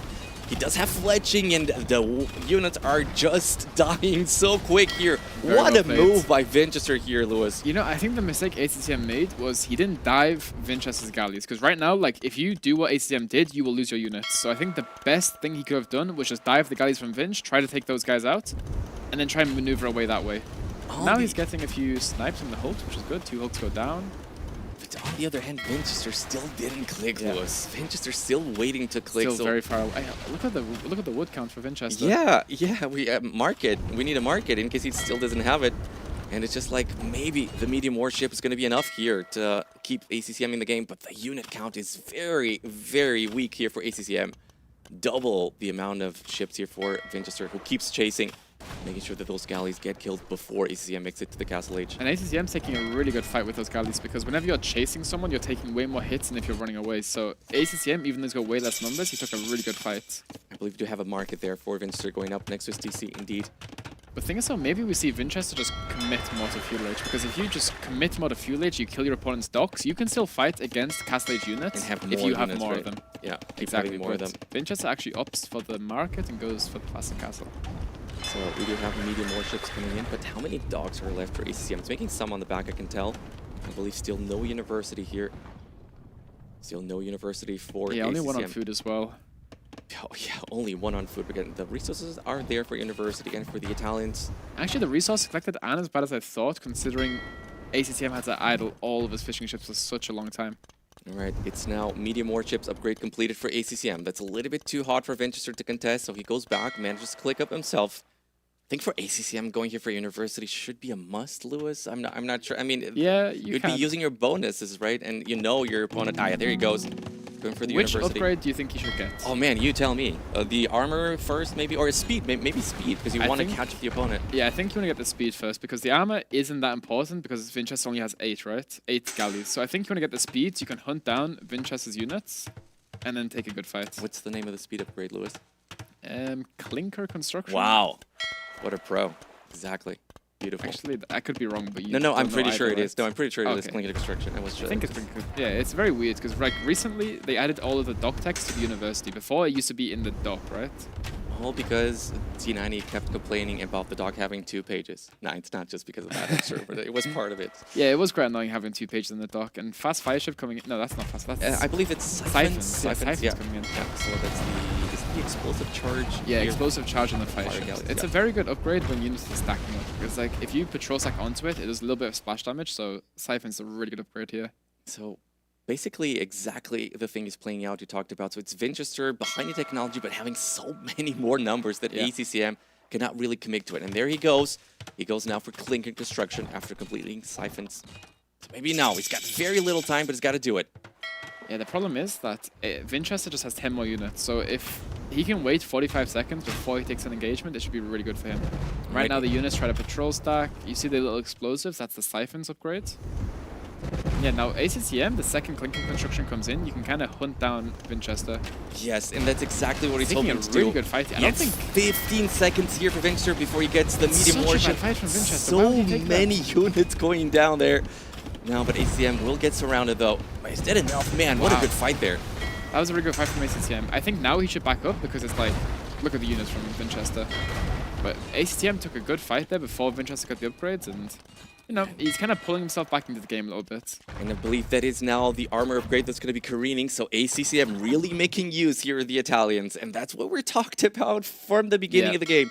If ACCM can get to Castle Age, if he can abuse, if you will, your civilization advantages, it could get difficult here for Vinchester.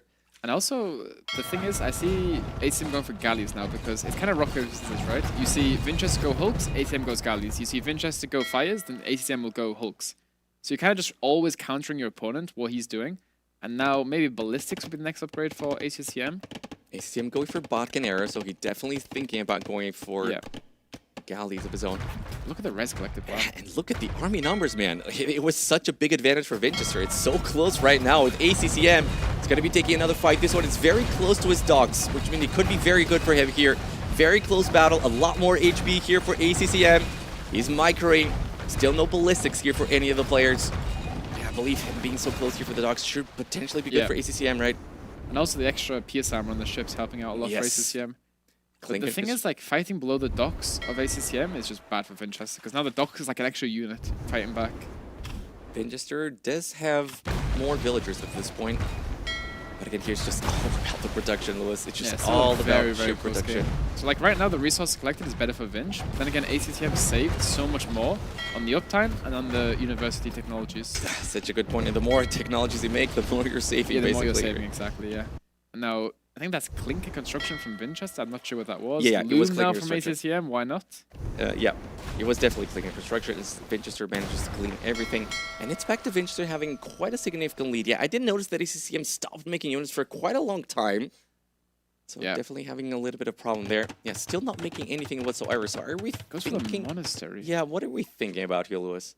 Honestly, he's like, not doing anything on water. He's just completely stopped production. As you see, Vinchester still does a lot. Yeah, I think the water play is still... Is it going to be a forward siege workshop now from Vinchester? What is it going the scout for ACCM? to be? Scout from ACCM.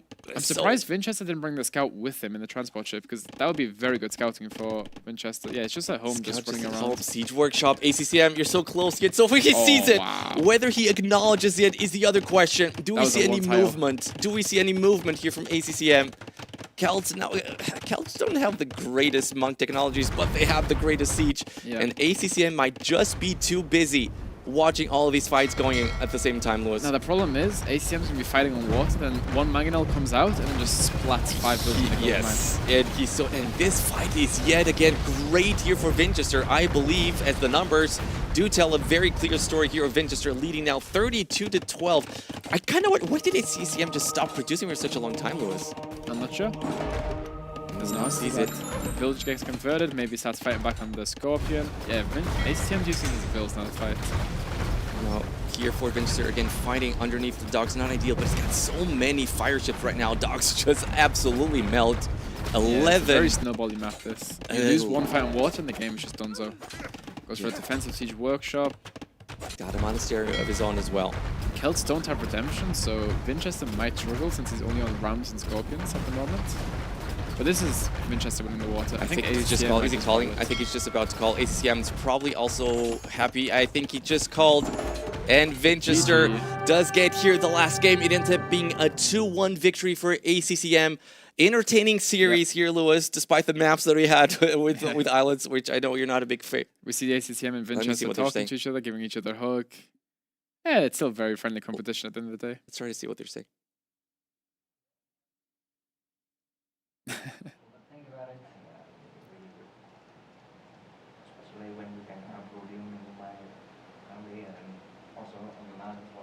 Especially when you can have what was he saying? Especially, so he was saying Celts are so good, especially when you can have, and then I didn't catch there. Oh, he said Celts are so good, especially since you have the landing as well. You can land, you can make siege and whatever. So I didn't really pick up much of what they said, but I'm pretty sure that's what he said. It was something like that. Entertaining series for sure here as ACCM does his job. This is what he had to do in order to keep his hopes up. Again, a reminder that ACCM still needs to hope that Tato beats Sorokuma. How likely do you think that's going to be?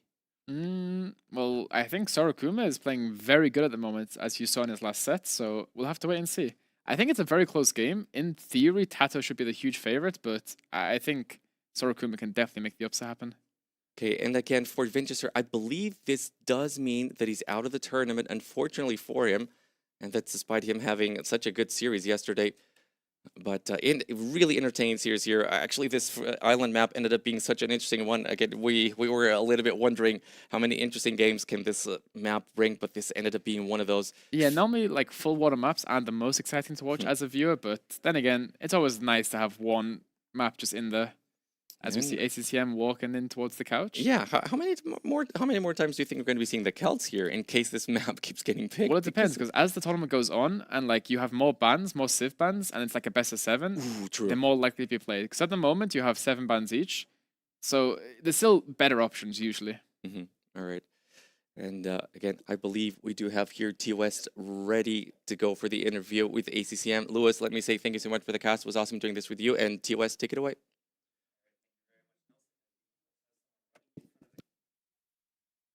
ACCM, who, by the math that we just did, still has a chance in this tournament. Will depend on Tato versus Sorokuma, our final set. But how are you feeling? You came in today with what I imagine was a very tilting set last night with that siege tower, but you managed to get a win. How are you feeling now? I'm feeling good because I was like, oh, I didn't play my best in this tournament. I just have to want to be myself, so I try to relax a bit, and then I feel today I played much better. And so I know Winchester is someone you probably practice with Winchester quite a bit. What's it like facing off against him in a LAN? Yeah, he's one of my best friend in, especially in real life and Bowens in the game as well. We practice for so long, for like 6 or 7 years already. We feel really good when winning against him. But anything surprising from the set from him, or were you kind of expecting what you ended up with? Yeah, I think I kind of expecting for the first 2 games. The last game was when it's the same ship I lost yesterday, right? So I will rely on that ship is so strong. All right, so let's maybe think about that first game where Tepui, you both were Burgundians. Have you practiced that matchup before with the Burgundian mirror, where you're both doing a lot of Flemish militia? I did one game warm up with Lewis. And I will learn that I need to make the armor ASAP, and then just forging later. So, yeah. Well, did you realize you made 2 blacksmiths that game? Oh, really? So the other big difference was double bit axe. You did it. Winchester didn't do it. Is that something you had practiced, making sure you had the eco upgrade? Yeah, I feel like I can go 18 villager with also the wood upgrade, so it's gonna help a lot for the farms later on. So yeah, and here we have some big Flemish militia fights, and in this matchup, seems like you had practiced it. You're thinking you just want to go militia, more barracks. You're not thinking about an archery range or any other units. Yeah, I think we don't have a time because Flemish military can turn around, and it's really really risky to waiting for the range units here. Yeah, and here we have a few fights where you're fighting underneath towers and just kind of trying to feel out the numbers, finding opportunities to have more numbers, and then waiting for that to engage. Yeah, I feel like he don't want to engage because my army number is bigger. So he just tried to run around to buy time, but I realized I got more army, so I just diving in. Yeah, and then moving on to this next game, and right away, Winchester had trouble luring the Javelinas this game. There you are with the scout laming him. Yeah. It's unlucky for him. Yeah, I don't know if you noticed this, but on the other bridge, he also at the same time lost and had to house wall and save a Ville, so he was extra behind because he messed up on the other board too. Yeah, I can feel it. Yeah, not the best game for him. Yeah, and Byzantines versus Portuguese here. You get in through a hole in his wall as he's trying to wall. That was great timing for you, just as he's trying to wall that. Yeah, so many things wrong, but later on he played really well. Like I cannot end the game earlier, so. Yeah, so what do you think about that Civ matchup going late game? Personally, I always feel Byzantines have a way to hold on with how cheap their trash units are and with how good their castles are. Yeah. But early imp, it felt like he was maybe finding some momentum to try to push. Yeah, I think late game is hard for me a bit because he got the unit that with the ballistic for bomber cannon. Right. So it's really hard to engage with BBC and ballista. But I hold in the middle, a lot of goal there, so I'm feeling good. Yeah, it felt like you were both rotating around the outside, but you went a bit of a longer castle age, but town center in the middle of the map. Yeah, I realized there are a lot of goal in the middle and also some woods, so it's gonna be a good DC for sure. Also, Byzantines with the good fire ships makes it a bit easier to hold the middle, and also, as we see here, those Dromans able to provide some support on the land. Yeah. The Roman are insane. And, obviously, Vinch, he's going to try to hold on here no matter what. This is the elimination game for him. He's adding Vittorias, but, you're no stranger to long games, right? Yeah. Yeah, I'm sure you're used to this. Look at those Vittorias, but you're taking one great fight here, and must feel pretty good here, finally knowing that I've won a set. I'm going to do well and continue on. Yeah, I feel like when the game at this stage, in the late game, I feel really confident, especially when I got the lead. So I'm feeling good and enjoy as much as I can. Yeah, I always love seeing Byzantines go for the Paladins too. Yeah. Yeah, usually you don't think about them because, they're lacking upgrades like Bloodlines, but Yeah. in some situations they're good. Now here we get to Fernando, and one of the things that stood out to me here is you went for the mining camp, and Vinch didn't. He stayed only on whales for his economy. Yeah, I think he docked exactly where the well is. I also tried to dock on the side a bit, but unlucky I didn't got the well, so I decided to make a mining camp myself. All right, and then the transition here, you went a lot faster to the Castle Age. Vinch was able to stay in the Feudal Age for a while, and Yeah. it felt like you lost a lot when you were trying to go up to Castle. Yeah, losing a lot. It's not good, and I think in this meta, Kel is insane. I've seen a lot of players around here practicing with Celts, and not a civ that we used to see on the water, Yeah. but these days the wood bonus seems to be extra strong. I lose 2 times already, so it should be insane. And not just here, but also on Monte Pasquale, we've seen them quite a bit too. Yeah, but here, just getting a good surround on those ships is Vinchester, and trying to run to the shoreline and just manage to have the better edge here. So what are you thinking then, Celts compared to, we've seen Vikings quite a bit here, Italians, we've seen Dravidians, but do you think Celts just in generally now they're among those top tier of water civs that people are going to be prioritizing? It's not really top tier ship, but it's like in this map, Kel can outproduce your army like because they got a lot of wood, right? So they make sure they just outproduce you because they're gonna go like 4 docks and make a lot of army, and then also transition with the Sea Workshop and Knight on the land as well. So Right, because that's how that game ended with the landing. Yeah, But at yeah, that point, the water kind of determines that map, Yeah, right? yeah. So once again, your tournament life depends on Tato versus Sorokuma, and Sorokuma, a newcomer to lands, playing extremely well. Yeah. What are your thoughts on that set? I love Sorokuma, but let's go Tato. That's good, Tato. All right. Thank you very much, ACCM. I think we're just about to throw it over to a break, and that set will be coming up next. So we'll see if production is... there we go. I think with the balance changes on the water, it is interesting because like on the qualifier we have a balance patch for water, and now it changed a little bit with the dock. So now I think it's still like relearning some maps, and I think now this will be like some maps are more interesting in my opinion to play, but yeah, others I think there is less strategy as well. So it is. I think we are relearning the maps right now.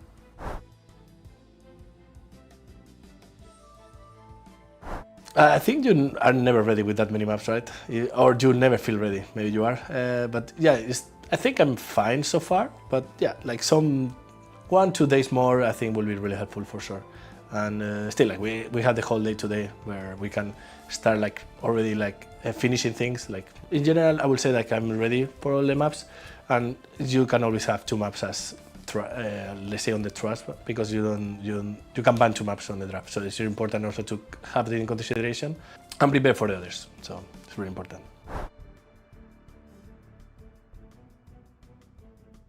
Like lately, I didn't have the best results, but in general, I will be happy no matter the result if I'm playing my best. Even if I lose, but I'm giving my 100%, I think there is nothing to be negative about. So at that point, I will just be happy.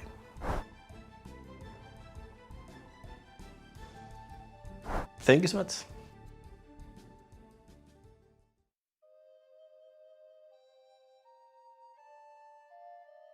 我自己目前我自己其实心里有个预期。如果这是因为我在练习的途中绝大多数都是跟我的练习对象是5-5开。那其实我会预期说我是可以进入到8强的。对，那在8强能不能够去进入4强，就是看当天的一个状况。那幸运的话就是一幸运，然后再加上当天的状况够好的话，我也希望说自己最高的目标就是到的4强，因为毕竟在4强以后的选手，有时候是一些个人的机体问题，无法去匹配到对手，这样子。He actually practiced a lot with those players, and the results shows 50-50. So his main goals actually is best of 4, the best of 4. But maybe best of 8 already as well good as before. So it depends maybe tomorrow how he feel, and is he really feel nervous, or he can 100% to do the best performance of Solakuma.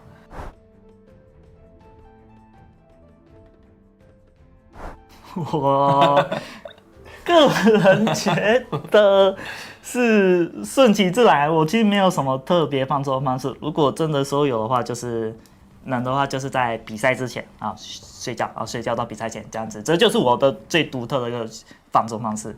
那如果无法休息的话，就是自己闭眼冥想一下哦，不要让自己那么紧张啊，也不要给自己太多的预期，不要让就是自己的状态不是平常的状态这样子。So Solakuma said, just sleep well and don't think too much. Don't expect too much. I'm so good or I'm so bad. Just do 100% what he practiced and just sleep well. Then can make him feel relaxed. Good luck. Good luck. Thank you. Thank you so much. Thank you so much. Thank you, guys. Thank you.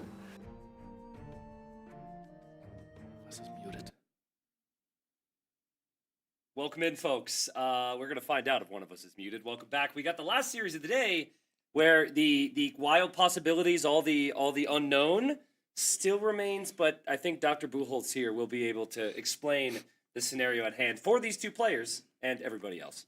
Indeed. So basically we have 2 players playing, but it affects like 8 players at the same time. We have Sorakuma against Tado. Tado, with what happened before today, is already through. He is basically only fighting for an easy opponent. If he loses against Sorakuma, for example, he gets 8th and faces Sebastian. Yeah. So probably want to avoid that. Sebastian looked the best so far in this tournament, so he is playing for the win to get a quote-unquote easier path on paper. Sorakuma himself is fighting for a spot in the playoffs. If he wins, he is in the playoffs. Yep. If he loses, ACCM is taking his spot. So that's a lot. I think my microphone screwed up. Do I sound fine for you? It could be a bit closer for my taste, but I think it's fine. Yeah, I mean, I'm like super loud. So why don't you go ahead and speak so I don't have to hear myself for a second, Nili?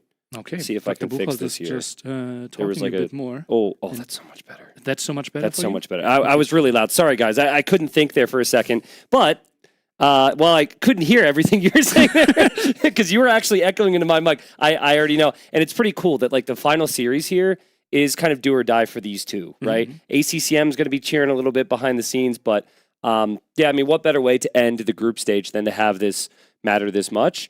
And it's also a cool dynamic because we have a very well-established player with Tato and then a new kid on the block in Sorakuma who has looked really, really good, Nili. Now, I can't hear you through my headphones, but I'm not sure if there was a change behind the scenes there or well, if it's a bit closer. Yeah, it feels like I'm hearing you through a mic. That's what I had. That's kind of what I had. It was weird. We're sending our best Portuguese guy or Brazilian guy behind the scenes, trying to fix that. Best of 3 is what I wanted to say. Essentially best of 3. Yep. Exactly. I think we would not even need a third game unless it actually matters because the placements at the bottom are important. When Lewis was leaving the casting desk, he said he needs a specific result so he can get an extra $250. So he's like very intent on that. That might be one of those situations there. So we've got our draft here, and we've got our next series that's going to start, and we've got a lot of water maps here, but also a lot of hybrid, which is exciting. You've got Amazonia, a map that I've really liked. We've seen a lot of late game there. We also have Lensois Marensis. Sorry, Lensois. I've tried, right? I call it Fish and Fish. Fish and Fish, yeah. Fish and Fish is a similar map. And then Mate Pascal. So I expect a lot of different varieties here. I will tell you that, like, Sorakuma has been very aggro. He's been very aggressive, opens with a lot of military. I was saying downstairs, I was like, this is how Age of Empires is supposed to be played, right? Man-at-arm aggression, lots of military, punishing walls and skirmishers, right? It's very fun. But... you know, Tata's typically very aggressive himself, so very curious to see how this plays out. I mean, I felt like Sorokuma would not be in this situation. I thought he would be 0-2. I thought he would have struggled to like find his feet here, considering this is his first big LAN event, and who's up against. He's looked like a seasoned pro in these games. He could have easily beaten Mr. Yo in his first series, where he lost 2-1. And then, he was able to win his second series. So I've been really impressed with Sorokuma. Do you think with him being so successful with his Man-at-Arms opening that he will play more Man-at-Arms now against Taro as well? I think he should just continue to do what works, right? I think you stick with your comforts. Even in the games that he lost, I think Sorokuma looked very, very solid and comfortable. So I don't think you need to try and do too much. And this is maybe a negative thinking, but like if you're going to lose today, you want to lose playing your best Age of Empires, right? You don't want to lose playing someone else's strategy. You want to lose playing your very best. So here we've got Sorokuma. Sorokuma in the blue playing as the Byzantines, a very strong civilization if the game goes on for a long time, and perhaps not a civilization you would expect here because of the lack of water bonuses. But on Tato's side, we've got the Vietnamese, and the Vietnamese also can be one of the best civs in the game if it goes late. Yeah, that's interesting, right? Vietnamese, how do you even approach the water? The bonus that you see the town center of your opponent, it's not really that valuable on the map. That's pretty mirror, but maybe to get some harassment here, villager obviously without loom. Interesting. So there's been some discussions about this. ACCM came in much later in the previous series, but players are always walking out here to get boars. Now, typically to de-aggro that boar attacking you, people will do a house trick and place the house, but you can't actually build on the bridge. So that's actually really fortunate for Sorokuma. He was about to attack the boar. He reacted perfectly. And fortunately for him, he wasn't already being chased by that boar. Tato is going to have to run home. It's not the end of the world for Tato either, but lame attempt failed for now. Back to the point when it comes to water, right? Vietnamese, you said not a single bonus really working for them. Yeah, you save a bit of resources with the eco upgrade, but that's kind of something we can ignore. What's Tato's approach here? Is he has to play LAN, no? There's a couple interesting things you could try, Nilly, and this might just be bad, right? But like, A is you engage on water and you're at a disadvantage. You probably know they're going to make fires, so maybe if Hawks can compete there, that you have an understanding what they're going to do. But like, what about some defensive things? You could maybe dock the very back. He's not doing that now, but you could dock behind the bridges. That's an option. We saw in the previous series, Vinchester, it was one of Tato's teammates. Granted, there's like 10 of them here, but still, like he went for a tower on the dock to prevent losing the dock, and then he played LAN. So you got a couple options. I think Tato's going to think Vietnamese eco's so good, he can be at a slight disadvantage on water bonuses and still be happy playing water. Do we think the defensive tower was more of a reaction or something like, okay, I'm going to defend and try to play passively there? It felt to me like that was not the initial game plan. Yeah, maybe. I don't know. We'd have to ask, but we didn't get the interview with Vinchester. But Sorokuma's brought in a fair amount of food. Majority of the games have been the dock opening on the front. But what's so cool about this map, you can go to the left, you can expand to the right. There's pros and cons to every decision here. You invest to win the water, well then you're expanded. You're possibly going to lose control on land. You take the land, you lose water. This is... I don't know who made this map. Maybe T-West did, because I know he managed most of the pack. But this is easily one of my favorite maps introduced to Age of Empires over the last couple of years. Just so cool. It's so dynamic in what you can accomplish. Yeah.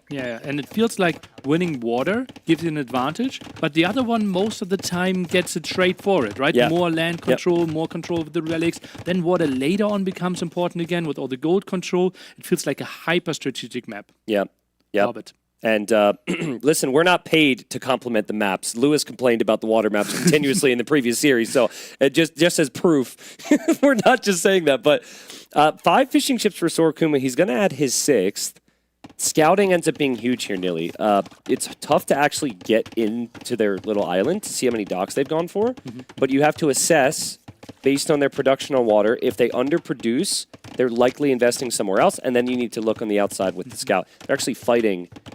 They both lost these capybara multiple times. Tato just stole some of Sorokuma's, and that's going to be a lot of food running on home there for Tato. Before the action starts, can we do a quick capybara check? How many do we have there? That's not too much. 7, still 4 ostriches. Plus 13. Oh no, that's the total. Okay, shift click.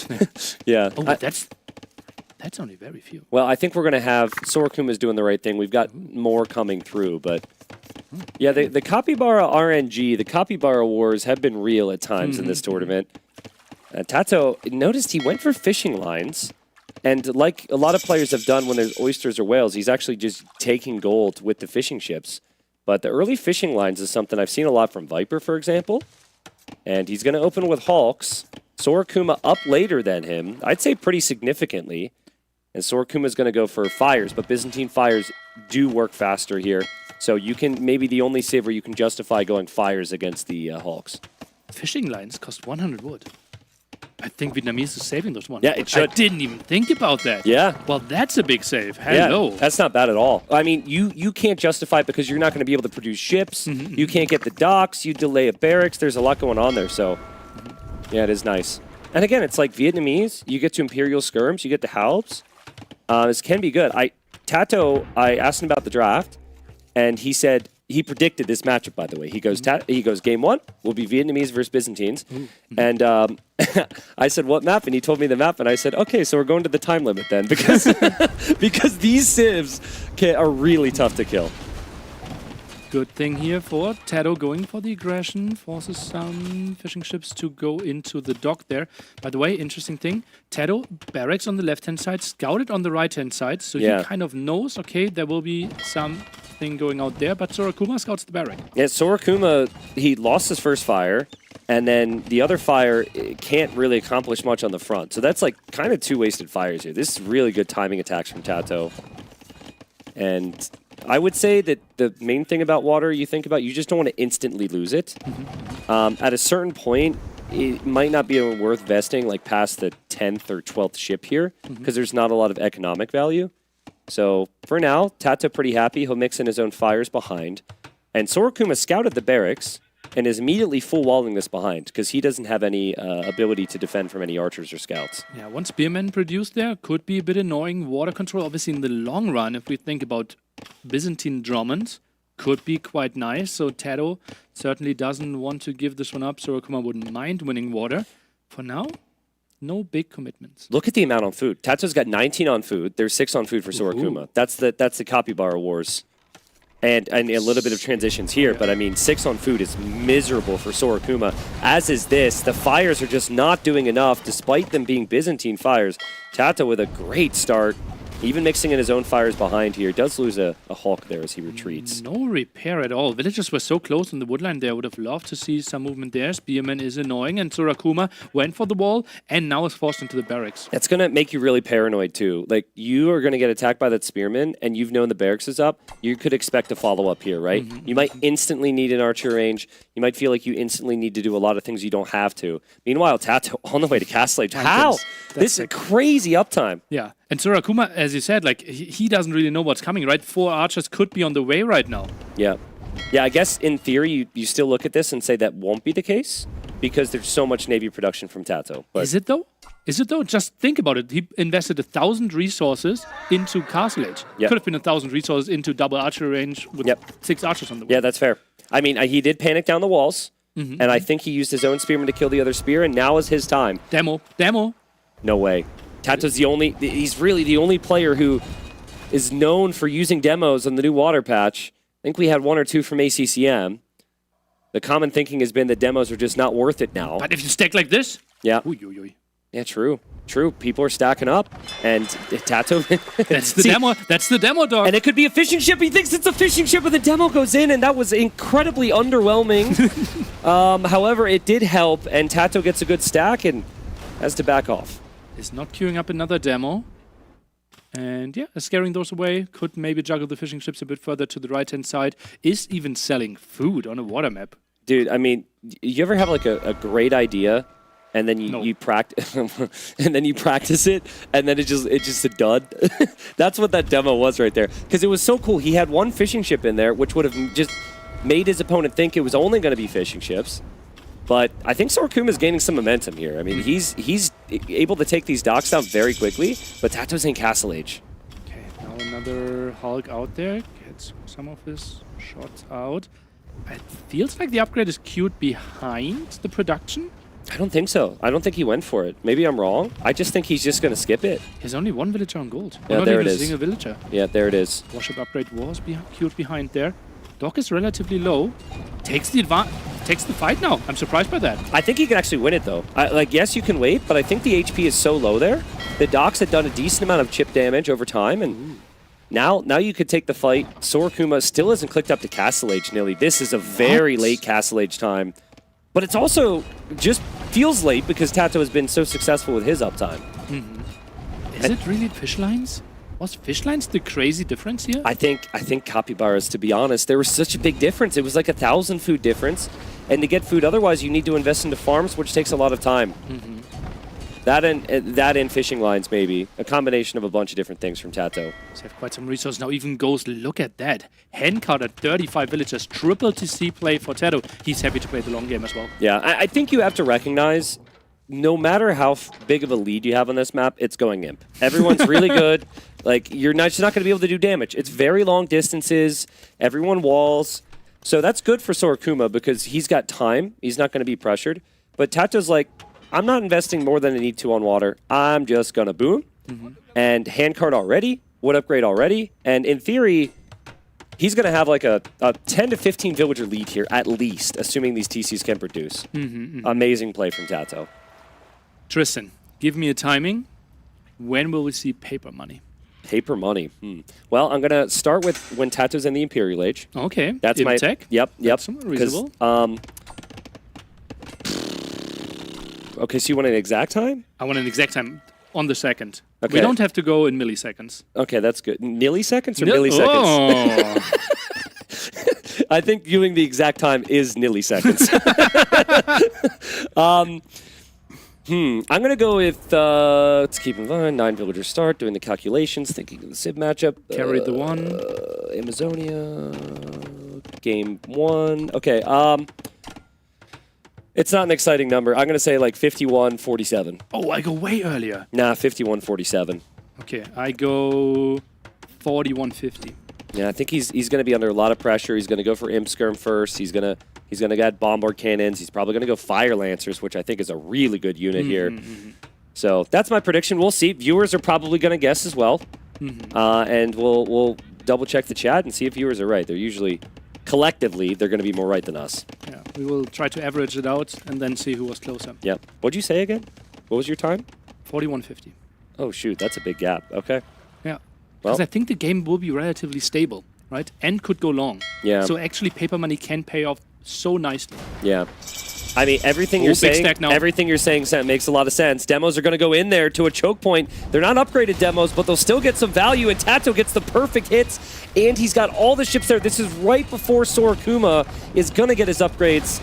And I think even with Byzantines, down will go those fires. That was a crazy clear up. And those two demos, they forced such a bad engagement there for Sorokuma because he couldn't stack, he couldn't properly disengage this. I'm going to take you down with me here. If this was you or I, right, and we're Tato, we get that engagement at the start of Castle Age, and then we have no TCs, right? We had no TCs, and now we have the TCs. Tato's able to go for the eco upgrades, go for the eco timing, and then also find the perfect fight. That is the ideal situation. And, yeah, I mean, now, like we said, about a 15 villager lead to be expected. Could have even more than that because the fishing ships for Sorokuma won't be able to work any longer. And now 5 fletching crossbowmen going to the other side, spotted by Tato instantly. I don't think those will achieve too much. Well, I mean, Tato does have to deal with that, right? And this gives Sorokuma some time. And Tato's just been getting some relics. Tato's going to drop a Siege Workshop. But if Sorokuma can just harass a little bit and start to boom up a little bit more on the right, I don't mind his chances, but I'm wondering where his stone went, Nilly. I guess he stonewalled in fear, so he's only able to build the second TC right now. Love that Tato got the 2 most contested relics. Oh, well, this is a gap.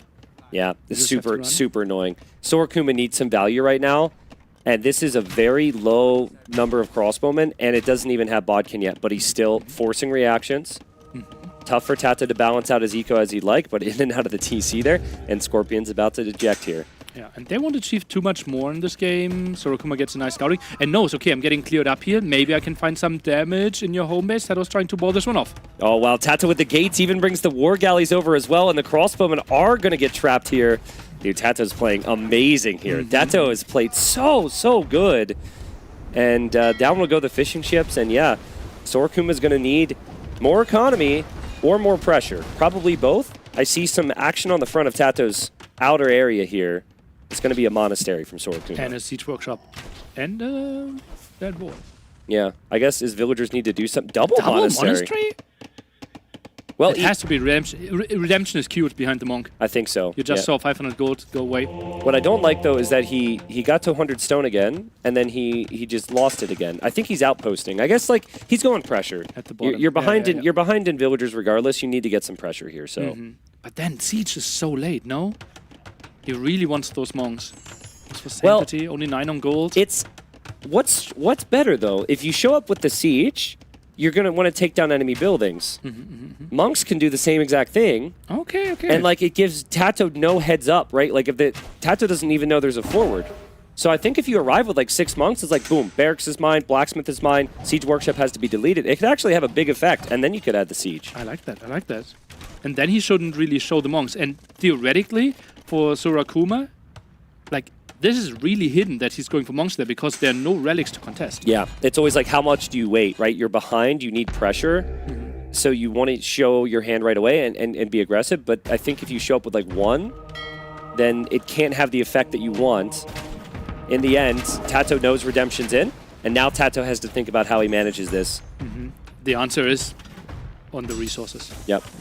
He has the castle spot there pretty soon. Siege workshop will be late. Yeah, some houses will go down. But Sorakuma will be tricky for him to break Tato there with a defensive castle. This is where if there was siege, then maybe wherever Tato's about to place this castle could be in jeopardy, right? Like a Mangonel could really have threatened this. And yeah, the castle from Tato, I love that. Some people are so passive, but Tato's like, no, I need to protect this hill. This is the most important area to protect myself. One of the biggest mistakes Tato could have done here is actually build a Mangonel himself. Yeah, true. Could have been converted, could be ugly against the villagers there, but 4 Scorpions, enough for the defense, goes for some more towers. What do you think about, and don't laugh, okay? I see you're smiling, no laughter. What do you think about a siege tower here from Tato? You put some rats and archers inside of it, or some fire lancers, and it allows you to roll in close to those monks and snipe them all. Do you need to snipe them though? I mean, is there any like valuable pressure? Now you have the tower TC set up here. Like you will lose those houses, but this push is kind of stopped anyways. You are imping, and then you rather just play Bracer and clear it up anyways. Yeah, maybe. Yeah, siege tower might be a little bit too gimmicky. But I mean, you are going to lose a town center, and town centers are suddenly up behind this for Sorakuma. Sorakuma needs time to catch up. He needs space. That's what this is affording him. He's not going to win the game with this, but this is a lot of nice pressure. Both players actually building outposts on the right side, it seems. So maybe that'll be a spot for either player to pressure. But just random villagers and monks over there.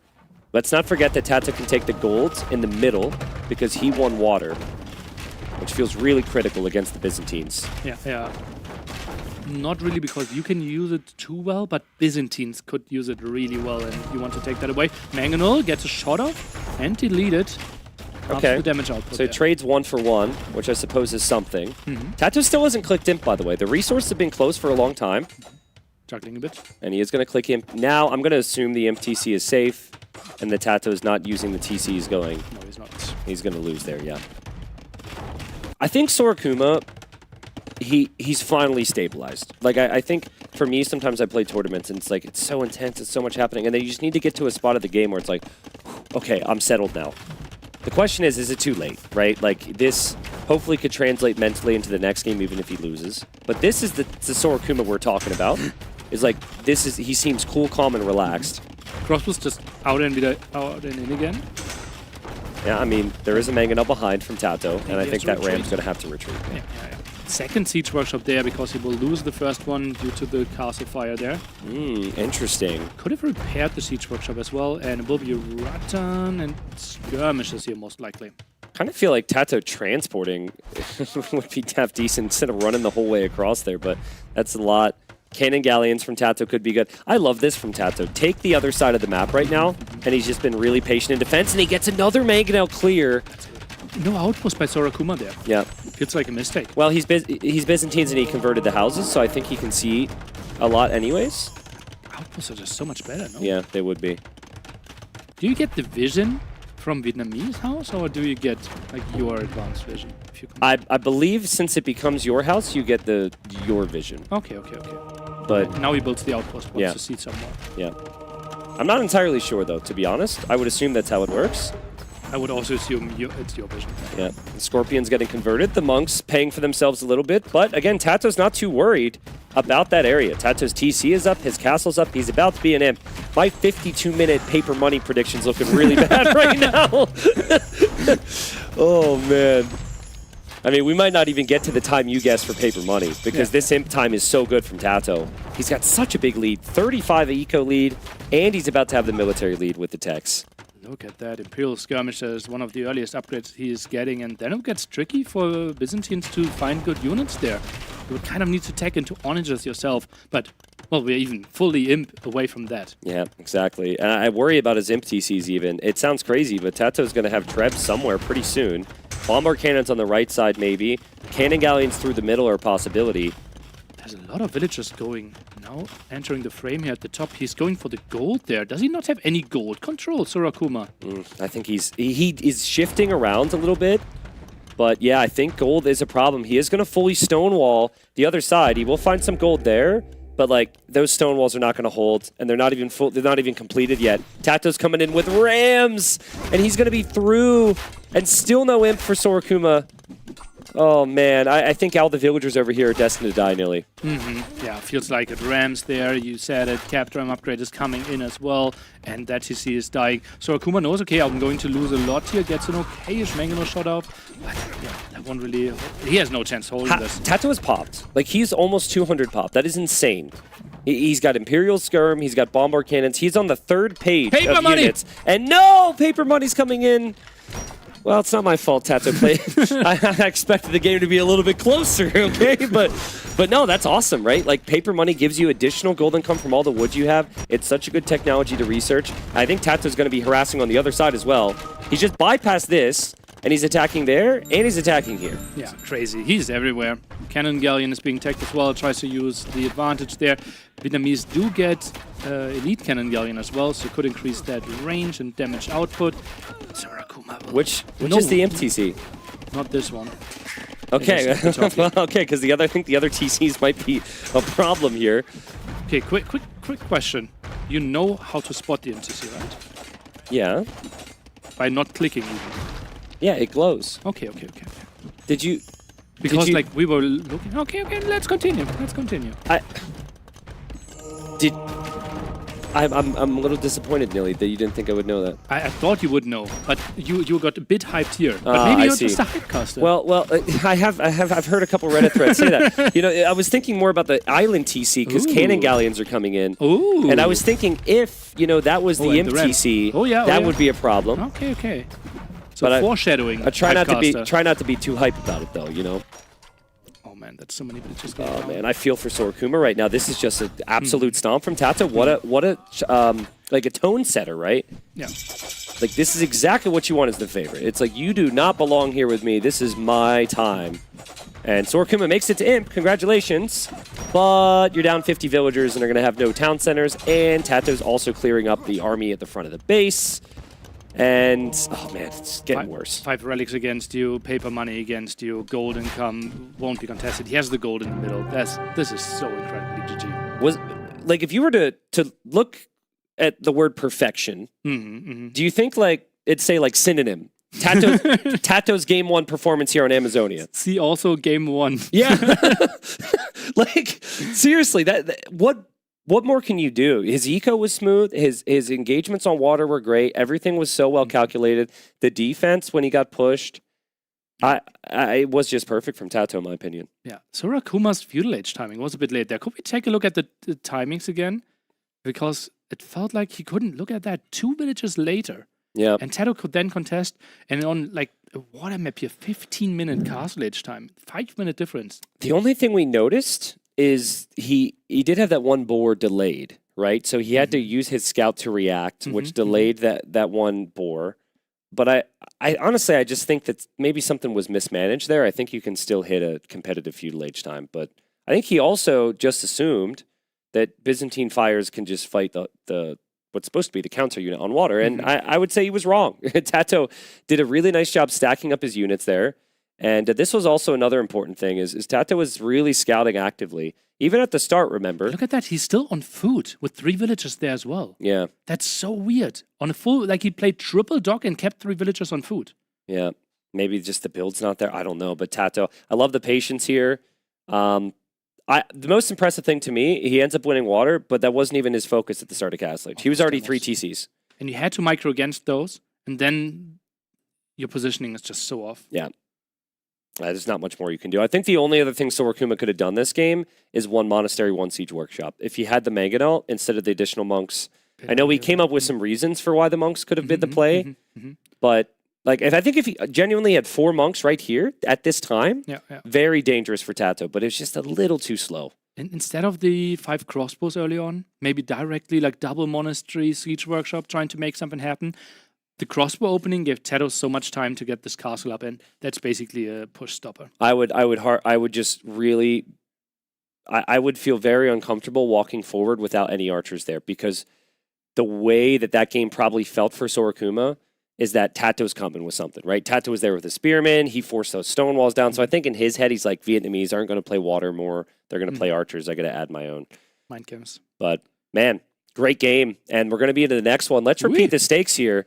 Sorokuma has to win the next 2 games, right? Sorokuma has to win the next 2 games to be top 8, correct? Correct. To play any more in this tournament, 2 wins. Correct. If Tato wins another single game, it will be ACCM making the playoffs instead of Sorokuma. Yep, there's a big grin right now in the back room, but it's gonna be a lot bigger if Tato can get the job done here. I want picture-in-picture some ACCM cam. Seriously though, send production on it.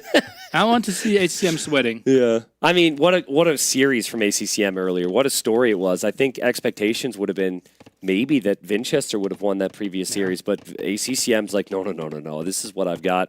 And is this okay? Is ACCM in there? What if like ACCM was taking a nap? That's Dauda. That's Dave, I believe. The 2 bald Andy? heads are Dave and Miguel. We know that much. And there's Fiage, there's Doubt, and you got Andy in the back. Get and ACCM I think Jordan there. in the back as well. I want ACCM and an ACCM cam. Yeah, we'll see if we can get that. Well, Japanese, a civilization that I think fares very well with how Sorokuma played this against Lewis. Sorokuma went for Man-at-Arms, and he continued with Man-at-Arms. He might have even had Japanese himself. I kind of forget. But how did the Malay approach this? You advance faster to the next stage, which should mean you have a bit of an eco lead with the villagers later on. But the dock was up way faster for Tato, I should point out. And wait a second. Sorokuma lost a Vill. And I don't know how.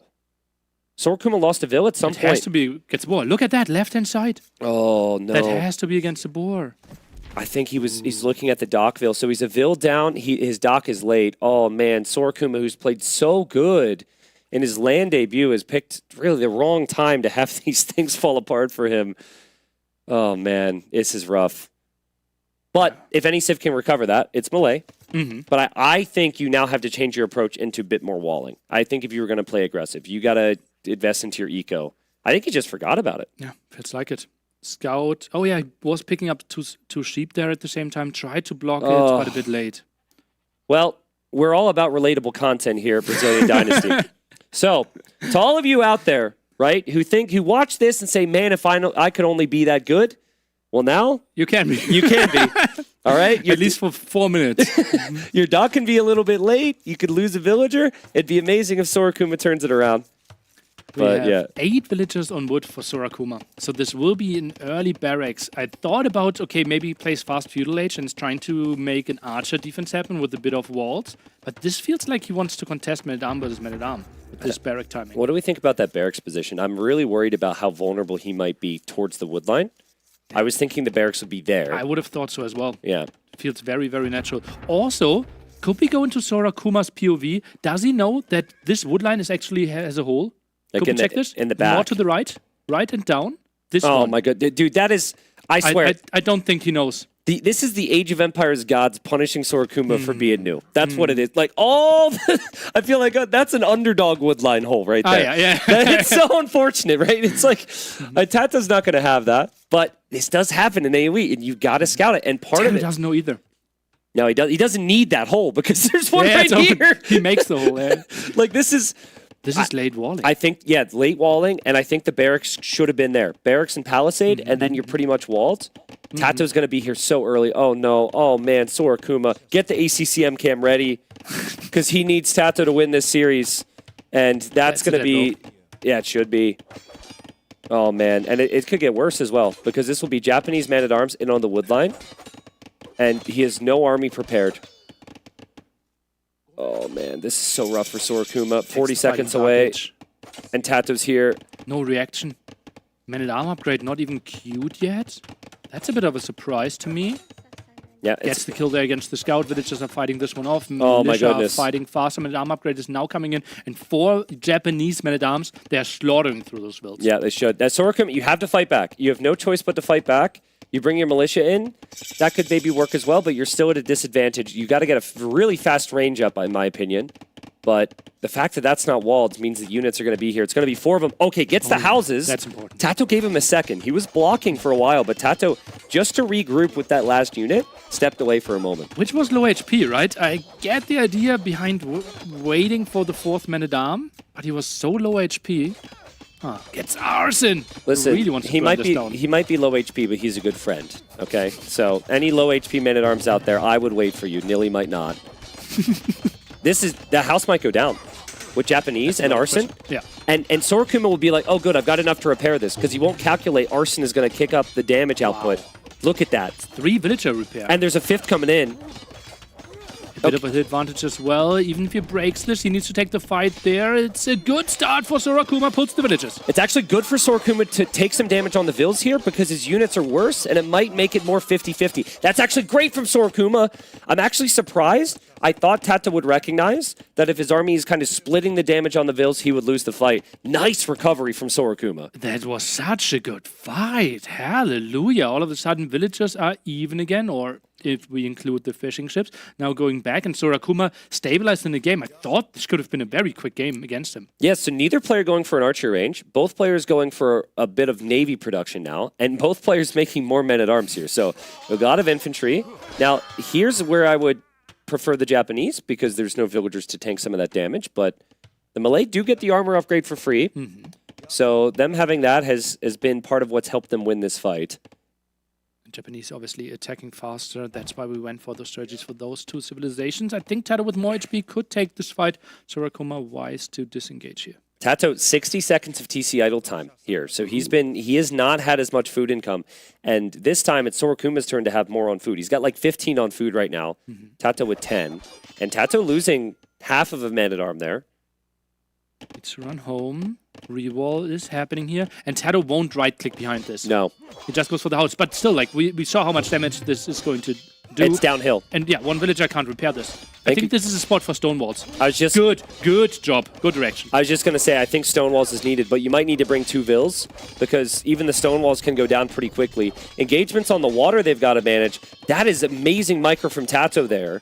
And he's going to... both players have some weak ones. And then the man-at-arms from Sorakuma running around. Tato also will have a hole in the back of his wood line. But Sorakuma will probably just attack the house. But could just be a hole between the houses. No? Between those 2? No. Okay. No arson for Sorakuma, to my knowledge. And now it's on the way. Yeah. Wow, what a game. This is stabilized. This is really, really close. Like this is maybe as close as you could have expected. Tato still has the resources collected lead, but like Malay can recover a lot here, and I like the Malay long term. Castle Age timing could be really nice for him. We're so far away, though. Look at the food count there. Tato at the absolute limit.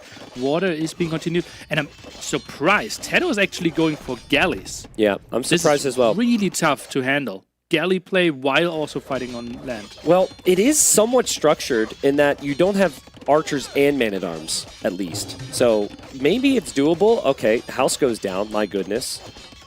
Would have loved to see 2 vills there from Sorakuma earlier to just stonewall that. So now he's got a headache, and Tato's still building houses as well.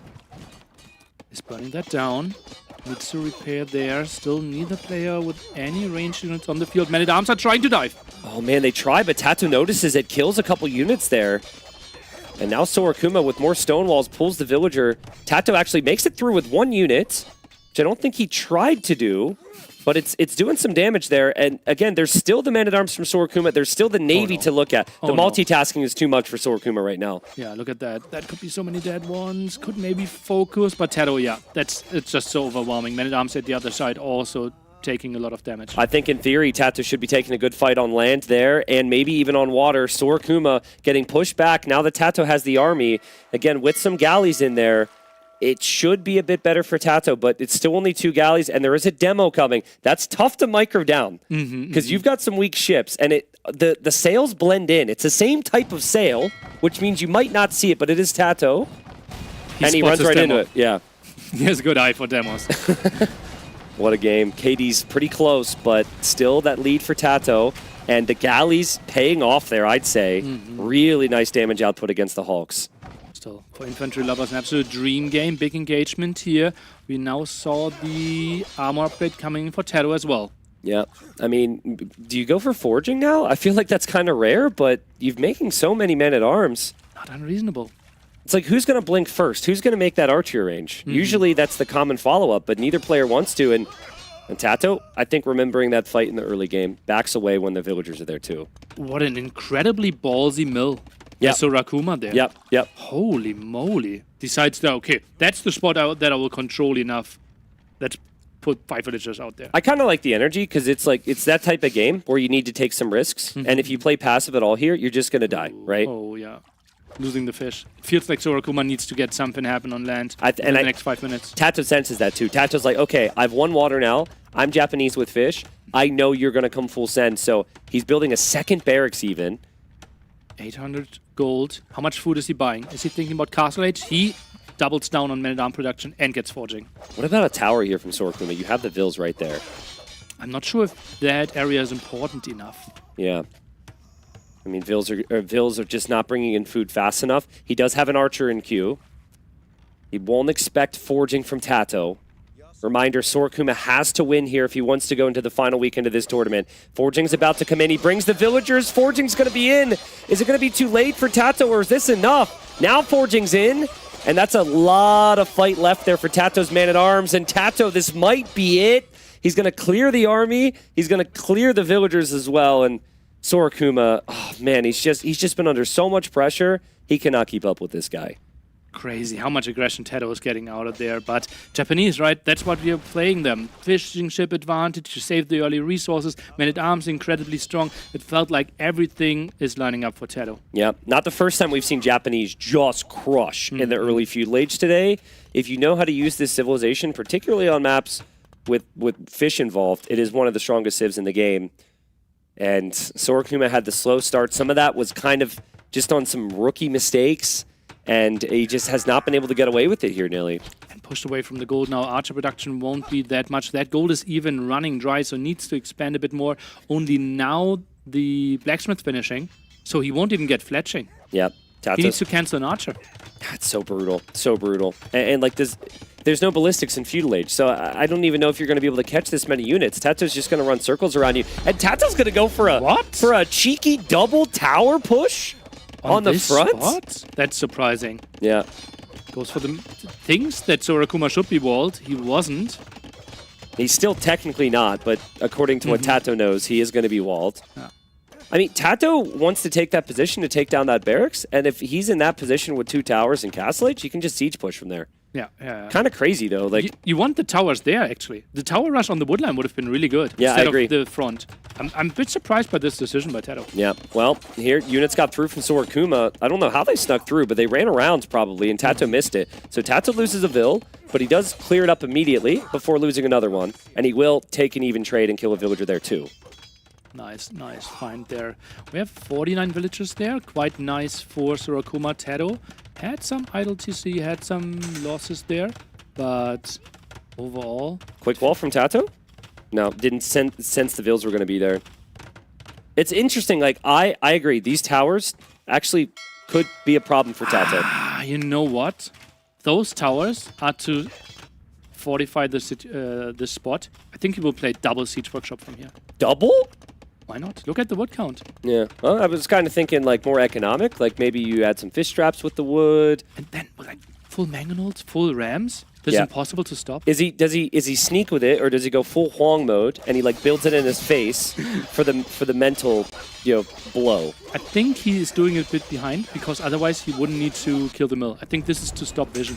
Okay. Sorakuma is trying to kill Fish, by the way. Just one random hawk. Just want to point out that Tato might miss that. You would expect Tato would notice it, especially with Japanese. He'll have the time. Blue on blue, though. But yeah, blue on blue. Always play blue on water maps. Always play orange on Arabia maps. There might be some other rules. Green on Black Forest. So the opponent doesn't know where you are. Yeah. One siege workshop. Give me triple Tato. You have 900 wood. Is this siege tower territory? I know. Unlikely. I kind of said in the previous game, but like, TC. I feel like you could just roll underneath the TC. He's gonna go for the ram. Ooh. Arch is gonna run around from Sorakuma. When you're melee, your opponent hits Castle Age faster than you, and you still haven't clicked. What a painful feeling. Yeah, okay, there's a chance that I can catch up somewhat, but yeah, you will be behind in economy. Look at all the red dots at the bottom as well. The economy just so much better for Tato. And resource collected, he's 3,000 ahead. Yeah, Tato redocking too. The fact that he's redocking gives his fish some greater efficiency. And here he comes. He's going in for the tower. And that tower is just going to disappear. The TC could disappear for Sorakuma. Absolutely. And Tato won't believe that he can actually get that TC. That's True. why he's going for the gold. True. Yeah, he's like, okay, Castle Age will be in any second now. Not realizing it's still 90 seconds away for Sorakuma. Ooh, nice gate behind this. Both Rams need to focus this one down. But yeah, still in building mode, so he gets it. Yep. Rams are just going to choo-choo around here, and he's making a move for the town center. I mean, the longswords can take down the archers. Oh no! Is Castle Age actually going to come in for Sorakuma? He's melee, Nilly, but the Rams! They're going for it. Extra damage output there with the men-at-arms or the longswords around. Not really focusing this one down. All the archers are being trapped. The longswords are going to take down the archers, and the TC, even if it does stay up, it's not going to matter. I think Sorakuma calls it. We will have a third game, but that means Tato has done ACCM a favor here. And while there still might be some other things at play, Tato up 2-0. ACCM should survive top 8, and Sorakuma no longer possible to be top 8. That's true. I think they're still playing for the placement, though. We have 9s and 10s getting more money than 11s and 12s. So that's a big difference there. So Sorakuma is he placing before Lewis, for example. So some other sweating done behind there. But our playoffs, top 8, are now locked in. Okay, so can we talk about that now? Can we talk about what those, just the top 8, not the whole bracket? I think that's locked in as well, but me just going through it without a visualization makes it a bit tricky for people to follow. Okay, that's fair. Well, there's just a disaster game for Sorakuma. I mean, losing the Vill, that's the first time we've seen that this tournament, I think, a villager dying to a boar. It just doesn't happen. Not sure what went wrong there, but that's just something that needs to be avoided. The dock felt a little late as well. And then it's just all Tato with the aggression, right? Like, you need a clean start yourself to brace yourself for that. You match the aggression, and then you're ideally ahead. But he was never ahead this whole game. He had no chance. And I think also the walling, Nilly. I think with a little bit of preemptive thinking, had he built his barracks where that massive gap was and protected the wood line, it could have been a much easier game for him. Yeah. That was the Japanese men-at-arms were moving so fast that it looked like it lagged. It's crazy. It was not lag at all, but... Yeah. We only stream with 60 FPS, so like the swings were in between. True. So I am excited to see this next map. I wonder if there's any secrets that Sorakuma's had that maybe now he just shows, because like whatever, you're maybe out. But then Tato might want to hold on to. We've got Vikings, Wu, and Wei for Tato, and then we have Chinese, Italians, and Huns for Sorakuma. The game we saw between Leary and Viper on this map was insane. I also think Andy against Yo had a crazy game here too, so it's delivered. That was really, really nice, yeah. And T-West actually went to people and like, okay, we need a like nomad map, some form, like which games are really entertaining? And so many people said Pilgrims. And that's how he came up with this system as well. When so many people said Pilgrims, was that like the average Twitch viewer or was that the average pro player? Friday evening viewer. Ah, Friday evening viewer. So that's definitely a community game then. Because I know the players here, and I don't think any of them were necessarily like, yeah, let's go Pilgrims. But, I mean, it has a lot of competitive elements. It has seemed very water heavy, but what I like is that if you commit too much to water and you don't think about land, you could have some issues, which is what has happened a lot of the time here. So, yeah, I would expect Wu or Vikings for Tato. Both are solid, and I would expect Italians probably for Sorokuma just because it's the best water civ. What was the plan for Chinese then? That he didn't, like, because we have hidden pick at the start, right? Yeah. And he felt like, okay, that is by far the best civilization that is still left. Tato decided for Vikings. On the other side, Chinese. Chinese are really good at Nomad start. Chinese could be solid here, right? Maybe. Especially if you have a lands priority, Chinese could be good here. So let's see. And there's our answer here. So yeah, typically with Chinese, you have a bit of a struggle because you can't get food. But like, I think it's going to be okay. I think the TC is going to come up. He's going to get loom. He's going to have the food. He really needs to transfer onto a sheep right away. I'm a bit surprised by that, right? Yeah, very surprised by that. I thought he would be fully on the food. He does have the villager on the dock. He might have a little bit more idle time. But you got a villager lead here with the Chinese. So, but that will be way more idle TC time than I thought. I thought it would be like 15, 20 seconds idle TC time, and then he starts producing. Well, I think he will it's going to be 12. here. It's going to be 12. It's going to be 12. You think he will constantly produce now with 4 on sheep and 1 on... He will have 2 more seconds of idle TC, and it will be 14 seconds of idle TC, and then all the viewers are going to say, ooh, ah. Ready? 1, 2, and then he cues. Oh, come on, drop off. 16. Ah, I was close. Ooh, ah. I mean, the key, of course, is you want the fishing ships out fast as well. And there goes a villager from Sorokuma. Now, that's interesting. But he will be idling after the next villager again, right? No. I think he's missing 1 on food. You might be right, though. Yeah, he's up to 20 seconds now. I guess he's still trying to have enough on wood to always have the fishing ship at the same time. But it's too much on wood. He has 8 on wood right now. Well, he needs the next fishing ship, and he needs a house as well. So that wood spend is pretty significant. Yeah. But let's just think about this. Like, everyone's gone water here. Is there a world, as I like to say, where you can, like, kind of go, like, fast archers or something on lands? Or is it all mainly castle age where you can go It lands? has to be an addition, right? And to surprise the opponent. If you just go archer range opening, yeah, you might scare 5 villagers away from the opponent. But just imagine Tato is also building a tower. Yeah. Then you can't kill anything and you're losing water, where 90% of your economy is going to be. It's very interesting to me that Sorokuma is scouting with this Vil. I don't think it's bad.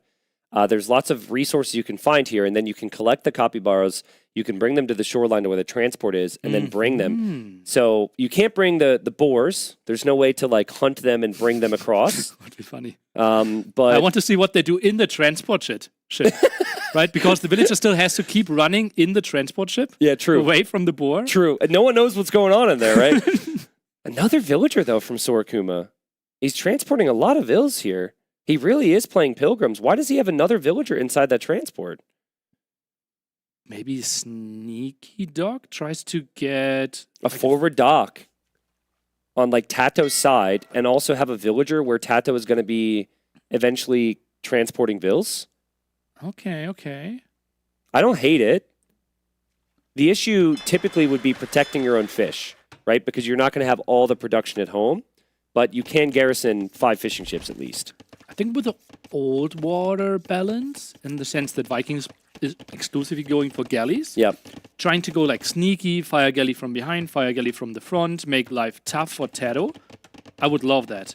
But here, Tato might just open fire galley himself. You know what this reminds me of? There was this game that I really wanted to cast, and then there was like 6 patches, which broke the Rex, and then I forgot, unfortunately. But this player went, it was islands, right? And he went forward dock, he transported a Vil, and he fish boomed and the back of someone's island. And then the other guy goes fast feudal, going to kill his fish, and he finds like 1 fishing ship, think that's all of them. And there was a Vil with 2 docks on the back of his island. Like, he's going to have sneaky eco back there. Look how many fish he's adding. He's playing fast castle. Like, he's hiding the fish in plain sight, kind of. That's crazy. Yeah. What a mind game. It's kind of cool. I mean, you're already going to lose the series. You got to give the viewers a show here. And I hope that viewers have been really impressed with Sorokuma. I hope he's earned a lot of fans this tournament. Yeah. He earned my respect. And like so much. Like, I love this play, especially the set against Lewis. was absolutely incredible. And he was very starstruck coming into this, right? Like meeting the casters, meeting the players, like he was giddy with excitement, right?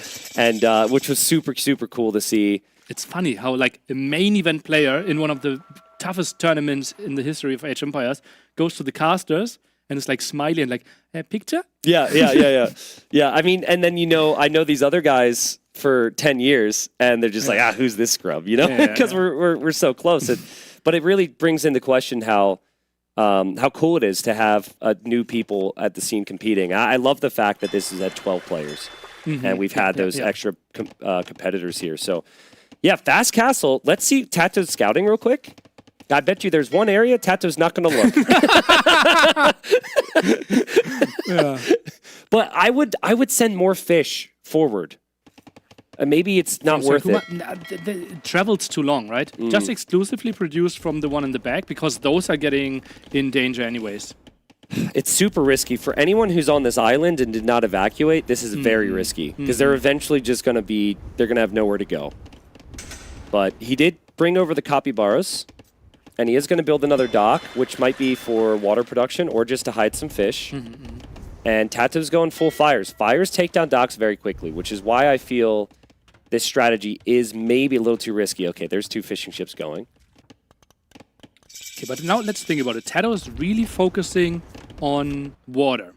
What do you think about Sorakuma preparing a transporter, going for an island, and building 3 archer ranges? No. I think that people already know about that strategy, so it's no longer a surprise. Okay.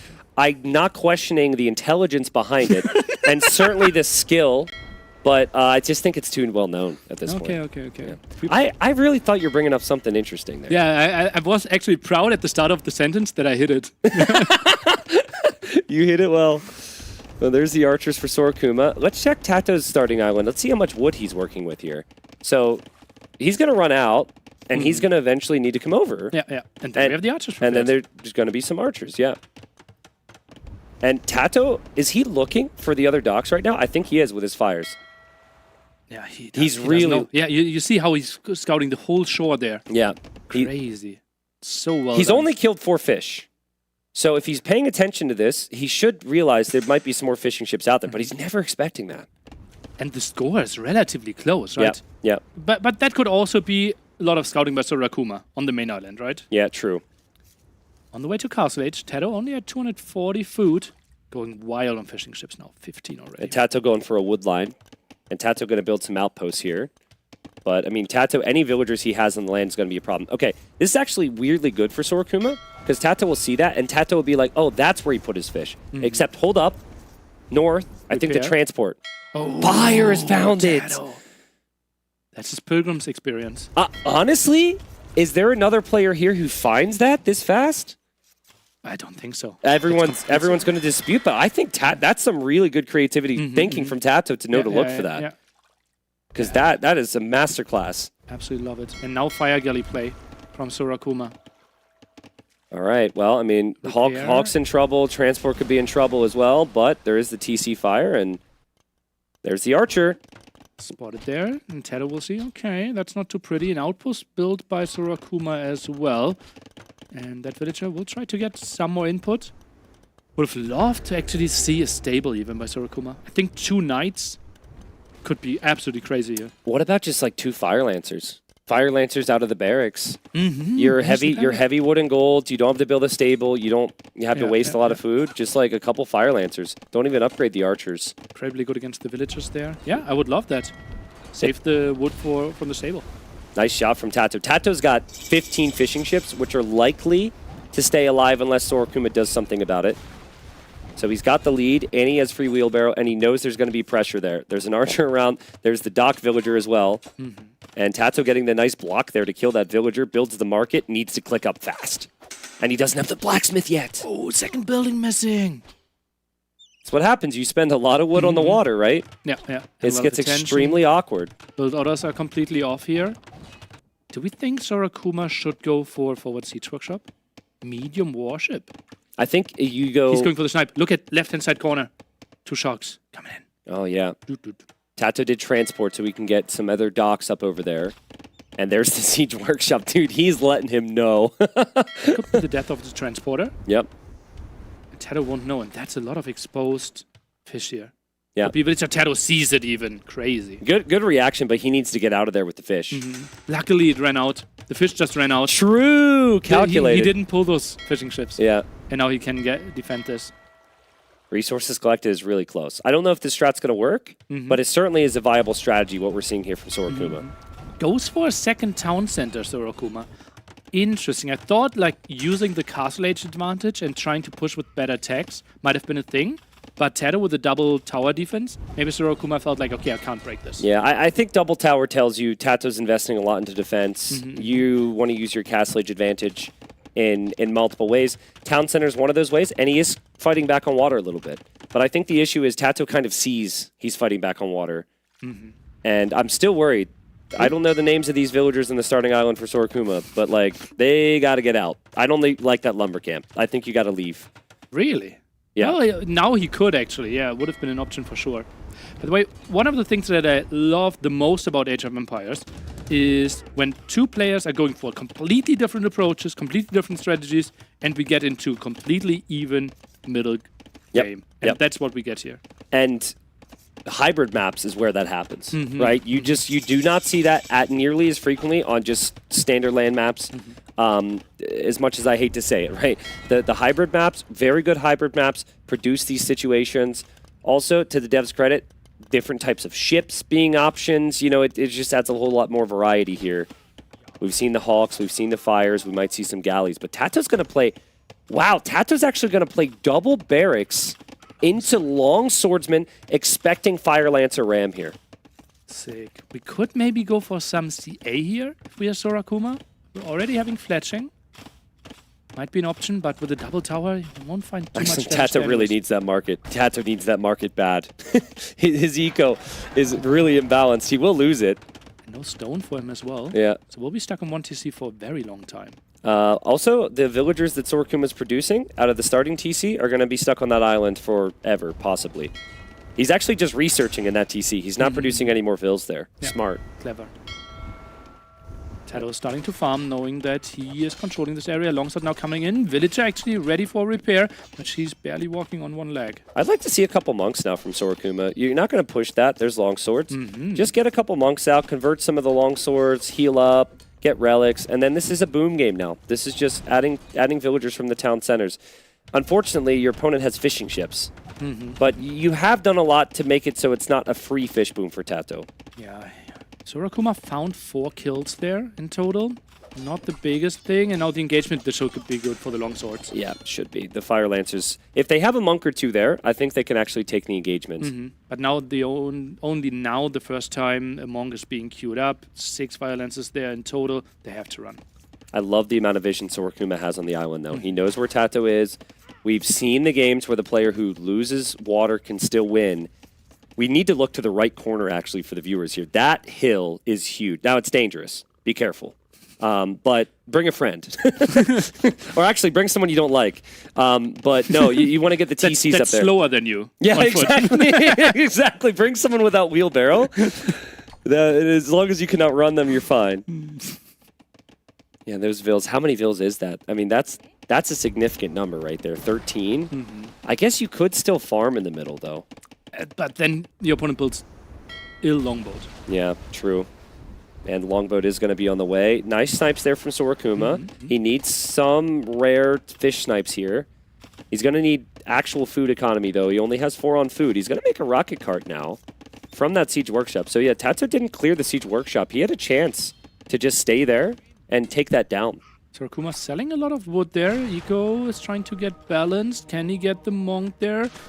Will shoot him down and doesn't eat the conversion. Good for him. That's very good for him. Sorokuma needs these engagements to go perfect for him right now. Because these villagers are probably going to die. Is the transport dead? Yeah.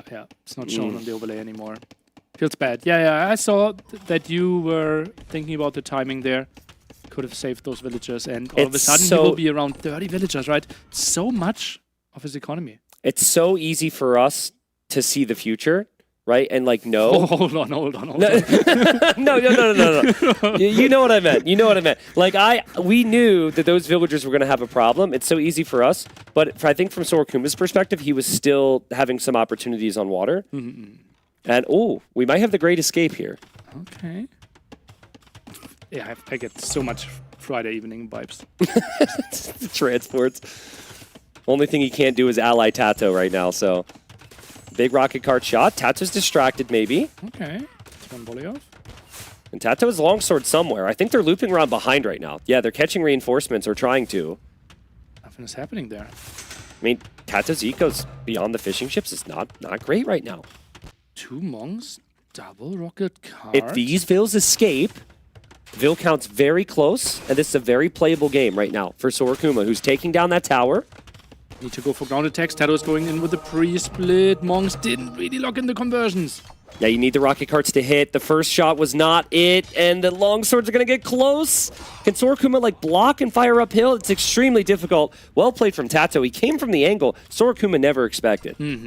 Siege Workshop behind this. What a nice clear up by Tato and Sorakuma. He had outposts at the left-hand side, but Tato snuck through. Yep, and I think Transport is going to make it. They arrive, see a dead whale, and are immediately alarmed. But they will continue on, find their friends. Tato's going to go for a big push, though. Gambison's even as well, so he's going to have lots of armor on these longswords. Wants to dive under the town center, maybe, but enough defense there for now. Villager-wise, it's still looking okayish. Fish is running out eventually. Is there a way for Sorakuma to properly stabilize? I think so. I mean, longswords don't end the game here. If you have longswords in siege, maybe. So I think if Sorakuma can prevent, because since the Fire Lancers seem to be ever so slightly faster, if you can just prevent the siege from moving forward, give yourself a minute, it might be okay. But actually, what is the speed difference between these units, if there is one?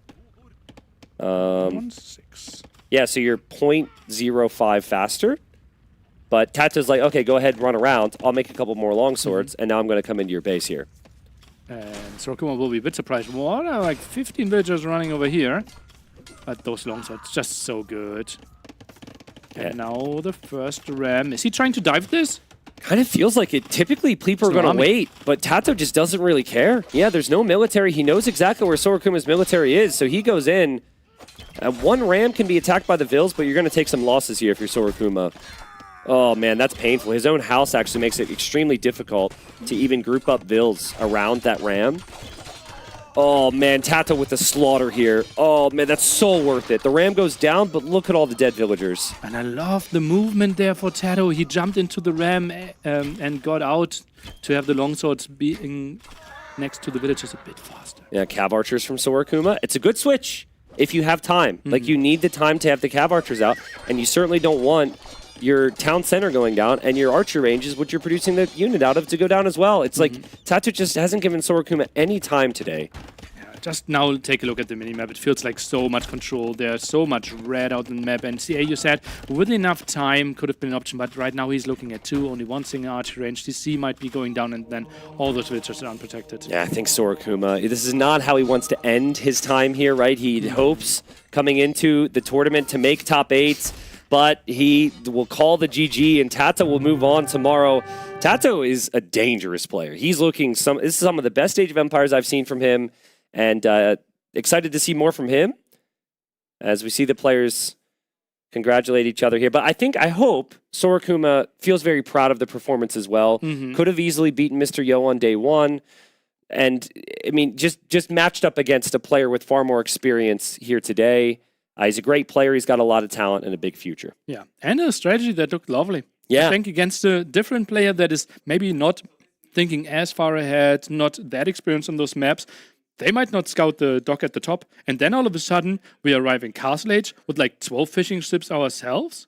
Yeah. Then it gets ugly for the Vikings player. Tato looked everywhere. I'm very curious to hear what the interviewer is going to have to say there, because I think for Tato, he's got enough experience. He probably has played 1 or 2 games where there's been a situation with sneak docks like that. So I would have just hard focused around the initial island, looked for those fishing ships, found some fishing ship kills, and then just moved my thinking onwards. I wouldn't have ever looked for the fish there. Sick. Yeah, absolutely love that. And Tato, he's going through. But I think, while we'll take a look at the bracket a bit, I think he will have a really he's facing like Leary or Hera. Or Viper or Sebastian. Like, there's so many good players. Sebastian he avoided, right? Sebastian he would have faced if he lost. Yeah. Yeah, we will have the bracket for you pretty soon. We will go in an interview first, and then we will do all the calculations. Obviously, we don't know the order of the matches yet. We don't know the order of the matches, but we had 12 players. We're going to be down to 8. Mhm. So the 4 that are out, Nilly. Mm-hmm.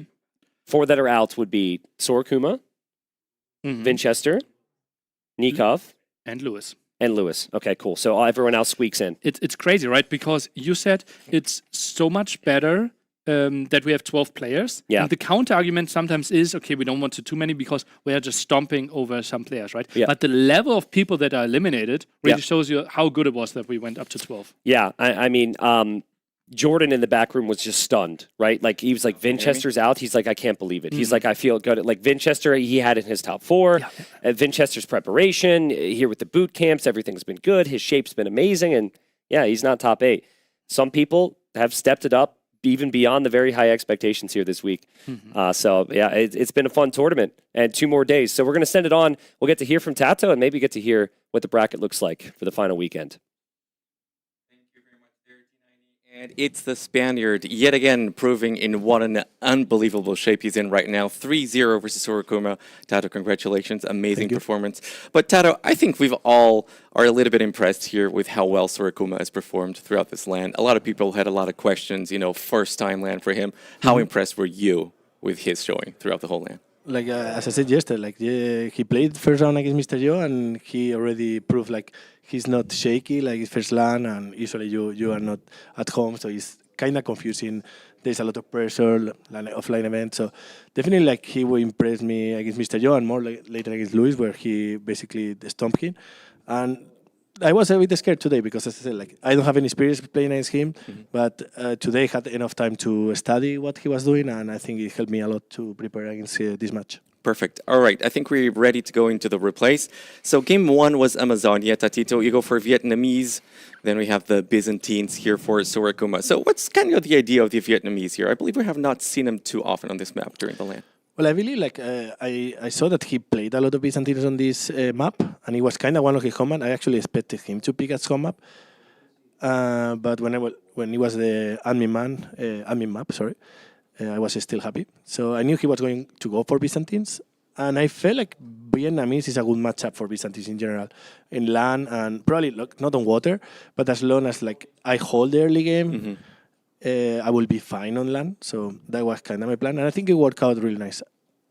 You're still one of the only players who are trying to make demos on the new water meta.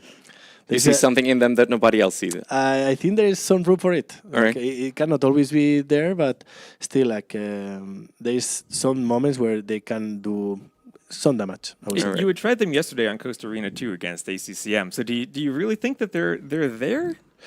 I mean, with the Stack Patrol and the Hulk now, I think if someone sleeps a little bit and they are clamp up, I think you can So hit as long as demo. Nilly doesn't fix the Stack Patrol, you can use them? Exactly. When they fix the Stack Patrol, I think it will no longer be an option. All right, so here, that was the beginning for Sorakuma, which you didn't know about, I imagine. Yeah, the beginning for Sorakuma here on game number 2. Let's Lençóis Maranhenses. Tato goes for the Japanese, Sorakuma goes for the Malay. Yeah, so that was a disastrous start here for Sorakuma. And on top of that, I feel like Japanese, potentially one of the best civs on this map. So it was already a little bit on the back foot. Or how well do you think Malay actually match up against Japanese on this map? Well, I think, as I said, he was doing a lot of meta times on this map, opening meta times, and I felt if Japanese has one of the best meta times when Romance is out of the picture as well. So I can fight with meta times all the time. Even he had +1 armor, but I felt like I was trying okay. So when I got the last mid upgrade, I was so ready to fight anytime. So I think at the end, he was a bit shaky this game as well because he knew the pressure was on. He loses the game, he's out of the tournament. True. So I could feel like he was a bit sloppy sometimes, like not quick walling on time, fighting. So I think this time probably was the first time like he felt really, really nervous. But I also think it's incredibly difficult to play these kinds of games where you're fighting on water, you're trying to quick wall on one side, and then you're being attacked. And it's just incredibly hard to play these kinds of games. And I believe you, with your years and years of experience in being in these kinds of situations, probably had the upper hand there anyway. As we were already seeing here, the game number 3, that was Mont Pascual. And Tato, I believe earlier on in the tournament, during the qualifications and all of that, most people were still kind of undecided whether you make the TC on your initial island or whether you make it on the main island. At some point, I thought most people who pick the Chinese here do want to go for the main island because you get the 3 extra villagers. But as we see here, Sorakuma not doing it, is that completely out of the picture now? Going for the TC on the main island, not viable on this map? I think if he still wants to go FC, I will still have gone for the main island, in my opinion. For the big island, not in the main one. But I guess he wanted to mind game me a little bit. Chinese is really solid, but now with the new balance patch, latest one, I think it's better to be on the main island because basically now the dogs are not like that defensive anymore, and you can lose your fish or it can be either forever. And probably FC is too risky because if he gets on time, you might not even have resources to go for it. And we see your Civ pick here, the Vikings. We saw Leary picking that earlier. Do you really think longboats in the current meta are just something that's really difficult to deal with? I think they are okay, but usually this map, I don't think you will get into longboats. It's just basically the early feudal, like you save a lot of resources and also like cheaper dogs, so it helps a lot in the early game. But in general, I think the game will shift from the water to land. And then probably is where Vikings target more, so you kind of need to get the advantage early on. All right, Tatito, listen, I really appreciate your thoughts. Thank you so much for joining us here. You're free to go, as TOS and I still have a few announcements to make here, but I really appreciate it, Tato. And TOS, this series marks the end of the Swiss stage. And at this point, I think we are ready to show the final standings here for the Swiss stage. It should be on screen any second now. But we have a few announcements to make here, TOS, because while we do have the players now that have qualified, and we're going to go through that just yet, Sebastian qualifies here as number 1. Then we have Hera, Viper, Leary, Tato, Freaking Andy, ACCM, and Mr. Yo. ACCM does come in there at the very end by virtue of the fact that Tato manages to win the whole thing. Unfortunately for Sorakuma, Winchester, Lewis, and Nikov, this is the end of their runs here at the Brazilian Dynasty. Now, T-West, we do have in the rules, it is stipulated that we have a series of criteria that will... We have a long sequence of criteria for how to determine these matchups. We are here for 3 days. We had a Swiss system, and that involves lots of tiebreakers. We've heard Doubt talk forever about Buchholz in every event that's ever used a Swiss tournament, or a Swiss format. So here we went into the day with 4,096 possibilities for how all the games could end up. We got our one set of possibilities here. And going into the previous set, there was a guarantee that Hera and Viper would be tied for every single tiebreaker, second and third. There was also a possibility Tato, had he won 2-1 instead of 3-0, would have been tied with freaking Andy. And Tato and Andy would have to play a best of one. Yes, and playoff. the very last of the tiebreakers after Buchholz and map wins and everything else was a best of one. So Tato, by winning 3-0, he avoided needing a best of one. And that means Hera and Viper, we scheduled them to play a best of one. And the winner was going to be picking the seed so that there was not an incentive to lose the game. Unfortunately for Viper, we've seen him using eye drops throughout the entire tournament. So he has to forfeit that match, and it'll be Hera picking between second and third seed going forward. He hasn't done that yet, but that will be coming up once we get contact with Hera. All right, so yeah, pretty much as you said there. So apparently Viper was given the option to play this playoff with Hera, but Viper did not feel like he had the conditions. And we do have here Neely joining us. Apparently there's an extra announcement to make. So Neely, take it away. There's no announcement? I believe your microphone is not on. I think you need to turn it on like this. Technology, you know. Okay. I'm just a bit confused, and it's probably a talk for off-stream, but isn't one of our tiebreakers who won more game ones? It is not. That was never in the handbook. So we can't retroactively do that because that would change how players would have determined their drafting in civs for game number 1. Okay. I see smoke coming out of Neely's But head. then that's it. Okay. All right, that's it. So again, just to make everything clear here for the viewers yet again, Viper and Hera were equal in every single criteria that we thought about. The very last one would have been a playoff best of one. Viper did not feel like he had the conditions to do it, so he forfeits that series, and that means Hera has now the possibility to pick either second seed or third seed for the knockout stage. I believe he has not done so just yet, Correct. but I do believe we have the brackets ready for the knockout stage. We do not. Okay, so apparently we're still waiting for a decision here from Hera, and I hope we're going to be getting that. But yeah, let's maybe just talk a little bit about what we've seen here throughout the whole Swiss stage, Neely. I want to hear your thoughts on the maps. I've heard thoughts from a lot of people about the map pool. It feels to me like the unanimous feeling, this is an amazing map pool. And I do have the feeling myself that this is going to be one of the things that this tournament is going to be remembered for. Just the incredible map pool and how many different possibilities and different strategies it has offered us throughout the whole tournament so far. Yeah, I hosted a lot of tournaments in my life, right? And typically when I went for a big map pool with a lot of new maps, people have been saying, okay, oh yeah, so many nice maps. But actually behind the scenes, there were always the same 4 maps that were banned, right? And they only remember the good 3. But this is actually like, we have such a big diversity because every map is new and we've seen basically all of them. And that's the real testament, like the variety of all those maps. And yeah, kudos to T-West. You know what I think might have played a role in having these maps being so good? Is that I think they're similar to some, but not equal, or at least different enough that people still have a good idea what could work and what could not work. So I wonder if that was part of your whole planning process. We have a few stats. I guess we're going to be looking at it in just a minute.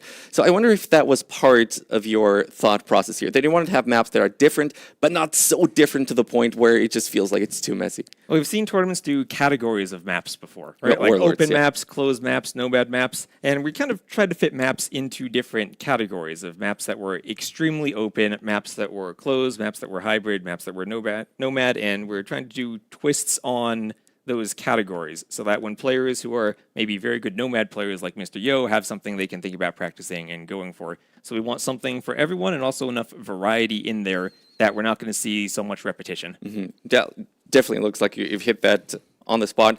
As we're having a look here at the most played maps, Festa the Pólvora. So that was, I believe that's also one of your favorite ones here, T West. I believe you did say you were quite proud of that one, so that was the most played map here. I think everyone likes the gunpowder cakes. Yeah, everybody does like it, and I do like the twist that it offers, Neely. Have you played this map yourself?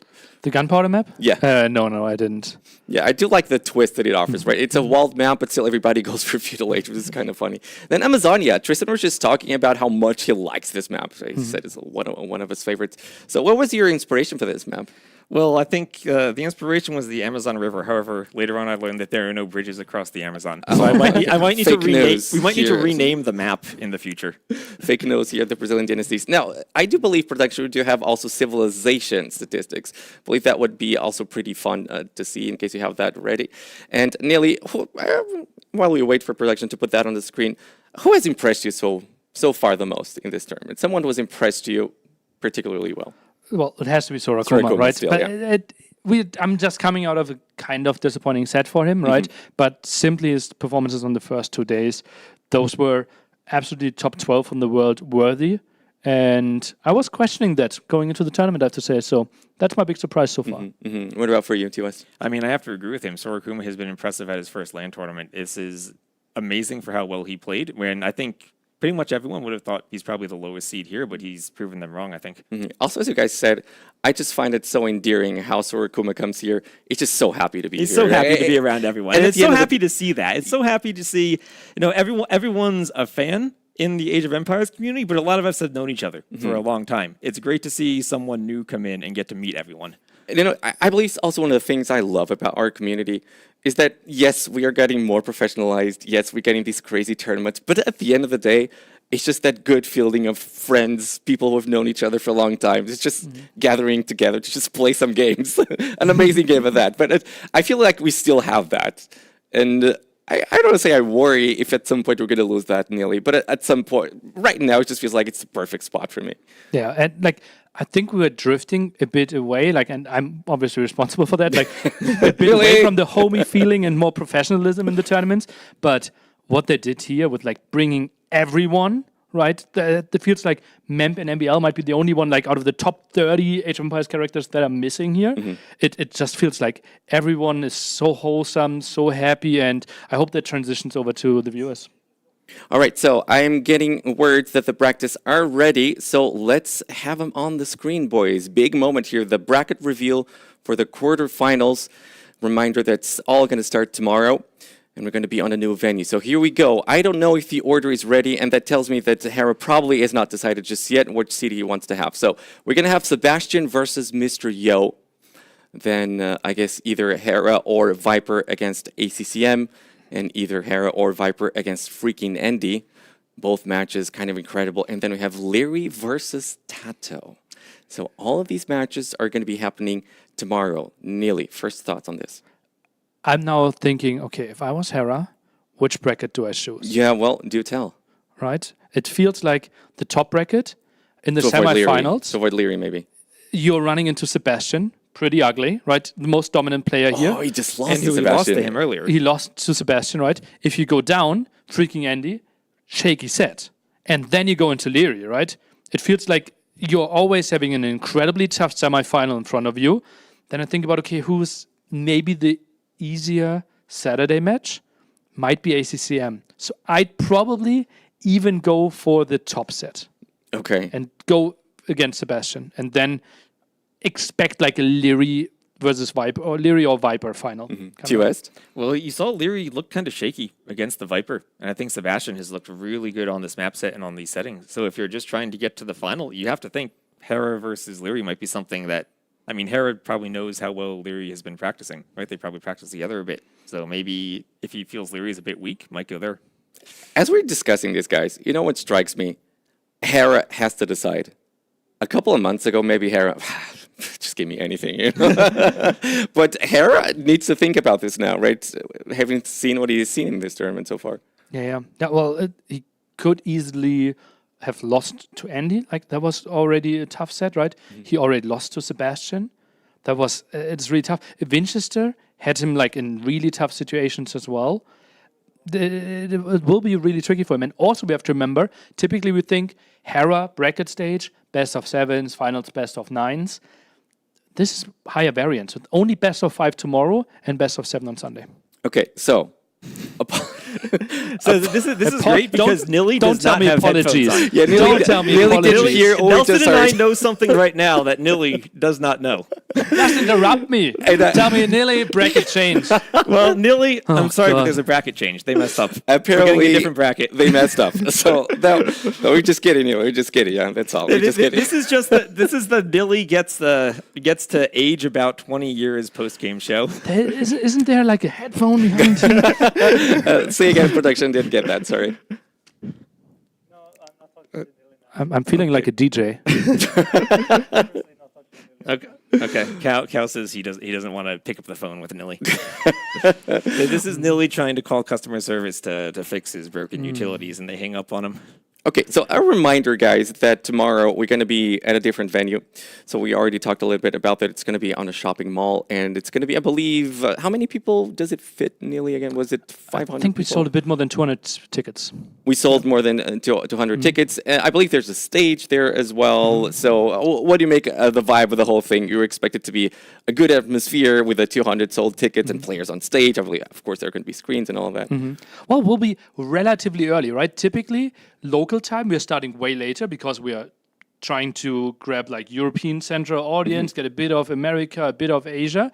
This one now we are starting 10 a.m. local time. Oh, right? true, yeah. So that first set, the player won't have a lot of time to practice, right? A lot of time to prepare. So you can still play some games before we deconstruct everything here. But tomorrow morning, people are going in really fresh, which is rare. So I'm scared for the two people that have to play first set. Okay. I personally am scared of the fact that we're going to have to move whole production from here to a whole new spot. You as the admin at TOS, I imagine that they're going to be a bit jittery I there. am an admin. I am not responsible for picking up the PCs and carrying them. That is Doubt's responsibility. Doubt's responsibility. Oh, all right, there you go. In any case, very excited for that. Again, I was here at the watch party just earlier, and just seeing the enthusiasm of these people. You know, South Americans.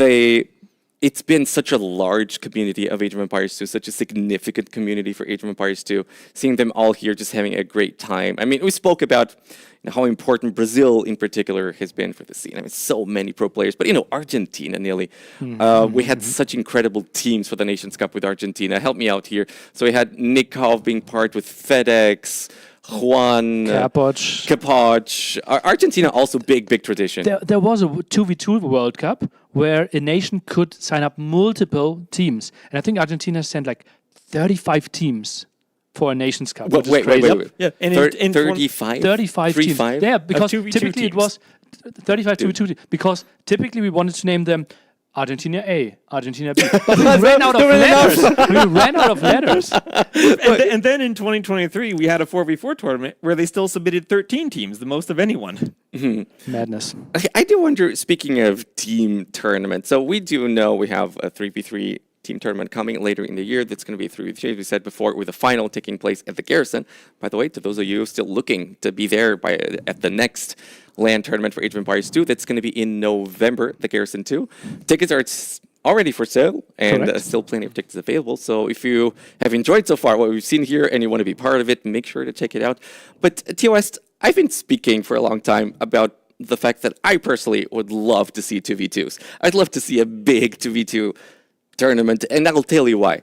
I'm thinking about content, and I think about the fact that 2v2 is still casual enough, I want to say, or still easy to follow enough that a lot of people will be able to understand. Because I know I've talked to you in the past a lot about team games, and you always have that feeling that 4v4 is a bit difficult to follow as a viewer, especially as a casual viewer. I believe might it's not too understand overwhelming. Age of Empires as much. I believe it's too overwhelming, yes. And I think 2v2, there are a lot of situations where it's simpler, right? You often have one player who has a very specific role as a cav player, one player as an archer player. But then if you get the maps, a really good map pool, I think, like we've done here, you can also change it up quite a bit and have more interesting situations than just cav and archers. Okay, well, a discussion for later, because now we do have the brackets. I hope this time around the correct one. So we triple verified, I'm hearing. So apparently Harris still is not decided, but we do and have this new obviously makes brackets. sense because the second and the third seed are on the same side of the bracket, so it's not as big of a decision as it was before, and Hera simply chooses his first round matchup between ACCM and freaking Andy. Which means potential Hera Viper in the semifinals, nearly. And Leary and Sebastian avoided.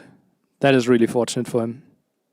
But and this is a much better. This is, I think, a much better decision for the. Wait! Live reveal!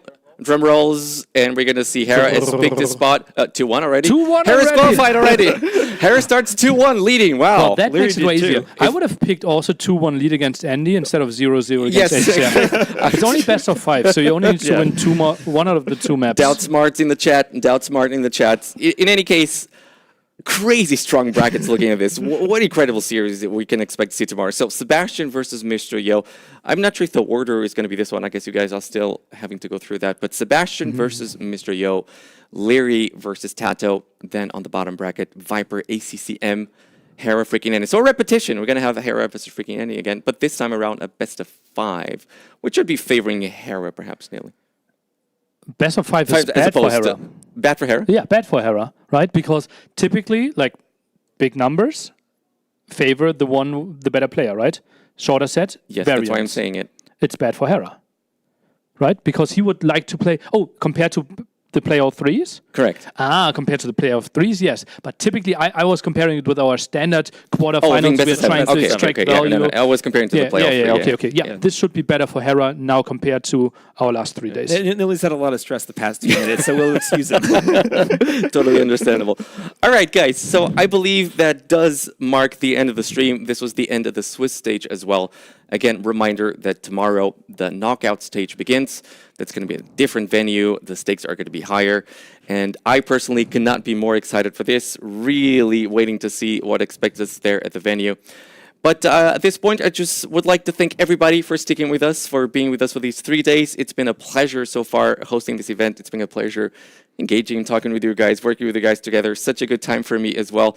I hope each and every one of you will be here joining us for tomorrow. Stakes are going to be higher. The pressure is going to ramp up. Everything is going to be better, bigger, better. And so appreciate you all being around. Hope you guys will be joining us tomorrow. I believe we start at 13 GMT yet again. 10 Brazilian time. And thank you very much for being here. Thank you, and we're going to see each other tomorrow. Bye-bye, everybody. All right, GG's, guys.